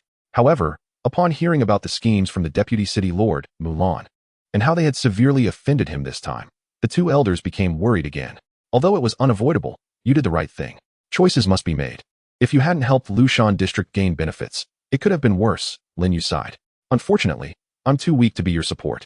Even with all the skills of the stone skin ape elevated to the realm level, it could not compete with a powerhouse like the deputy city lord, Mulan. A slightly stronger professional beast master would be difficult for him to handle. If we've offended him, we've offended him. They can't retaliate against Lushan District for now. Son, hurry up and become a professional level beast master. Once you get the recommendation letter, go to Beast Master University. Staying far away from here will keep you safe. Bai Mei said with a worried expression. The grudges of an epic level beast master were not something to be taken lightly. She hoped Lin Heng would leave Jinmu City as soon as possible. You don't have to worry. I'm safe for now. Epic level beast masters can't just attack us juniors at will. If they dare to do so, others would treat their juniors the same way. Besides, I'm likely to leave next year. Everything will be fine. Lin Heng smiled to reassure his parents.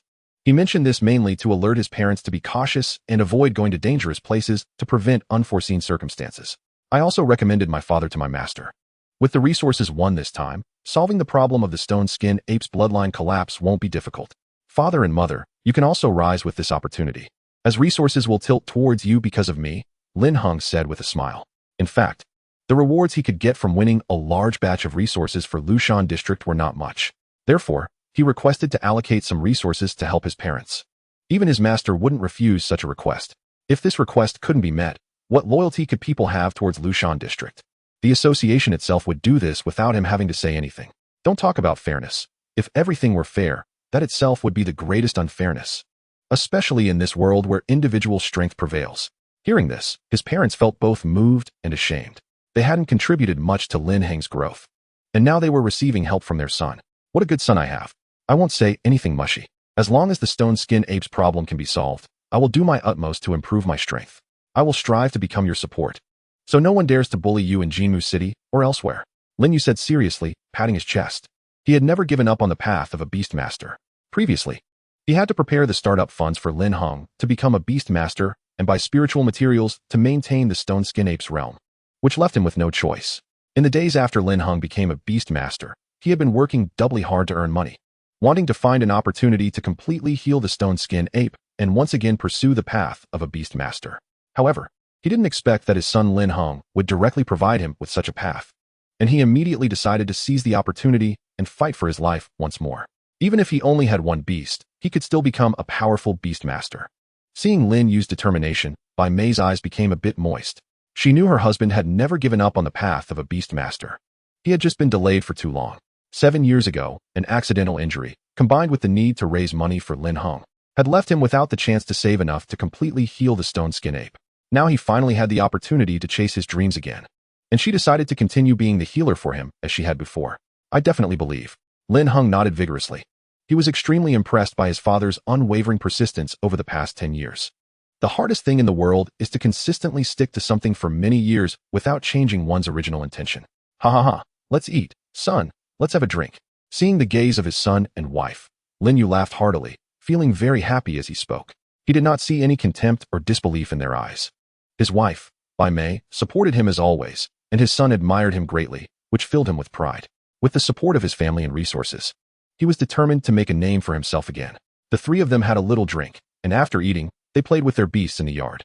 Father Lin Yu noticed that Lin Heng really liked fishing, so he dug a pond in the training ground, filled it with water, and raised some fish. That night, Lin Heng, who usually never dreamed, had a dream. In the dream, the sacred and bizarre creature that seemed to be the source of all things appeared again. No longer chained, suspended high in the sky, more magnificent than the sun. It radiated an aura towards Lin Heng, claiming to be the god of all things in the world, stating that Lin Heng only needed to believe in it to gain endless power and easily reach the peak. Under this aura, Lin Heng felt he had no choice, as if his mind was being transformed, infected by this inexplicable aura, and he involuntarily knelt down. However, at a critical moment, he suddenly woke up in shock, drenched in cold sweat, realizing that a dark red aura had once again appeared in his beast space. What had awakened him was his fate seed talent, which was continuously absorbing this bizarre dark red aura. Compared to the previous serpentine aura, this aura was clearly smaller but far more terrifying and tenacious, fiercely resisting the absorption of the fate seed. 17 and the silkworm baby were both in deep sleep, seemingly unaware of all this. Just by taking a glance in memory, could he absorb the power? Lin Heng was alarmed. This was too terrifying. He hadn't even seen the true form of that monster, and even though it had not sealed itself and fallen asleep, it still had such means to influence him. Truly godlike methods. If it weren't for the fate seed talent, he would have probably become its follower and servant. He dared not sleep again and quickly began to meditate. The next day, his father was taken away by the association members. After the examination by the president of the Breeder Association, Lu Fei, it was confirmed that although the stone skin ape had been suffering from the bloodline collapse skill, it had also refined its bloodline to an extremely pure level. As long as it was paired with some high-level materials and the special help of beasts, the injuries could be healed, and it could regain its potential. Lin Yu's issues could also be gradually repaired with some special spiritual materials, along with the stone skin ape's recuperative power. However, the loss of beasts was a total loss that could not be helped. Lin Heng was not surprised by this news. He had understood from that time that it was not an unsolvable problem, just that the costs were too high. Now, these were temporarily borne by the Beastmasters Association, and once his father recovered, he would need to complete some tasks to repay it. As for Lin Heng, he fell into hard training, spending most of his time meditating. And besides that, he trained 17 to stabilize its condition. In the first month, the bizarre dark red monster frequently invaded his dreams, spreading its faith and attempting to recruit him as a servant, but each time it was absorbed and devoured by the fate seed. Eventually, it stopped appearing, seemingly vanished without a trace. Without the bizarre monster, his life returned to calm, and he continued his hard training. The materials for evolving into a purple lightning swordtail weasel had already been prepared by his senior sister, Chen Yulan, at his expense. Everything was ready. He just needed to complete the breakthrough to initiate the evolution and level up of 17's race. However, to his surprise, even this final breakthrough took him a full 2 months. It wasn't until late November that he finally completed the breakthrough. Chapter 56. Evolution begins as Lin Heng completed the final cycle of the Chaoyang Qingsong meditation method in his mind. His mental power finally underwent a qualitative change. In the beast space, formless auras gathered together, forming 2 milky white whirlpools that quickly spun, condensing into 2 white beast seeds in just 3 minutes. Is it because my soul and body come from different places that there are 2 beast seeds? Lin Heng mused as he felt the changes in the beast space. With the formation of the new beast seeds, his beast space began to expand, increasing from its original size of 100 square meters to over 500 square meters. The entire space resembled a hemisphere that had been sliced in half, with a diameter of 13 meters and a total volume of over 2,500 cubic meters. The spherical beast space was surrounded by a flowing membrane of water, emitting a faint white light. In addition to the 2 newly born beast seeds, Lin Heng also clearly felt the enhancement of his 2 talents. Both the healing and fate seed talents had improved, but the specific effects would need to be tested to understand. Phew, finally broke through. It was really tough. Lin Heng took a deep breath. If he hadn't broken through, he was ready to have his master exchange the unclaimed rewards for soul stones. Fortunately, it was a breakthrough he achieved on his own. Over the past 2 months, he had spent most of his time meditating for more than 6 hours each day. Besides training 17, Lin Heng had also been helping his senior sister, Chen Yulan, while learning about breeder knowledge. Shaking his head, he got up to feel his current self. The most direct impact of the breakthrough in mental power was the speed of his thoughts. His mind was much clearer. In terms of perception, he could now see the slight disturbances of an ant 100 meters away and could clearly perceive any aura fluctuations within his field of vision. Even in absolute darkness, he could see clearly. 17, it's time for you to evolve and break through. Lin Heng called out to 17 in the distance, smiling. He was eager to start. He had waited too long and decided to begin today. It was now just past 10 in the morning, so there was plenty of time. Oh whoa. 17 was now larger than a large dog, and upon hearing Lin Heng's words, it smiled and dashed over at high speed, its fur flowing like a spirit. Great.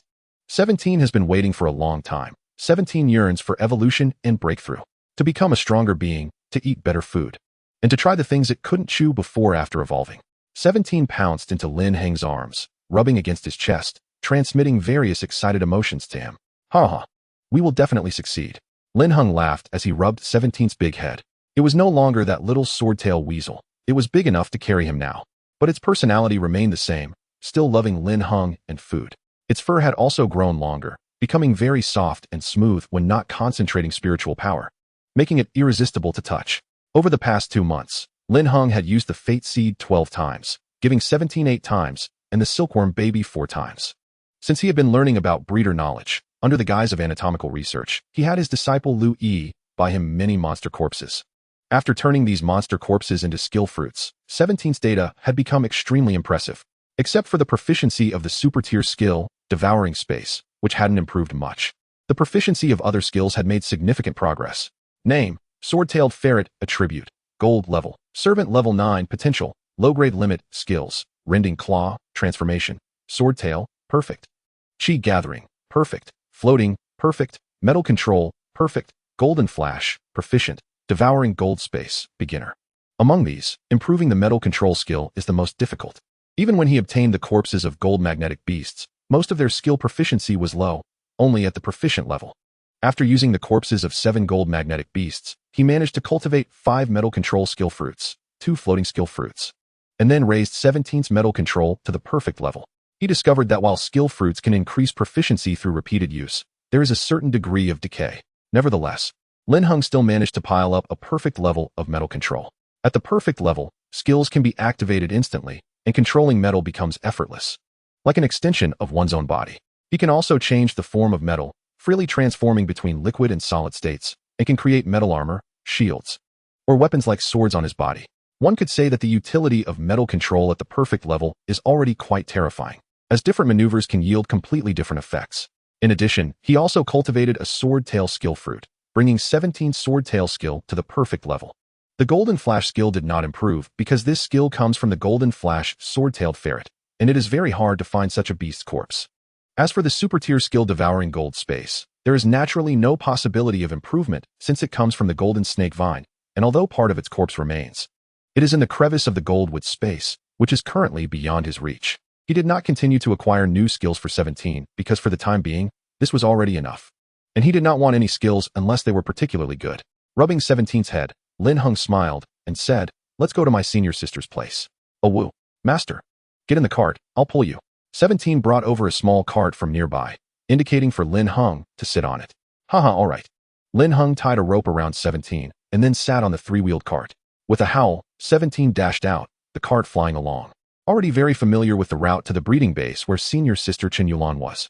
As they walked, the pet-pulled cart drew a lot of attention from passers-by. And Lin Heng enjoyed it, looking forward to the day he could ride directly on 17's back. This small cart was bought a month and a half ago to make it more convenient to go to his senior sister's place, saving him from taking taxis frequently. 17 was fast, and half an hour later, they arrived at senior sister Chen Yulan's location. "You're really impatient, but that is all right. Young people are like this. Just wait."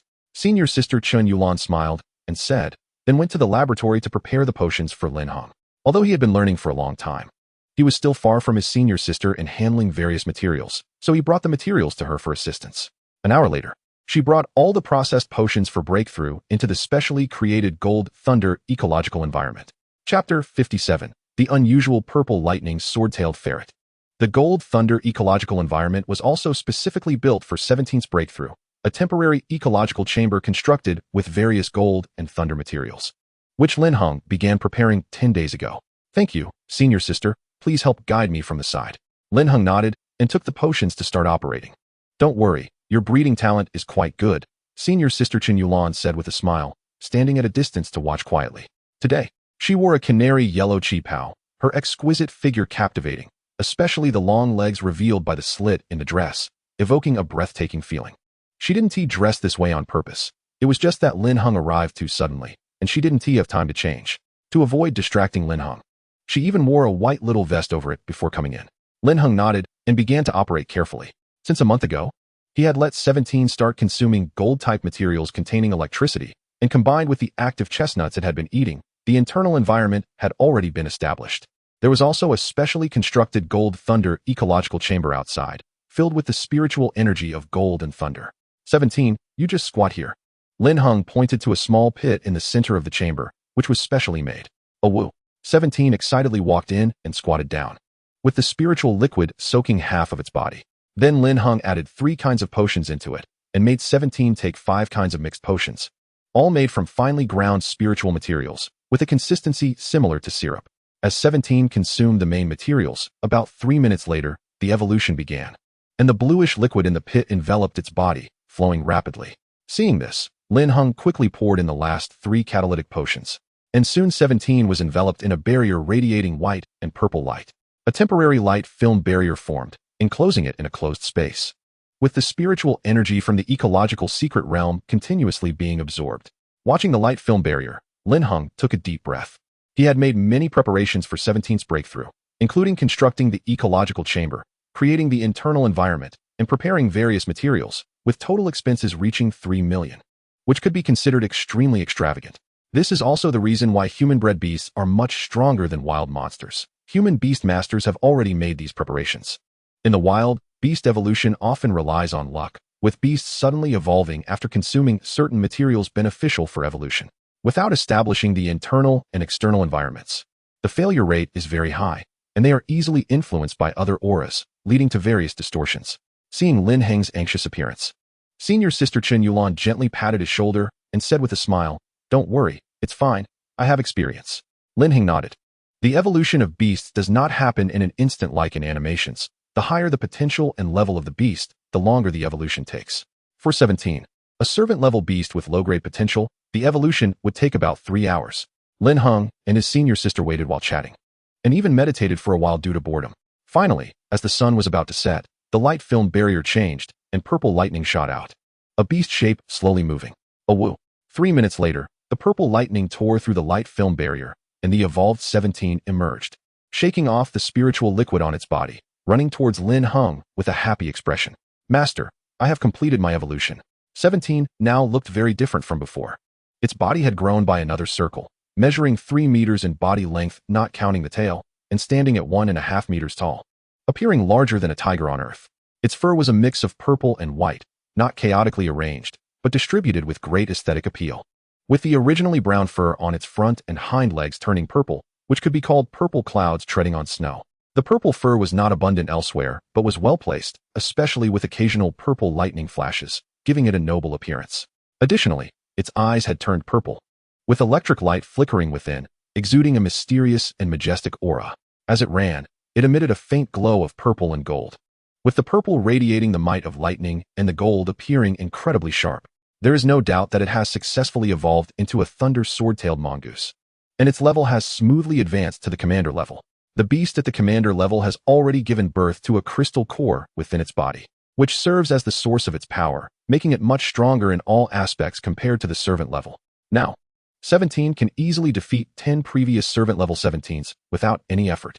Ha ha ha, very good, very good. 17 is amazing. Lin Heng, who was larger than a lion, said with a smile, taking out 2 spirit fruits to feed it. 17's fur was even softer than before, and now its size was completely suitable for him to ride. At the same time 17 broke through, Lin Heng felt a huge force of feedback entering his body, making him feel like he was about to burst. This power was continuously transforming his body and enhancing his soul. Oh, 17 communicated telepathically with Lin Heng like a child, expressing its changes. According to it, the biggest change was in its gold-devouring space.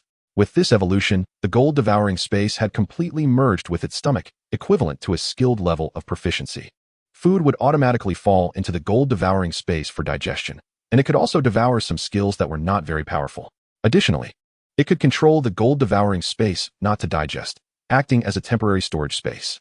Moreover, it seemed that the increase in the thunder attribute caused some kind of mutation in the gold-devouring space, filling it with lightning, which became the digestive fluid for consuming food.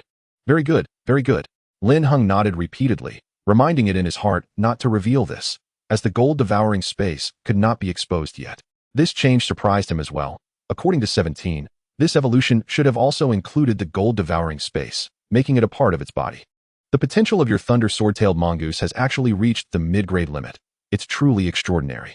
Beside him, his senior sister Chen Yulan, who had been observing 17, reached out to touch its soft fur and said, the evolved 17 surprised her. It was far more perfect than she had expected. Just looking at the amount of spiritual energy gathered around it, one could tell that its spiritual energy affinity was close to 60. This level of spiritual energy affinity was only seen in those with mid-grade limit potential, and its size had also increased significantly.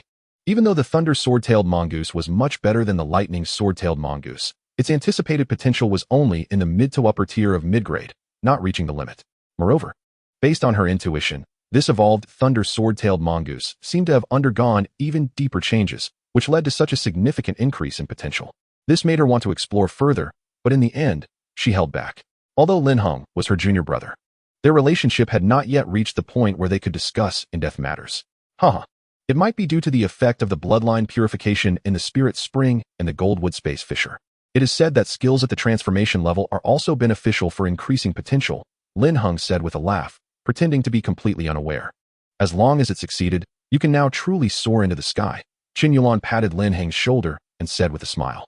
With the current level of the thunder sword-tailed mongoose, as long as it grows normally, Lin Heng will at worst be a beast master at the level of a hall master in the future. The first beast often plays a decisive role in the future of the beast master. Thank you, senior sister, for your help these days. No matter how high I fly, you will always be the senior sister I respect, Lin Heng said with a smile. He was very happy with 17's breakthrough.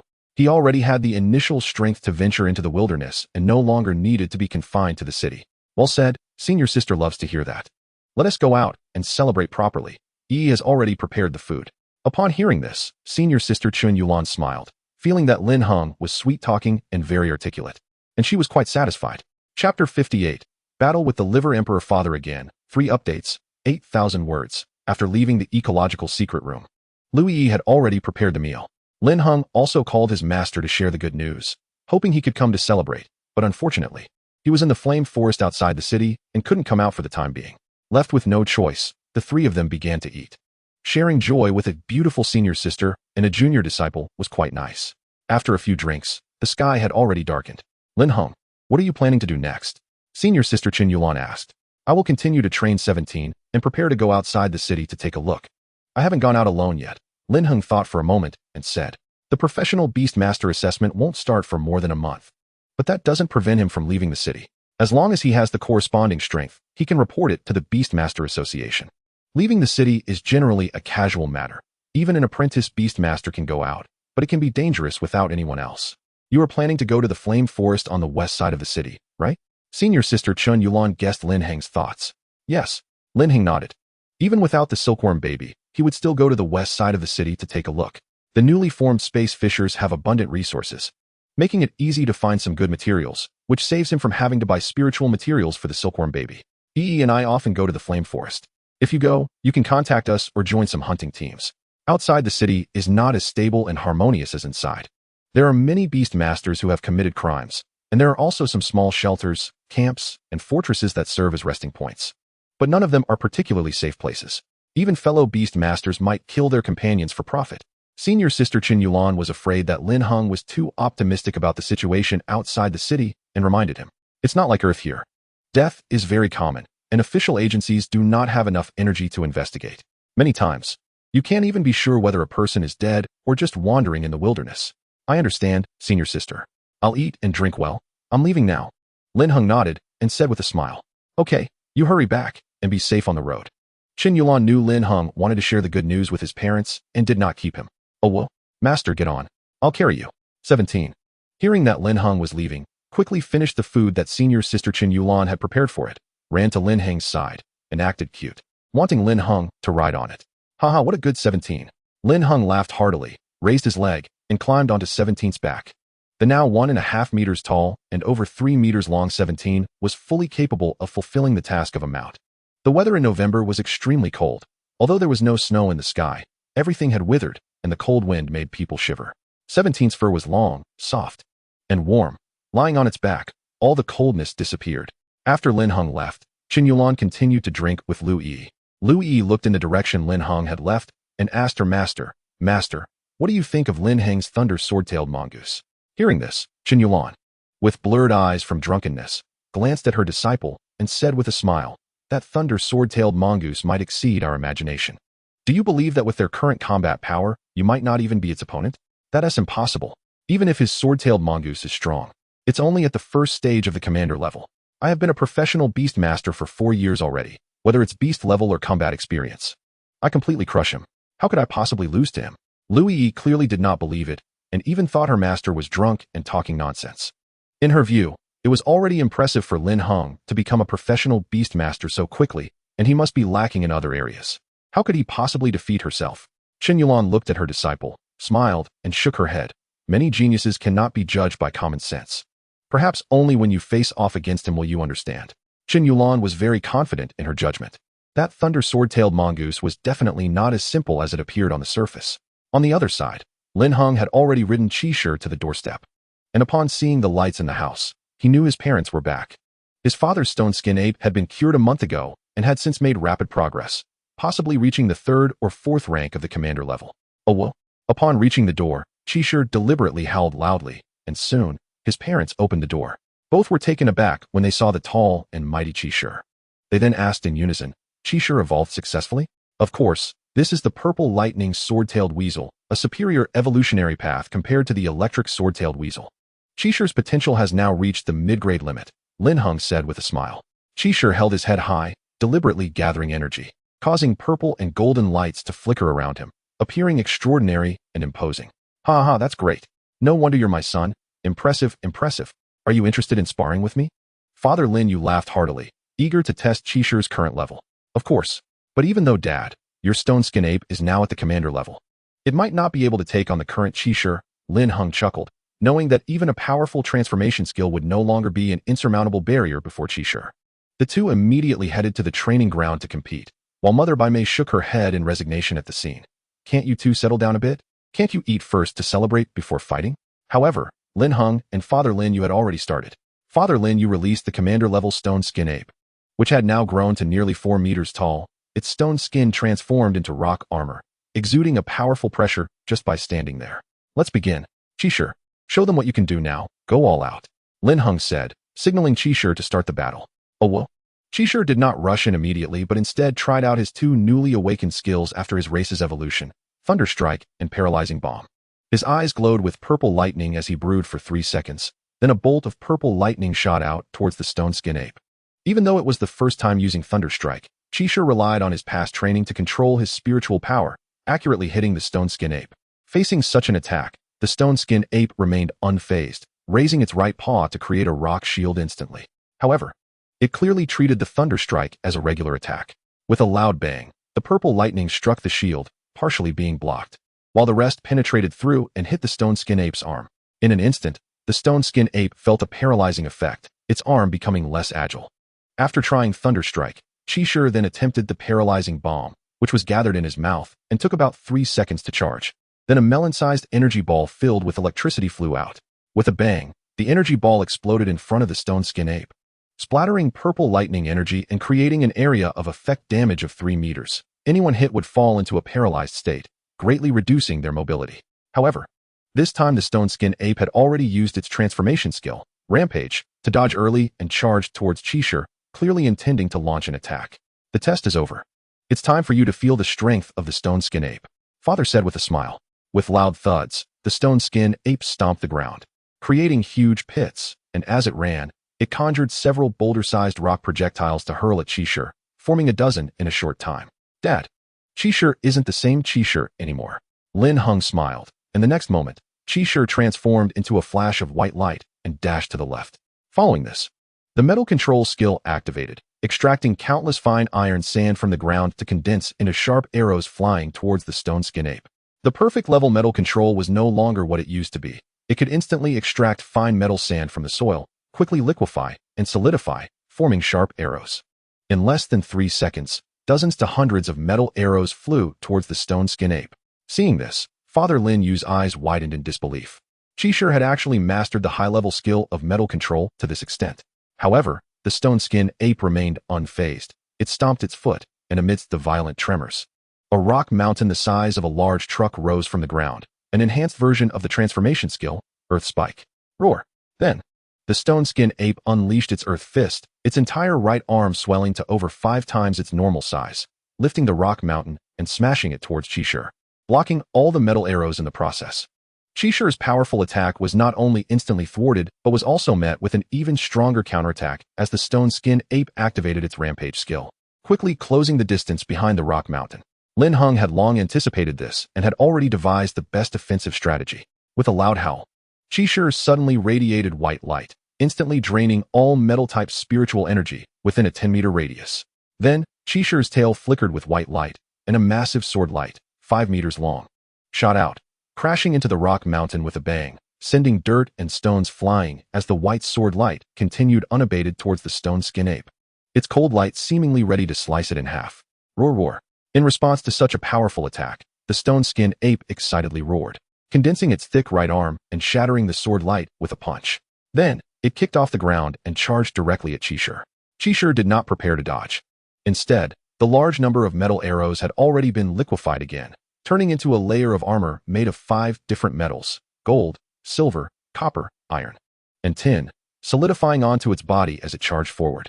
The shimmering white light of its tearing claws collided continuously with the earth fist.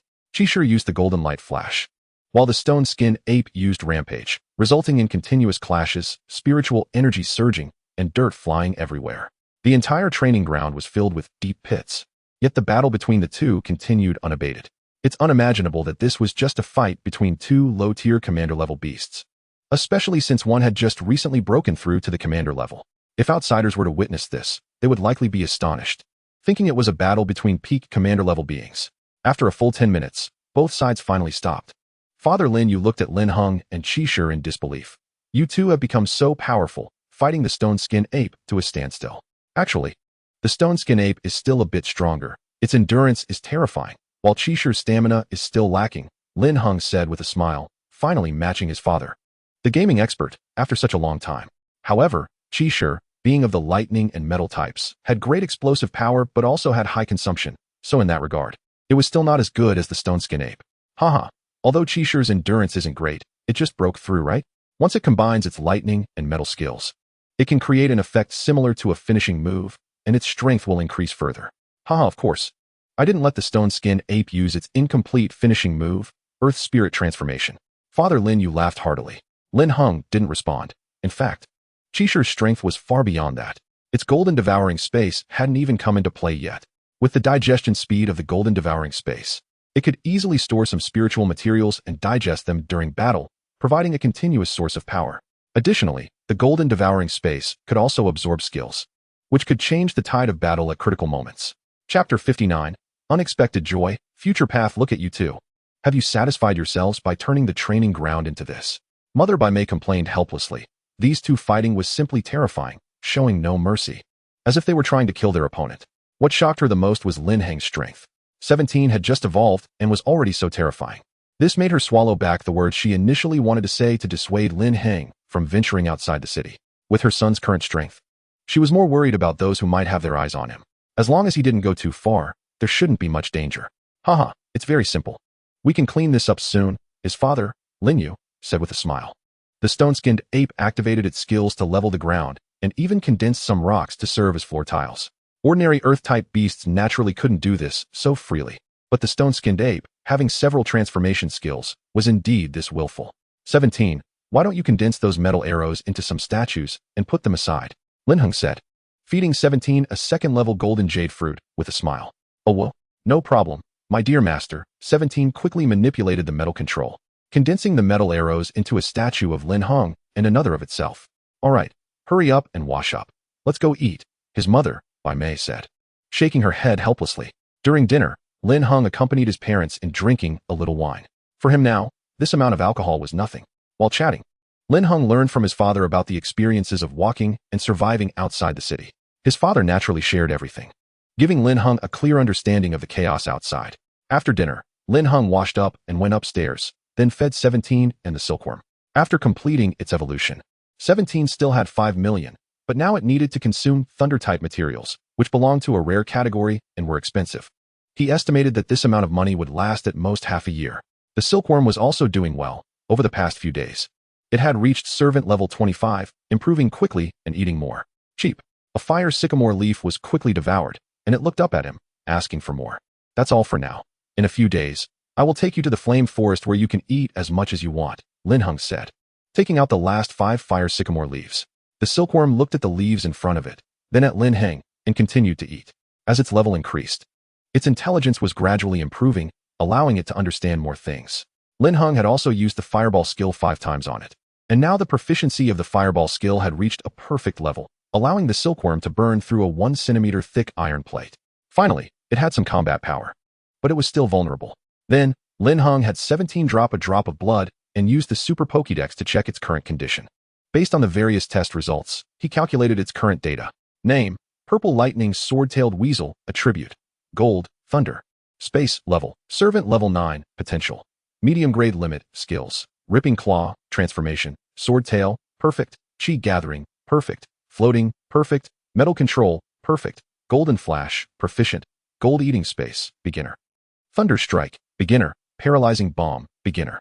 It seemed that due to the complete integration of Gold Eating Space, 17 now had not only Thunder attributes, but also the extremely rare Space attribute. Currently, its affinity for Gold-type spiritual energy was 58, for Thunder-type spiritual energy was 50, and for Space power was 30. At present, Gold was the primary attribute, while Thunder and Space were secondary. Having a Space attribute meant there was a chance to learn Space-type skills, which was an unexpected joy for Lin Heng. For now, the training direction for 17 was still to enhance the proficiency of Thunder-type skills, then integrate them with Gold-type skills to form a prototype of a killing move. Thunder Strike was a low-level skill, while Paralyzing Bomb was a mid-level control skill, and improving proficiency was not as difficult as with high-level skills. Unfortunately, the Thunder environment near Jinmu City was scarce, making it hard to find materials or the corpses of Thunder-type monsters. Electricity is one branch of Thunder, but there aren't many corresponding monsters either. After some research, Lin Heng decided to put 17 and the silkworm back into the beast space after they finished eating. Although it was very comfortable and enjoyable to sleep with 17, for its growth, it was better to let it stay in the beast space more often. After returning the beasts, Lin Heng quickly began to meditate. There was still a lot of power from 17's feedback that he hadn't absorbed, making this a good time for meditation. The meditation of a professional-level beast master no longer enhances vision, but transitions to the second stage of hearing. The method of operating spiritual power also changes slightly, but not significantly. Soon, Lin Heng fell into a deep meditation. The levels of hearing are divided into two tiers. The first is subtle hearing, which means being able to hear very faint sounds, such as ants crawling or the subtle sounds made by flies cleaning their feet. The second level is wide hearing, which refers to the ability to hear sounds that are usually inaudible, such as ultrasonic and infrasonic waves, as well as some extraordinary sounds. The difficulty of cultivation is also much greater because human hearing is inherently less developed than vision, requiring more effort and time. A night passed quickly, and Lin Heng initially digested the power from 17's feedback, feeling that his hearing had improved, but he was still far from the subtle hearing level. After that, he got up and first looked at himself in front of the full-length mirror. He no longer looked as thin as before. Although he was still just as handsome and charming, his body had become much stronger, his eyes were bright, and the muscles on his arms and chest were well-defined, exuding strength and beauty. What a wonderful world! Lin Heng sighed. Not only was his body fit now, but his strength was also remarkable. Lifting 100 pounds with one hand was completely unproblematic. If he were still on Earth, it would be hard to imagine how long it would take to reach this level. However, in the extraordinary world of Blue Star, achieving all this was not difficult. The feedback from the beasts would spontaneously enhance and transform the body, moving towards perfection. But the transformations brought by different beasts' feedback varied. While it might not be apparent at the professional or elite levels, it became very clear at the guild master or epic levels. For example, the golden-haired, golden-eyed city lord, Jin Tianhe, and the green-haired, green-eyed vice city lord, Mulan, both represented different beast powers. Just by looking at their appearances, one could guess that Jin Tianhe's contracted beasts were primarily gold-type, while Mulan's were primarily wood-type. Come on, 17, let's go train. Lin Heng released 17, preparing to complete the morning training and then go to the Beast Master Association to register and become a quasi-professional Beast Master. A quasi-professional level means that one has reached the strength but has not yet passed the professional Beast Master assessment. There are many such Beast Masters, some of whom can't pass, while others disdain to participate in the assessment. Chapter 60. My cat can do backflips. Lin Heng's current plan is to have 17 first improve the proficiency of the paralyzing bomb to at least the proficient level, and then try to integrate it with gold-type skills, so that each gold-type skill carries a paralyzing effect. This way, regardless of the opponent, their movements would become increasingly sluggish when fighting 17. However, for now, these are just ideas. The paralyzing bomb consumes a lot of spiritual energy, and 17's crystal core has just formed and is not particularly stable, allowing for only 4 to 5 uses before it runs out. Training requires a large amount of thunder-type spiritual fruits. Generally, second-level spiritual fruits cost about 3,000 to 20,000 per piece, and the price of thunder-type spiritual fruits can double. Therefore, The optimal choice is to find the corpses of thunder-type monsters that can use the paralyzing bomb and plant skill fruits to improve proficiency. This can only depend on luck. Finding thunder-type monsters in Jinmu City is quite difficult. After a morning of training, the accuracy of 17's 2 skills improved significantly. This was unlike when 17 first started learning Sword Tail. Although it had only recently come into contact with thunder-type spiritual power, the activation method was not significantly different from other spiritual powers, so it was not surprising that it could quickly master accuracy. Let's go, 17. We're heading to the Beastmaster Association, and I'll buy you some new food along the way, Lin Heng said as he looked at 17. Owl, Master, I want to eat new food. 17 ran over excitedly, rubbing against Lin Heng's thigh. Of course, no problem. Lin Heng patted 17's head and mounted it. Heading towards the street. 17 was not idle on the road either, munching on a piece of iron here and taking a bite of copper there. With perfect control over metals and the devouring space, 17 wanted to eat everything now. Plus, there was no need to worry about a full stomach. Any excess energy would be used for the growth of the devouring space.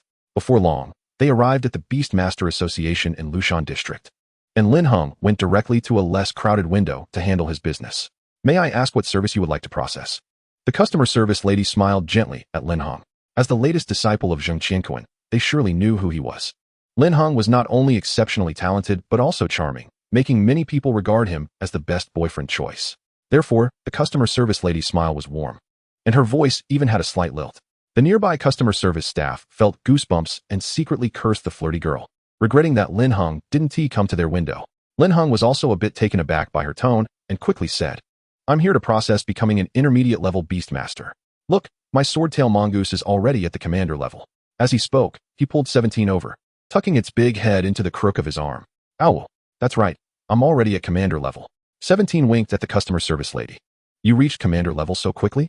The customer service lady showed a look of surprise, incredulously gazing at 17's big head. The aura of a commander level was unmistakable. It seemed to have evolved. No wonder it was Lin Heng. Yes, please help me with the processing, Lin Heng nodded. All right, just tell me its attributes. The customer service lady said, nodding. Soon, the processing was completed, and the customer service lady took out her phone and smiled, saying, I've completed the processing for you. However, I have one more thing I'd like to invite you to. My cat can do backflips. Would you like to come see? She said as she handed over a QR code. No need, my 17 can do backflips too. Lin Heng smiled slightly and turned to leave. This kind of thing was not surprising to her. In any world, as long as you are excellent enough, you will find the opposite sex actively approaching you. After completing the processing, he turned and left to buy some spirit materials for 17. For metal-type food, he chose the secondary-grade golden jade fruit, copper core hawthorn, and diamond bodhi seeds. 30 of each, totaling 90 pieces, with each costing 3,000. Making a total value of 450,000. Thunder-type spirit fruits were scarce, and ordinary small shops didn't have them. So he went to a large spirit material supermarket and found 3 types of secondary-grade thunder-type spirit fruits: thunder fruit, lightning fruit, and thunder sound fruit. Each type of fruit had different focuses. Thunder fruit could stabilize crystal cores, lightning fruit could enhance paralysis effects, and thunder sound fruit could give roars the power of thunder. After some hesitation, Lin Heng decided to buy the lightning fruit, which enhanced paralysis effects. It cost 10,000 each, the same price as activated chestnuts, so 30 pieces amounted to 450,000, adding up to a total of 900,000. This would be enough for 17 to eat for a month. Although the expense was high, professional beast masters could go hunting in the wild, and the rewards were also considerable. Of course, not every intermediate level beast master was as extravagant as him, feeding their beasts at least 4 spirit fruits a day, worth 20 to 30,000. Lin Heng mainly felt that money shouldn't be taken too seriously. Converting it into strength early on was the right path. As money sitting there was just a pile of waste paper. That night, he fed 17 lightning fruits and golden jade fruits. The next morning, after training until 6, Lin Heng took 17 out again, returning to the Beastmaster Association, this time specifically to the hunting hall.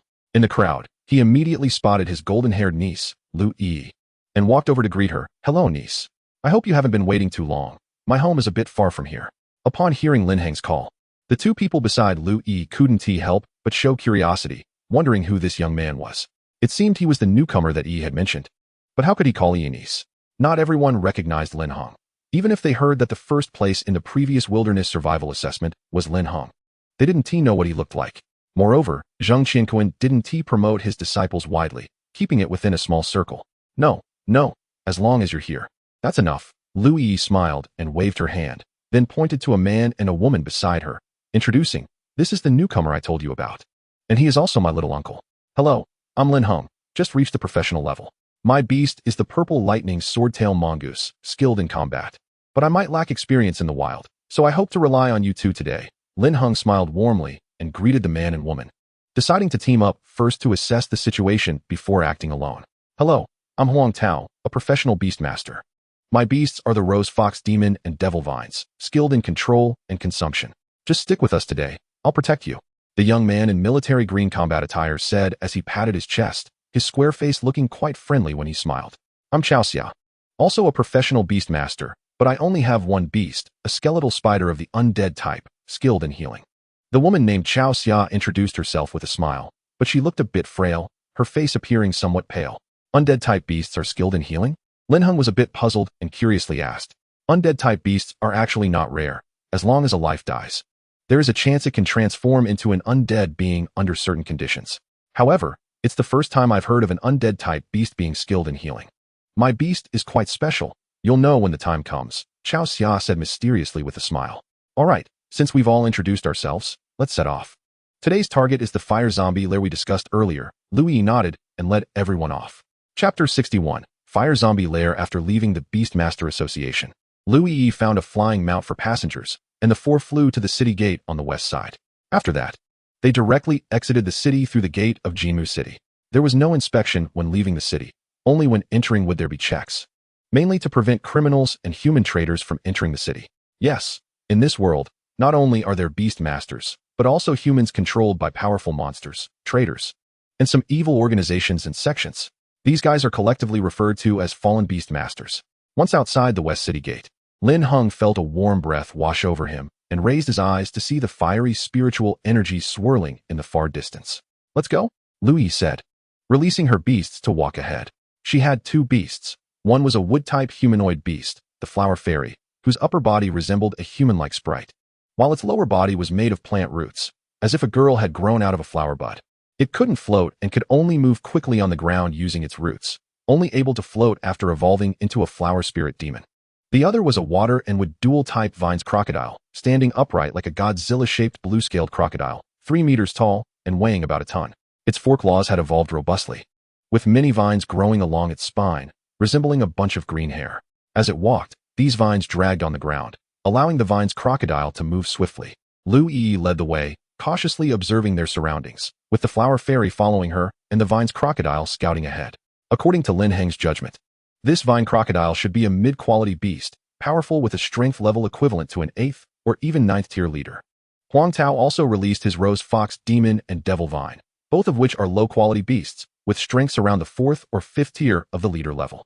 The rose fox demon looks like a fox with fur transformed into rose vines, measuring about 2.5 meters in length and standing around 1 meter tall. It is a dual-type beast of wood and poison. The devil vine, on the other hand, is a pure wood-type beast, appearing as a completely dark green vine that rides like an octopus tentacle held in Huang Tao's hand. Chao Xiao's bone spider looks the most normal, just a spider made of bones, with a white spring on its back containing a milky liquid, which should be the source of its healing ability. Lin Heng silently released 17, signaling it to walk in the front right, with the 4 of them arranged in a fan shape. Is this the purple lightning sword-tailed mongoose? It's my first time seeing this evolved form of the sword-tailed mongoose. So handsome, Chao Xia commented with a smile while looking at 17. Indeed, it looks very strong.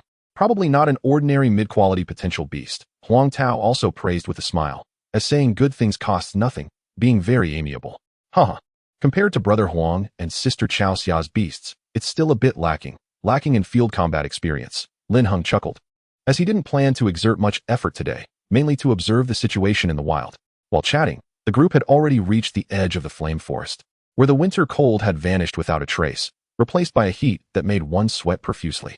Some mutated fire-type wisteria emitted a red glow, and one could occasionally see fire bursts, with magma flowing onto the ground and large trees continuously burning. In the fire environment, except for the vine crocodile and bone spider that were unaffected, the other beasts were quite uncomfortable, as wood and metal types are restrained by fire. 17 was okay, but the flower fairy and devil vine were having a very hard time. However, there was a benefit. Parasitic monsters were very rare in the fire environment, so there was no need to worry about being harmed. The flame forest covers an area of over 100 square kilometers, very vast, and the location of Lin Heng and the others was just the outermost area. Ordinary wood-type beasts could not survive or fight in the central area. Moreover, Lin Heng also discovered that the size of the flame forest was continuously expanding, as fire spiritual power was constantly being emitted from the cracks in the fire space, which could eventually expand into the city. Additionally, a large number of monsters, plants, rocks, and bones were slowly gaining intelligence under the influence of fire spiritual power.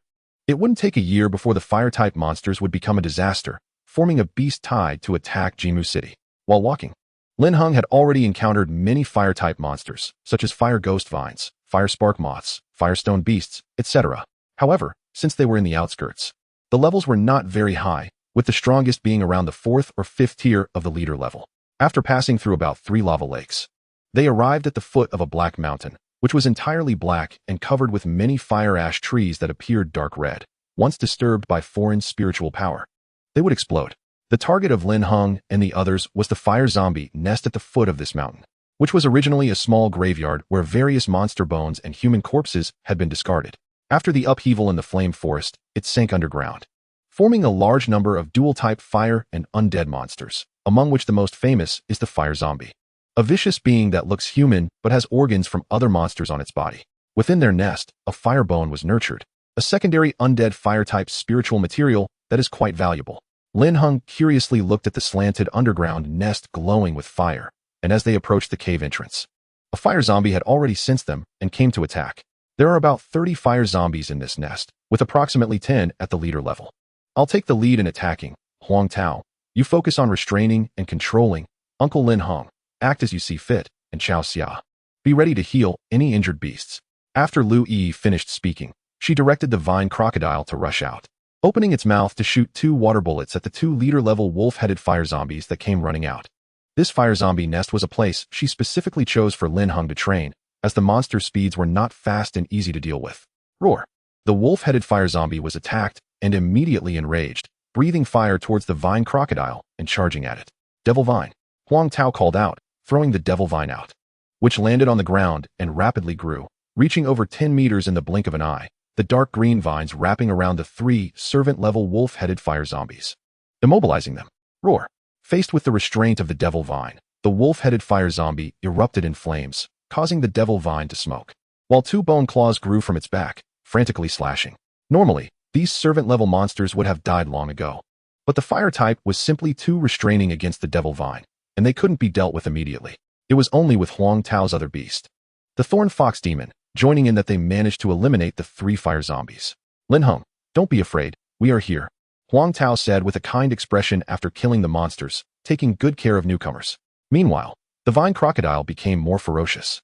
After diverting the attention of the 2 leader-level zombies, it suddenly turned back, its body enveloped in blue water mist, directly engaging in close combat. And in just a few moves, it shattered the 2 leader-level wolf-headed fire zombies into pieces. 17, you should also give it a try. Lin Heng looked at the servant-level 10th-tier mountain pig-like fire zombie in front of him with a wry smile. This was specially left for him by Huang Tao to let him test the waters first.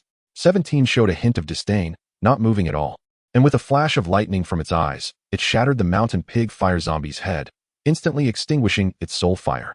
Chapter 62. You call this just breaking through the professional level? 4 updates, 8,000 words, seeking continued reading. Roar. As the battle wave spread, all the fire zombies in the nest rushed out, with more than 20 various forms of fire zombies charging towards the 4 people, unleashing fireballs, spraying flames, lava bombs, and various fire skills one after another. Fire zombies are monsters with a very strong territorial awareness, and once they move, they exert all their strength. Everyone quickly scatter. Lin Heng, be careful.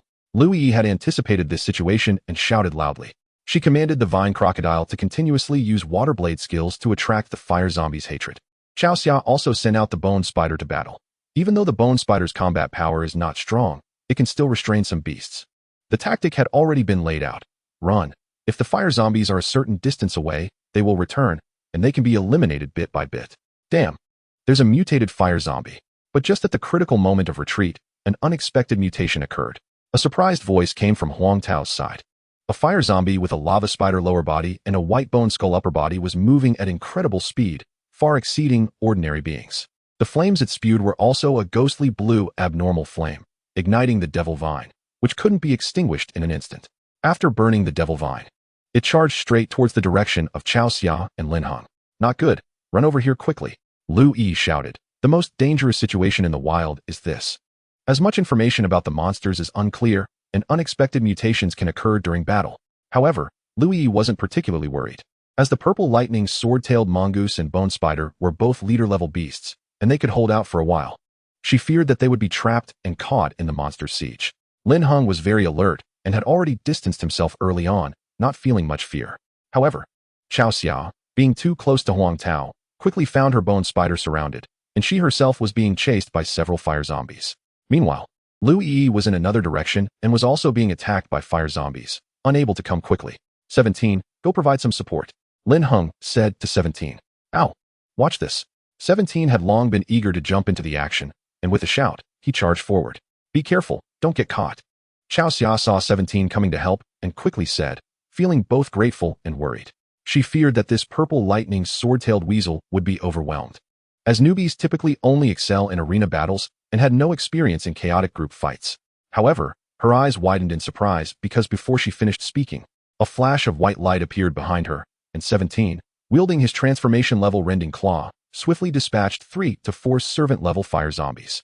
After that, instead of fleeing, 17 used his golden light flash again to appear near the bone spider, and with another flash of silvery cold light, he easily slaughtered the servant-level fire zombies before they even realized what was happening. Roar! The mutated lava spider fire zombie let out an angry roar upon witnessing this, spewing out 5 or 6 bursts of ghostly blue flames at 17. Be careful. Seeing this, Chao Xia exclaimed again. The flames had an indestructible quality and were quite terrifying, but she clearly underestimated the adept-level golden light flash. Although it wasn't instantaneous, it could be activated in less than a second. In the blink of an eye, 17 had moved to another position, not only dodging the opponent's attack, but also casually dispatching 2 low-tier servant-level fire zombies. In no time, over 20 servant-level fire zombies lay dead beneath 17's claws, including 3 leader-level fire zombies. The 3 outside the battlefield gazed at Lin Heng and 17 with a mix of shock and admiration. Huang Tao gaped, unable to speak. A transformation-level rending claw. Such a powerful mobility skill, and most importantly, killing so many monsters without taking a scratch. Was this what you called lack of combat experience? Chao Xiao's eyes widened. No wonder Sister Yi referred to you as Uncle Master. It turns out it's not just about seniority, but also, you call this just having recently reached the professional level? Lu Yi had always thought Lin Heng was strong, but she believed he only excelled in fair one-on-one competitions like most newbies who had just reached the professional level. However, she now understood what it meant to be a genius. This was clearly his first time in the wild, yet his combat skills were more refined than hers. How had he trained his beast? She recalled her master Qin Yulan saying after Lin Heng left that his actual combat power might be stronger than hers. She hadn't believed it at the time, but now it made sense. No wonder this guy became her uncle master at such a young age. But then she remembered that half a year ago, he was just a boy without even a beast to summon. Comparing that to now made her feel like she had lived like a dog. Stop just watching, hurry and help. Coming back to her senses, Lu Yi shouted, directing the Vine's demon crocodile to charge in and help clear the last 5 leader-level fire zombies. Chao Xia snapped back to reality and instructed the bone spider to use the vitality spring to heal the Vine's demon from its burn injuries and restore its strength. The bone spider was a mutated existence among undead creatures, with dense death energy giving rise to the vitality spring, which had excellent healing effects for any type of beast. It was said that it could even evolve into a more powerful flesh-bone spring, which could instantly regrow flesh on bones. As long as it wasn't a case of instant death, but the conditions for evolution were extremely harsh. Lin Heng, prepare to attack.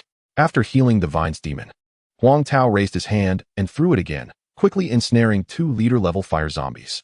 A woo. Without needing Lin Heng's reminder, 17 transformed into a streak of white light and charged out. With a flicker of silvery cold light, the 2 bound leader-level fire zombies were easily dispatched like lambs. As the 4 combined their efforts, even the strongest mutated fire zombie could not escape death. Once it was all over, everyone stared at the corpses of the monsters on the ground, still in disbelief. What was supposed to take an entire morning to deal with had only taken a little over half an hour to kill. Lin Heng, is this what you call lack of experience? Huang Tao looked at Lin Heng, speechless. Your combat power is not any less than our team leader Lu Yi's. Exactly. I was still thinking of protecting you. And here you are, so strong. Chao Xia added, both shocked and puzzled about how this guy could be so formidable. Actually, I was referring to a lack of experience in wilderness survival, Lin Heng said with an awkward smile. He indeed came to learn about that.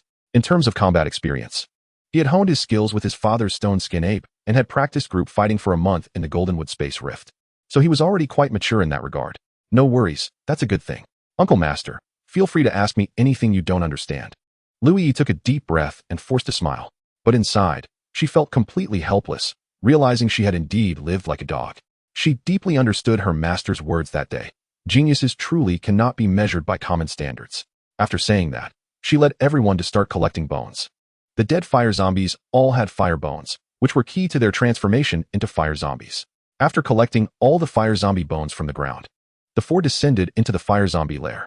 It was scorching hot inside. Although there was no lava, the place was filled with red-hot stones that emitted intense heat comparable to molten iron. Some bones slowly deteriorated under this high-temperature radiation, eventually forming fire zombies. Lin Heng and the others could not get close and had to send the Vine's demon crocodile in to scavenge for fire bones. Soon, the spoils were brought out: 14 level 2 fire bones, 28 level 1 fire bones, 3 level 1 fire spirit herbs, and 1 level 2 flintstone. Looking at these gains, all four wore happy expressions, and the next step was to divide the loot. Chapter 63. Lava Potato Tree. Lin Heng had the greatest contribution in this operation. Taking 40%, I take 20%, Huang Tao 25%, and Chao Xia 15%. What do you think? Louis thought for a moment and said. She never directly allocated goods, but distributed shares based on the final selling value back in town. This approach would reinforce team cohesion, and many teams did the same. Level 1 spiritual materials ranged in value from 500 to 3,000. Fire type wasn't considered rare, but wasn't common either. These level 1 fire bones could probably sell for about 800 each, and fire spirit herbs for roughly 1,000. Level 2 spiritual materials were priced between 3,000 and 10,000, with only extremely rare ones exceeding 10,000. The value of level 2 fire bones was about 4,000 each, while level 2 flintstones could be worth 5,000. In total, these items were worth approximately 85,000. So Lin Heng's 40% would be around 33,000. Of course, no problem. This time, thanks to Lin Heng. Otherwise, who knows what might have happened. Huang Tao nodded in agreement. I have no objections either. Chao Xia nodded, thinking she should have received a bit more due to her strong healing abilities. However, since she had been caught in a dangerous situation that altered their plans, she naturally had to pay the price. As long as there are no problems, I'll take care of these items, sell them, and then distribute the shares, Louis said, nodding, and took out bags to pack the materials. Then handed them to the flower fairy to carry. The flower fairy extended its vines to wrap the bags. This amount of stuff was nothing to it. Since there's no more spiritual materials here, let's take a break and head to another place. Everyone can spread out a bit and look for some spiritual materials on their own, Louis said, nodding. This was also a feature of the team. Besides group tasks, everyone could hunt on their own. After a brief rest to restore their beast's energy, everyone stood up to prepare to head out to other areas. The mountains here were filled with dead ash trees, which bore no fruit, but gave rise to intelligent dead ash tree monsters. The formation remained the same as before, with Louis in the middle, Lin Heng and Huang Tao on either side, and Chao Xia in the center. However, just as they stepped out of the valley, a heart-pounding sensation surged through everyone. There's danger. Bang.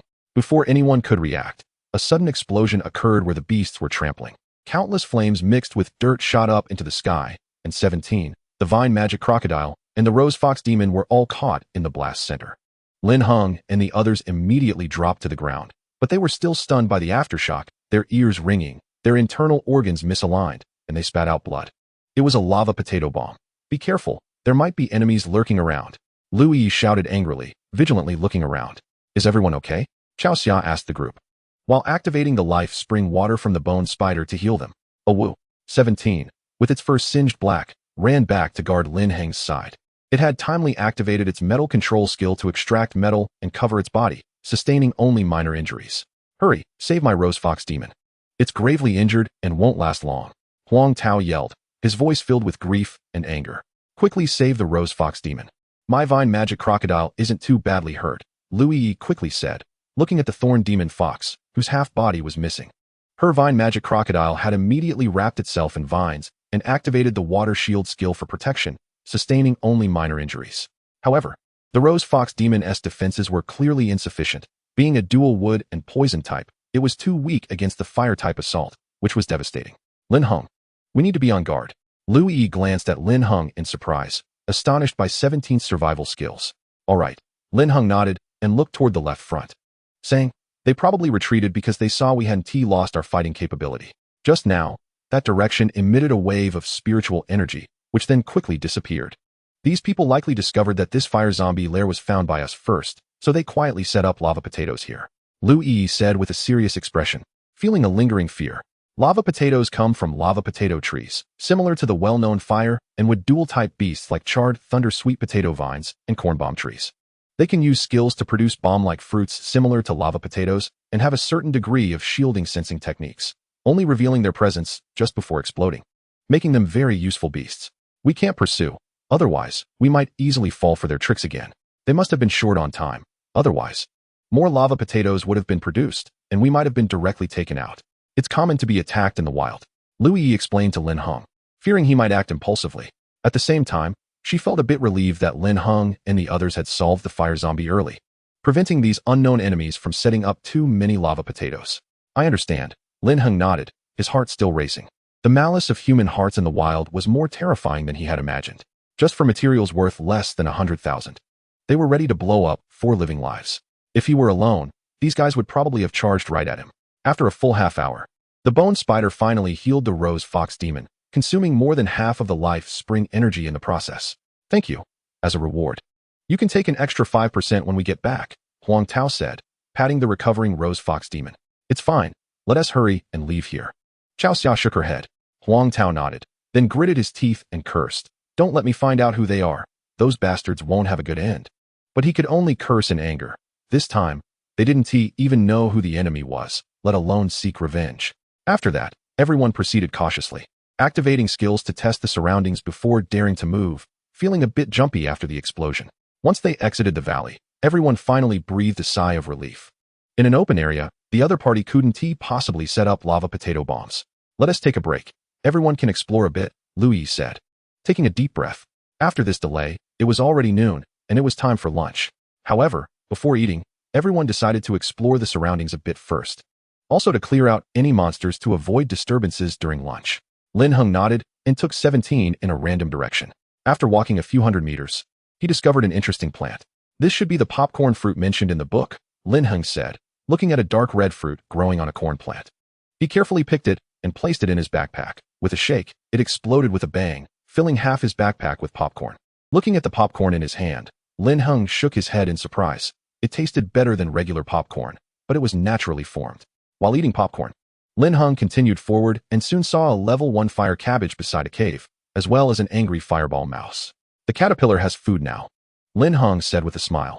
Although it was the outskirts of the flame forest, there were still quite a few level 1 spiritual plants.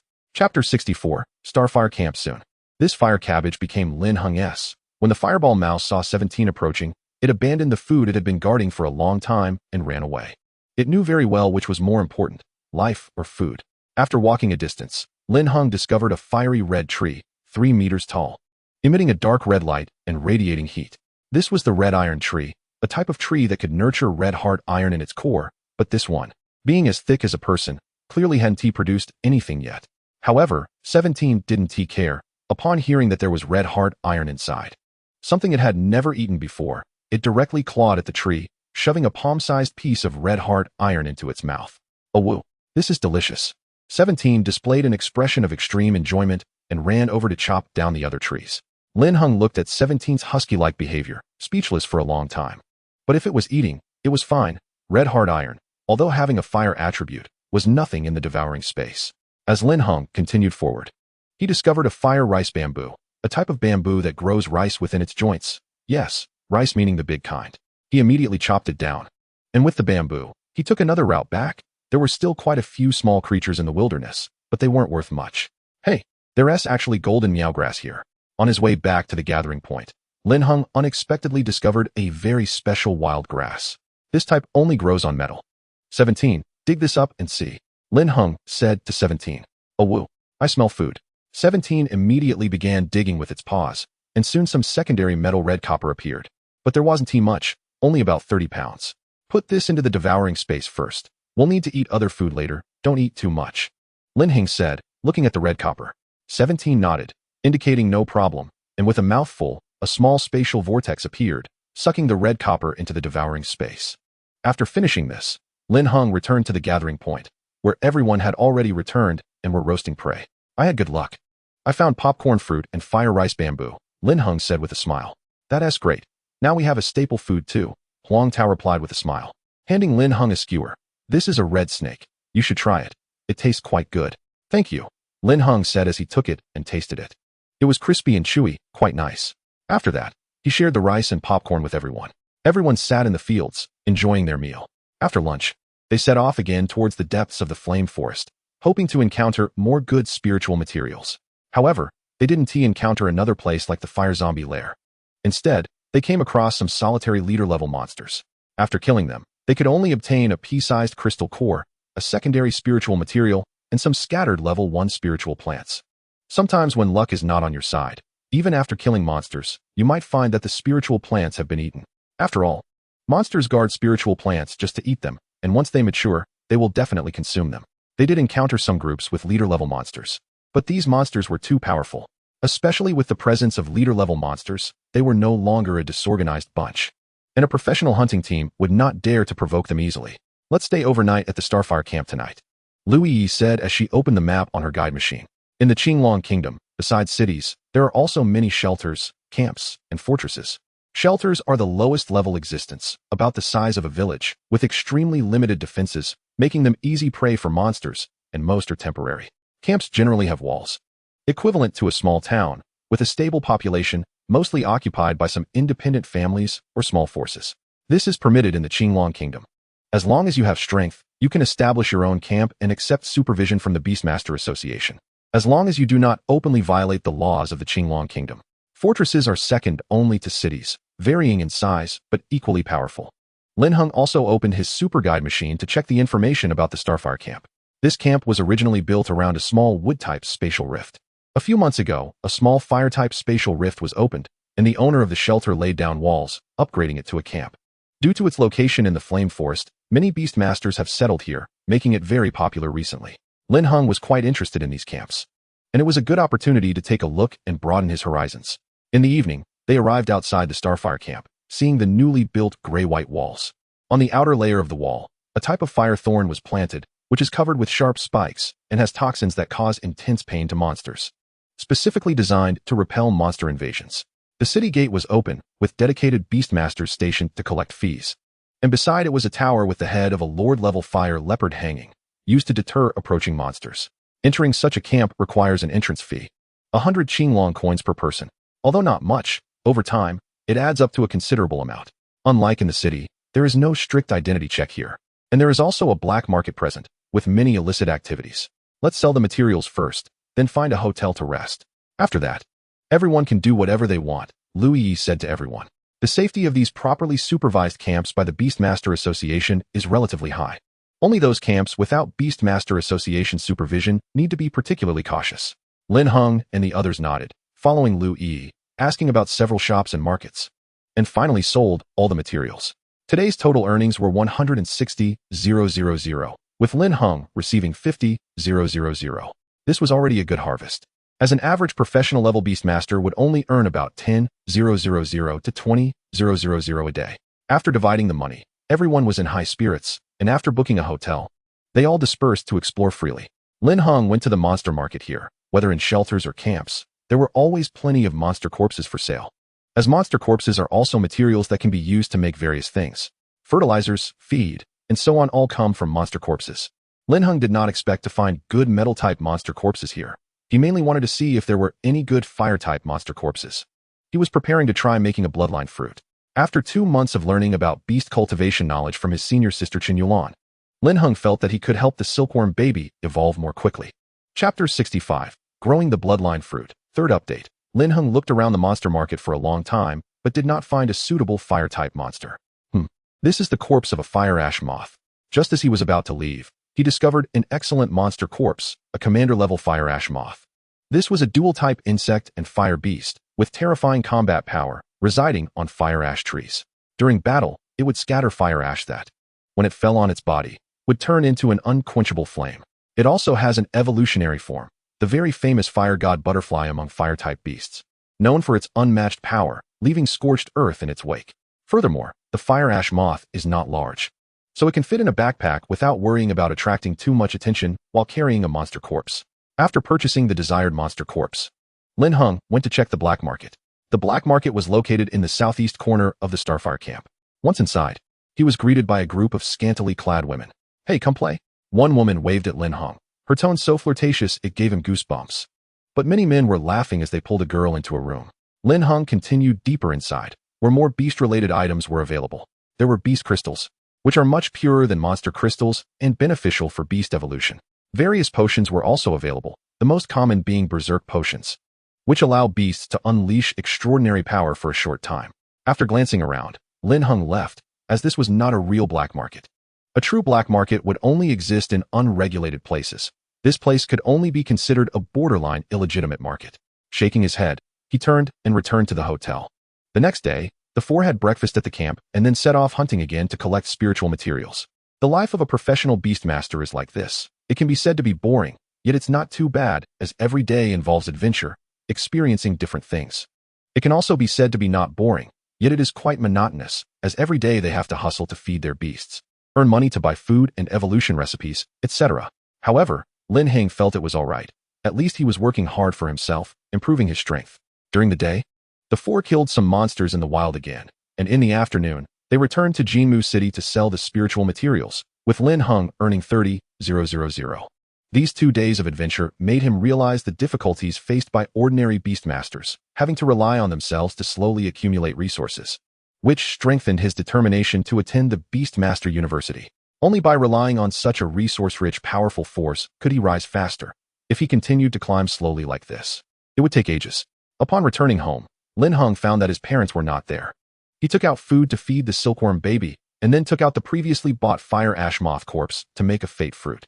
It is worth mentioning that ever since he broke through to the professional level, the cooldown time for his fate seed talent has shortened. It used to take 5 days, but now it only takes 4 days.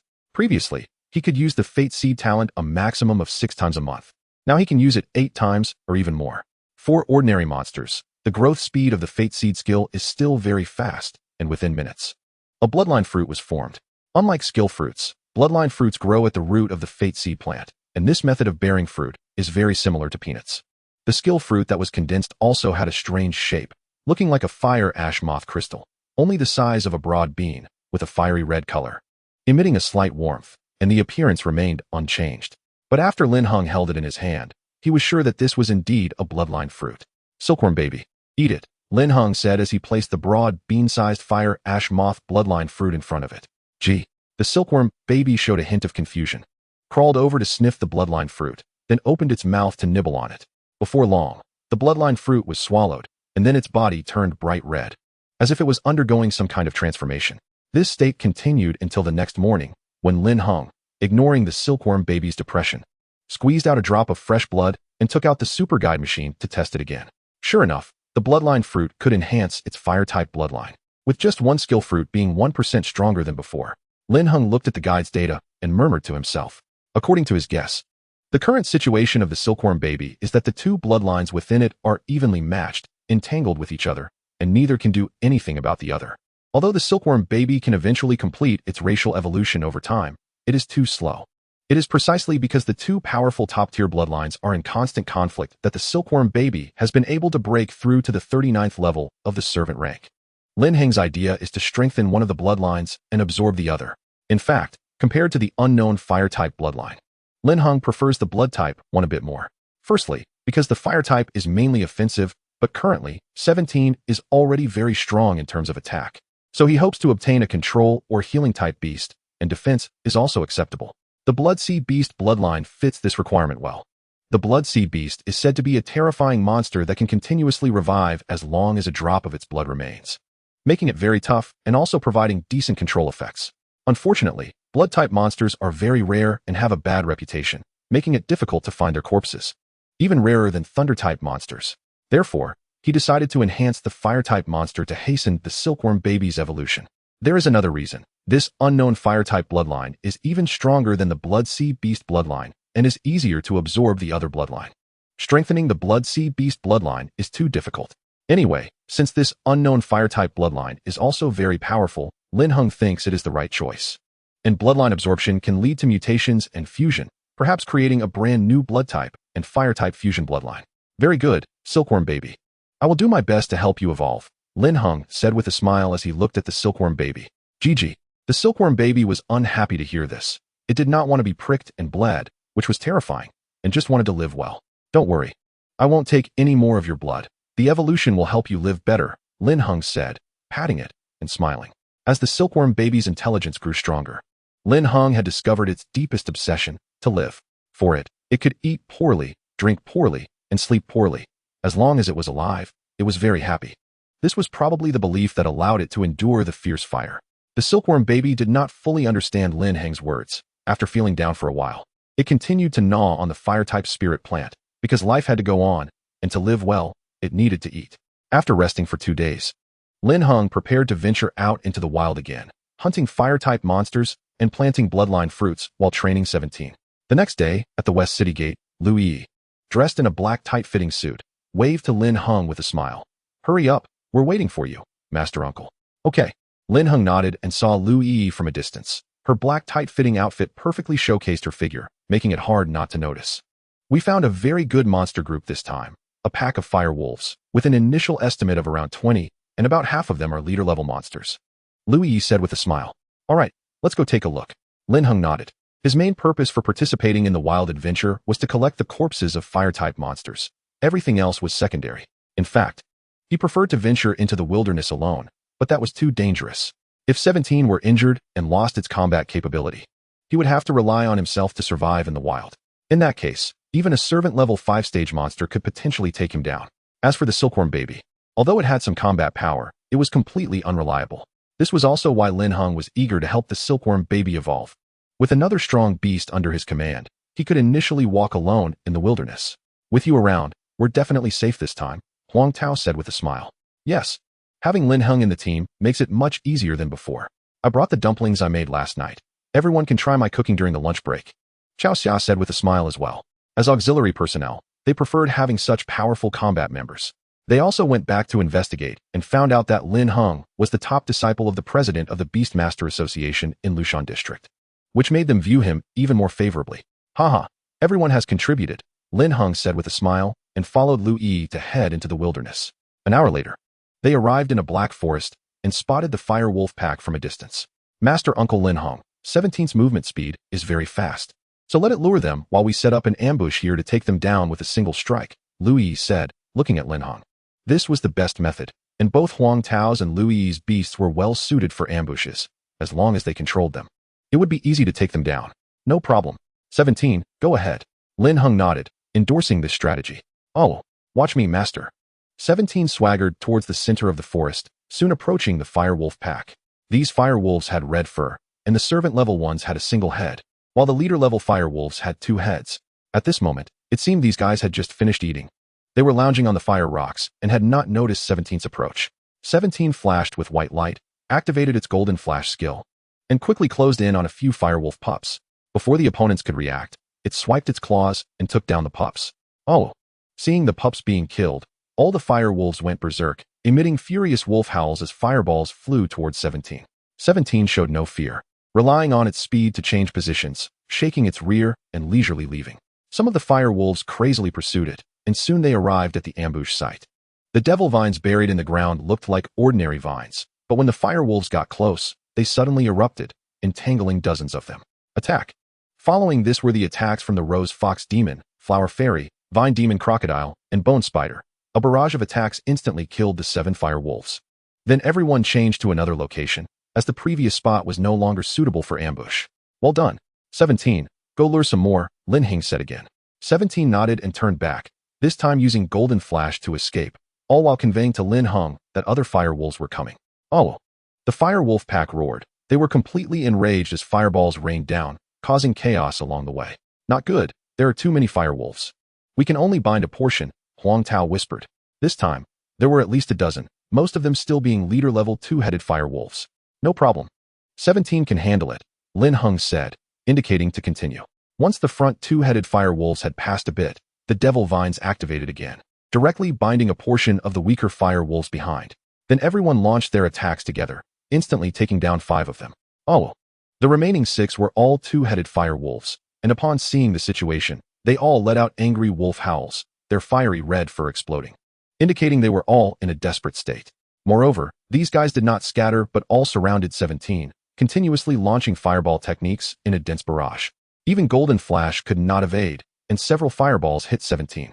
Oh, die you fools. 17 was also enraged. Did they really think it was weak? It immediately gathered its energy, enduring the injuries from the fireballs, and unleashed its tail sword attack. After advancing to the leader level, 17's control over its spiritual power greatly increased. Combined with its perfect skill proficiency, the sword light produced by the tail sword skill could now change shape at will. In this situation, it directly condensed a 5-meter-long crescent-shaped light blade, which grew to 10 meters under the boost of its gathered energy, and slashed out horizontally. The two-headed firewolves attacking too quickly did not expect 17 to suddenly stop and counterattack while enduring their fireballs. In a hurry, they could only disperse around. A loud crack was heard as the three-headed firewolf in the middle was decapitated, collapsing to the ground with a bang, blood spraying like a fountain. Hell! The remaining two-headed firewolves widened their eyes in shock. This guy they had been pursuing was actually this terrifying? At this moment, 17's fur had already turned metallic. Although it had endured several fireballs and appeared quite disheveled, its opponents were in worse shape. Kill the remaining three-headed firewolves. Don't let them escape. Louis shouted. The corpses of the two-headed firewolves were worth a lot of money, and they couldn't just let them go. Immediately, Shi and Huang Tao led their beasts to surround and engage in battle with the remaining three-headed firewolves.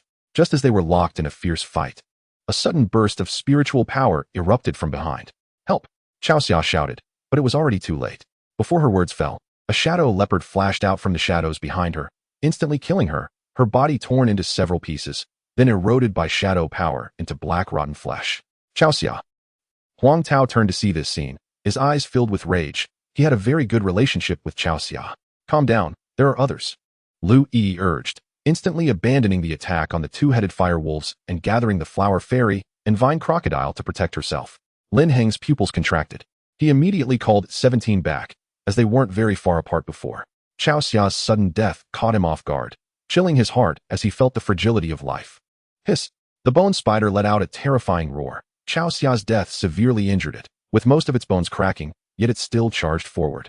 However, the shadow leopard showed no fear, turning around and swiftly ending its life with its claws, without breaking a sweat.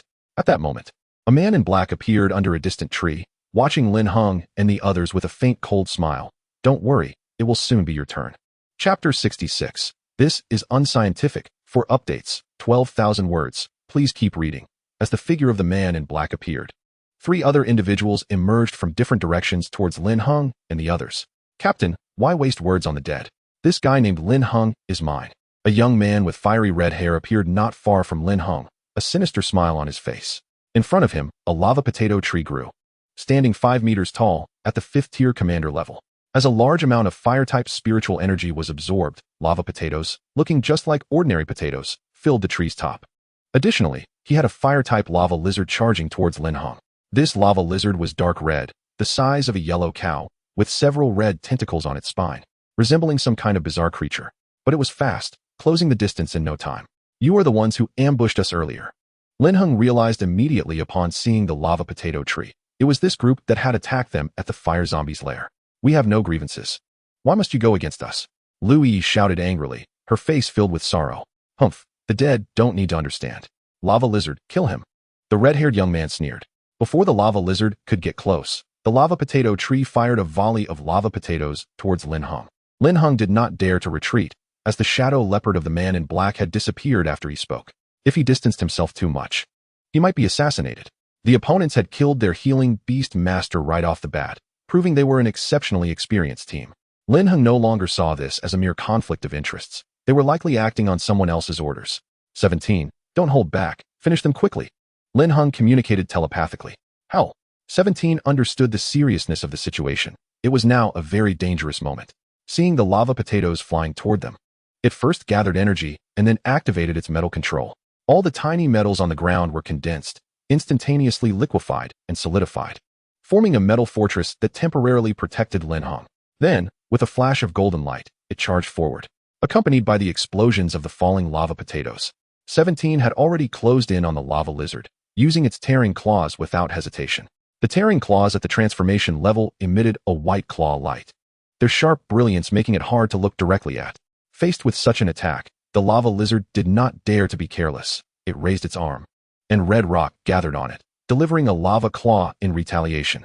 Moreover, at the same time, the red tentacles on its back lunged towards 17's eyes. Facing this attack, 17's eyes turned, and instead of forcibly altering the already launched tearing claws, it focused its mind, condensing countless metallic dust from behind into sharp arrows, all shooting towards the tentacles. Perfect level skills can be released simultaneously with other skills, and this time it put the lava lizard in a difficult position, forcing it to bear the brunt of the attack. With a loud bang, the tearing claws and lava claws clashed, both sides rebounding away. 17 was at a disadvantage due to attribute restraint, and the tearing claws couldn't unleash their full power. However, the opponent fared worse. The lava lizard was pierced all over by metallic arrows, its scales broken, and those red tentacles wilted. At least perfect level metal control, this is impossible. The red-haired youth's expression turned horrified. The method of instantaneously extracting metallic dust, liquefying, and solidifying was terrifying. Furthermore, it was instantaneous, without charging time. This was definitely a perfect level metal control skill. But the information they received was that this kid's beast was only suspected to have metal control, and the proficiency was very low. What was going on? However, 17 would not give him time to think. Before the lava lizard could remove the metallic arrows on its back, new metallic arrows surged forward with its charge. Roar! The lava lizard roared, spewing a massive fireball in an attempt to fend off 17's attack. Faced with the lava fireball released by the beast, 17 dared not take it head-on. Its power was far greater than that of the earlier two-headed fire wolves, with the fireball alone measuring 3 meters in size. A flash of golden light allowed it to quickly change direction, dodging the fireball, and then it continued to control the metallic arrows to attack relentlessly, whipping its tail to release another strike with its tail blade. The combination of metallic arrows and tail blade left the lava lizard overwhelmed, hastily trying to evade. Fortunately, it also had speed skills and barely managed to dodge. However, half of its body was grazed by the light blade of the tail blade, but it was constantly hit by the metallic arrows controlled by 17. The timing was right. Lin Heng silently thought from the metal fortress not far away. This was the tactic he had devised for 17. It was now the most critical moment. This tactic was simple and brutal, using 17's exceptionally high skill proficiency to suppress the opponent. Hell, die for me, 17 roared, charging up again, launching continuous attacks, not giving the opponent a chance to catch their breath. Roar! The lava lizard could only passively counterattack, wanting to release another lava fireball to stop 17 from closing in. However, just as it began to gather energy, the metallic arrows on its body liquefied, wrapping it up, and then instantaneously solidified. Not good. In an instant, the lava lizard's mobility dropped to 0. The red-haired young man's expression changed drastically. He hurriedly used the Beast Master talent for fire-type enhancement, which could increase the overall combat power of the beast by 50%. Immediately, the lava lizard erupted with even fiercer flames, almost instantly breaking free from its restraints. But it was already too late. Awaiting it was a 2-meter-long sword light. This was the compressed sword tail, piercing through its head with a sharpness that seemed endless. The lava lizard's gaze began to blur, and then with a bang, it fell to the ground, split in half, blood and entrails spilling everywhere. No, the red-haired youth spat out a mouthful of blood, letting out a sorrowful roar. He never expected that his lava lizard would perish in less than 3 minutes. Why could that swordtail mongoose continuously use the high-level skill metal control? Why was its spiritual power seemingly endless? This simply did not conform to logic. When he saw that flashing white swordtail charging again, he had no time to grieve and could only let the lava potato tree block it while shouting for help. However, although the lava potato tree was powerful, its greatest ability was to lay ambushes in advance, and it had no advantage in direct combat. The explosion caused by a single potato was only a minor injury to the metallized fur of 17. It kept using the skill Golden Flash, the white light flashing amidst the continuously exploding red smoke, and in the blink of an eye, it arrived under the lava potato tree. Facing the blocking vines of the lava potato tree, 17 clawed through them, and once close, this commander-level lava potato tree had no way to deal with it. No! Save me! The youth with fiery red hair screamed in terror, but it abruptly stopped as 17 tore him to shreds with a single claw, then turned and destroyed the heavily injured lava potato tree. The commotion here caused the battles in other places to fall silent. The shadow leopard, which was originally ready to ambush Lu Yi and her beast, stopped, and the black-clad man, as captain, looked at Lin Heng in disbelief. Why was this person so strong? This was severely inconsistent with the data in the intelligence. Even he couldn't take down Huafei in less than 5 minutes. He had originally planned to cooperate with his teammates to ambush and eliminate this blonde, big-breasted woman because she was the strongest. But now it seemed that this was the most wrong decision. Lin Heng was the truly hidden powerhouse. This is impossible. How could Horfei have been killed so quickly? The slender woman fighting Lu Yi showed a look of horror, looking in confusion at the distant battlefield. That majestic and unparalleled purple lightning swordtail mongoose stood tall, while Horfei and his beast lay dead on the ground. How could Horfei be so useless? Did this guy waste all his arrogance on women? Having already killed Huang Tao's devil vine and on the verge of victory, Sha Xiaoyong turned back in anger, never expecting that after eliminating the opponent's healing beast master, someone would still die. Lu Yi and Huang Tao, who were in a bitter struggle, were also somewhat dazed. They thought they were doomed this time, because the opponent's strength was too strong, but suddenly they realized that Lin Heng had taken down the opponent's person. In just 5 minutes, he had eliminated a beast master with 2 commander-level beasts of the 4th and 5th ranks. This combat power was terrifying. Lu Yi took a deep breath, thinking that this was Lin Heng's true combat power. The combat power that had shocked them before was nothing at all. She deeply felt the gap between herself and the genius and was very grateful that one of the opponents had died. Now it was 3 against 3, and there was still hope for survival. Sha Xiaoyong, come help me take down this kid. Kill Horfei, and his beast will definitely have no spiritual power left. We can't let him recover. The black-clad captain had to change strategies because their bounty was Lin Heng. Even if they killed everyone else, they wouldn't earn a penny. Doing so before was to avoid exposure and trouble. Moreover, they had to settle this quickly. The opponent had already called for help, and there wasn't much time left for them. All right, let us end this genius's life. Sha Xiaoyong nodded, glancing at Huang Tao, and led his 2 beasts over. Not good. Lin Heng run. Seeing this situation, Lu Yi panicked instantly, but she was helpless.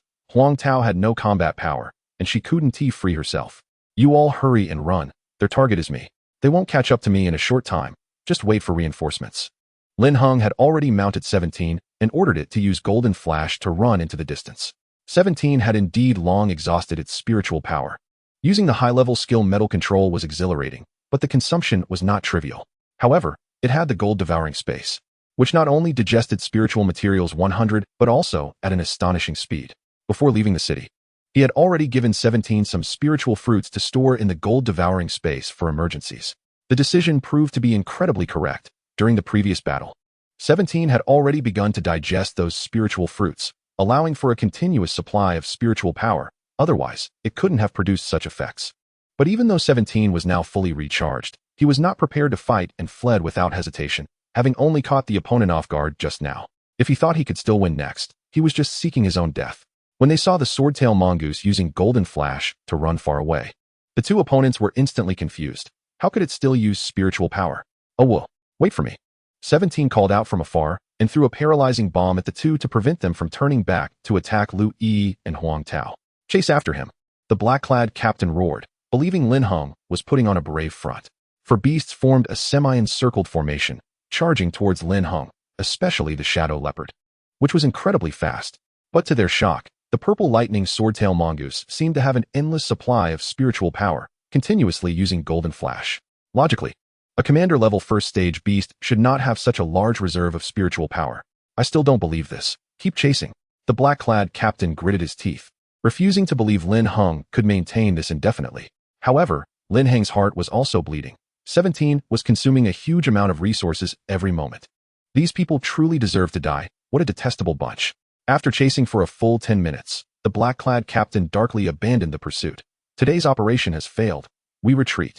This kid is definitely suspicious. He is completely different from the data given by the benefactor, not at all like a rookie who just entered the wilderness.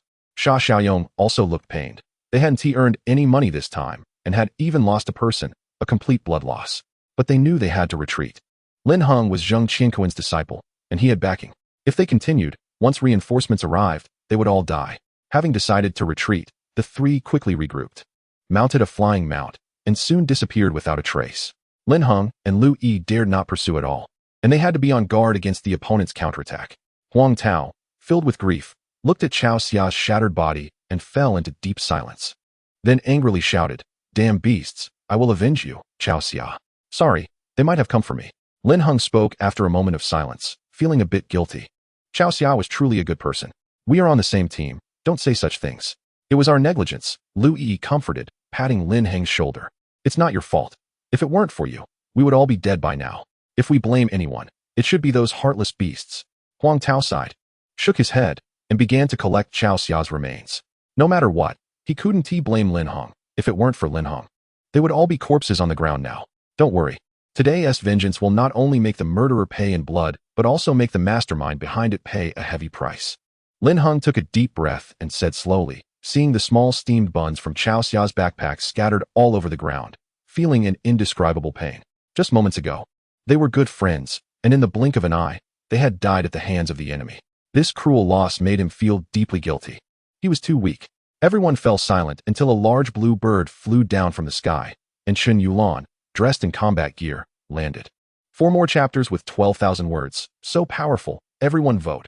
From now on, every chapter will be changed to big chapters of 4,000 words. Chapter 67. Pseudo-Ecological Kingdom. Are you 3 okay? Chen Yulan asked Lin Heng and the other 2. The 3 shook their heads, indicating that they were fine. Condolences. I was looking around as soon as I arrived. Those people evacuated very quickly. We can only wait for the subsequent verification personnel to come and search the database. Chen Yulan said softly. Lu Yi did not call the security bureau because who knows when those people will come. The verification personnel were found in Lu Mountain District when she left. Everyone nodded, and soon the personnel from the Beast Control Bureau arrived. 3 of them dressed in police uniforms, arriving on the Bureau's unique Beast Control Steel Locust. After recording the situation at the battle scene, one staff member released a psychic beast and looked at the 3 to find those 3 people and record the battle scene. We need you to cooperate and recall the previous battle. This Dream Mist beast can extract the recently recorded images. No problem. Lu Yi nodded. The people who came were from the Lu Mountain District Beast Control Bureau, so they could be trusted. If they were from elsewhere, it would have to be considered. This Dream Mist beast looked like a cat made of purple mist, and as it blew a breath onto the 3, they began to recall the previous battle situation. Soon, the images were extracted and formed 3 light screens in midair. The personnel from the Bureau glanced at Lin Heng, their eyes widening slightly. What powerful strength. If it weren't for you, these people would probably have succeeded this time.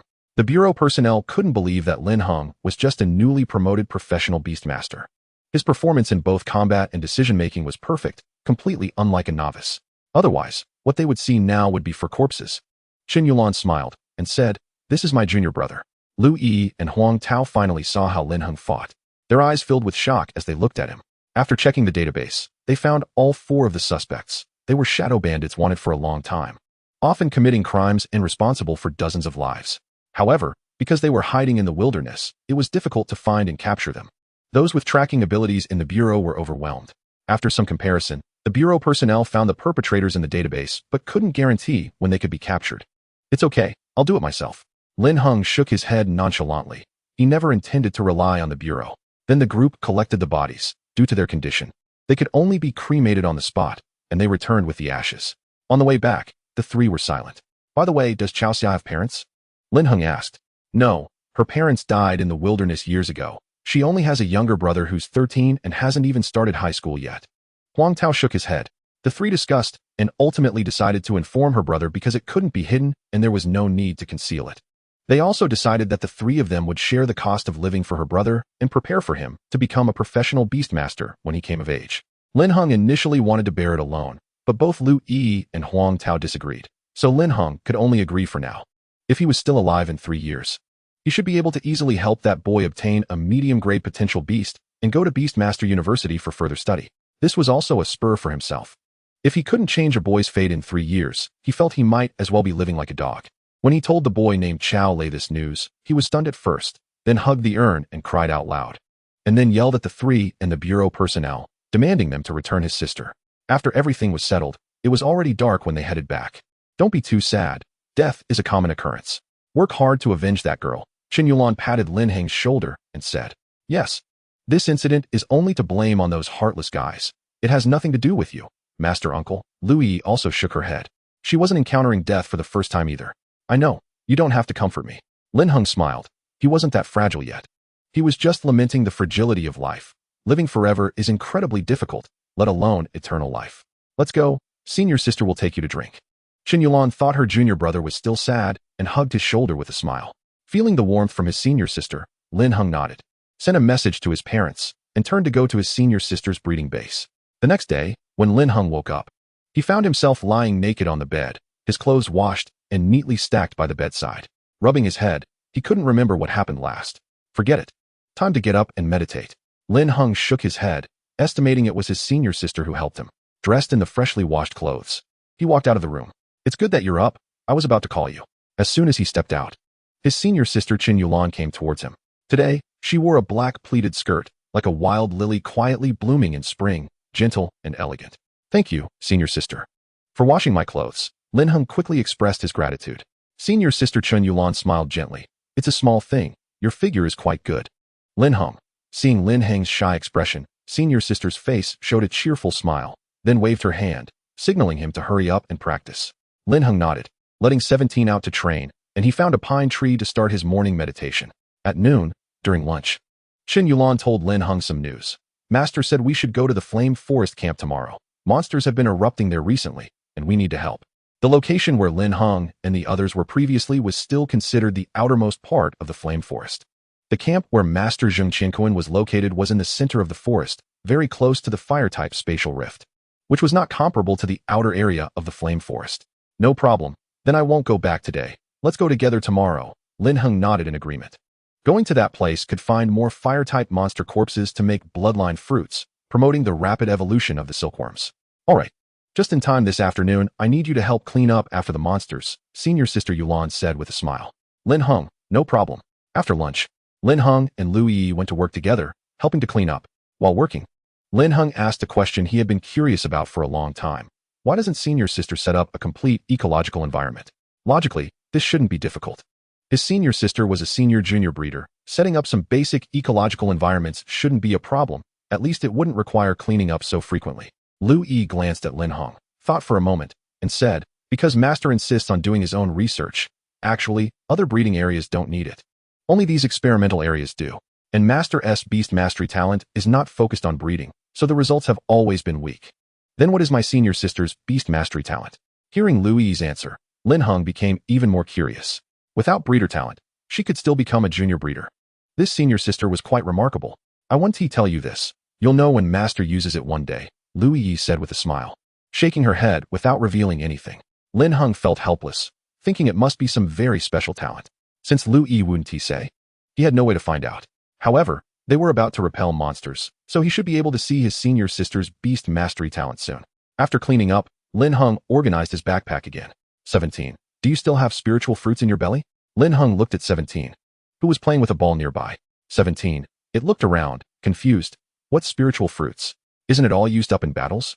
Lin Heng, the last time you were supposed to store the red copper, you used it all up too, right?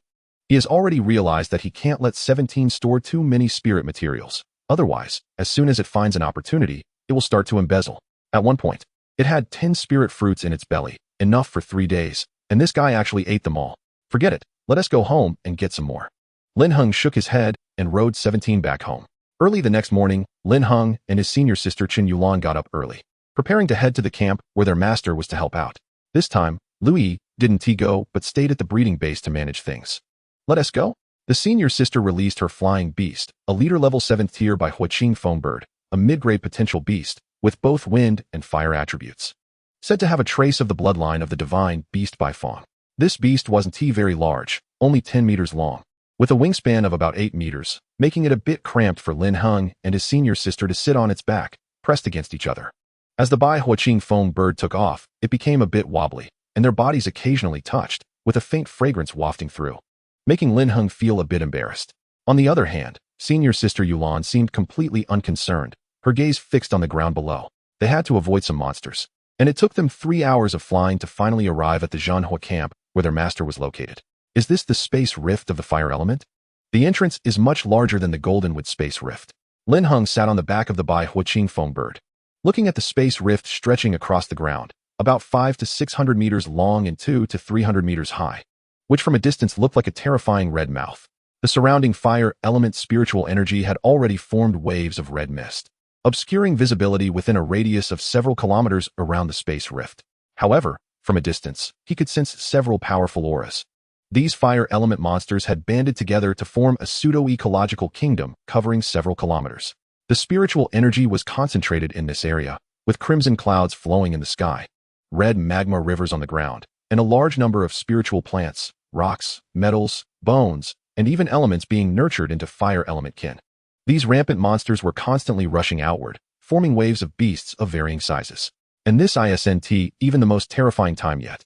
Once the concentration of fire element spiritual energy reaches its peak, and with numerous fire element monsters dead, the speed of monster births will be extremely alarming, leading to even more terrifying beast waves. It seems the situation here is very dangerous. I estimate that in a few days, they will dispatch beast armies from other places.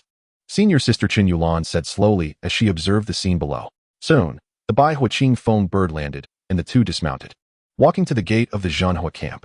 Although the Zhenhua camp was a camp, after days of continuous construction, it had become comparable to a fortress. It served as an outpost for Jimu City, with 4 similar camps distributed near Jimu City. Upon entering the camp, the two headed straight to the central 7-story building and met their master, Zheng Qianquan. Master, Lin Heng and Qin Yulan greeted him. It's good that you're here. Nothing happened on the way, right? Zheng Qianquan asked with a kind smile as he looked at the two. No, Qin Yulan shook her head. That's good. Zheng Qianquan nodded, then walked over and patted Lin Heng's shoulder. I already know about what happened yesterday. I've sent someone to investigate the whereabouts of those 3 people and will inform you as soon as they find anything. As for the Deputy City Lord Mulan and the situation in the Baifeng district, don't impulsively seek trouble. Leave it to me. Previously, Lin Heng was set up after the Goldenwood Space Rift incident, and he directly led many monsters to their planting area to take revenge. He wasn't surprised by the actions of the opponent this time, because he was a staunch supporter of Jin Tianhe, and killing his disciple was equivalent to cutting off the wings of Jin Tianhe's faction. Moreover, in the wilderness, it was impossible to find evidence. Because of the last resource allocation, they in Lu District had completely torn their faces with Mulan and Duan Feng. Not only Lin Heng, but some others also suffered attacks and incurred significant losses. I understand. Lin Heng certainly wouldn't be foolish enough to seek trouble with the Baifeng district or the Mu family. He was friends with Cao Xia, but their relationship wasn't that close. His plan was to get strong enough before seeking revenge. Next, I'll have someone arrange accommodation for you. And then we'll prepare to resist the beast waves. Although it's dangerous, it's also an opportunity. There are many treasures here. Zheng Qianquan continued, saying that the rich fire spiritual power not only nurtured various monsters, but also a large number of spiritual materials. Zheng Qianquan had another purpose in calling Lin Heng over, which was to see if he could find a suitable beast for him. We understand. Qin Yulan nodded, and then she and Lin Heng were taken to their accommodation. As Zheng Qianquan's disciples, they were arranged in 2 adjacent rooms in the most central area of the camp, sharing a small courtyard. Lin Heng tidied up a bit. Let 17 and the silkworm baby out to feed, and by noon, it was time for them to eat. Gigi. The silkworm baby seemed to sense the change of place and looked around in confusion. Oh well, time to eat and get stronger. 17 was completely carefree, its claws together, showing a Samiad-like smile, waiting for Lin Heng to feed it. For it didn't matter where it was, as long as it had Lin Heng and food. Hurry up and eat, silkworm baby. I'll get you something better for the next meal. Lin Heng said to the silkworm baby, who was slow to start eating. The fire element spiritual materials here are 2 to 3 times cheaper than in Jimu City, so for the next meal, the silkworm baby could eat higher grade fire element spiritual materials. Junior brother, do you want to go out for a stroll? Just after Lin Heng finished feeding the beast, he heard his senior sister's voice from outside. Chapter 68 Senior Sister's Beast. Lin Heng put away the silkworm baby and went out with 17. Of course, I'm also planning to go out for a stroll. Lin Heng nodded, preparing to buy some spiritual materials. Then let's go? The senior sister said with a smile. The Zhenhua camp was much larger than a typical camp, about the size of 3 towns, with 3 layers of city walls and various observation towers, making it quite safe. The two first had lunch, then stepped into the market. As soon as they entered the market, a wave of heat hit them, and at a glance, they saw all kinds of red glowing fire element spiritual materials. These materials clustered together, increasing the concentration of spiritual energy in the area to a higher level. If this situation continues, within a year and a half, the number of fire element beast masters in our Jimu city will surge. Lin Heng lamented. The resources of both the gold and wood elements around the city had already been mostly developed, and now that fire element materials are so cheap. With their well-known strong attack power, many people would probably choose to cultivate a fire element beast. Yes, there are too many materials. Every appearance of a new space rift brings about a surge for a certain faction. Qin Yulan nodded, her phoenix eyes looking at many spiritual materials. How much is this Qi Yin flower? Lin Heng saw a nice second-tier fire element material and asked. If you really want it, it's $3,000 each, said a young man at the stall. This price is indeed sincere. In Jimu City, it would cost over 4,000 to buy. However, Lin Heng wasn't in a hurry. He just inquired and then left. Soon they reached the end of the street, where a crowd was gathered around a large stall. Interesting, there's actually stone gambling here. Let us go play, Qin Yulan said, revealing an interested expression upon seeing the sign. They quickly entered the stone gambling area, where there were dark red rocks. These stones have the effect of blocking mental energy, making it impossible to see what's inside. One can only rely on luck or skill. Most of the stones in this gambling area contain certain spiritual materials or insect eggs, while other beasts are rarely found within. Even so, many people are playing, seeking the joy of opening blind boxes. A stone costs only 500, and sometimes you can unearth spiritual materials worth tens of thousands or even hundreds of thousands. Lin Heng, pick whatever you like, I'll treat you. And let us see who can get more valuable spiritual materials. However, whoever loses will have to take care of the cleaning in the yard from now on. Senior Sister Chen Yulan turned to Lin Heng and said, "No problem." Lin Heng nodded, as this was equivalent to playing with stones for free. He looked around and casually picked 5 stones, all about the size of foot basins. Lin Heng, betting on stones doesn't mean bigger is better. The senior sister shook her head as she watched him pick the stones. It's fine, I just think they all cost the same. So picking the smaller ones feels like a loss. Lin Heng laughed, thinking that since he didn't have any special skills, choosing the larger ones at least felt worthwhile. After choosing, there was no need for a specialized person to analyze the stones. Lin Heng looked at 17 and said, "Take it slow. Don't split it in half all at once." "Oh well, master, you don't trust my skills." 17 walked over, eager to show Lin Heng what it could do. Soon, the first stone was cut open, revealing a level 1 fire-type spirit bone. Not bad. Lin Heng nodded, at least he didn't lose. However, the next 2 stones were empty, yielding no rewards. For the last 2, one produced a fire-type lava worm egg, a worthless low-quality monster. The other, however, was quite good, revealing a bright red leaf with clear flame patterns, seemingly from a level 3 spiritual plant. "Senior sister, what kind of leaf is this?" Lin Heng asked curiously. Unable to recognize it, it looked somewhat like a phoenix tree leaf, but not quite. This should be a phoenix leaf infected by the blood of a powerful fire-type creature. It's quite a good spiritual material. Although it's level 2, it's comparable to level 3 materials, Senior Sister Chen Yulan analyzed after taking a look. "I see. That's indeed great." Lin Heng's eyes lit up. It should be very effective for feeding the silkworms. Then he watched Senior Sister Chen Yulan open her stones. However, to his surprise and shock, Senior Sister opened 5 stones in a row and didn't get a single spiritual material. "Ha ha ha, Senior Sister, you're really unlucky. As a nurturing master, don't you have any special identification methods?" Lin Heng couldn't help but laugh. Senior Sister's expression was too funny. With 5 stones yielding nothing, her face looked like a little girl who had her doll snatched away, or like a boy who was told Ultraman was fake. In an instant, her eyes lost their sparkle. "I'm just kidding," Senior Sister said fiercely, then turned to the boss and questioned, "Is there something wrong with your stones? Why didn't any of them yield anything?" She originally thought to impress her junior brother with her superior stone betting skills and make him willingly clean the yard. But now it was all ruined. Chen Yulan felt something was off. There must be a problem. The boss replied, "Why don't you try again? I assure you, there's no cheating here." The boss was also quite helpless. Such a stroke of bad luck was rare with his stones. However, Senior Sister opened 3 more stones, still with no results, and her expression towards the boss was now filled with murderous intent. "Try 2 more, they're free." Senior Sister Chen Yulan took a deep breath and opened 2 more, finally getting 1 spiritual material, a level 1 spirit bone. She couldn't quite understand. She hadn't picked randomly, so why was the outcome like this?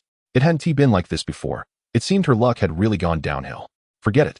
Junior brother, let us go." Chen Yulan tugged at Lin Heng and left quickly, clearly unhappy. Afterwards, the 2 of them went to check out other places, got a general understanding of the situation at the Firetown camp, and after having a cup of tea in a tea house, they went home. Lin Heng lay in bed, preparing to rest. Tomorrow they would have to go out to fend off monsters, and he probably wouldn't get a break for half a month. While playing on his phone, he suddenly noticed someone mentioning all group members, and upon opening it, saw it was the genius group for Lushan district established by Changshi, with members being the 10 who had gone to the Jimu space crack. Changshi, all members.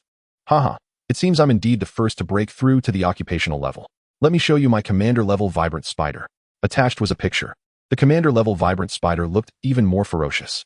Lin Heng shook his head, not intending to dampen this kid's spirits. However, the next moment, Changshi sent another message. Lin Heng, it looks like I'm the first this time. You need to work hard too." Seeing this message, Lin Heng silently sent 3 pictures. One of 17 looking handsome, one taken earlier when they were fighting the fire zombie nest, and one of the fire-type space crack taken just now in the sky. "Lin Heng, come to the Firetown camp. It's really fun here." After seeing this message, the group fell silent for a moment. Then they saw Changshi quietly retract the message he had just sent. "Changshi, sorry, brother Lin, I'm a clown. I'm going back to Gotham." Lin Heng shrugged. He was also quite helpless. Chang Shi was still as obsessed with being first as ever. Jiang Shui. I broke through 2 days ago too. I didn't expect Lin Heng to have already gone to the Firetown camp. Is there a team? Chang Shi couldn't understand why his father had given him 2 soul stones for assistance. Yet Lin Heng had already broken through long ago. And Jiang Shui was ahead of him too. It was simply too difficult. Why was this happening? Soon, others sent messages filled with envy. Although they all had received resources, they were still far from breaking through. After glancing at the group messages, Lin Heng exited. At that moment, Jiang Shui sent another message inviting him to team up. However, he declined, saying he was temporarily unavailable. That night, Lin Heng fed the leaf with flame patterns he had obtained from betting on stones to the silkworms. Upon seeing the leaf, the silkworms were very satisfied and began to munch on it. Burp. 17 let out a satisfied burp, exuding a surge of spiritual power, and leveled up to commander level 2. Oh whoa, master, I've broken through. Can I have a fruit as a reward? 17 rubbed against Lin Heng, grinning widely at him. Sure. Lin Heng shook his head helplessly and took out a lightning fruit for 17. 17 could eat even more now than before and wouldn't miss any opportunity to eat. When bored, it would even munch on ordinary metals. After gaining the gold devouring space, it could absorb spiritual power at 100% efficiency, but a large portion was used to reinforce the gold devouring space. So it got hungry quickly. Plus, with its higher potential, it needed much more spiritual material than before. Unable to find suitable lightning monster corpses, 17 trained alone. And its skill proficiency increased very slowly, requiring time to grind it out bit by bit. This led it to use gold-type skills in battle, as the charging time for lightning-type skills was too long. The next morning, Lin Heng set off with senior sister Chen Yulan. They were assigned to guard a canyon pass, along with 8 other beast masters. Here, every monster killed would earn a certain number of points, which could be exchanged for needed supplies from the camp or directly converted into money. Additionally, any spiritual materials obtained along the way could be kept. Overall, the income was much higher than simple wild hunting. So many beast masters would come to do this. Quick, we have a group of monsters coming. As soon as they arrived at the guarding location, the original staff exclaimed, "Let us go help." Senior sister Chen Yulan said, releasing her beasts and walking forward. She was an elite-level beast master, not far from becoming a master level 1. In addition to her leader level 7 dual-element fire and wind by Huaqing Fongbird, she had 2 other beasts. A golden-eyed 6-tailed fox with dual elemental affinities of metal and wood, accompanied by a spirit-type wood-type familiar, the pea fairy. The 6-tailed fox has golden eyes and pure white fur, with 6 green vine-like tails that seem to grow freely. It is a powerful beast of mid-tier potential. At the leader level of the 8th rank, measuring 5 meters long including its tails, and standing 2 meters tall, exuding a strong aura. The pea fairy appears as a cute little girl, floating in mid-air, dressed in clothing made from green pea stems.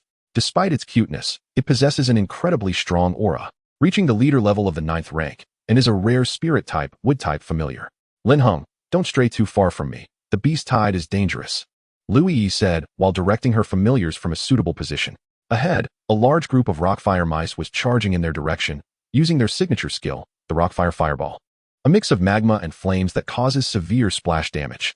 Especially when their numbers increase, they can overwhelm opponents, forcing Lin Heng and the others to engage in flanking attacks. Unless a Lord-level familiar intervenes, they dare not confront them head-on. Some might wonder why they are attempting to intercept if they cannot face them directly.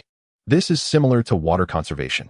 Intercepting some of the flow upstream reduces the threat by the time it reaches Jinmu City's outskirts. Typically, beast tides erupt outside the city walls due to the collapse of preemptive choke points, like the fire suppression camp, leading to a massive outbreak. Sister Chen Yulan said a few words and commanded her familiar to attack. The pea fairy summoned rows of pea trees that released numerous sluggish peas towards the nearby mice swarm. Any creature hit by these peas became sluggish, and some even fell dead. This is the effect of the sluggish peas from the spirit-type wood-type, unlike hypnosis powder, which is countered by fire-type. These peas not only induce sluggishness, but can also deal damage with multiple hits. As the rockfire mice slowed down, the skyfire greenwind birds and the golden-eyed 6-tailed fox resumed their slaughter. While the combat power of leader-level familiars may not be able to destroy mountains or rivers with a single blow, they are significantly more powerful than human artillery or tank shells. One strike can demolish a house and obliterate tanks with ease. Under their assault, each hit can kill hundreds of rockfire mice, and some area of effect skills can wipe out 1 or 2,000 at once. This demonstrates the combat power of elite-level beast masters. If they were on Earth, one person could wipe out a small county. Chen Yulan stands out among them, nearing the rank of a hall master, and is far superior to the other elite beast masters left behind here. Lin Heng and the other professional beast masters are comparatively weaker. Although Shichi can kill over a dozen servant-level rockfire mice with each strike, and even take down a few leader-level ones, they fall significantly short compared to their sister. Therefore, he didn't push his limits and obediently followed behind her, allowing Shichi to use lightning-type skills to hunt monsters while also training himself. Here, Lin Heng truly felt the ferocity of the beast tide, with various fire-type monsters rushing out by the thousands every minute. By the end of the day, the bodies of the monsters they had killed piled up like a mountain, yet the beast tide showed no signs of abating. Isn't it terrifying? Sister asked with a smile while handling the monster corpses. They couldn't take the bodies away. After counting, they would be concentrated and buried in a massive pit. Although this would still give rise to monsters, it would also form a resource point capable of producing various spiritual materials and even high potential familiars. Yes, it's too many, Lin Heng said as he tied up the corpses. He had made significant gains today, having eliminated over 2,000 monsters and found a valuable monster corpse, preparing to turn it into a bloodline fruit. It was said that this was already considered quite good. Over 100 years ago, it was truly terrifying. Moreover, this was before the appearance of those fallen beast masters. Sister shook her head, stacking the monster corpses before leading Lin Heng back to the camp. Why would those people fall to become slaves to monsters? Just to gain a bit more power? Lin Heng understood that fallen beast masters were those human beast masters who actively or passively allied themselves with powerful monsters. If it were to ally with something like the Wanmujinch vine he encountered before, or that godlike dark red evil monster, it might be understandable. But why would anyone ally with lord-level monsters? Well, maybe you'll understand in a few days. They are a very crazy group of people, Qin Yulan explained after some thought. Chapter 69. Converging Divine Blood, Ultimate Evolution, Third Update, 13,000 words. Please continue reading. Back in his room, Lin Heng took advantage of the time when his sister was out to make another bloodline fruit for the silkworm baby. After using the last bloodline fruit, the silkworm baby's fire-type bloodline had noticeably strengthened, accelerating its consumption and fusion with the bloodline of the blood sea beast. Here, eat this. Lin Heng handed a crystal-like bloodline fruit to the silkworm baby. Chirp. The silkworm baby recognized it as a good thing and crawled over eagerly to eat. After finishing, it glowed all over and fell into a deep sleep. In the following half-month, Lin Heng and Sister Qin Yulan continued to help guard the fire suppression camp. They earned 900,000 in half a month, which was quite profitable, especially since they could exchange points for lightning-type spiritual fruits at a much cheaper price than in the market, due to fighting with familiars daily. Shichi's proficiency in its two lightning-type skills improved rapidly. Within just half a month, the Thunder Strike and Paralysis Bomb had reached a proficient level. Using lightning-type skills against fire-type monsters proved to be very effective. Additionally, Lin Heng crafted 3 more bloodline fruits, all fire-type, which further accelerated the silkworm baby's fusion with the blood sea beast's bloodline.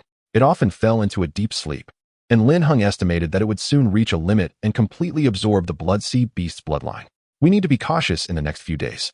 It's said that there are anomalies occurring within this pseudo-ecological country, and a large-scale beast tide may emerge, a young man named Li Yong said to Lin Heng. They often hunted monsters together these days, and were considered colleagues. I know, Lin Heng nodded. He learned of this news yesterday, and his master and others had already gone to investigate. That afternoon, their team was reinforced with 3 times the personnel, in addition to the original 2 elite beast masters. 2 more arrived. 27 professional-level beast masters came, all prepared for the potential beast tide. Lin Heng, come on, I'll take you to see the spectacle. In the afternoon, Sister Qin Yulan suddenly said to Lin Heng, aren't we supposed to guard? Didn't they say a large-scale beast tide might break out? Lin Heng asked curiously. Sister waved her hand and said, no need. According to the latest intelligence, this time it's not a beast tide. Instead, monsters are preparing for a promotion ritual, and many monsters will be sacrificed. Remember how you asked why those fallen beast masters would voluntarily ally with these monsters? This is the reason. They want to steal power during such times. This kind of feat can only occur in newly formed spatial rifts. Looking at his sister's excited expression, Lin Heng was confused. What feat? Get on first, and I'll explain while we walk. The senior sister stood on the back of a bird and looked at Lin Heng, saying.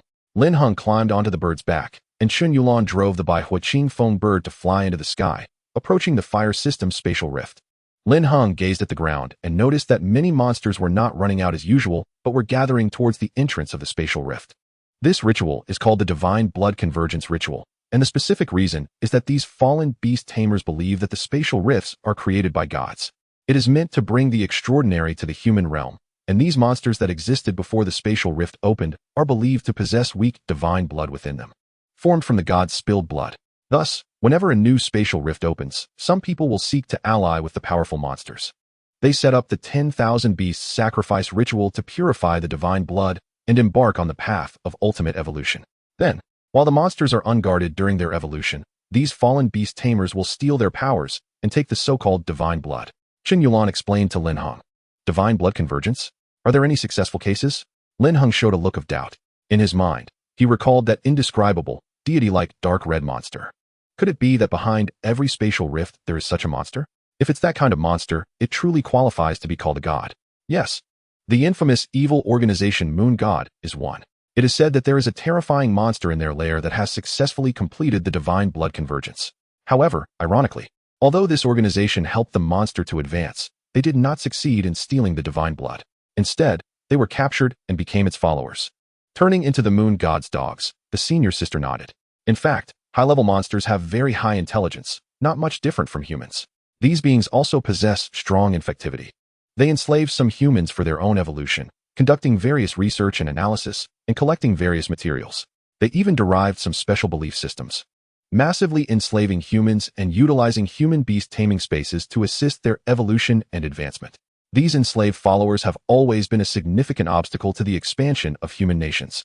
I understand. Lin Heng nodded. He naturally knew about these fallen beast tamers, but was somewhat puzzled as to why some people would actively seek to ally with them. As the two flew into the sky, they soon witnessed this special ritual of divine blood convergence. These low-level fire system monsters gathered spontaneously at the entrance of the spatial rift.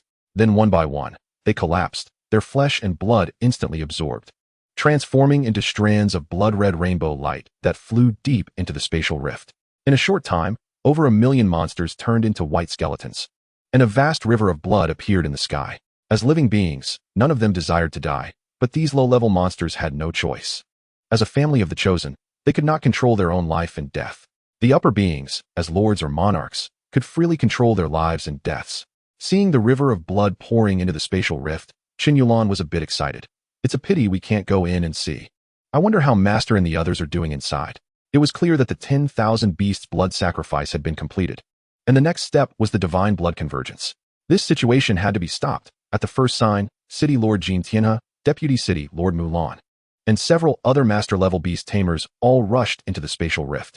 If these monsters were allowed to successfully converge their divine blood and complete their evolution, it would not be something that Jinmu City could handle, and the entire city could fall, turning the surrounding area into a disaster zone. Lin Heng was not too worried about this. The success rate of the so-called divine blood convergence was extremely low. At critical moments, those fallen beast tamers would turn into traitors, and with the help of other human beast tamers outside, it wouldn't be a problem to besiege an unguarded monster in the midst of evolution. Let's go. We need to collect good things. Chen Yulan drove the Bai Huiqing phone bird towards the vicinity of the spatial rift. As the flesh and blood of these monsters were drained, their unwillingness caused dead energy and resentment to quickly gather, combining with these bones to slowly form pale skeletal hearts. The undead heart can also be produced like this? Lin Heng showed a look of surprise. The undead heart is a very precious material of the undead type, said to only be born within the undead ecological realms. Just one can help undead monsters grow special undead flesh, rather than remaining in a skeletal form. Undead flesh has high resistance to most elements, is not afraid of pain, and can quickly recover from injuries by devouring fresh flesh and blood, among many other advantages, making the undead heart extremely sought after and priceless. But the situation before him was clearly not a normal scene for the nurturing of an undead heart. It was not using any undead ecological realm. This was certainly not a true undead heart, but rather a kind of pseudo-undead heart, a defective product born from resentment and dead energy. It was not the perfect version nurtured by the undead ecological realm. The effectiveness of one might not even be 1% of a comparable undead heart. However, with the right materials, it could still be an excellent evolution material, possibly allowing the evolved undead-type monsters to possess undead flesh. The senior sister looked at the rapidly forming pseudo-undead hearts and said, many other beast tamers shared the same thoughts and were quickly rushing over. But their speed was not as fast as theirs. They soon arrived at this area rich in dead energy. And the senior sister glanced at Lin Heng and said, I'll let you down. Let's split up and search. Okay. Lin Heng nodded, landed on the ground, and immediately released 17.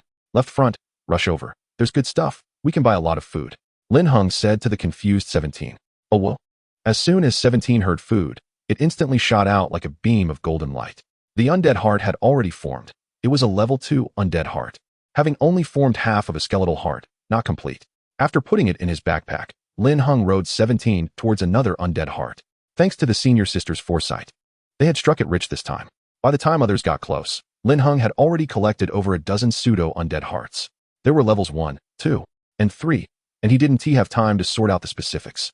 In addition to the undead hearts, there were also some fire-type spirit plants in this place, which had become ownerless due to the death of these monsters, allowing him to gather quite a few. Hurry, that undead heart is of high level Awo. Lin Heng pointed to the left front position and said, Awo. 17 nodded and charged forward with its head held high. Before they could get close, a fireball suddenly fell from the sky, crashing down not far in front of Lin Heng with a bang, creating a 5-meter-wide pit and splattering flames that injured Lin Heng significantly. Get lost. That undead heart was the first one I saw. If the brat from Liushanku is bold enough to get closer, don't blame me for being rude. In the sky, a young man riding a red cat-headed fire eagle sneered and flew towards the undead heart. Lin Heng glanced at the cat-headed fire eagle in the sky. It was a leader-level beast, and that young man was an elite beast tamer. 17.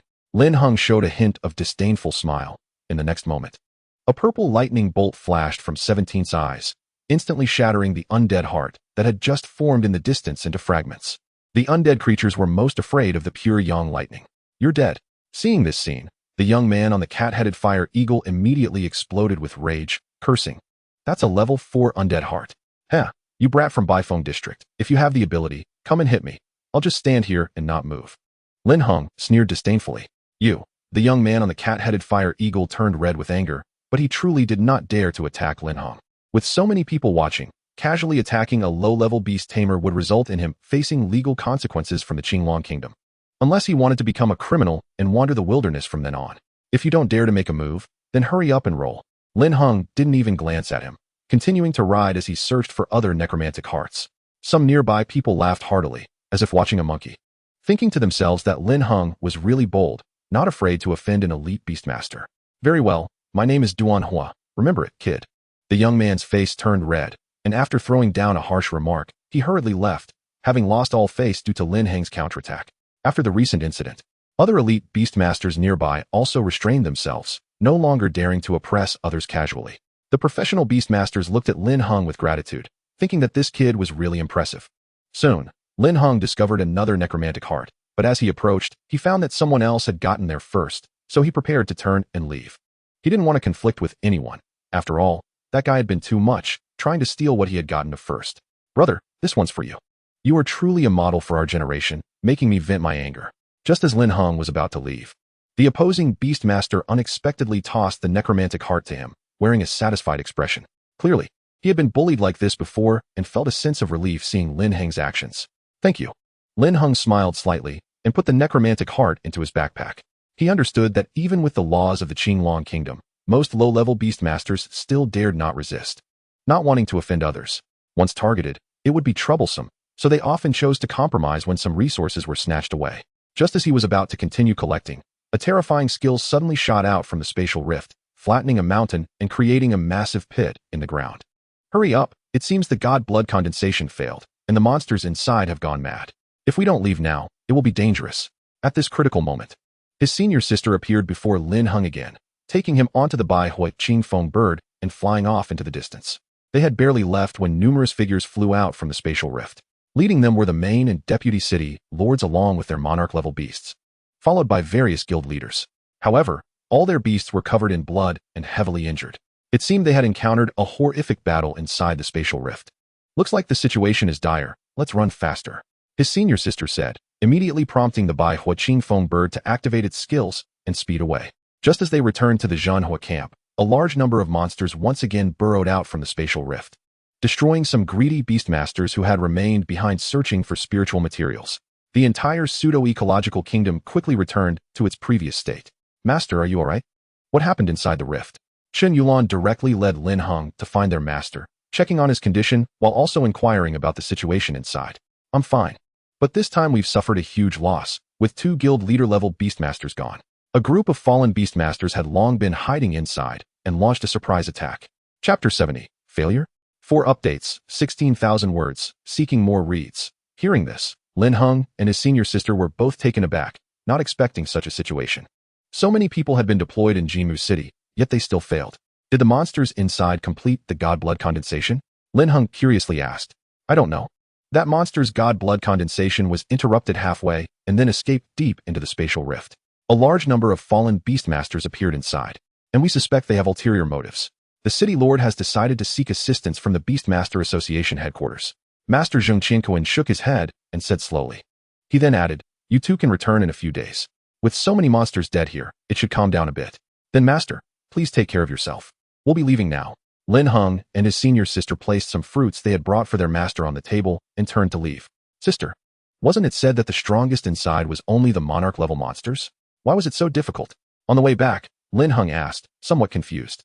This involves the issue of domains. Those lord-level and monarch-level monsters living in there have had their surroundings transformed into appropriate ecological secret realms, where their combat power is far greater than in other places. Moreover, wild monsters face extraordinary difficulties in evolving. Those that reach lord or monarch levels have considerable combat power. Our beastmasters face significant suppression when entering, plus with the help of fallen beastmasters, it is very difficult to take them down in a short time. His senior sister explained. Actually, there is another reason, which is that the higher-ups are using this spatial rift for training, keeping the scale of monsters under control to promote the growth of some lower-level beastmasters. In the following days, as Master had said, the number of monsters decreased significantly. One day, Lin Heng and his senior sister were dealing with a group of lava giant horned cattle in a valley when the silkworms in the Beastmaster space suddenly underwent a mutation. Over the past few days, Lin Heng had been making bloodline fruits to help the fire-type bloodline inside the silkworms grow stronger. And now the fire-type bloodline had finally reached a peak, completely overpowering the Blood Sea Beast bloodline. It began to devour and merge with it in all aspects, causing the silkworms to absorb a large amount of external fire spiritual power and start spinning cocoons. Not good. Lin Heng sensed the changes in the Beastmaster space, and his expression instantly changed. He had thought the silkworm's metamorphosis and evolution would take some time, but he didn't expect it to start suddenly. And he was completely unprepared for it. First, he had to release the silkworm. He couldn't let it spin a cocoon and evolve in the Beastmaster space because he couldn't supply the power it needed for evolution. If it stayed in the Beastmaster space to evolve, it would definitely fail. Moreover, he needed to find a fire-rich environment immediately to allow it to absorb enough fire spiritual power to increase the success rate of its cocooning evolution as much as possible. What's wrong? Senior sister Yulan saw Lin Heng's pale face and quickly asked. My second beast suddenly started to evolve. Lin Heng no longer hid it and said directly, What? Your second beast? Qin Yulan was momentarily stunned, thinking she had misheard. How did Lin Heng suddenly have a second beast, and it was starting to evolve? 2 months ago, my dad caught a very special silkworm for me. Later, I used a super encyclopedia to detect that it had 2 types of high-quality bloodlines, so I contracted it. And now it suddenly started to cocoon and evolve. Lin Heng explained briefly. By now, he was already a professional beastmaster, and having a second beast seed and contracting a silkworm was nothing to hide. 2 types of high-quality bloodlines? His senior sister's pretty little face was filled with confusion. Looking at Lin Heng, as if to say, Are you sure you're not joking? There was no time for lengthy explanations now. He needed his senior sister's powerful combat strength to help him. Please, senior sister, quickly help me find a fire-rich underground cave. I'll explain everything to you later. Lin Heng urged, knowing that only her strength could help him at this moment. All right, there's a rock fire mouse cave not far from here. Let's go. Senior sister Qin Yulan nodded. If it weren't for Lin Heng's serious expression, she might have thought he was joking. Soon, they rode the Bai Huaqing Feng bird to the nearby rock fire mouse nest. Afterward, his senior sister released all her beasts to carry out a bloodbath. And within just 3 minutes, over 1,000 rock fire mice were wiped out. Lin Heng anxiously entered the underground cave, where there was a massive magma lake, 100 meters in diameter, with red-hot magma flowing within. In the center of the magma lake, there was a small island with a fire-red vine growing on it. These rock fire mice loved to bathe in the magma, so the fire spiritual power here was exceptionally rich. 17, take me over, Lin Heng said while riding on 17's back, and of course, 17, who could float, flew over, albeit slowly. Oh whoa. 17 brought Lin Heng to the island in the lake without any hesitation, knowing that the silkworm was about to evolve and was very curious. As soon as they landed, Lin Heng immediately released the silkworm from the Beast Tamer space. As the silkworm touched the ground, a large amount of fire spiritual energy instantly formed a vortex, pouring into its body. It felt as if the silkworm didn't need to deliberately attract the fire spiritual energy. Rather, the fire spiritual energy sensed the king and automatically integrated itself in worship. With a continuous influx of fire spiritual energy, The silkworm's speed of spinning silk and forming a cocoon also increased significantly. Senior Sister Chen Yulan, seeing this scene, showed a look of astonishment. This is truly a high-quality bloodline. How terrifying the absorption of spiritual energy is. She had been a bit skeptical, but upon witnessing this, she instantly understood. This is not just a high-quality bloodline. It is a standout among high-quality bloodlines, even approaching the legendary Supreme Bloodline. Otherwise, it would not reach such a scale of spiritual energy absorption. Lin Heng, where did you get such a powerful insect-type beast? Senior Sister Chen Yulan landed beside Lin Heng and asked him.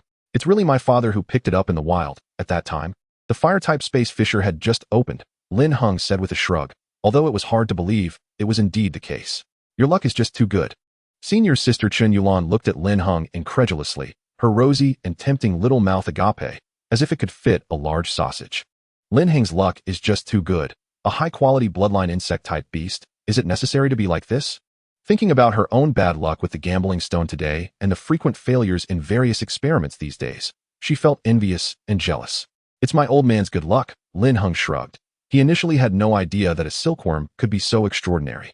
Watching the silkworm continuously absorb fire-type spiritual energy to spin its cocoon, Lin Heng couldn't help but feel some anticipation about what kind of fire-type beast it would evolve into. Do you know what fire-type bloodline it has? Senior Sister asked curiously, her big eyes fixed on him. I don't know, it has two bloodlines. One is an unknown fire-type bloodline, and the other is the bloodline of the Blood Sea Beast. Recently, the unknown bloodline has completely devoured and fused with the Blood Sea Beast bloodline, and then it suddenly began to evolve and spin its cocoon. Lin Heng said with a shrug. Even he didn't know what that fire-type bloodline was. Blood Sea Beast bloodline. Hearing this, Chen Yulan's mouth fell open again. She certainly knew about the Blood Sea Beast, which was an excellent beast among high-quality ones. However, such a powerful bloodline was actually defeated by another bloodline. Could this unknown fire-type bloodline be something like a fire phoenix or a fire dragon? As time passed, half an hour later, the silkworm completed its cocoon, sealing itself inside a cocoon about half a meter in size. Following this was an even more intense absorption of fire-type spiritual energy. An hour later, after losing a large amount of fire spiritual energy, the entire magma lake gradually cooled down, and the fire-type spiritual energy in the underground space was completely drained. Not good. Quickly put the cocoon back into the Beast Tamer space. We need to change places, Senior Sister said urgently upon seeing the situation. It was the first time she had seen such a terrifying evolution. Lin Heng nodded, realizing that this was the only option. No one could have anticipated this situation. However, fortunately, the fire forest was abundant in fire-type spiritual energy, and they quickly found another underground cave. Lin Heng placed the silkworm's cocoon in the center, and a fiery vortex of spiritual energy formed again. To avoid any further accidents, Senior Sister Chen Yulan went to find several similar caves and killed the monsters living inside in advance. Shockingly, over the next day, the silkworm absorbed the fire's spiritual energy from 8 underground caves before finally calming down. Seeing that the silkworm had finally settled down, Lin Heng let out a sigh and began to quietly wait for the silkworm's transformation. At this time, they were still in an underground cave, located beside the magma lake. Let's eat something. Senior Sister took out a lunchbox and handed it to Lin Heng. Thank you. Lin Heng nodded, sitting down to eat. After a busy day, he could finally relax. After eating, Senior Sister took out some fruit to share with Lin Heng. Next, we shouldn't have to worry. This silkworm might really have a fire dragon bloodline. If it evolves into a fire dragon, then you would become a dragon tamer, Senior Sister said, blinking her eyes enviously. Dragons have always been considered the most powerful creatures, and those who possess dragon-type beasts refer to themselves as dragon tamers. They are invincible at the same level and can challenge higher levels, a terrifying existence. The founder of the Qinglong Kingdom was a dragon tamer who possessed a Qinglong. I'm looking forward to it too. If it's really a dragon, then I would be prosperous, Lin Heng said excitedly. Even if it's not a dragon, it wouldn't be much different. Ordinary monsters don't have such terrifying spiritual energy absorption abilities. Senior Sister shook her head, based on her experience. The creature that would evolve this time would be at least at the quasi-divine beast level, since the beasts undergoing evolution are most afraid of interference. Lin Heng had to stay here at all times, and Senior Sister stayed with him in the underground cave. The two bored individuals played poker and landlord with their beasts. However, starting on the third day, an unexpected situation arose. The silkworm's aura began to weaken, and the flames flickered dimmer and dimmer. By the night of the third day, the cocoon had completely lost its firelight, and there was only a very faint life aura left inside. Why did it fail to evolve? Lin Heng was confused. Standing there in a daze, he sensed the silkworm's faint life transmitting a strong desire to live. It was an intense longing. As a creature at the bottom of the food chain, the silkworm had longed to live well since birth, but its life was too difficult, filled with disasters from the moment it gained wisdom. Enemies capturing it, parasitic fungi, natural disasters. It was like a storm sweeping over a candle, ready to extinguish it at any moment. The fragile creature faced various dangerous situations at any time, seemingly always at risk of death. Therefore, living forever, carefree, was the deepest desire of the silkworm. At this moment, this desire conveyed to Lin Heng that it didn't want to die. It wanted to continue living, and it hoped Lin Heng would save it. Chen Yulan fell silent as she watched this scene. The evolution of beasts always carried a probability of failure, and the higher the existence, the higher the rate of failure. If it were an ordinary beast, failing to evolve wouldn't lead to death, but insects undergo complete metamorphosis. And failure means death, especially in such a first-time evolution scenario. In fact, she had another suspicion that the silkworm's bloodline was too strange as an insect. It actually had these two high-quality bloodlines, which was simply unheard of and unseen. It made her suspect whether it was a defective product from some cultivator-esque experiments or a discarded creation of certain evil deities' followers. Senior sister, do you have any way to help? Lin Heng turned to senior sister Chen Yulan, hoping for her help. After all, she was a junior breeder. I'm sorry. I can't think of any way to save the silkworm. My knowledge is too shallow. Senior sister slowly shook her head. This problem was too difficult for a junior breeder. Lin Heng nodded slowly, understanding that this was putting senior sister in a tough spot. The entire underground space fell into a deathly silence. Since the silkworm is about to die, why don't we directly transform it into an undead creature? After all, we have the pseudo-undead heart. Lin Heng suddenly brightened up, looking at senior sister and saying, Senior sister, could you please bring all the pseudo-undead hearts from my room? Are you serious? Chen Yulan initially wanted to say he was being reckless, but then thought that it was worth a try. After all, it was related to Lin Heng's future. After all, if the silkworm really dies, Lin Heng would lose a beastmaster seed, and its potential would be greatly diminished, which is something she does not want to see. Lin Heng also feels that this might be the only way. The heart of the undead has the ability to grow undead flesh, originating from those monsters unwilling to die. Perhaps it can really save the silkworm. If one actively transforms into an undead before death, is that still considered death? It shouldn't be, right? If I have already chosen to die, how can I die again? Silkworm, hold on. I have found a way to save you. Don't give up hope for life. You must strive to live, to achieve immortality together with me. We must live forever. Lin Heng silently called out to the silkworm's last faint consciousness. Although he still had the beastmaster seed, he truly did not want to see the silkworm die, nor did he want to compromise with death. It seemed that the silkworm sensed Lin Heng's call. It retained the last bit of will and did not completely die, continuing to absorb the surrounding fire spirit energy. Lin Heng smashed all the fire-type crystal cores he had collected, allowing the spirit energy to spread out, enabling the silkworm to absorb better. 10 minutes later, senior sister Chen Yulan returned with the heart of the undead, and she showed a hint of shock upon seeing that the silkworm's aura had not completely dissipated.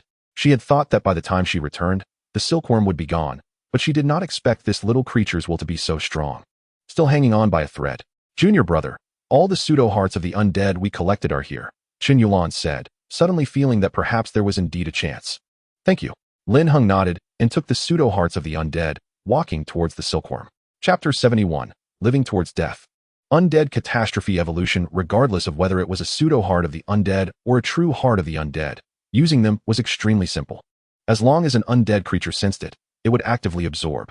However, for living creatures, the heart of the undead was completely unusable, no matter how you handled it. It just looked like a useless white skeletal heart. Lin Heng walked over, piling the hearts of the undead around the silkworm's cocoon, and poured fire spirit liquid on top. Silkworm, absorb these hearts of the undead. Let's turn into undead ourselves, giving death no chance, and we can live forever. Lin Heng kept calling in his heart.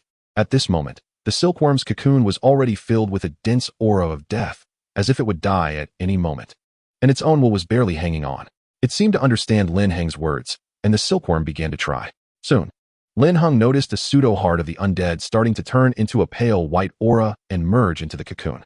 Gradually, more pseudo-hearts of the undead began to transform into pale auras and merge into the cocoon, clearly indicating that the thick death aura on the silkworm deceived these hearts of the undead. It actually worked. Chen Yulan was astonished, even somewhat unable to comprehend why this was happening. Could it be that the silkworm's body had completely died, but its soul still retained a glimmer of living obsession, placing it in a state of being neither dead nor alive? Chen Yulan speculated as she watched this scene. She knew very well that even the pseudo-hearts of the undead could not be deceived. Only true undead could utilize the heart of the undead. As all the hearts of the undead were absorbed, the cocoon completely turned a ghostly blue, a color that seemed to blend silver and blue, filled with death aura. Enough to make one feel the death and terror contained within just by looking at it. 2 hours later, the cocoon was reborn in a very strange state. Lin Heng clearly felt that his contract connection with the silkworm had not been severed, indicating that it had not died, but had already turned into an undead. Great. The silkworm didn't die. Is this an erroneous evolution or a catastrophic evolution? Lin Heng laughed as he watched the cocoon begin to devour fire spirit power again. They had triumphed over death. Could it be that Lin Heng's talent in breeding was more terrifying than in combat? Senior sister Qin Yulan looked at Lin Heng's profile and murmured to herself, "You invented a completely new evolution method. I can confirm that no one has succeeded in this before." Senior sister smiled, feeling happy for Lin Heng. "This is your researched evolution method. You can name it." Senior sister said, appearing more excited than Lin Heng. Historically, those who have developed special evolution methods were undoubtedly breeding masters, and their names are left in history. Let's call it undead catastrophe evolution. Lin Heng thought for a moment and said, not far away, the cocoon, after absorbing a large amount of fire spirit energy, gradually grew much larger, covered by a layer of black death aura. Time slowly passed, and a day quickly went by. Since the start of the undead catastrophe evolution, the silkworm had not responded to Lin Heng again. At this moment, Lin Heng sensed a response from the silkworm again. It indicated that it needed flesh and blood. A large amount of flesh and blood. Senior sister, let's bring in the corpses of the monsters we killed outside. Lin Heng immediately took action, guessing that it was due to the pseudo-hearts of the undead, which were not pure hearts of the undead. Okay. Senior sister did not know what Lin Heng was up to, but cooperated well. She released the golden-eyed six-tailed fox, and the green tails of the nine-tailed fox grew into vines, transporting dozens of monster corpses at once. Lin Heng piled these monster corpses near the cocoon, and soon the monster's blood and flesh were completely absorbed. There was no shortage of monster corpses here. Many of the corpses from the previous beast tide were piled in a designated spot. After consuming over 10,000 monster corpses, the cocoon stabilized by noon, and the nearby monster bones had filled the magma lake, appearing as if it were a throne of white bones. At this moment, Lin Heng actually shared a memory with the silkworm through their connection. The scene depicted a place filled with flames, where burning fire clouds filled the sky. Rivers of magma flowed on the ground, and erupting volcanoes were everywhere, with flames and ash saturating the entire world. A dragon-shaped blood pit appeared on the ground, into which hundreds of millions of mindless silkworms were dumped. Most of them writhed and struggled in the scalding blood, ultimately dying. But a small number mutated and survived by absorbing the blood. The scene shifted again to a pristine laboratory, where massive incandescent lights emitted a pale white glow. Thousands of dragon-patterned silkworms were placed on the operating table. A person appeared before the operating table, raising his hand as it instantly transformed into countless green vines. The tips of the vines continuously tapering until they reached a molecular level invisible to the naked eye. These vines inserted into the bodies of the dragon-patterned silkworms, injecting a special substance. All the dragon-patterned silkworms seemed to undergo a genetic modification. Minutes later, all the dragon-patterned silkworms began to twist and struggle, their bodies undergoing violent mutations, with lumps of flesh growing out. One moment a rabbit head would grow, the next a horse head, then a dragon head or a tiger head. It seemed that the images of all beings coalesced upon them. Ultimately, under this experiment, all the dragon-shaped silkworms died in an instant, turning into motionless corpses. After that, the memory ended. Lin Heng waited and waited but did not see any new memory fragments. This seemed to be the silkworm's past, or these fragments were related to the silkworm. It initially had no intelligence and could not remember these things. But only after evolving did it awaken some fragments deep in its subconscious. However, it was not complete. What's wrong? Senior sister asked Lin Heng, seeing his puzzled expression. The silkworm shared a memory with me. It seems it was used for experiments in the past. Lin Heng recounted the content of the memory. This was not a secret that could not be spoken of. Insects, due to their complete metamorphosis, are the most conventional experimental species. In large quantities, they are not valuable, can autonomously evolve once, and are prone to producing strange species, making them the favorite experimental subjects of breeders. This is indeed an experimental scene. The blood in the dragon-shaped pit should initially be some specially processed dragon blood. Then, a large number of live silkworms were thrown in for selection, filtering out those that could mutate or accept dragon blood. The dragon-patterned silkworms in the second act should be the selected premium products, followed by some fine-tuning operations. This person must have modified their hands into molecular controlling genetic tentacles. I've only heard of such things occasionally and didn't expect them to really exist. Those who can conduct such experiments are at least breeding masters, existing at a level even above senior breeders, which we refer to as special grade breeders. However, based on the memory fragments, weren't all those dragon-patterned silkworms dead? How did the silkworm baby appear? Chen Yulan began to feel confused. She had previously speculated that the silkworm baby might be a defective product of the experiment, and it now seemed to be true. However, this Master S approach is truly grand, using only dragon blood, and we don't know what kind of experiment is being prepared. It seems that the silkworm baby's failed evolution is closely related to this experiment. Lin Heng sighed. He initially thought his father had found a high-quality beast, but it turned out to be an experimental product. Fortunately, he was saved at a critical moment. This was thanks to the silkworm baby's strong willpower. A day passed, and the 1-meter diameter cocoon began to twist, with sounds coming from inside. Accompanied by a tearing sound, a hole broke through the cocoon, and a faint blue liquid flowed out, followed by a lifeless silver-gray dragon head emerging from the gap. This dragon head appeared as if it came from the underworld, arranged with many silver-gray bones, looking as though it was made of skeletal remains, emanating a faint dark red spiritual energy fluctuation. It truly is a dragon, seemingly a fire dragon of the undead type. Seeing this dragon head, senior sister Chen Yulan exclaimed in surprise. It was her first time seeing a dragon up close. The next moment, the entire cocoon was torn apart, revealing the fully evolved silkworm baby form, leaving Lin Heng and senior sister Chen Yulan stunned. How could this happen? Lin Heng was dumbfounded. Senior sister was also at a loss for words, looking at this strange beast. Although this creature had a dragon head, its body was beast-like, constructed of silver-gray bones. A dark red spine covered in sharp, bony spines ran through its body, connecting at the front to a dragon head made of silver-gray bones and undead flesh, while behind it was a massive dragon tail entirely made of dark red bones. This silver-gray was not the shiny kind of silver-gray found in cars, but a ghostly pale, ominous silver-gray. In the middle, there were limbs made of silver-gray bones, with a layer of dark gray undead flesh growing on the bones. The surface of the flesh had a layer of bony scales, with some dark red bony spines protruding, emanating a dark red aura, seemingly a fusion of fire-type spiritual energy and death energy. If one had to say what it resembled, Lin Heng immediately thought of a qilin with a dragon head and tail. However, it couldn't be called a qilin. It was an entirely new and strange species. It should be a special product formed from the failure of evolving into a fire dragon, followed by a disaster evolution using the pseudo-undead heart. Senior sister thought for a moment and slowly said. The silkworm baby also seemed a bit unaccustomed to its current form. After several attempts, it stumbled towards Lin Heng, its dark red vertical pupils quietly gazing at him. The undead do not have vocal cords, so aside from the clicking sound made by its bones while walking, it was very quiet. It's fine, it's fine. Lin Heng reached out to touch its skull covered in menacing bones. Due to the fire attribute, it was not cold, but there was a special chill, a feeling brought by death energy, the unique aura of the undead. At this moment, the silkworm baby looked fierce, terrifying, and carried a sense of death and disaster, as if it were a terrifying monster that had emerged from the underworld.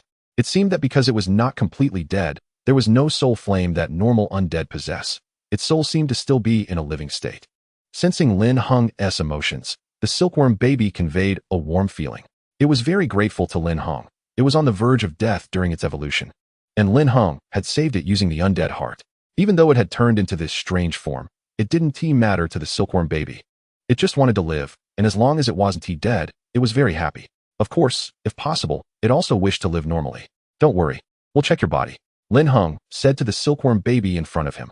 Given its unexpectedly evolved form, the current situation could only be understood through examination. He definitely had the super identification machine with him. Although the silkworm baby's undead form had no blood, obtaining some of the undead flesh on it could still be detected. Handing the identification machine to senior sister, Lin Heng communicated with the silkworm baby, asking it what skills it currently had and how it felt about its body, to understand its specific situation. Through understanding, it had quite a few skills, with 4 different attributes. The fire-type skills included Immortal Dragon Breath, Fireball Technique, and Fire Dragon Claw.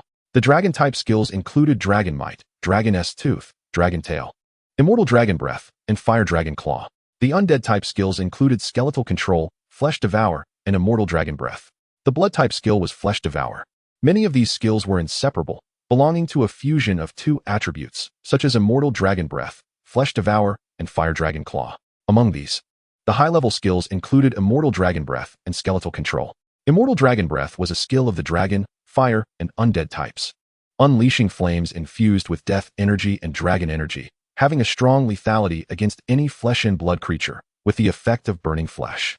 Skeletal control was similar to metal control, but was focused on controlling bones and corpses. Mid-level skills included Dragon Might and Flesh Devour. The Dragon Might skill is a deterrent skill exclusive to the dragon type, capable of lowering the opponent's resistance. It has an absolute suppression effect on beings of lower levels, and a certain ability to intimidate those of the same level. Flesh Devour comes from the pseudo-undead heart and the bloodline of the Blood Sea Beast, allowing it to devour flesh to replenish itself. Low-level skills included Fireball Technique, Fire Dragon Claw, Dragoness Tooth, and Dragon Tail. As for these 4 low-level skills, their effects were literally as described. In total, there were 8 skills. Lin Heng was somewhat surprised by the number. However, thinking that it was originally supposed to transform into a dragon and now possessed fire, dragon, undead, and blood attributes, it suddenly felt very normal. Here are my detection results. For attributes, powerful strength. However, its potential is quite strange, only at the low-grade level, meaning the maximum it can reach is the 10th tier of the commander level. Also, its body seems to have issues. It's not in a particularly stable state and seems to be at risk of collapsing at any moment. Senior Sister Chen Yulan quickly provided corresponding detection results and analysis. Lin Heng nodded, his expression not optimistic. What I've learned is the same. It currently craves flesh and the undead heart. Only these two can stabilize its physical condition. It seems that due to the interrupted evolution, combined with the pseudo-undead heart, its current form is very unstable and at risk of collapse. Although the silkworm baby has been saved, it has left behind serious sequelae. Chapter 72. Star Eternal, Eternal. Such situations have also appeared in other beasts. A common solution is to evolve once more. Generally, this can resolve the issue of unstable form. However, research on allowing it to evolve again is quite difficult because it is a completely new form and can only be slowly explored and studied. I estimate that it will definitely require a complete undead heart and some other precious materials.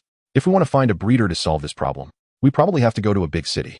The breeders in Jinmu City don't have that level, Sister Yulan said while looking at the terrifying dragon-headed monster in front of her. The solution to the unstable form appearing on the beast is quite simple: evolution. For those beasts that have evolution formulas, it's not difficult, they just need to evolve again. However, the current situation of the silkworm baby is too special. This form is unheard of, and it's unclear whether its evolution should be a second evolution into a dragon or to stabilize this form. Which path is feasible is currently unknown. I understand, but it should be fine for now, Lin Heng nodded. It is already very lucky that the silkworm baby can survive. As long as it doesn't die, the remaining issues will surely find a way to be resolved. You happen to have a recommendation letter. Once you pass the professional Beastmaster assessment and obtain the recommendation letter, let's go to the capital, Qinglong City, after the new year. There, we will definitely find a way to solve this problem. I believe evolving it again into a true dragon won't be an issue, Sister Chen Yulan added. Many breeders should be interested in the situation of the silkworm baby. Lin Heng nodded, agreeing with what his sister said. He was already planning to go to the capital, and now there was one more compelling reason to go. He turned around and looked at the quietly standing silkworm baby for a while, then smiled and said, "Let's give your current form a name. We'll call you the Bonefire Dragon Beast, representing an unprecedented form. Now that you have taken on this appearance, the name Silkworm Baby no longer suits you, so I'll give you a new name, Xingheng." Stars have lifespans measured in billions of years, symbolizing eternal life. The name reversed is Hengxing, which means a sun that burns eternally, representing not only longevity, but also endless flames and a grand momentum, fitting for you. Don't you desire to live, to never die? In this world, the strong can be like this. We can become powerful enough that no one can kill us. Pursuing eternal freedom together. Living, longevity, and even immortality are not only the silkworm baby's aspirations, but also his own. Thus, he came up with a name that sounded quite good, despite usually being poor at naming. The silkworm baby made no sound, but through its fiery red vertical pupils, one could see two blazing flames. These were not the flames of the soul, but the flames of excitement and anticipation, the thrill of finding a path. It nodded, accepting the name Xingheng. To live as long as a star, to burn fiercely like a star, and to possess a powerful strength that no one dares to approach. Owl. Hello, Xingheng.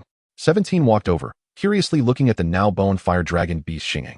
It didn't like the aura of fire in the undead. It made it uncomfortable. However, it still approached to greet because of Lin Heng. At the same time, it was also asserting its territorial claim, indicating that it was their first, and that they should be good friends. In response to 17's greeting, the Bonefire Dragon Beast Xingheng stood in place, radiating friendly signals. Although it was a terrifying and fearsome Bonefire Dragon Beast emanating death and disaster, its soul was still that of the silkworm baby. which disliked conflict and just wanted to live well. It didn't seek to compete for the leader's position just because it had become stronger.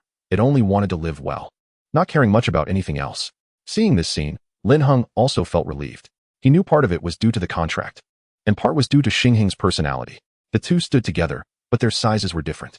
17 was about 50 centimeters taller than the bone-fire dragon beast Lin Heng, standing at 1.5 meters, while Lin Heng was only 1 meter tall. Although Lin Heng was not as tall as 17, its body length was much longer. 17 was just over 3 meters long, including its tail, while Lin Heng was over 7 meters long, with a long neck and tail, giving it a somewhat strange appearance. In the end, Lin Heng organized Lin Heng's data and recorded it in the Pokédex. Name: Bone-Fire Dragon Beast, Lin Heng. Attributes: Fire, Dragon, Undead. Blood, Potential, Low Grade. Incomplete evolution due to wrong evolution. Potential is locked. Skills: Bone Control, Beginner. Eternal Dragon Breath, Beginner. Flesh Devour, Beginner. Dragon Might, Beginner. Dragon's Tooth, Beginner. Dragon Tail, Beginner. Eternal Dragon Breath, Beginner. Fire Dragon Claw, Beginner. Fireball Technique, Perfect. Description: Omitted 500 words. Despite the many twists and turns, the final result was still good. Lin Heng sighed, looking at Lin Heng and 17, and said, "Let's go home." Although Lin Heng's body has some issues, its combat power is definitely not weak. With Lin Heng, he now felt more secure while traversing the wilderness, not fearing enemy attacks during battles. Owl. Home food. 17 happily walked ahead, bouncing around like a Samoyed. Lin Heng didn't make a sound either. It only made a crisp sound from its bones while walking. It silently followed Lin Heng, exuding a faint dark red aura, resembling a reaper's attendant, silent and terrifying. "Sister, thanks to you this time. I'll convert your share of the pseudo-undead heart into money and return it to you." As they walked out, Lin Heng said, "Consider it your salary for cleaning up after me at my breeding base. Anyway, I still have a few left, and the research will be enough." Sister waved her hand, smiling. "That's not acceptable. A deal is a deal. Don't say what is or isn't acceptable. This is a favor. How can you repay it with money? Do I look like someone who lacks money? Or you could sell yourself to me. That would work too." Sister waved her hand, directly interrupting Lin Heng's words. "Well, okay then." Lin Heng showed a helpless expression and stopped insisting. Indeed, as Sister said, her help this time was immensely significant, assisting in hunting monsters and finding caverns rich in spiritual energy, giving him the undead heart. She had accompanied him in this wilderness for a week, and just a little money couldn't repay it. "I suggest you develop in the breeding field, brother. Perhaps you have a good talent in this area. Moreover, this will also help you assist Lin Heng in completing its dragon transformation." Sister looked at Lin Heng and said, "I also have preparations in this area." Lin Heng nodded. This incident made him realize the importance of knowledge in breeding. Relying solely on fate seeds is not enough. Otherwise, it is difficult to make decisions in unexpected situations. Just like this time when the silkworm baby's evolution failed, he was completely bewildered. On the way back, Lin Heng finally got used to its current form and caught several fire wolves to devour their flesh. After activating Flesh Devour, the fire wolves were directly consumed alive, and under the skill's effect, their blood and flesh were quickly drained, leaving only wolf skin and bones in an instant. No flesh was left at all. After devouring the flesh of 5 monsters in a row, Lin Heng finally stopped. This scene looked truly terrifying. Those who didn't know might think we were cultists. Sister looked at the bizarre and horrifying scene and sighed. Lin Heng's appearance was already strange, and combined with this scene of devouring flesh, it was indeed full of horror. "Huh. Indeed." Lin Heng nodded, but he thought it was quite cool. Being terrifying is a skill. Before returning to the camp, Lin Heng stored Lin Heng away. Otherwise, with its unusual appearance, it would definitely attract people's attention. He didn't want to expose Lin Heng so casually. However, after entering the camp and resting for a while, he still informed his master, Zhang Qianquan, about this news. "What? You say you have a second beast, and it's a bug with dragon blood that, after a failed evolution, underwent a necromantic disaster evolution, ultimately becoming a special form that has never existed before? Are you sure you're not just making up a story with me? But that this is your real experience, Lin Heng?" Upon hearing Lin Heng's recount, Zhang Qianquan's mouth dropped open in shock as he stared at Lin Heng, feeling as if he was listening to a beast taming novel. I knew Master would have this expression. Chen Yulan couldn't help but laugh.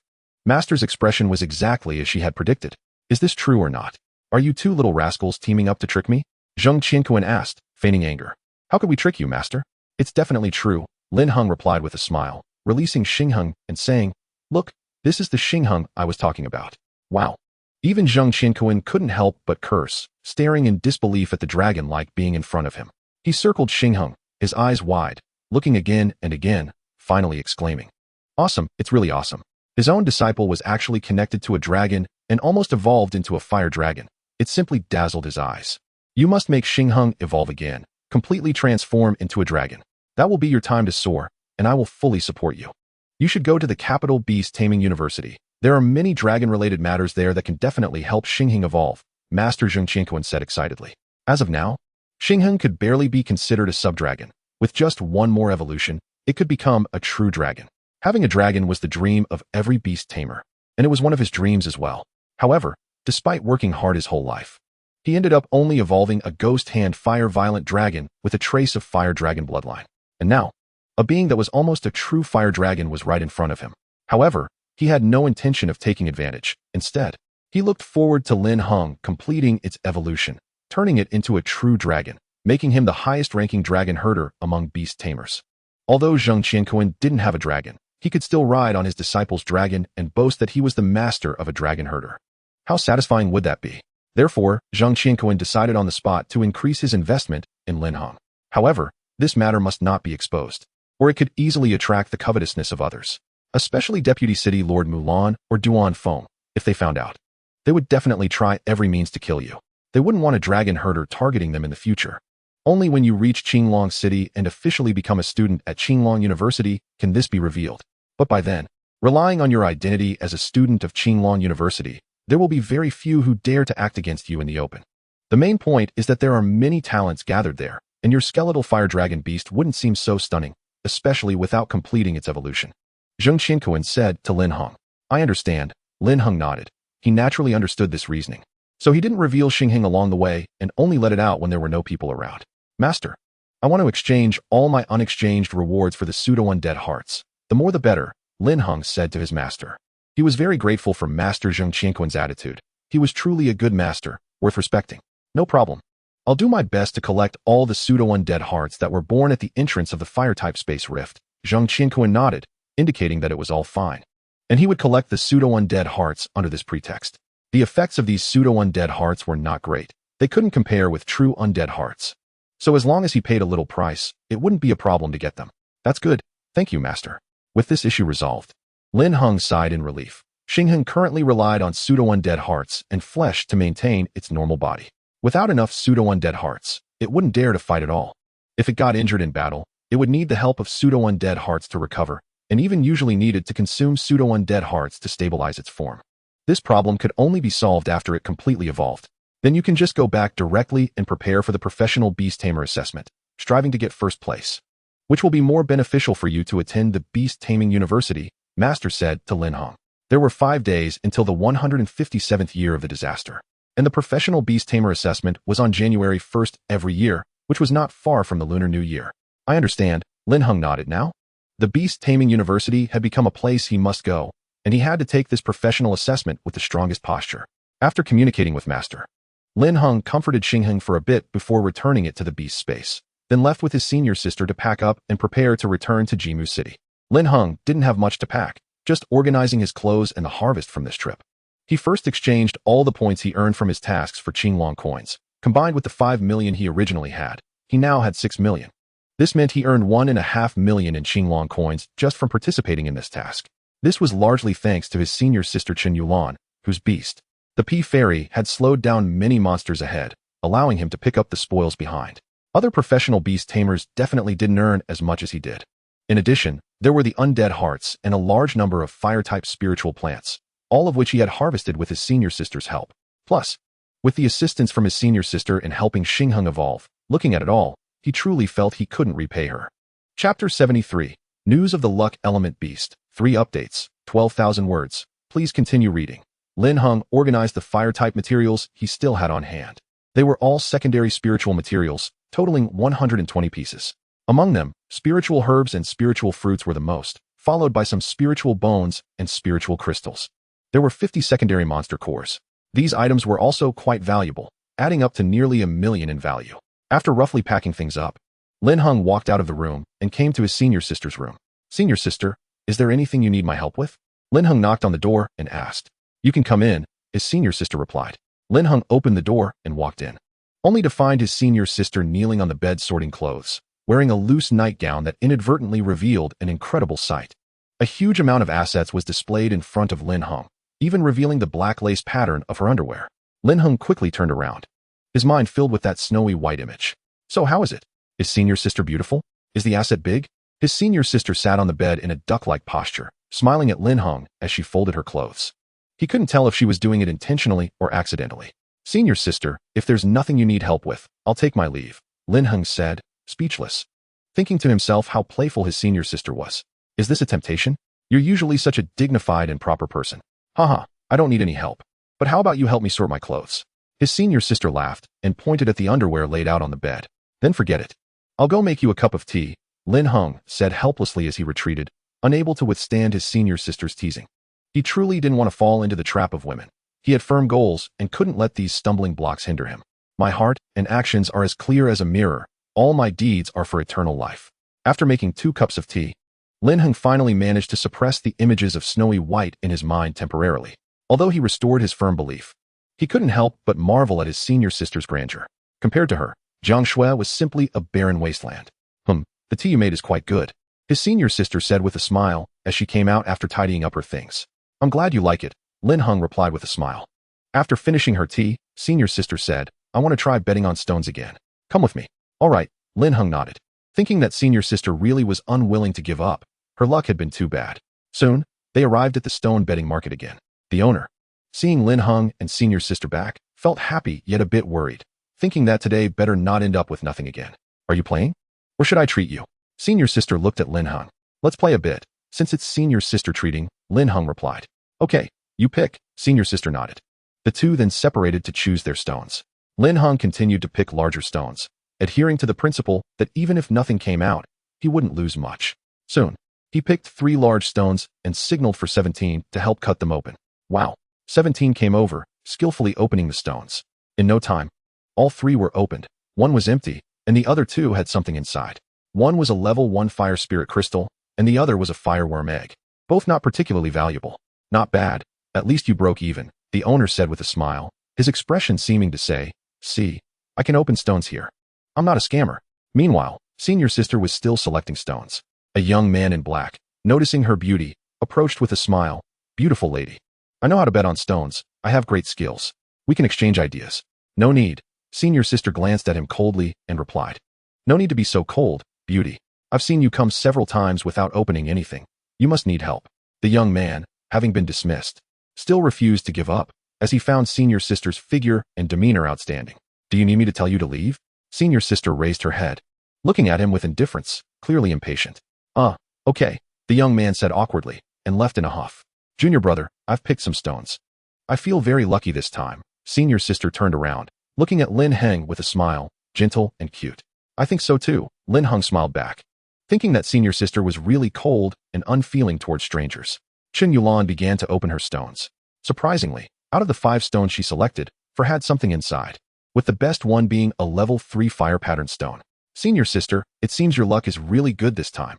You've made a big profit, Lin Heng said in shock, realizing that senior sister's fortune had turned around. Yes, it's quite good. Senior sister happily glanced at Lin Heng and selected a few more stones, soon opening some low-level spiritual materials again.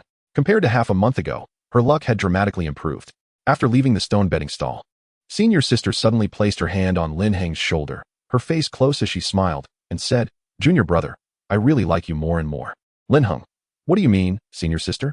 He quickly moved a bit away. Do you know that I've been coming here to bet on stones every so often for the past 20 days? Senior sister suddenly shifted the topic but stayed close to Lin Heng, not leaving. At this distance, her fragrance and soft touch were incredibly clear.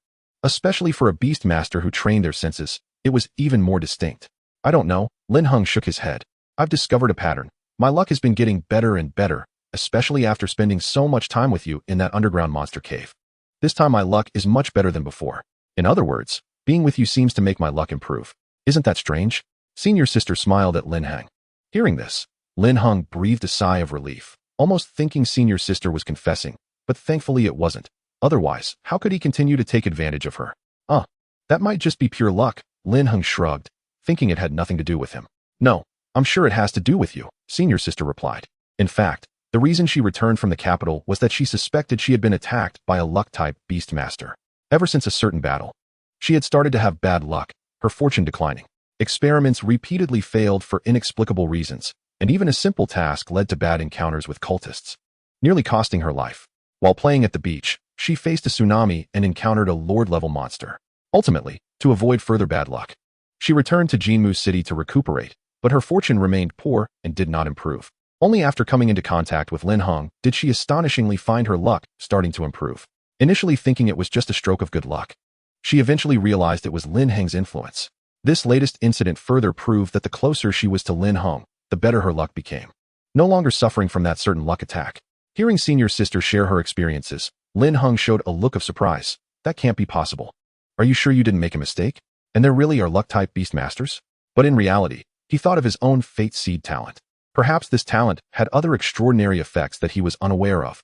However, the news about luck-type beast masters made him take it very seriously, as this was a type of beast master he greatly desired, even prioritizing it over dragon-type beast masters. Of course, why would you think there are no luck-type beast masters? Anything is possible in this world, senior sister replied. That's great. I've always dreamed of having a luck-type beast master, then I could become a lucky king. And everything I wish for would come true. Lin Heng nodded, finding it very encouraging news. There are indeed luck-type beast masters, but they may not be as extraordinary as you imagine. I don't know much about them, and even this recent attack was something I realized only after the fact, without knowing the specific identity of the enemy. However, I believe your own luck isn't bad. Beings like silkworms that contain dragon bloodlines are not something just anyone can encounter, even if they are experimental products. So, before I find a way to resolve the decline in luck, I must stick with you, senior sister said with a smile.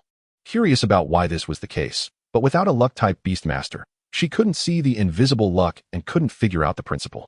I definitely won't refuse to help senior sister, Lin Heng nodded. In fact, he also longed for a luck-type beast master. Having one would mean he wouldn't have to gamble on probabilities anymore. Helping senior sister just required being a bit closer to her, which wasn't a problem at all. Moreover, since senior sister had provided him with so much help, he couldn't refuse such a small favor. Then I'll have to trouble you, junior brother, senior sister said with a smile, even thinking to herself that if she got even closer to Lin Heng, would her luck undergo a qualitative change? She was also very curious about the elusive concept of luck. Upon returning to their residence and packing up their things, they set off from the Jinhui camp and returned to Jinmu City. It felt quite uncomfortable to be back. Lin Heng shrank his body, as it was hot enough at the Jinhui camp to wear short sleeves, but here it was cold enough to need a down jacket. Especially with the rich metal spirit energy here, it added a sense of chill to the winter. Fortunately, the warmth emitted by the green fire-blue windbird made the flight not too cold. In fact, high-level beast masters would not fear extreme cold or heat, having a certain resistance to various attributes, but Lin Heng was still far from that level. Soon they arrived at the Yulan breeding base. Lin Heng and senior sister got off, and Lu Yi had already come out to greet them.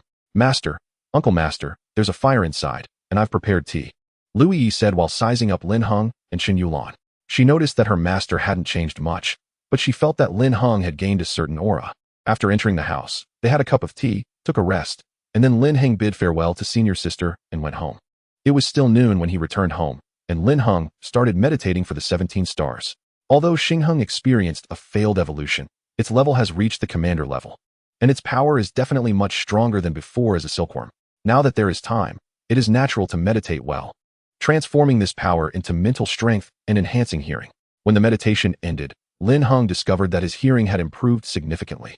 He could even hear the faint sound of the wind. In the afternoon, his parents returned early, bringing back many New Year goods, couplets, and lanterns.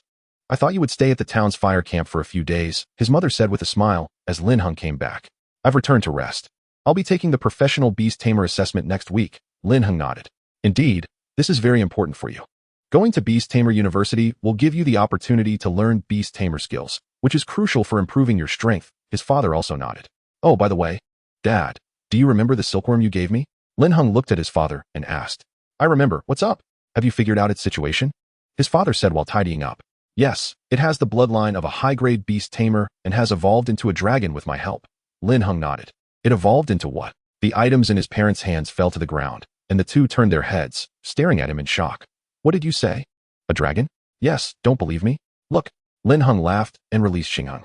Suddenly, a dragon's pressure spread out, emanating various auras such as death, disaster, and terror from it. His parents stared at this creature in silence for a long time, although it was not a complete dragon. It was already the closest creature to a dragon they had ever seen in their lives. For a moment, both of them were at a loss for words. Their jaws dropped, Is this really the silkworm that evolved? His father took a deep breath and slowly asked, still unable to believe it. As for his mother, she was still in shock, her mind filled with the astonishment and disbelief that her son had a dragon and had become a dragon tamer. It is indeed true. But the process was a bit complicated. Lin Heng nodded and recounted the general experience. Both his master and senior sister said there was no need to hide it from his parents, and he thought so too. Of course, he did not mention anything about the fate seed.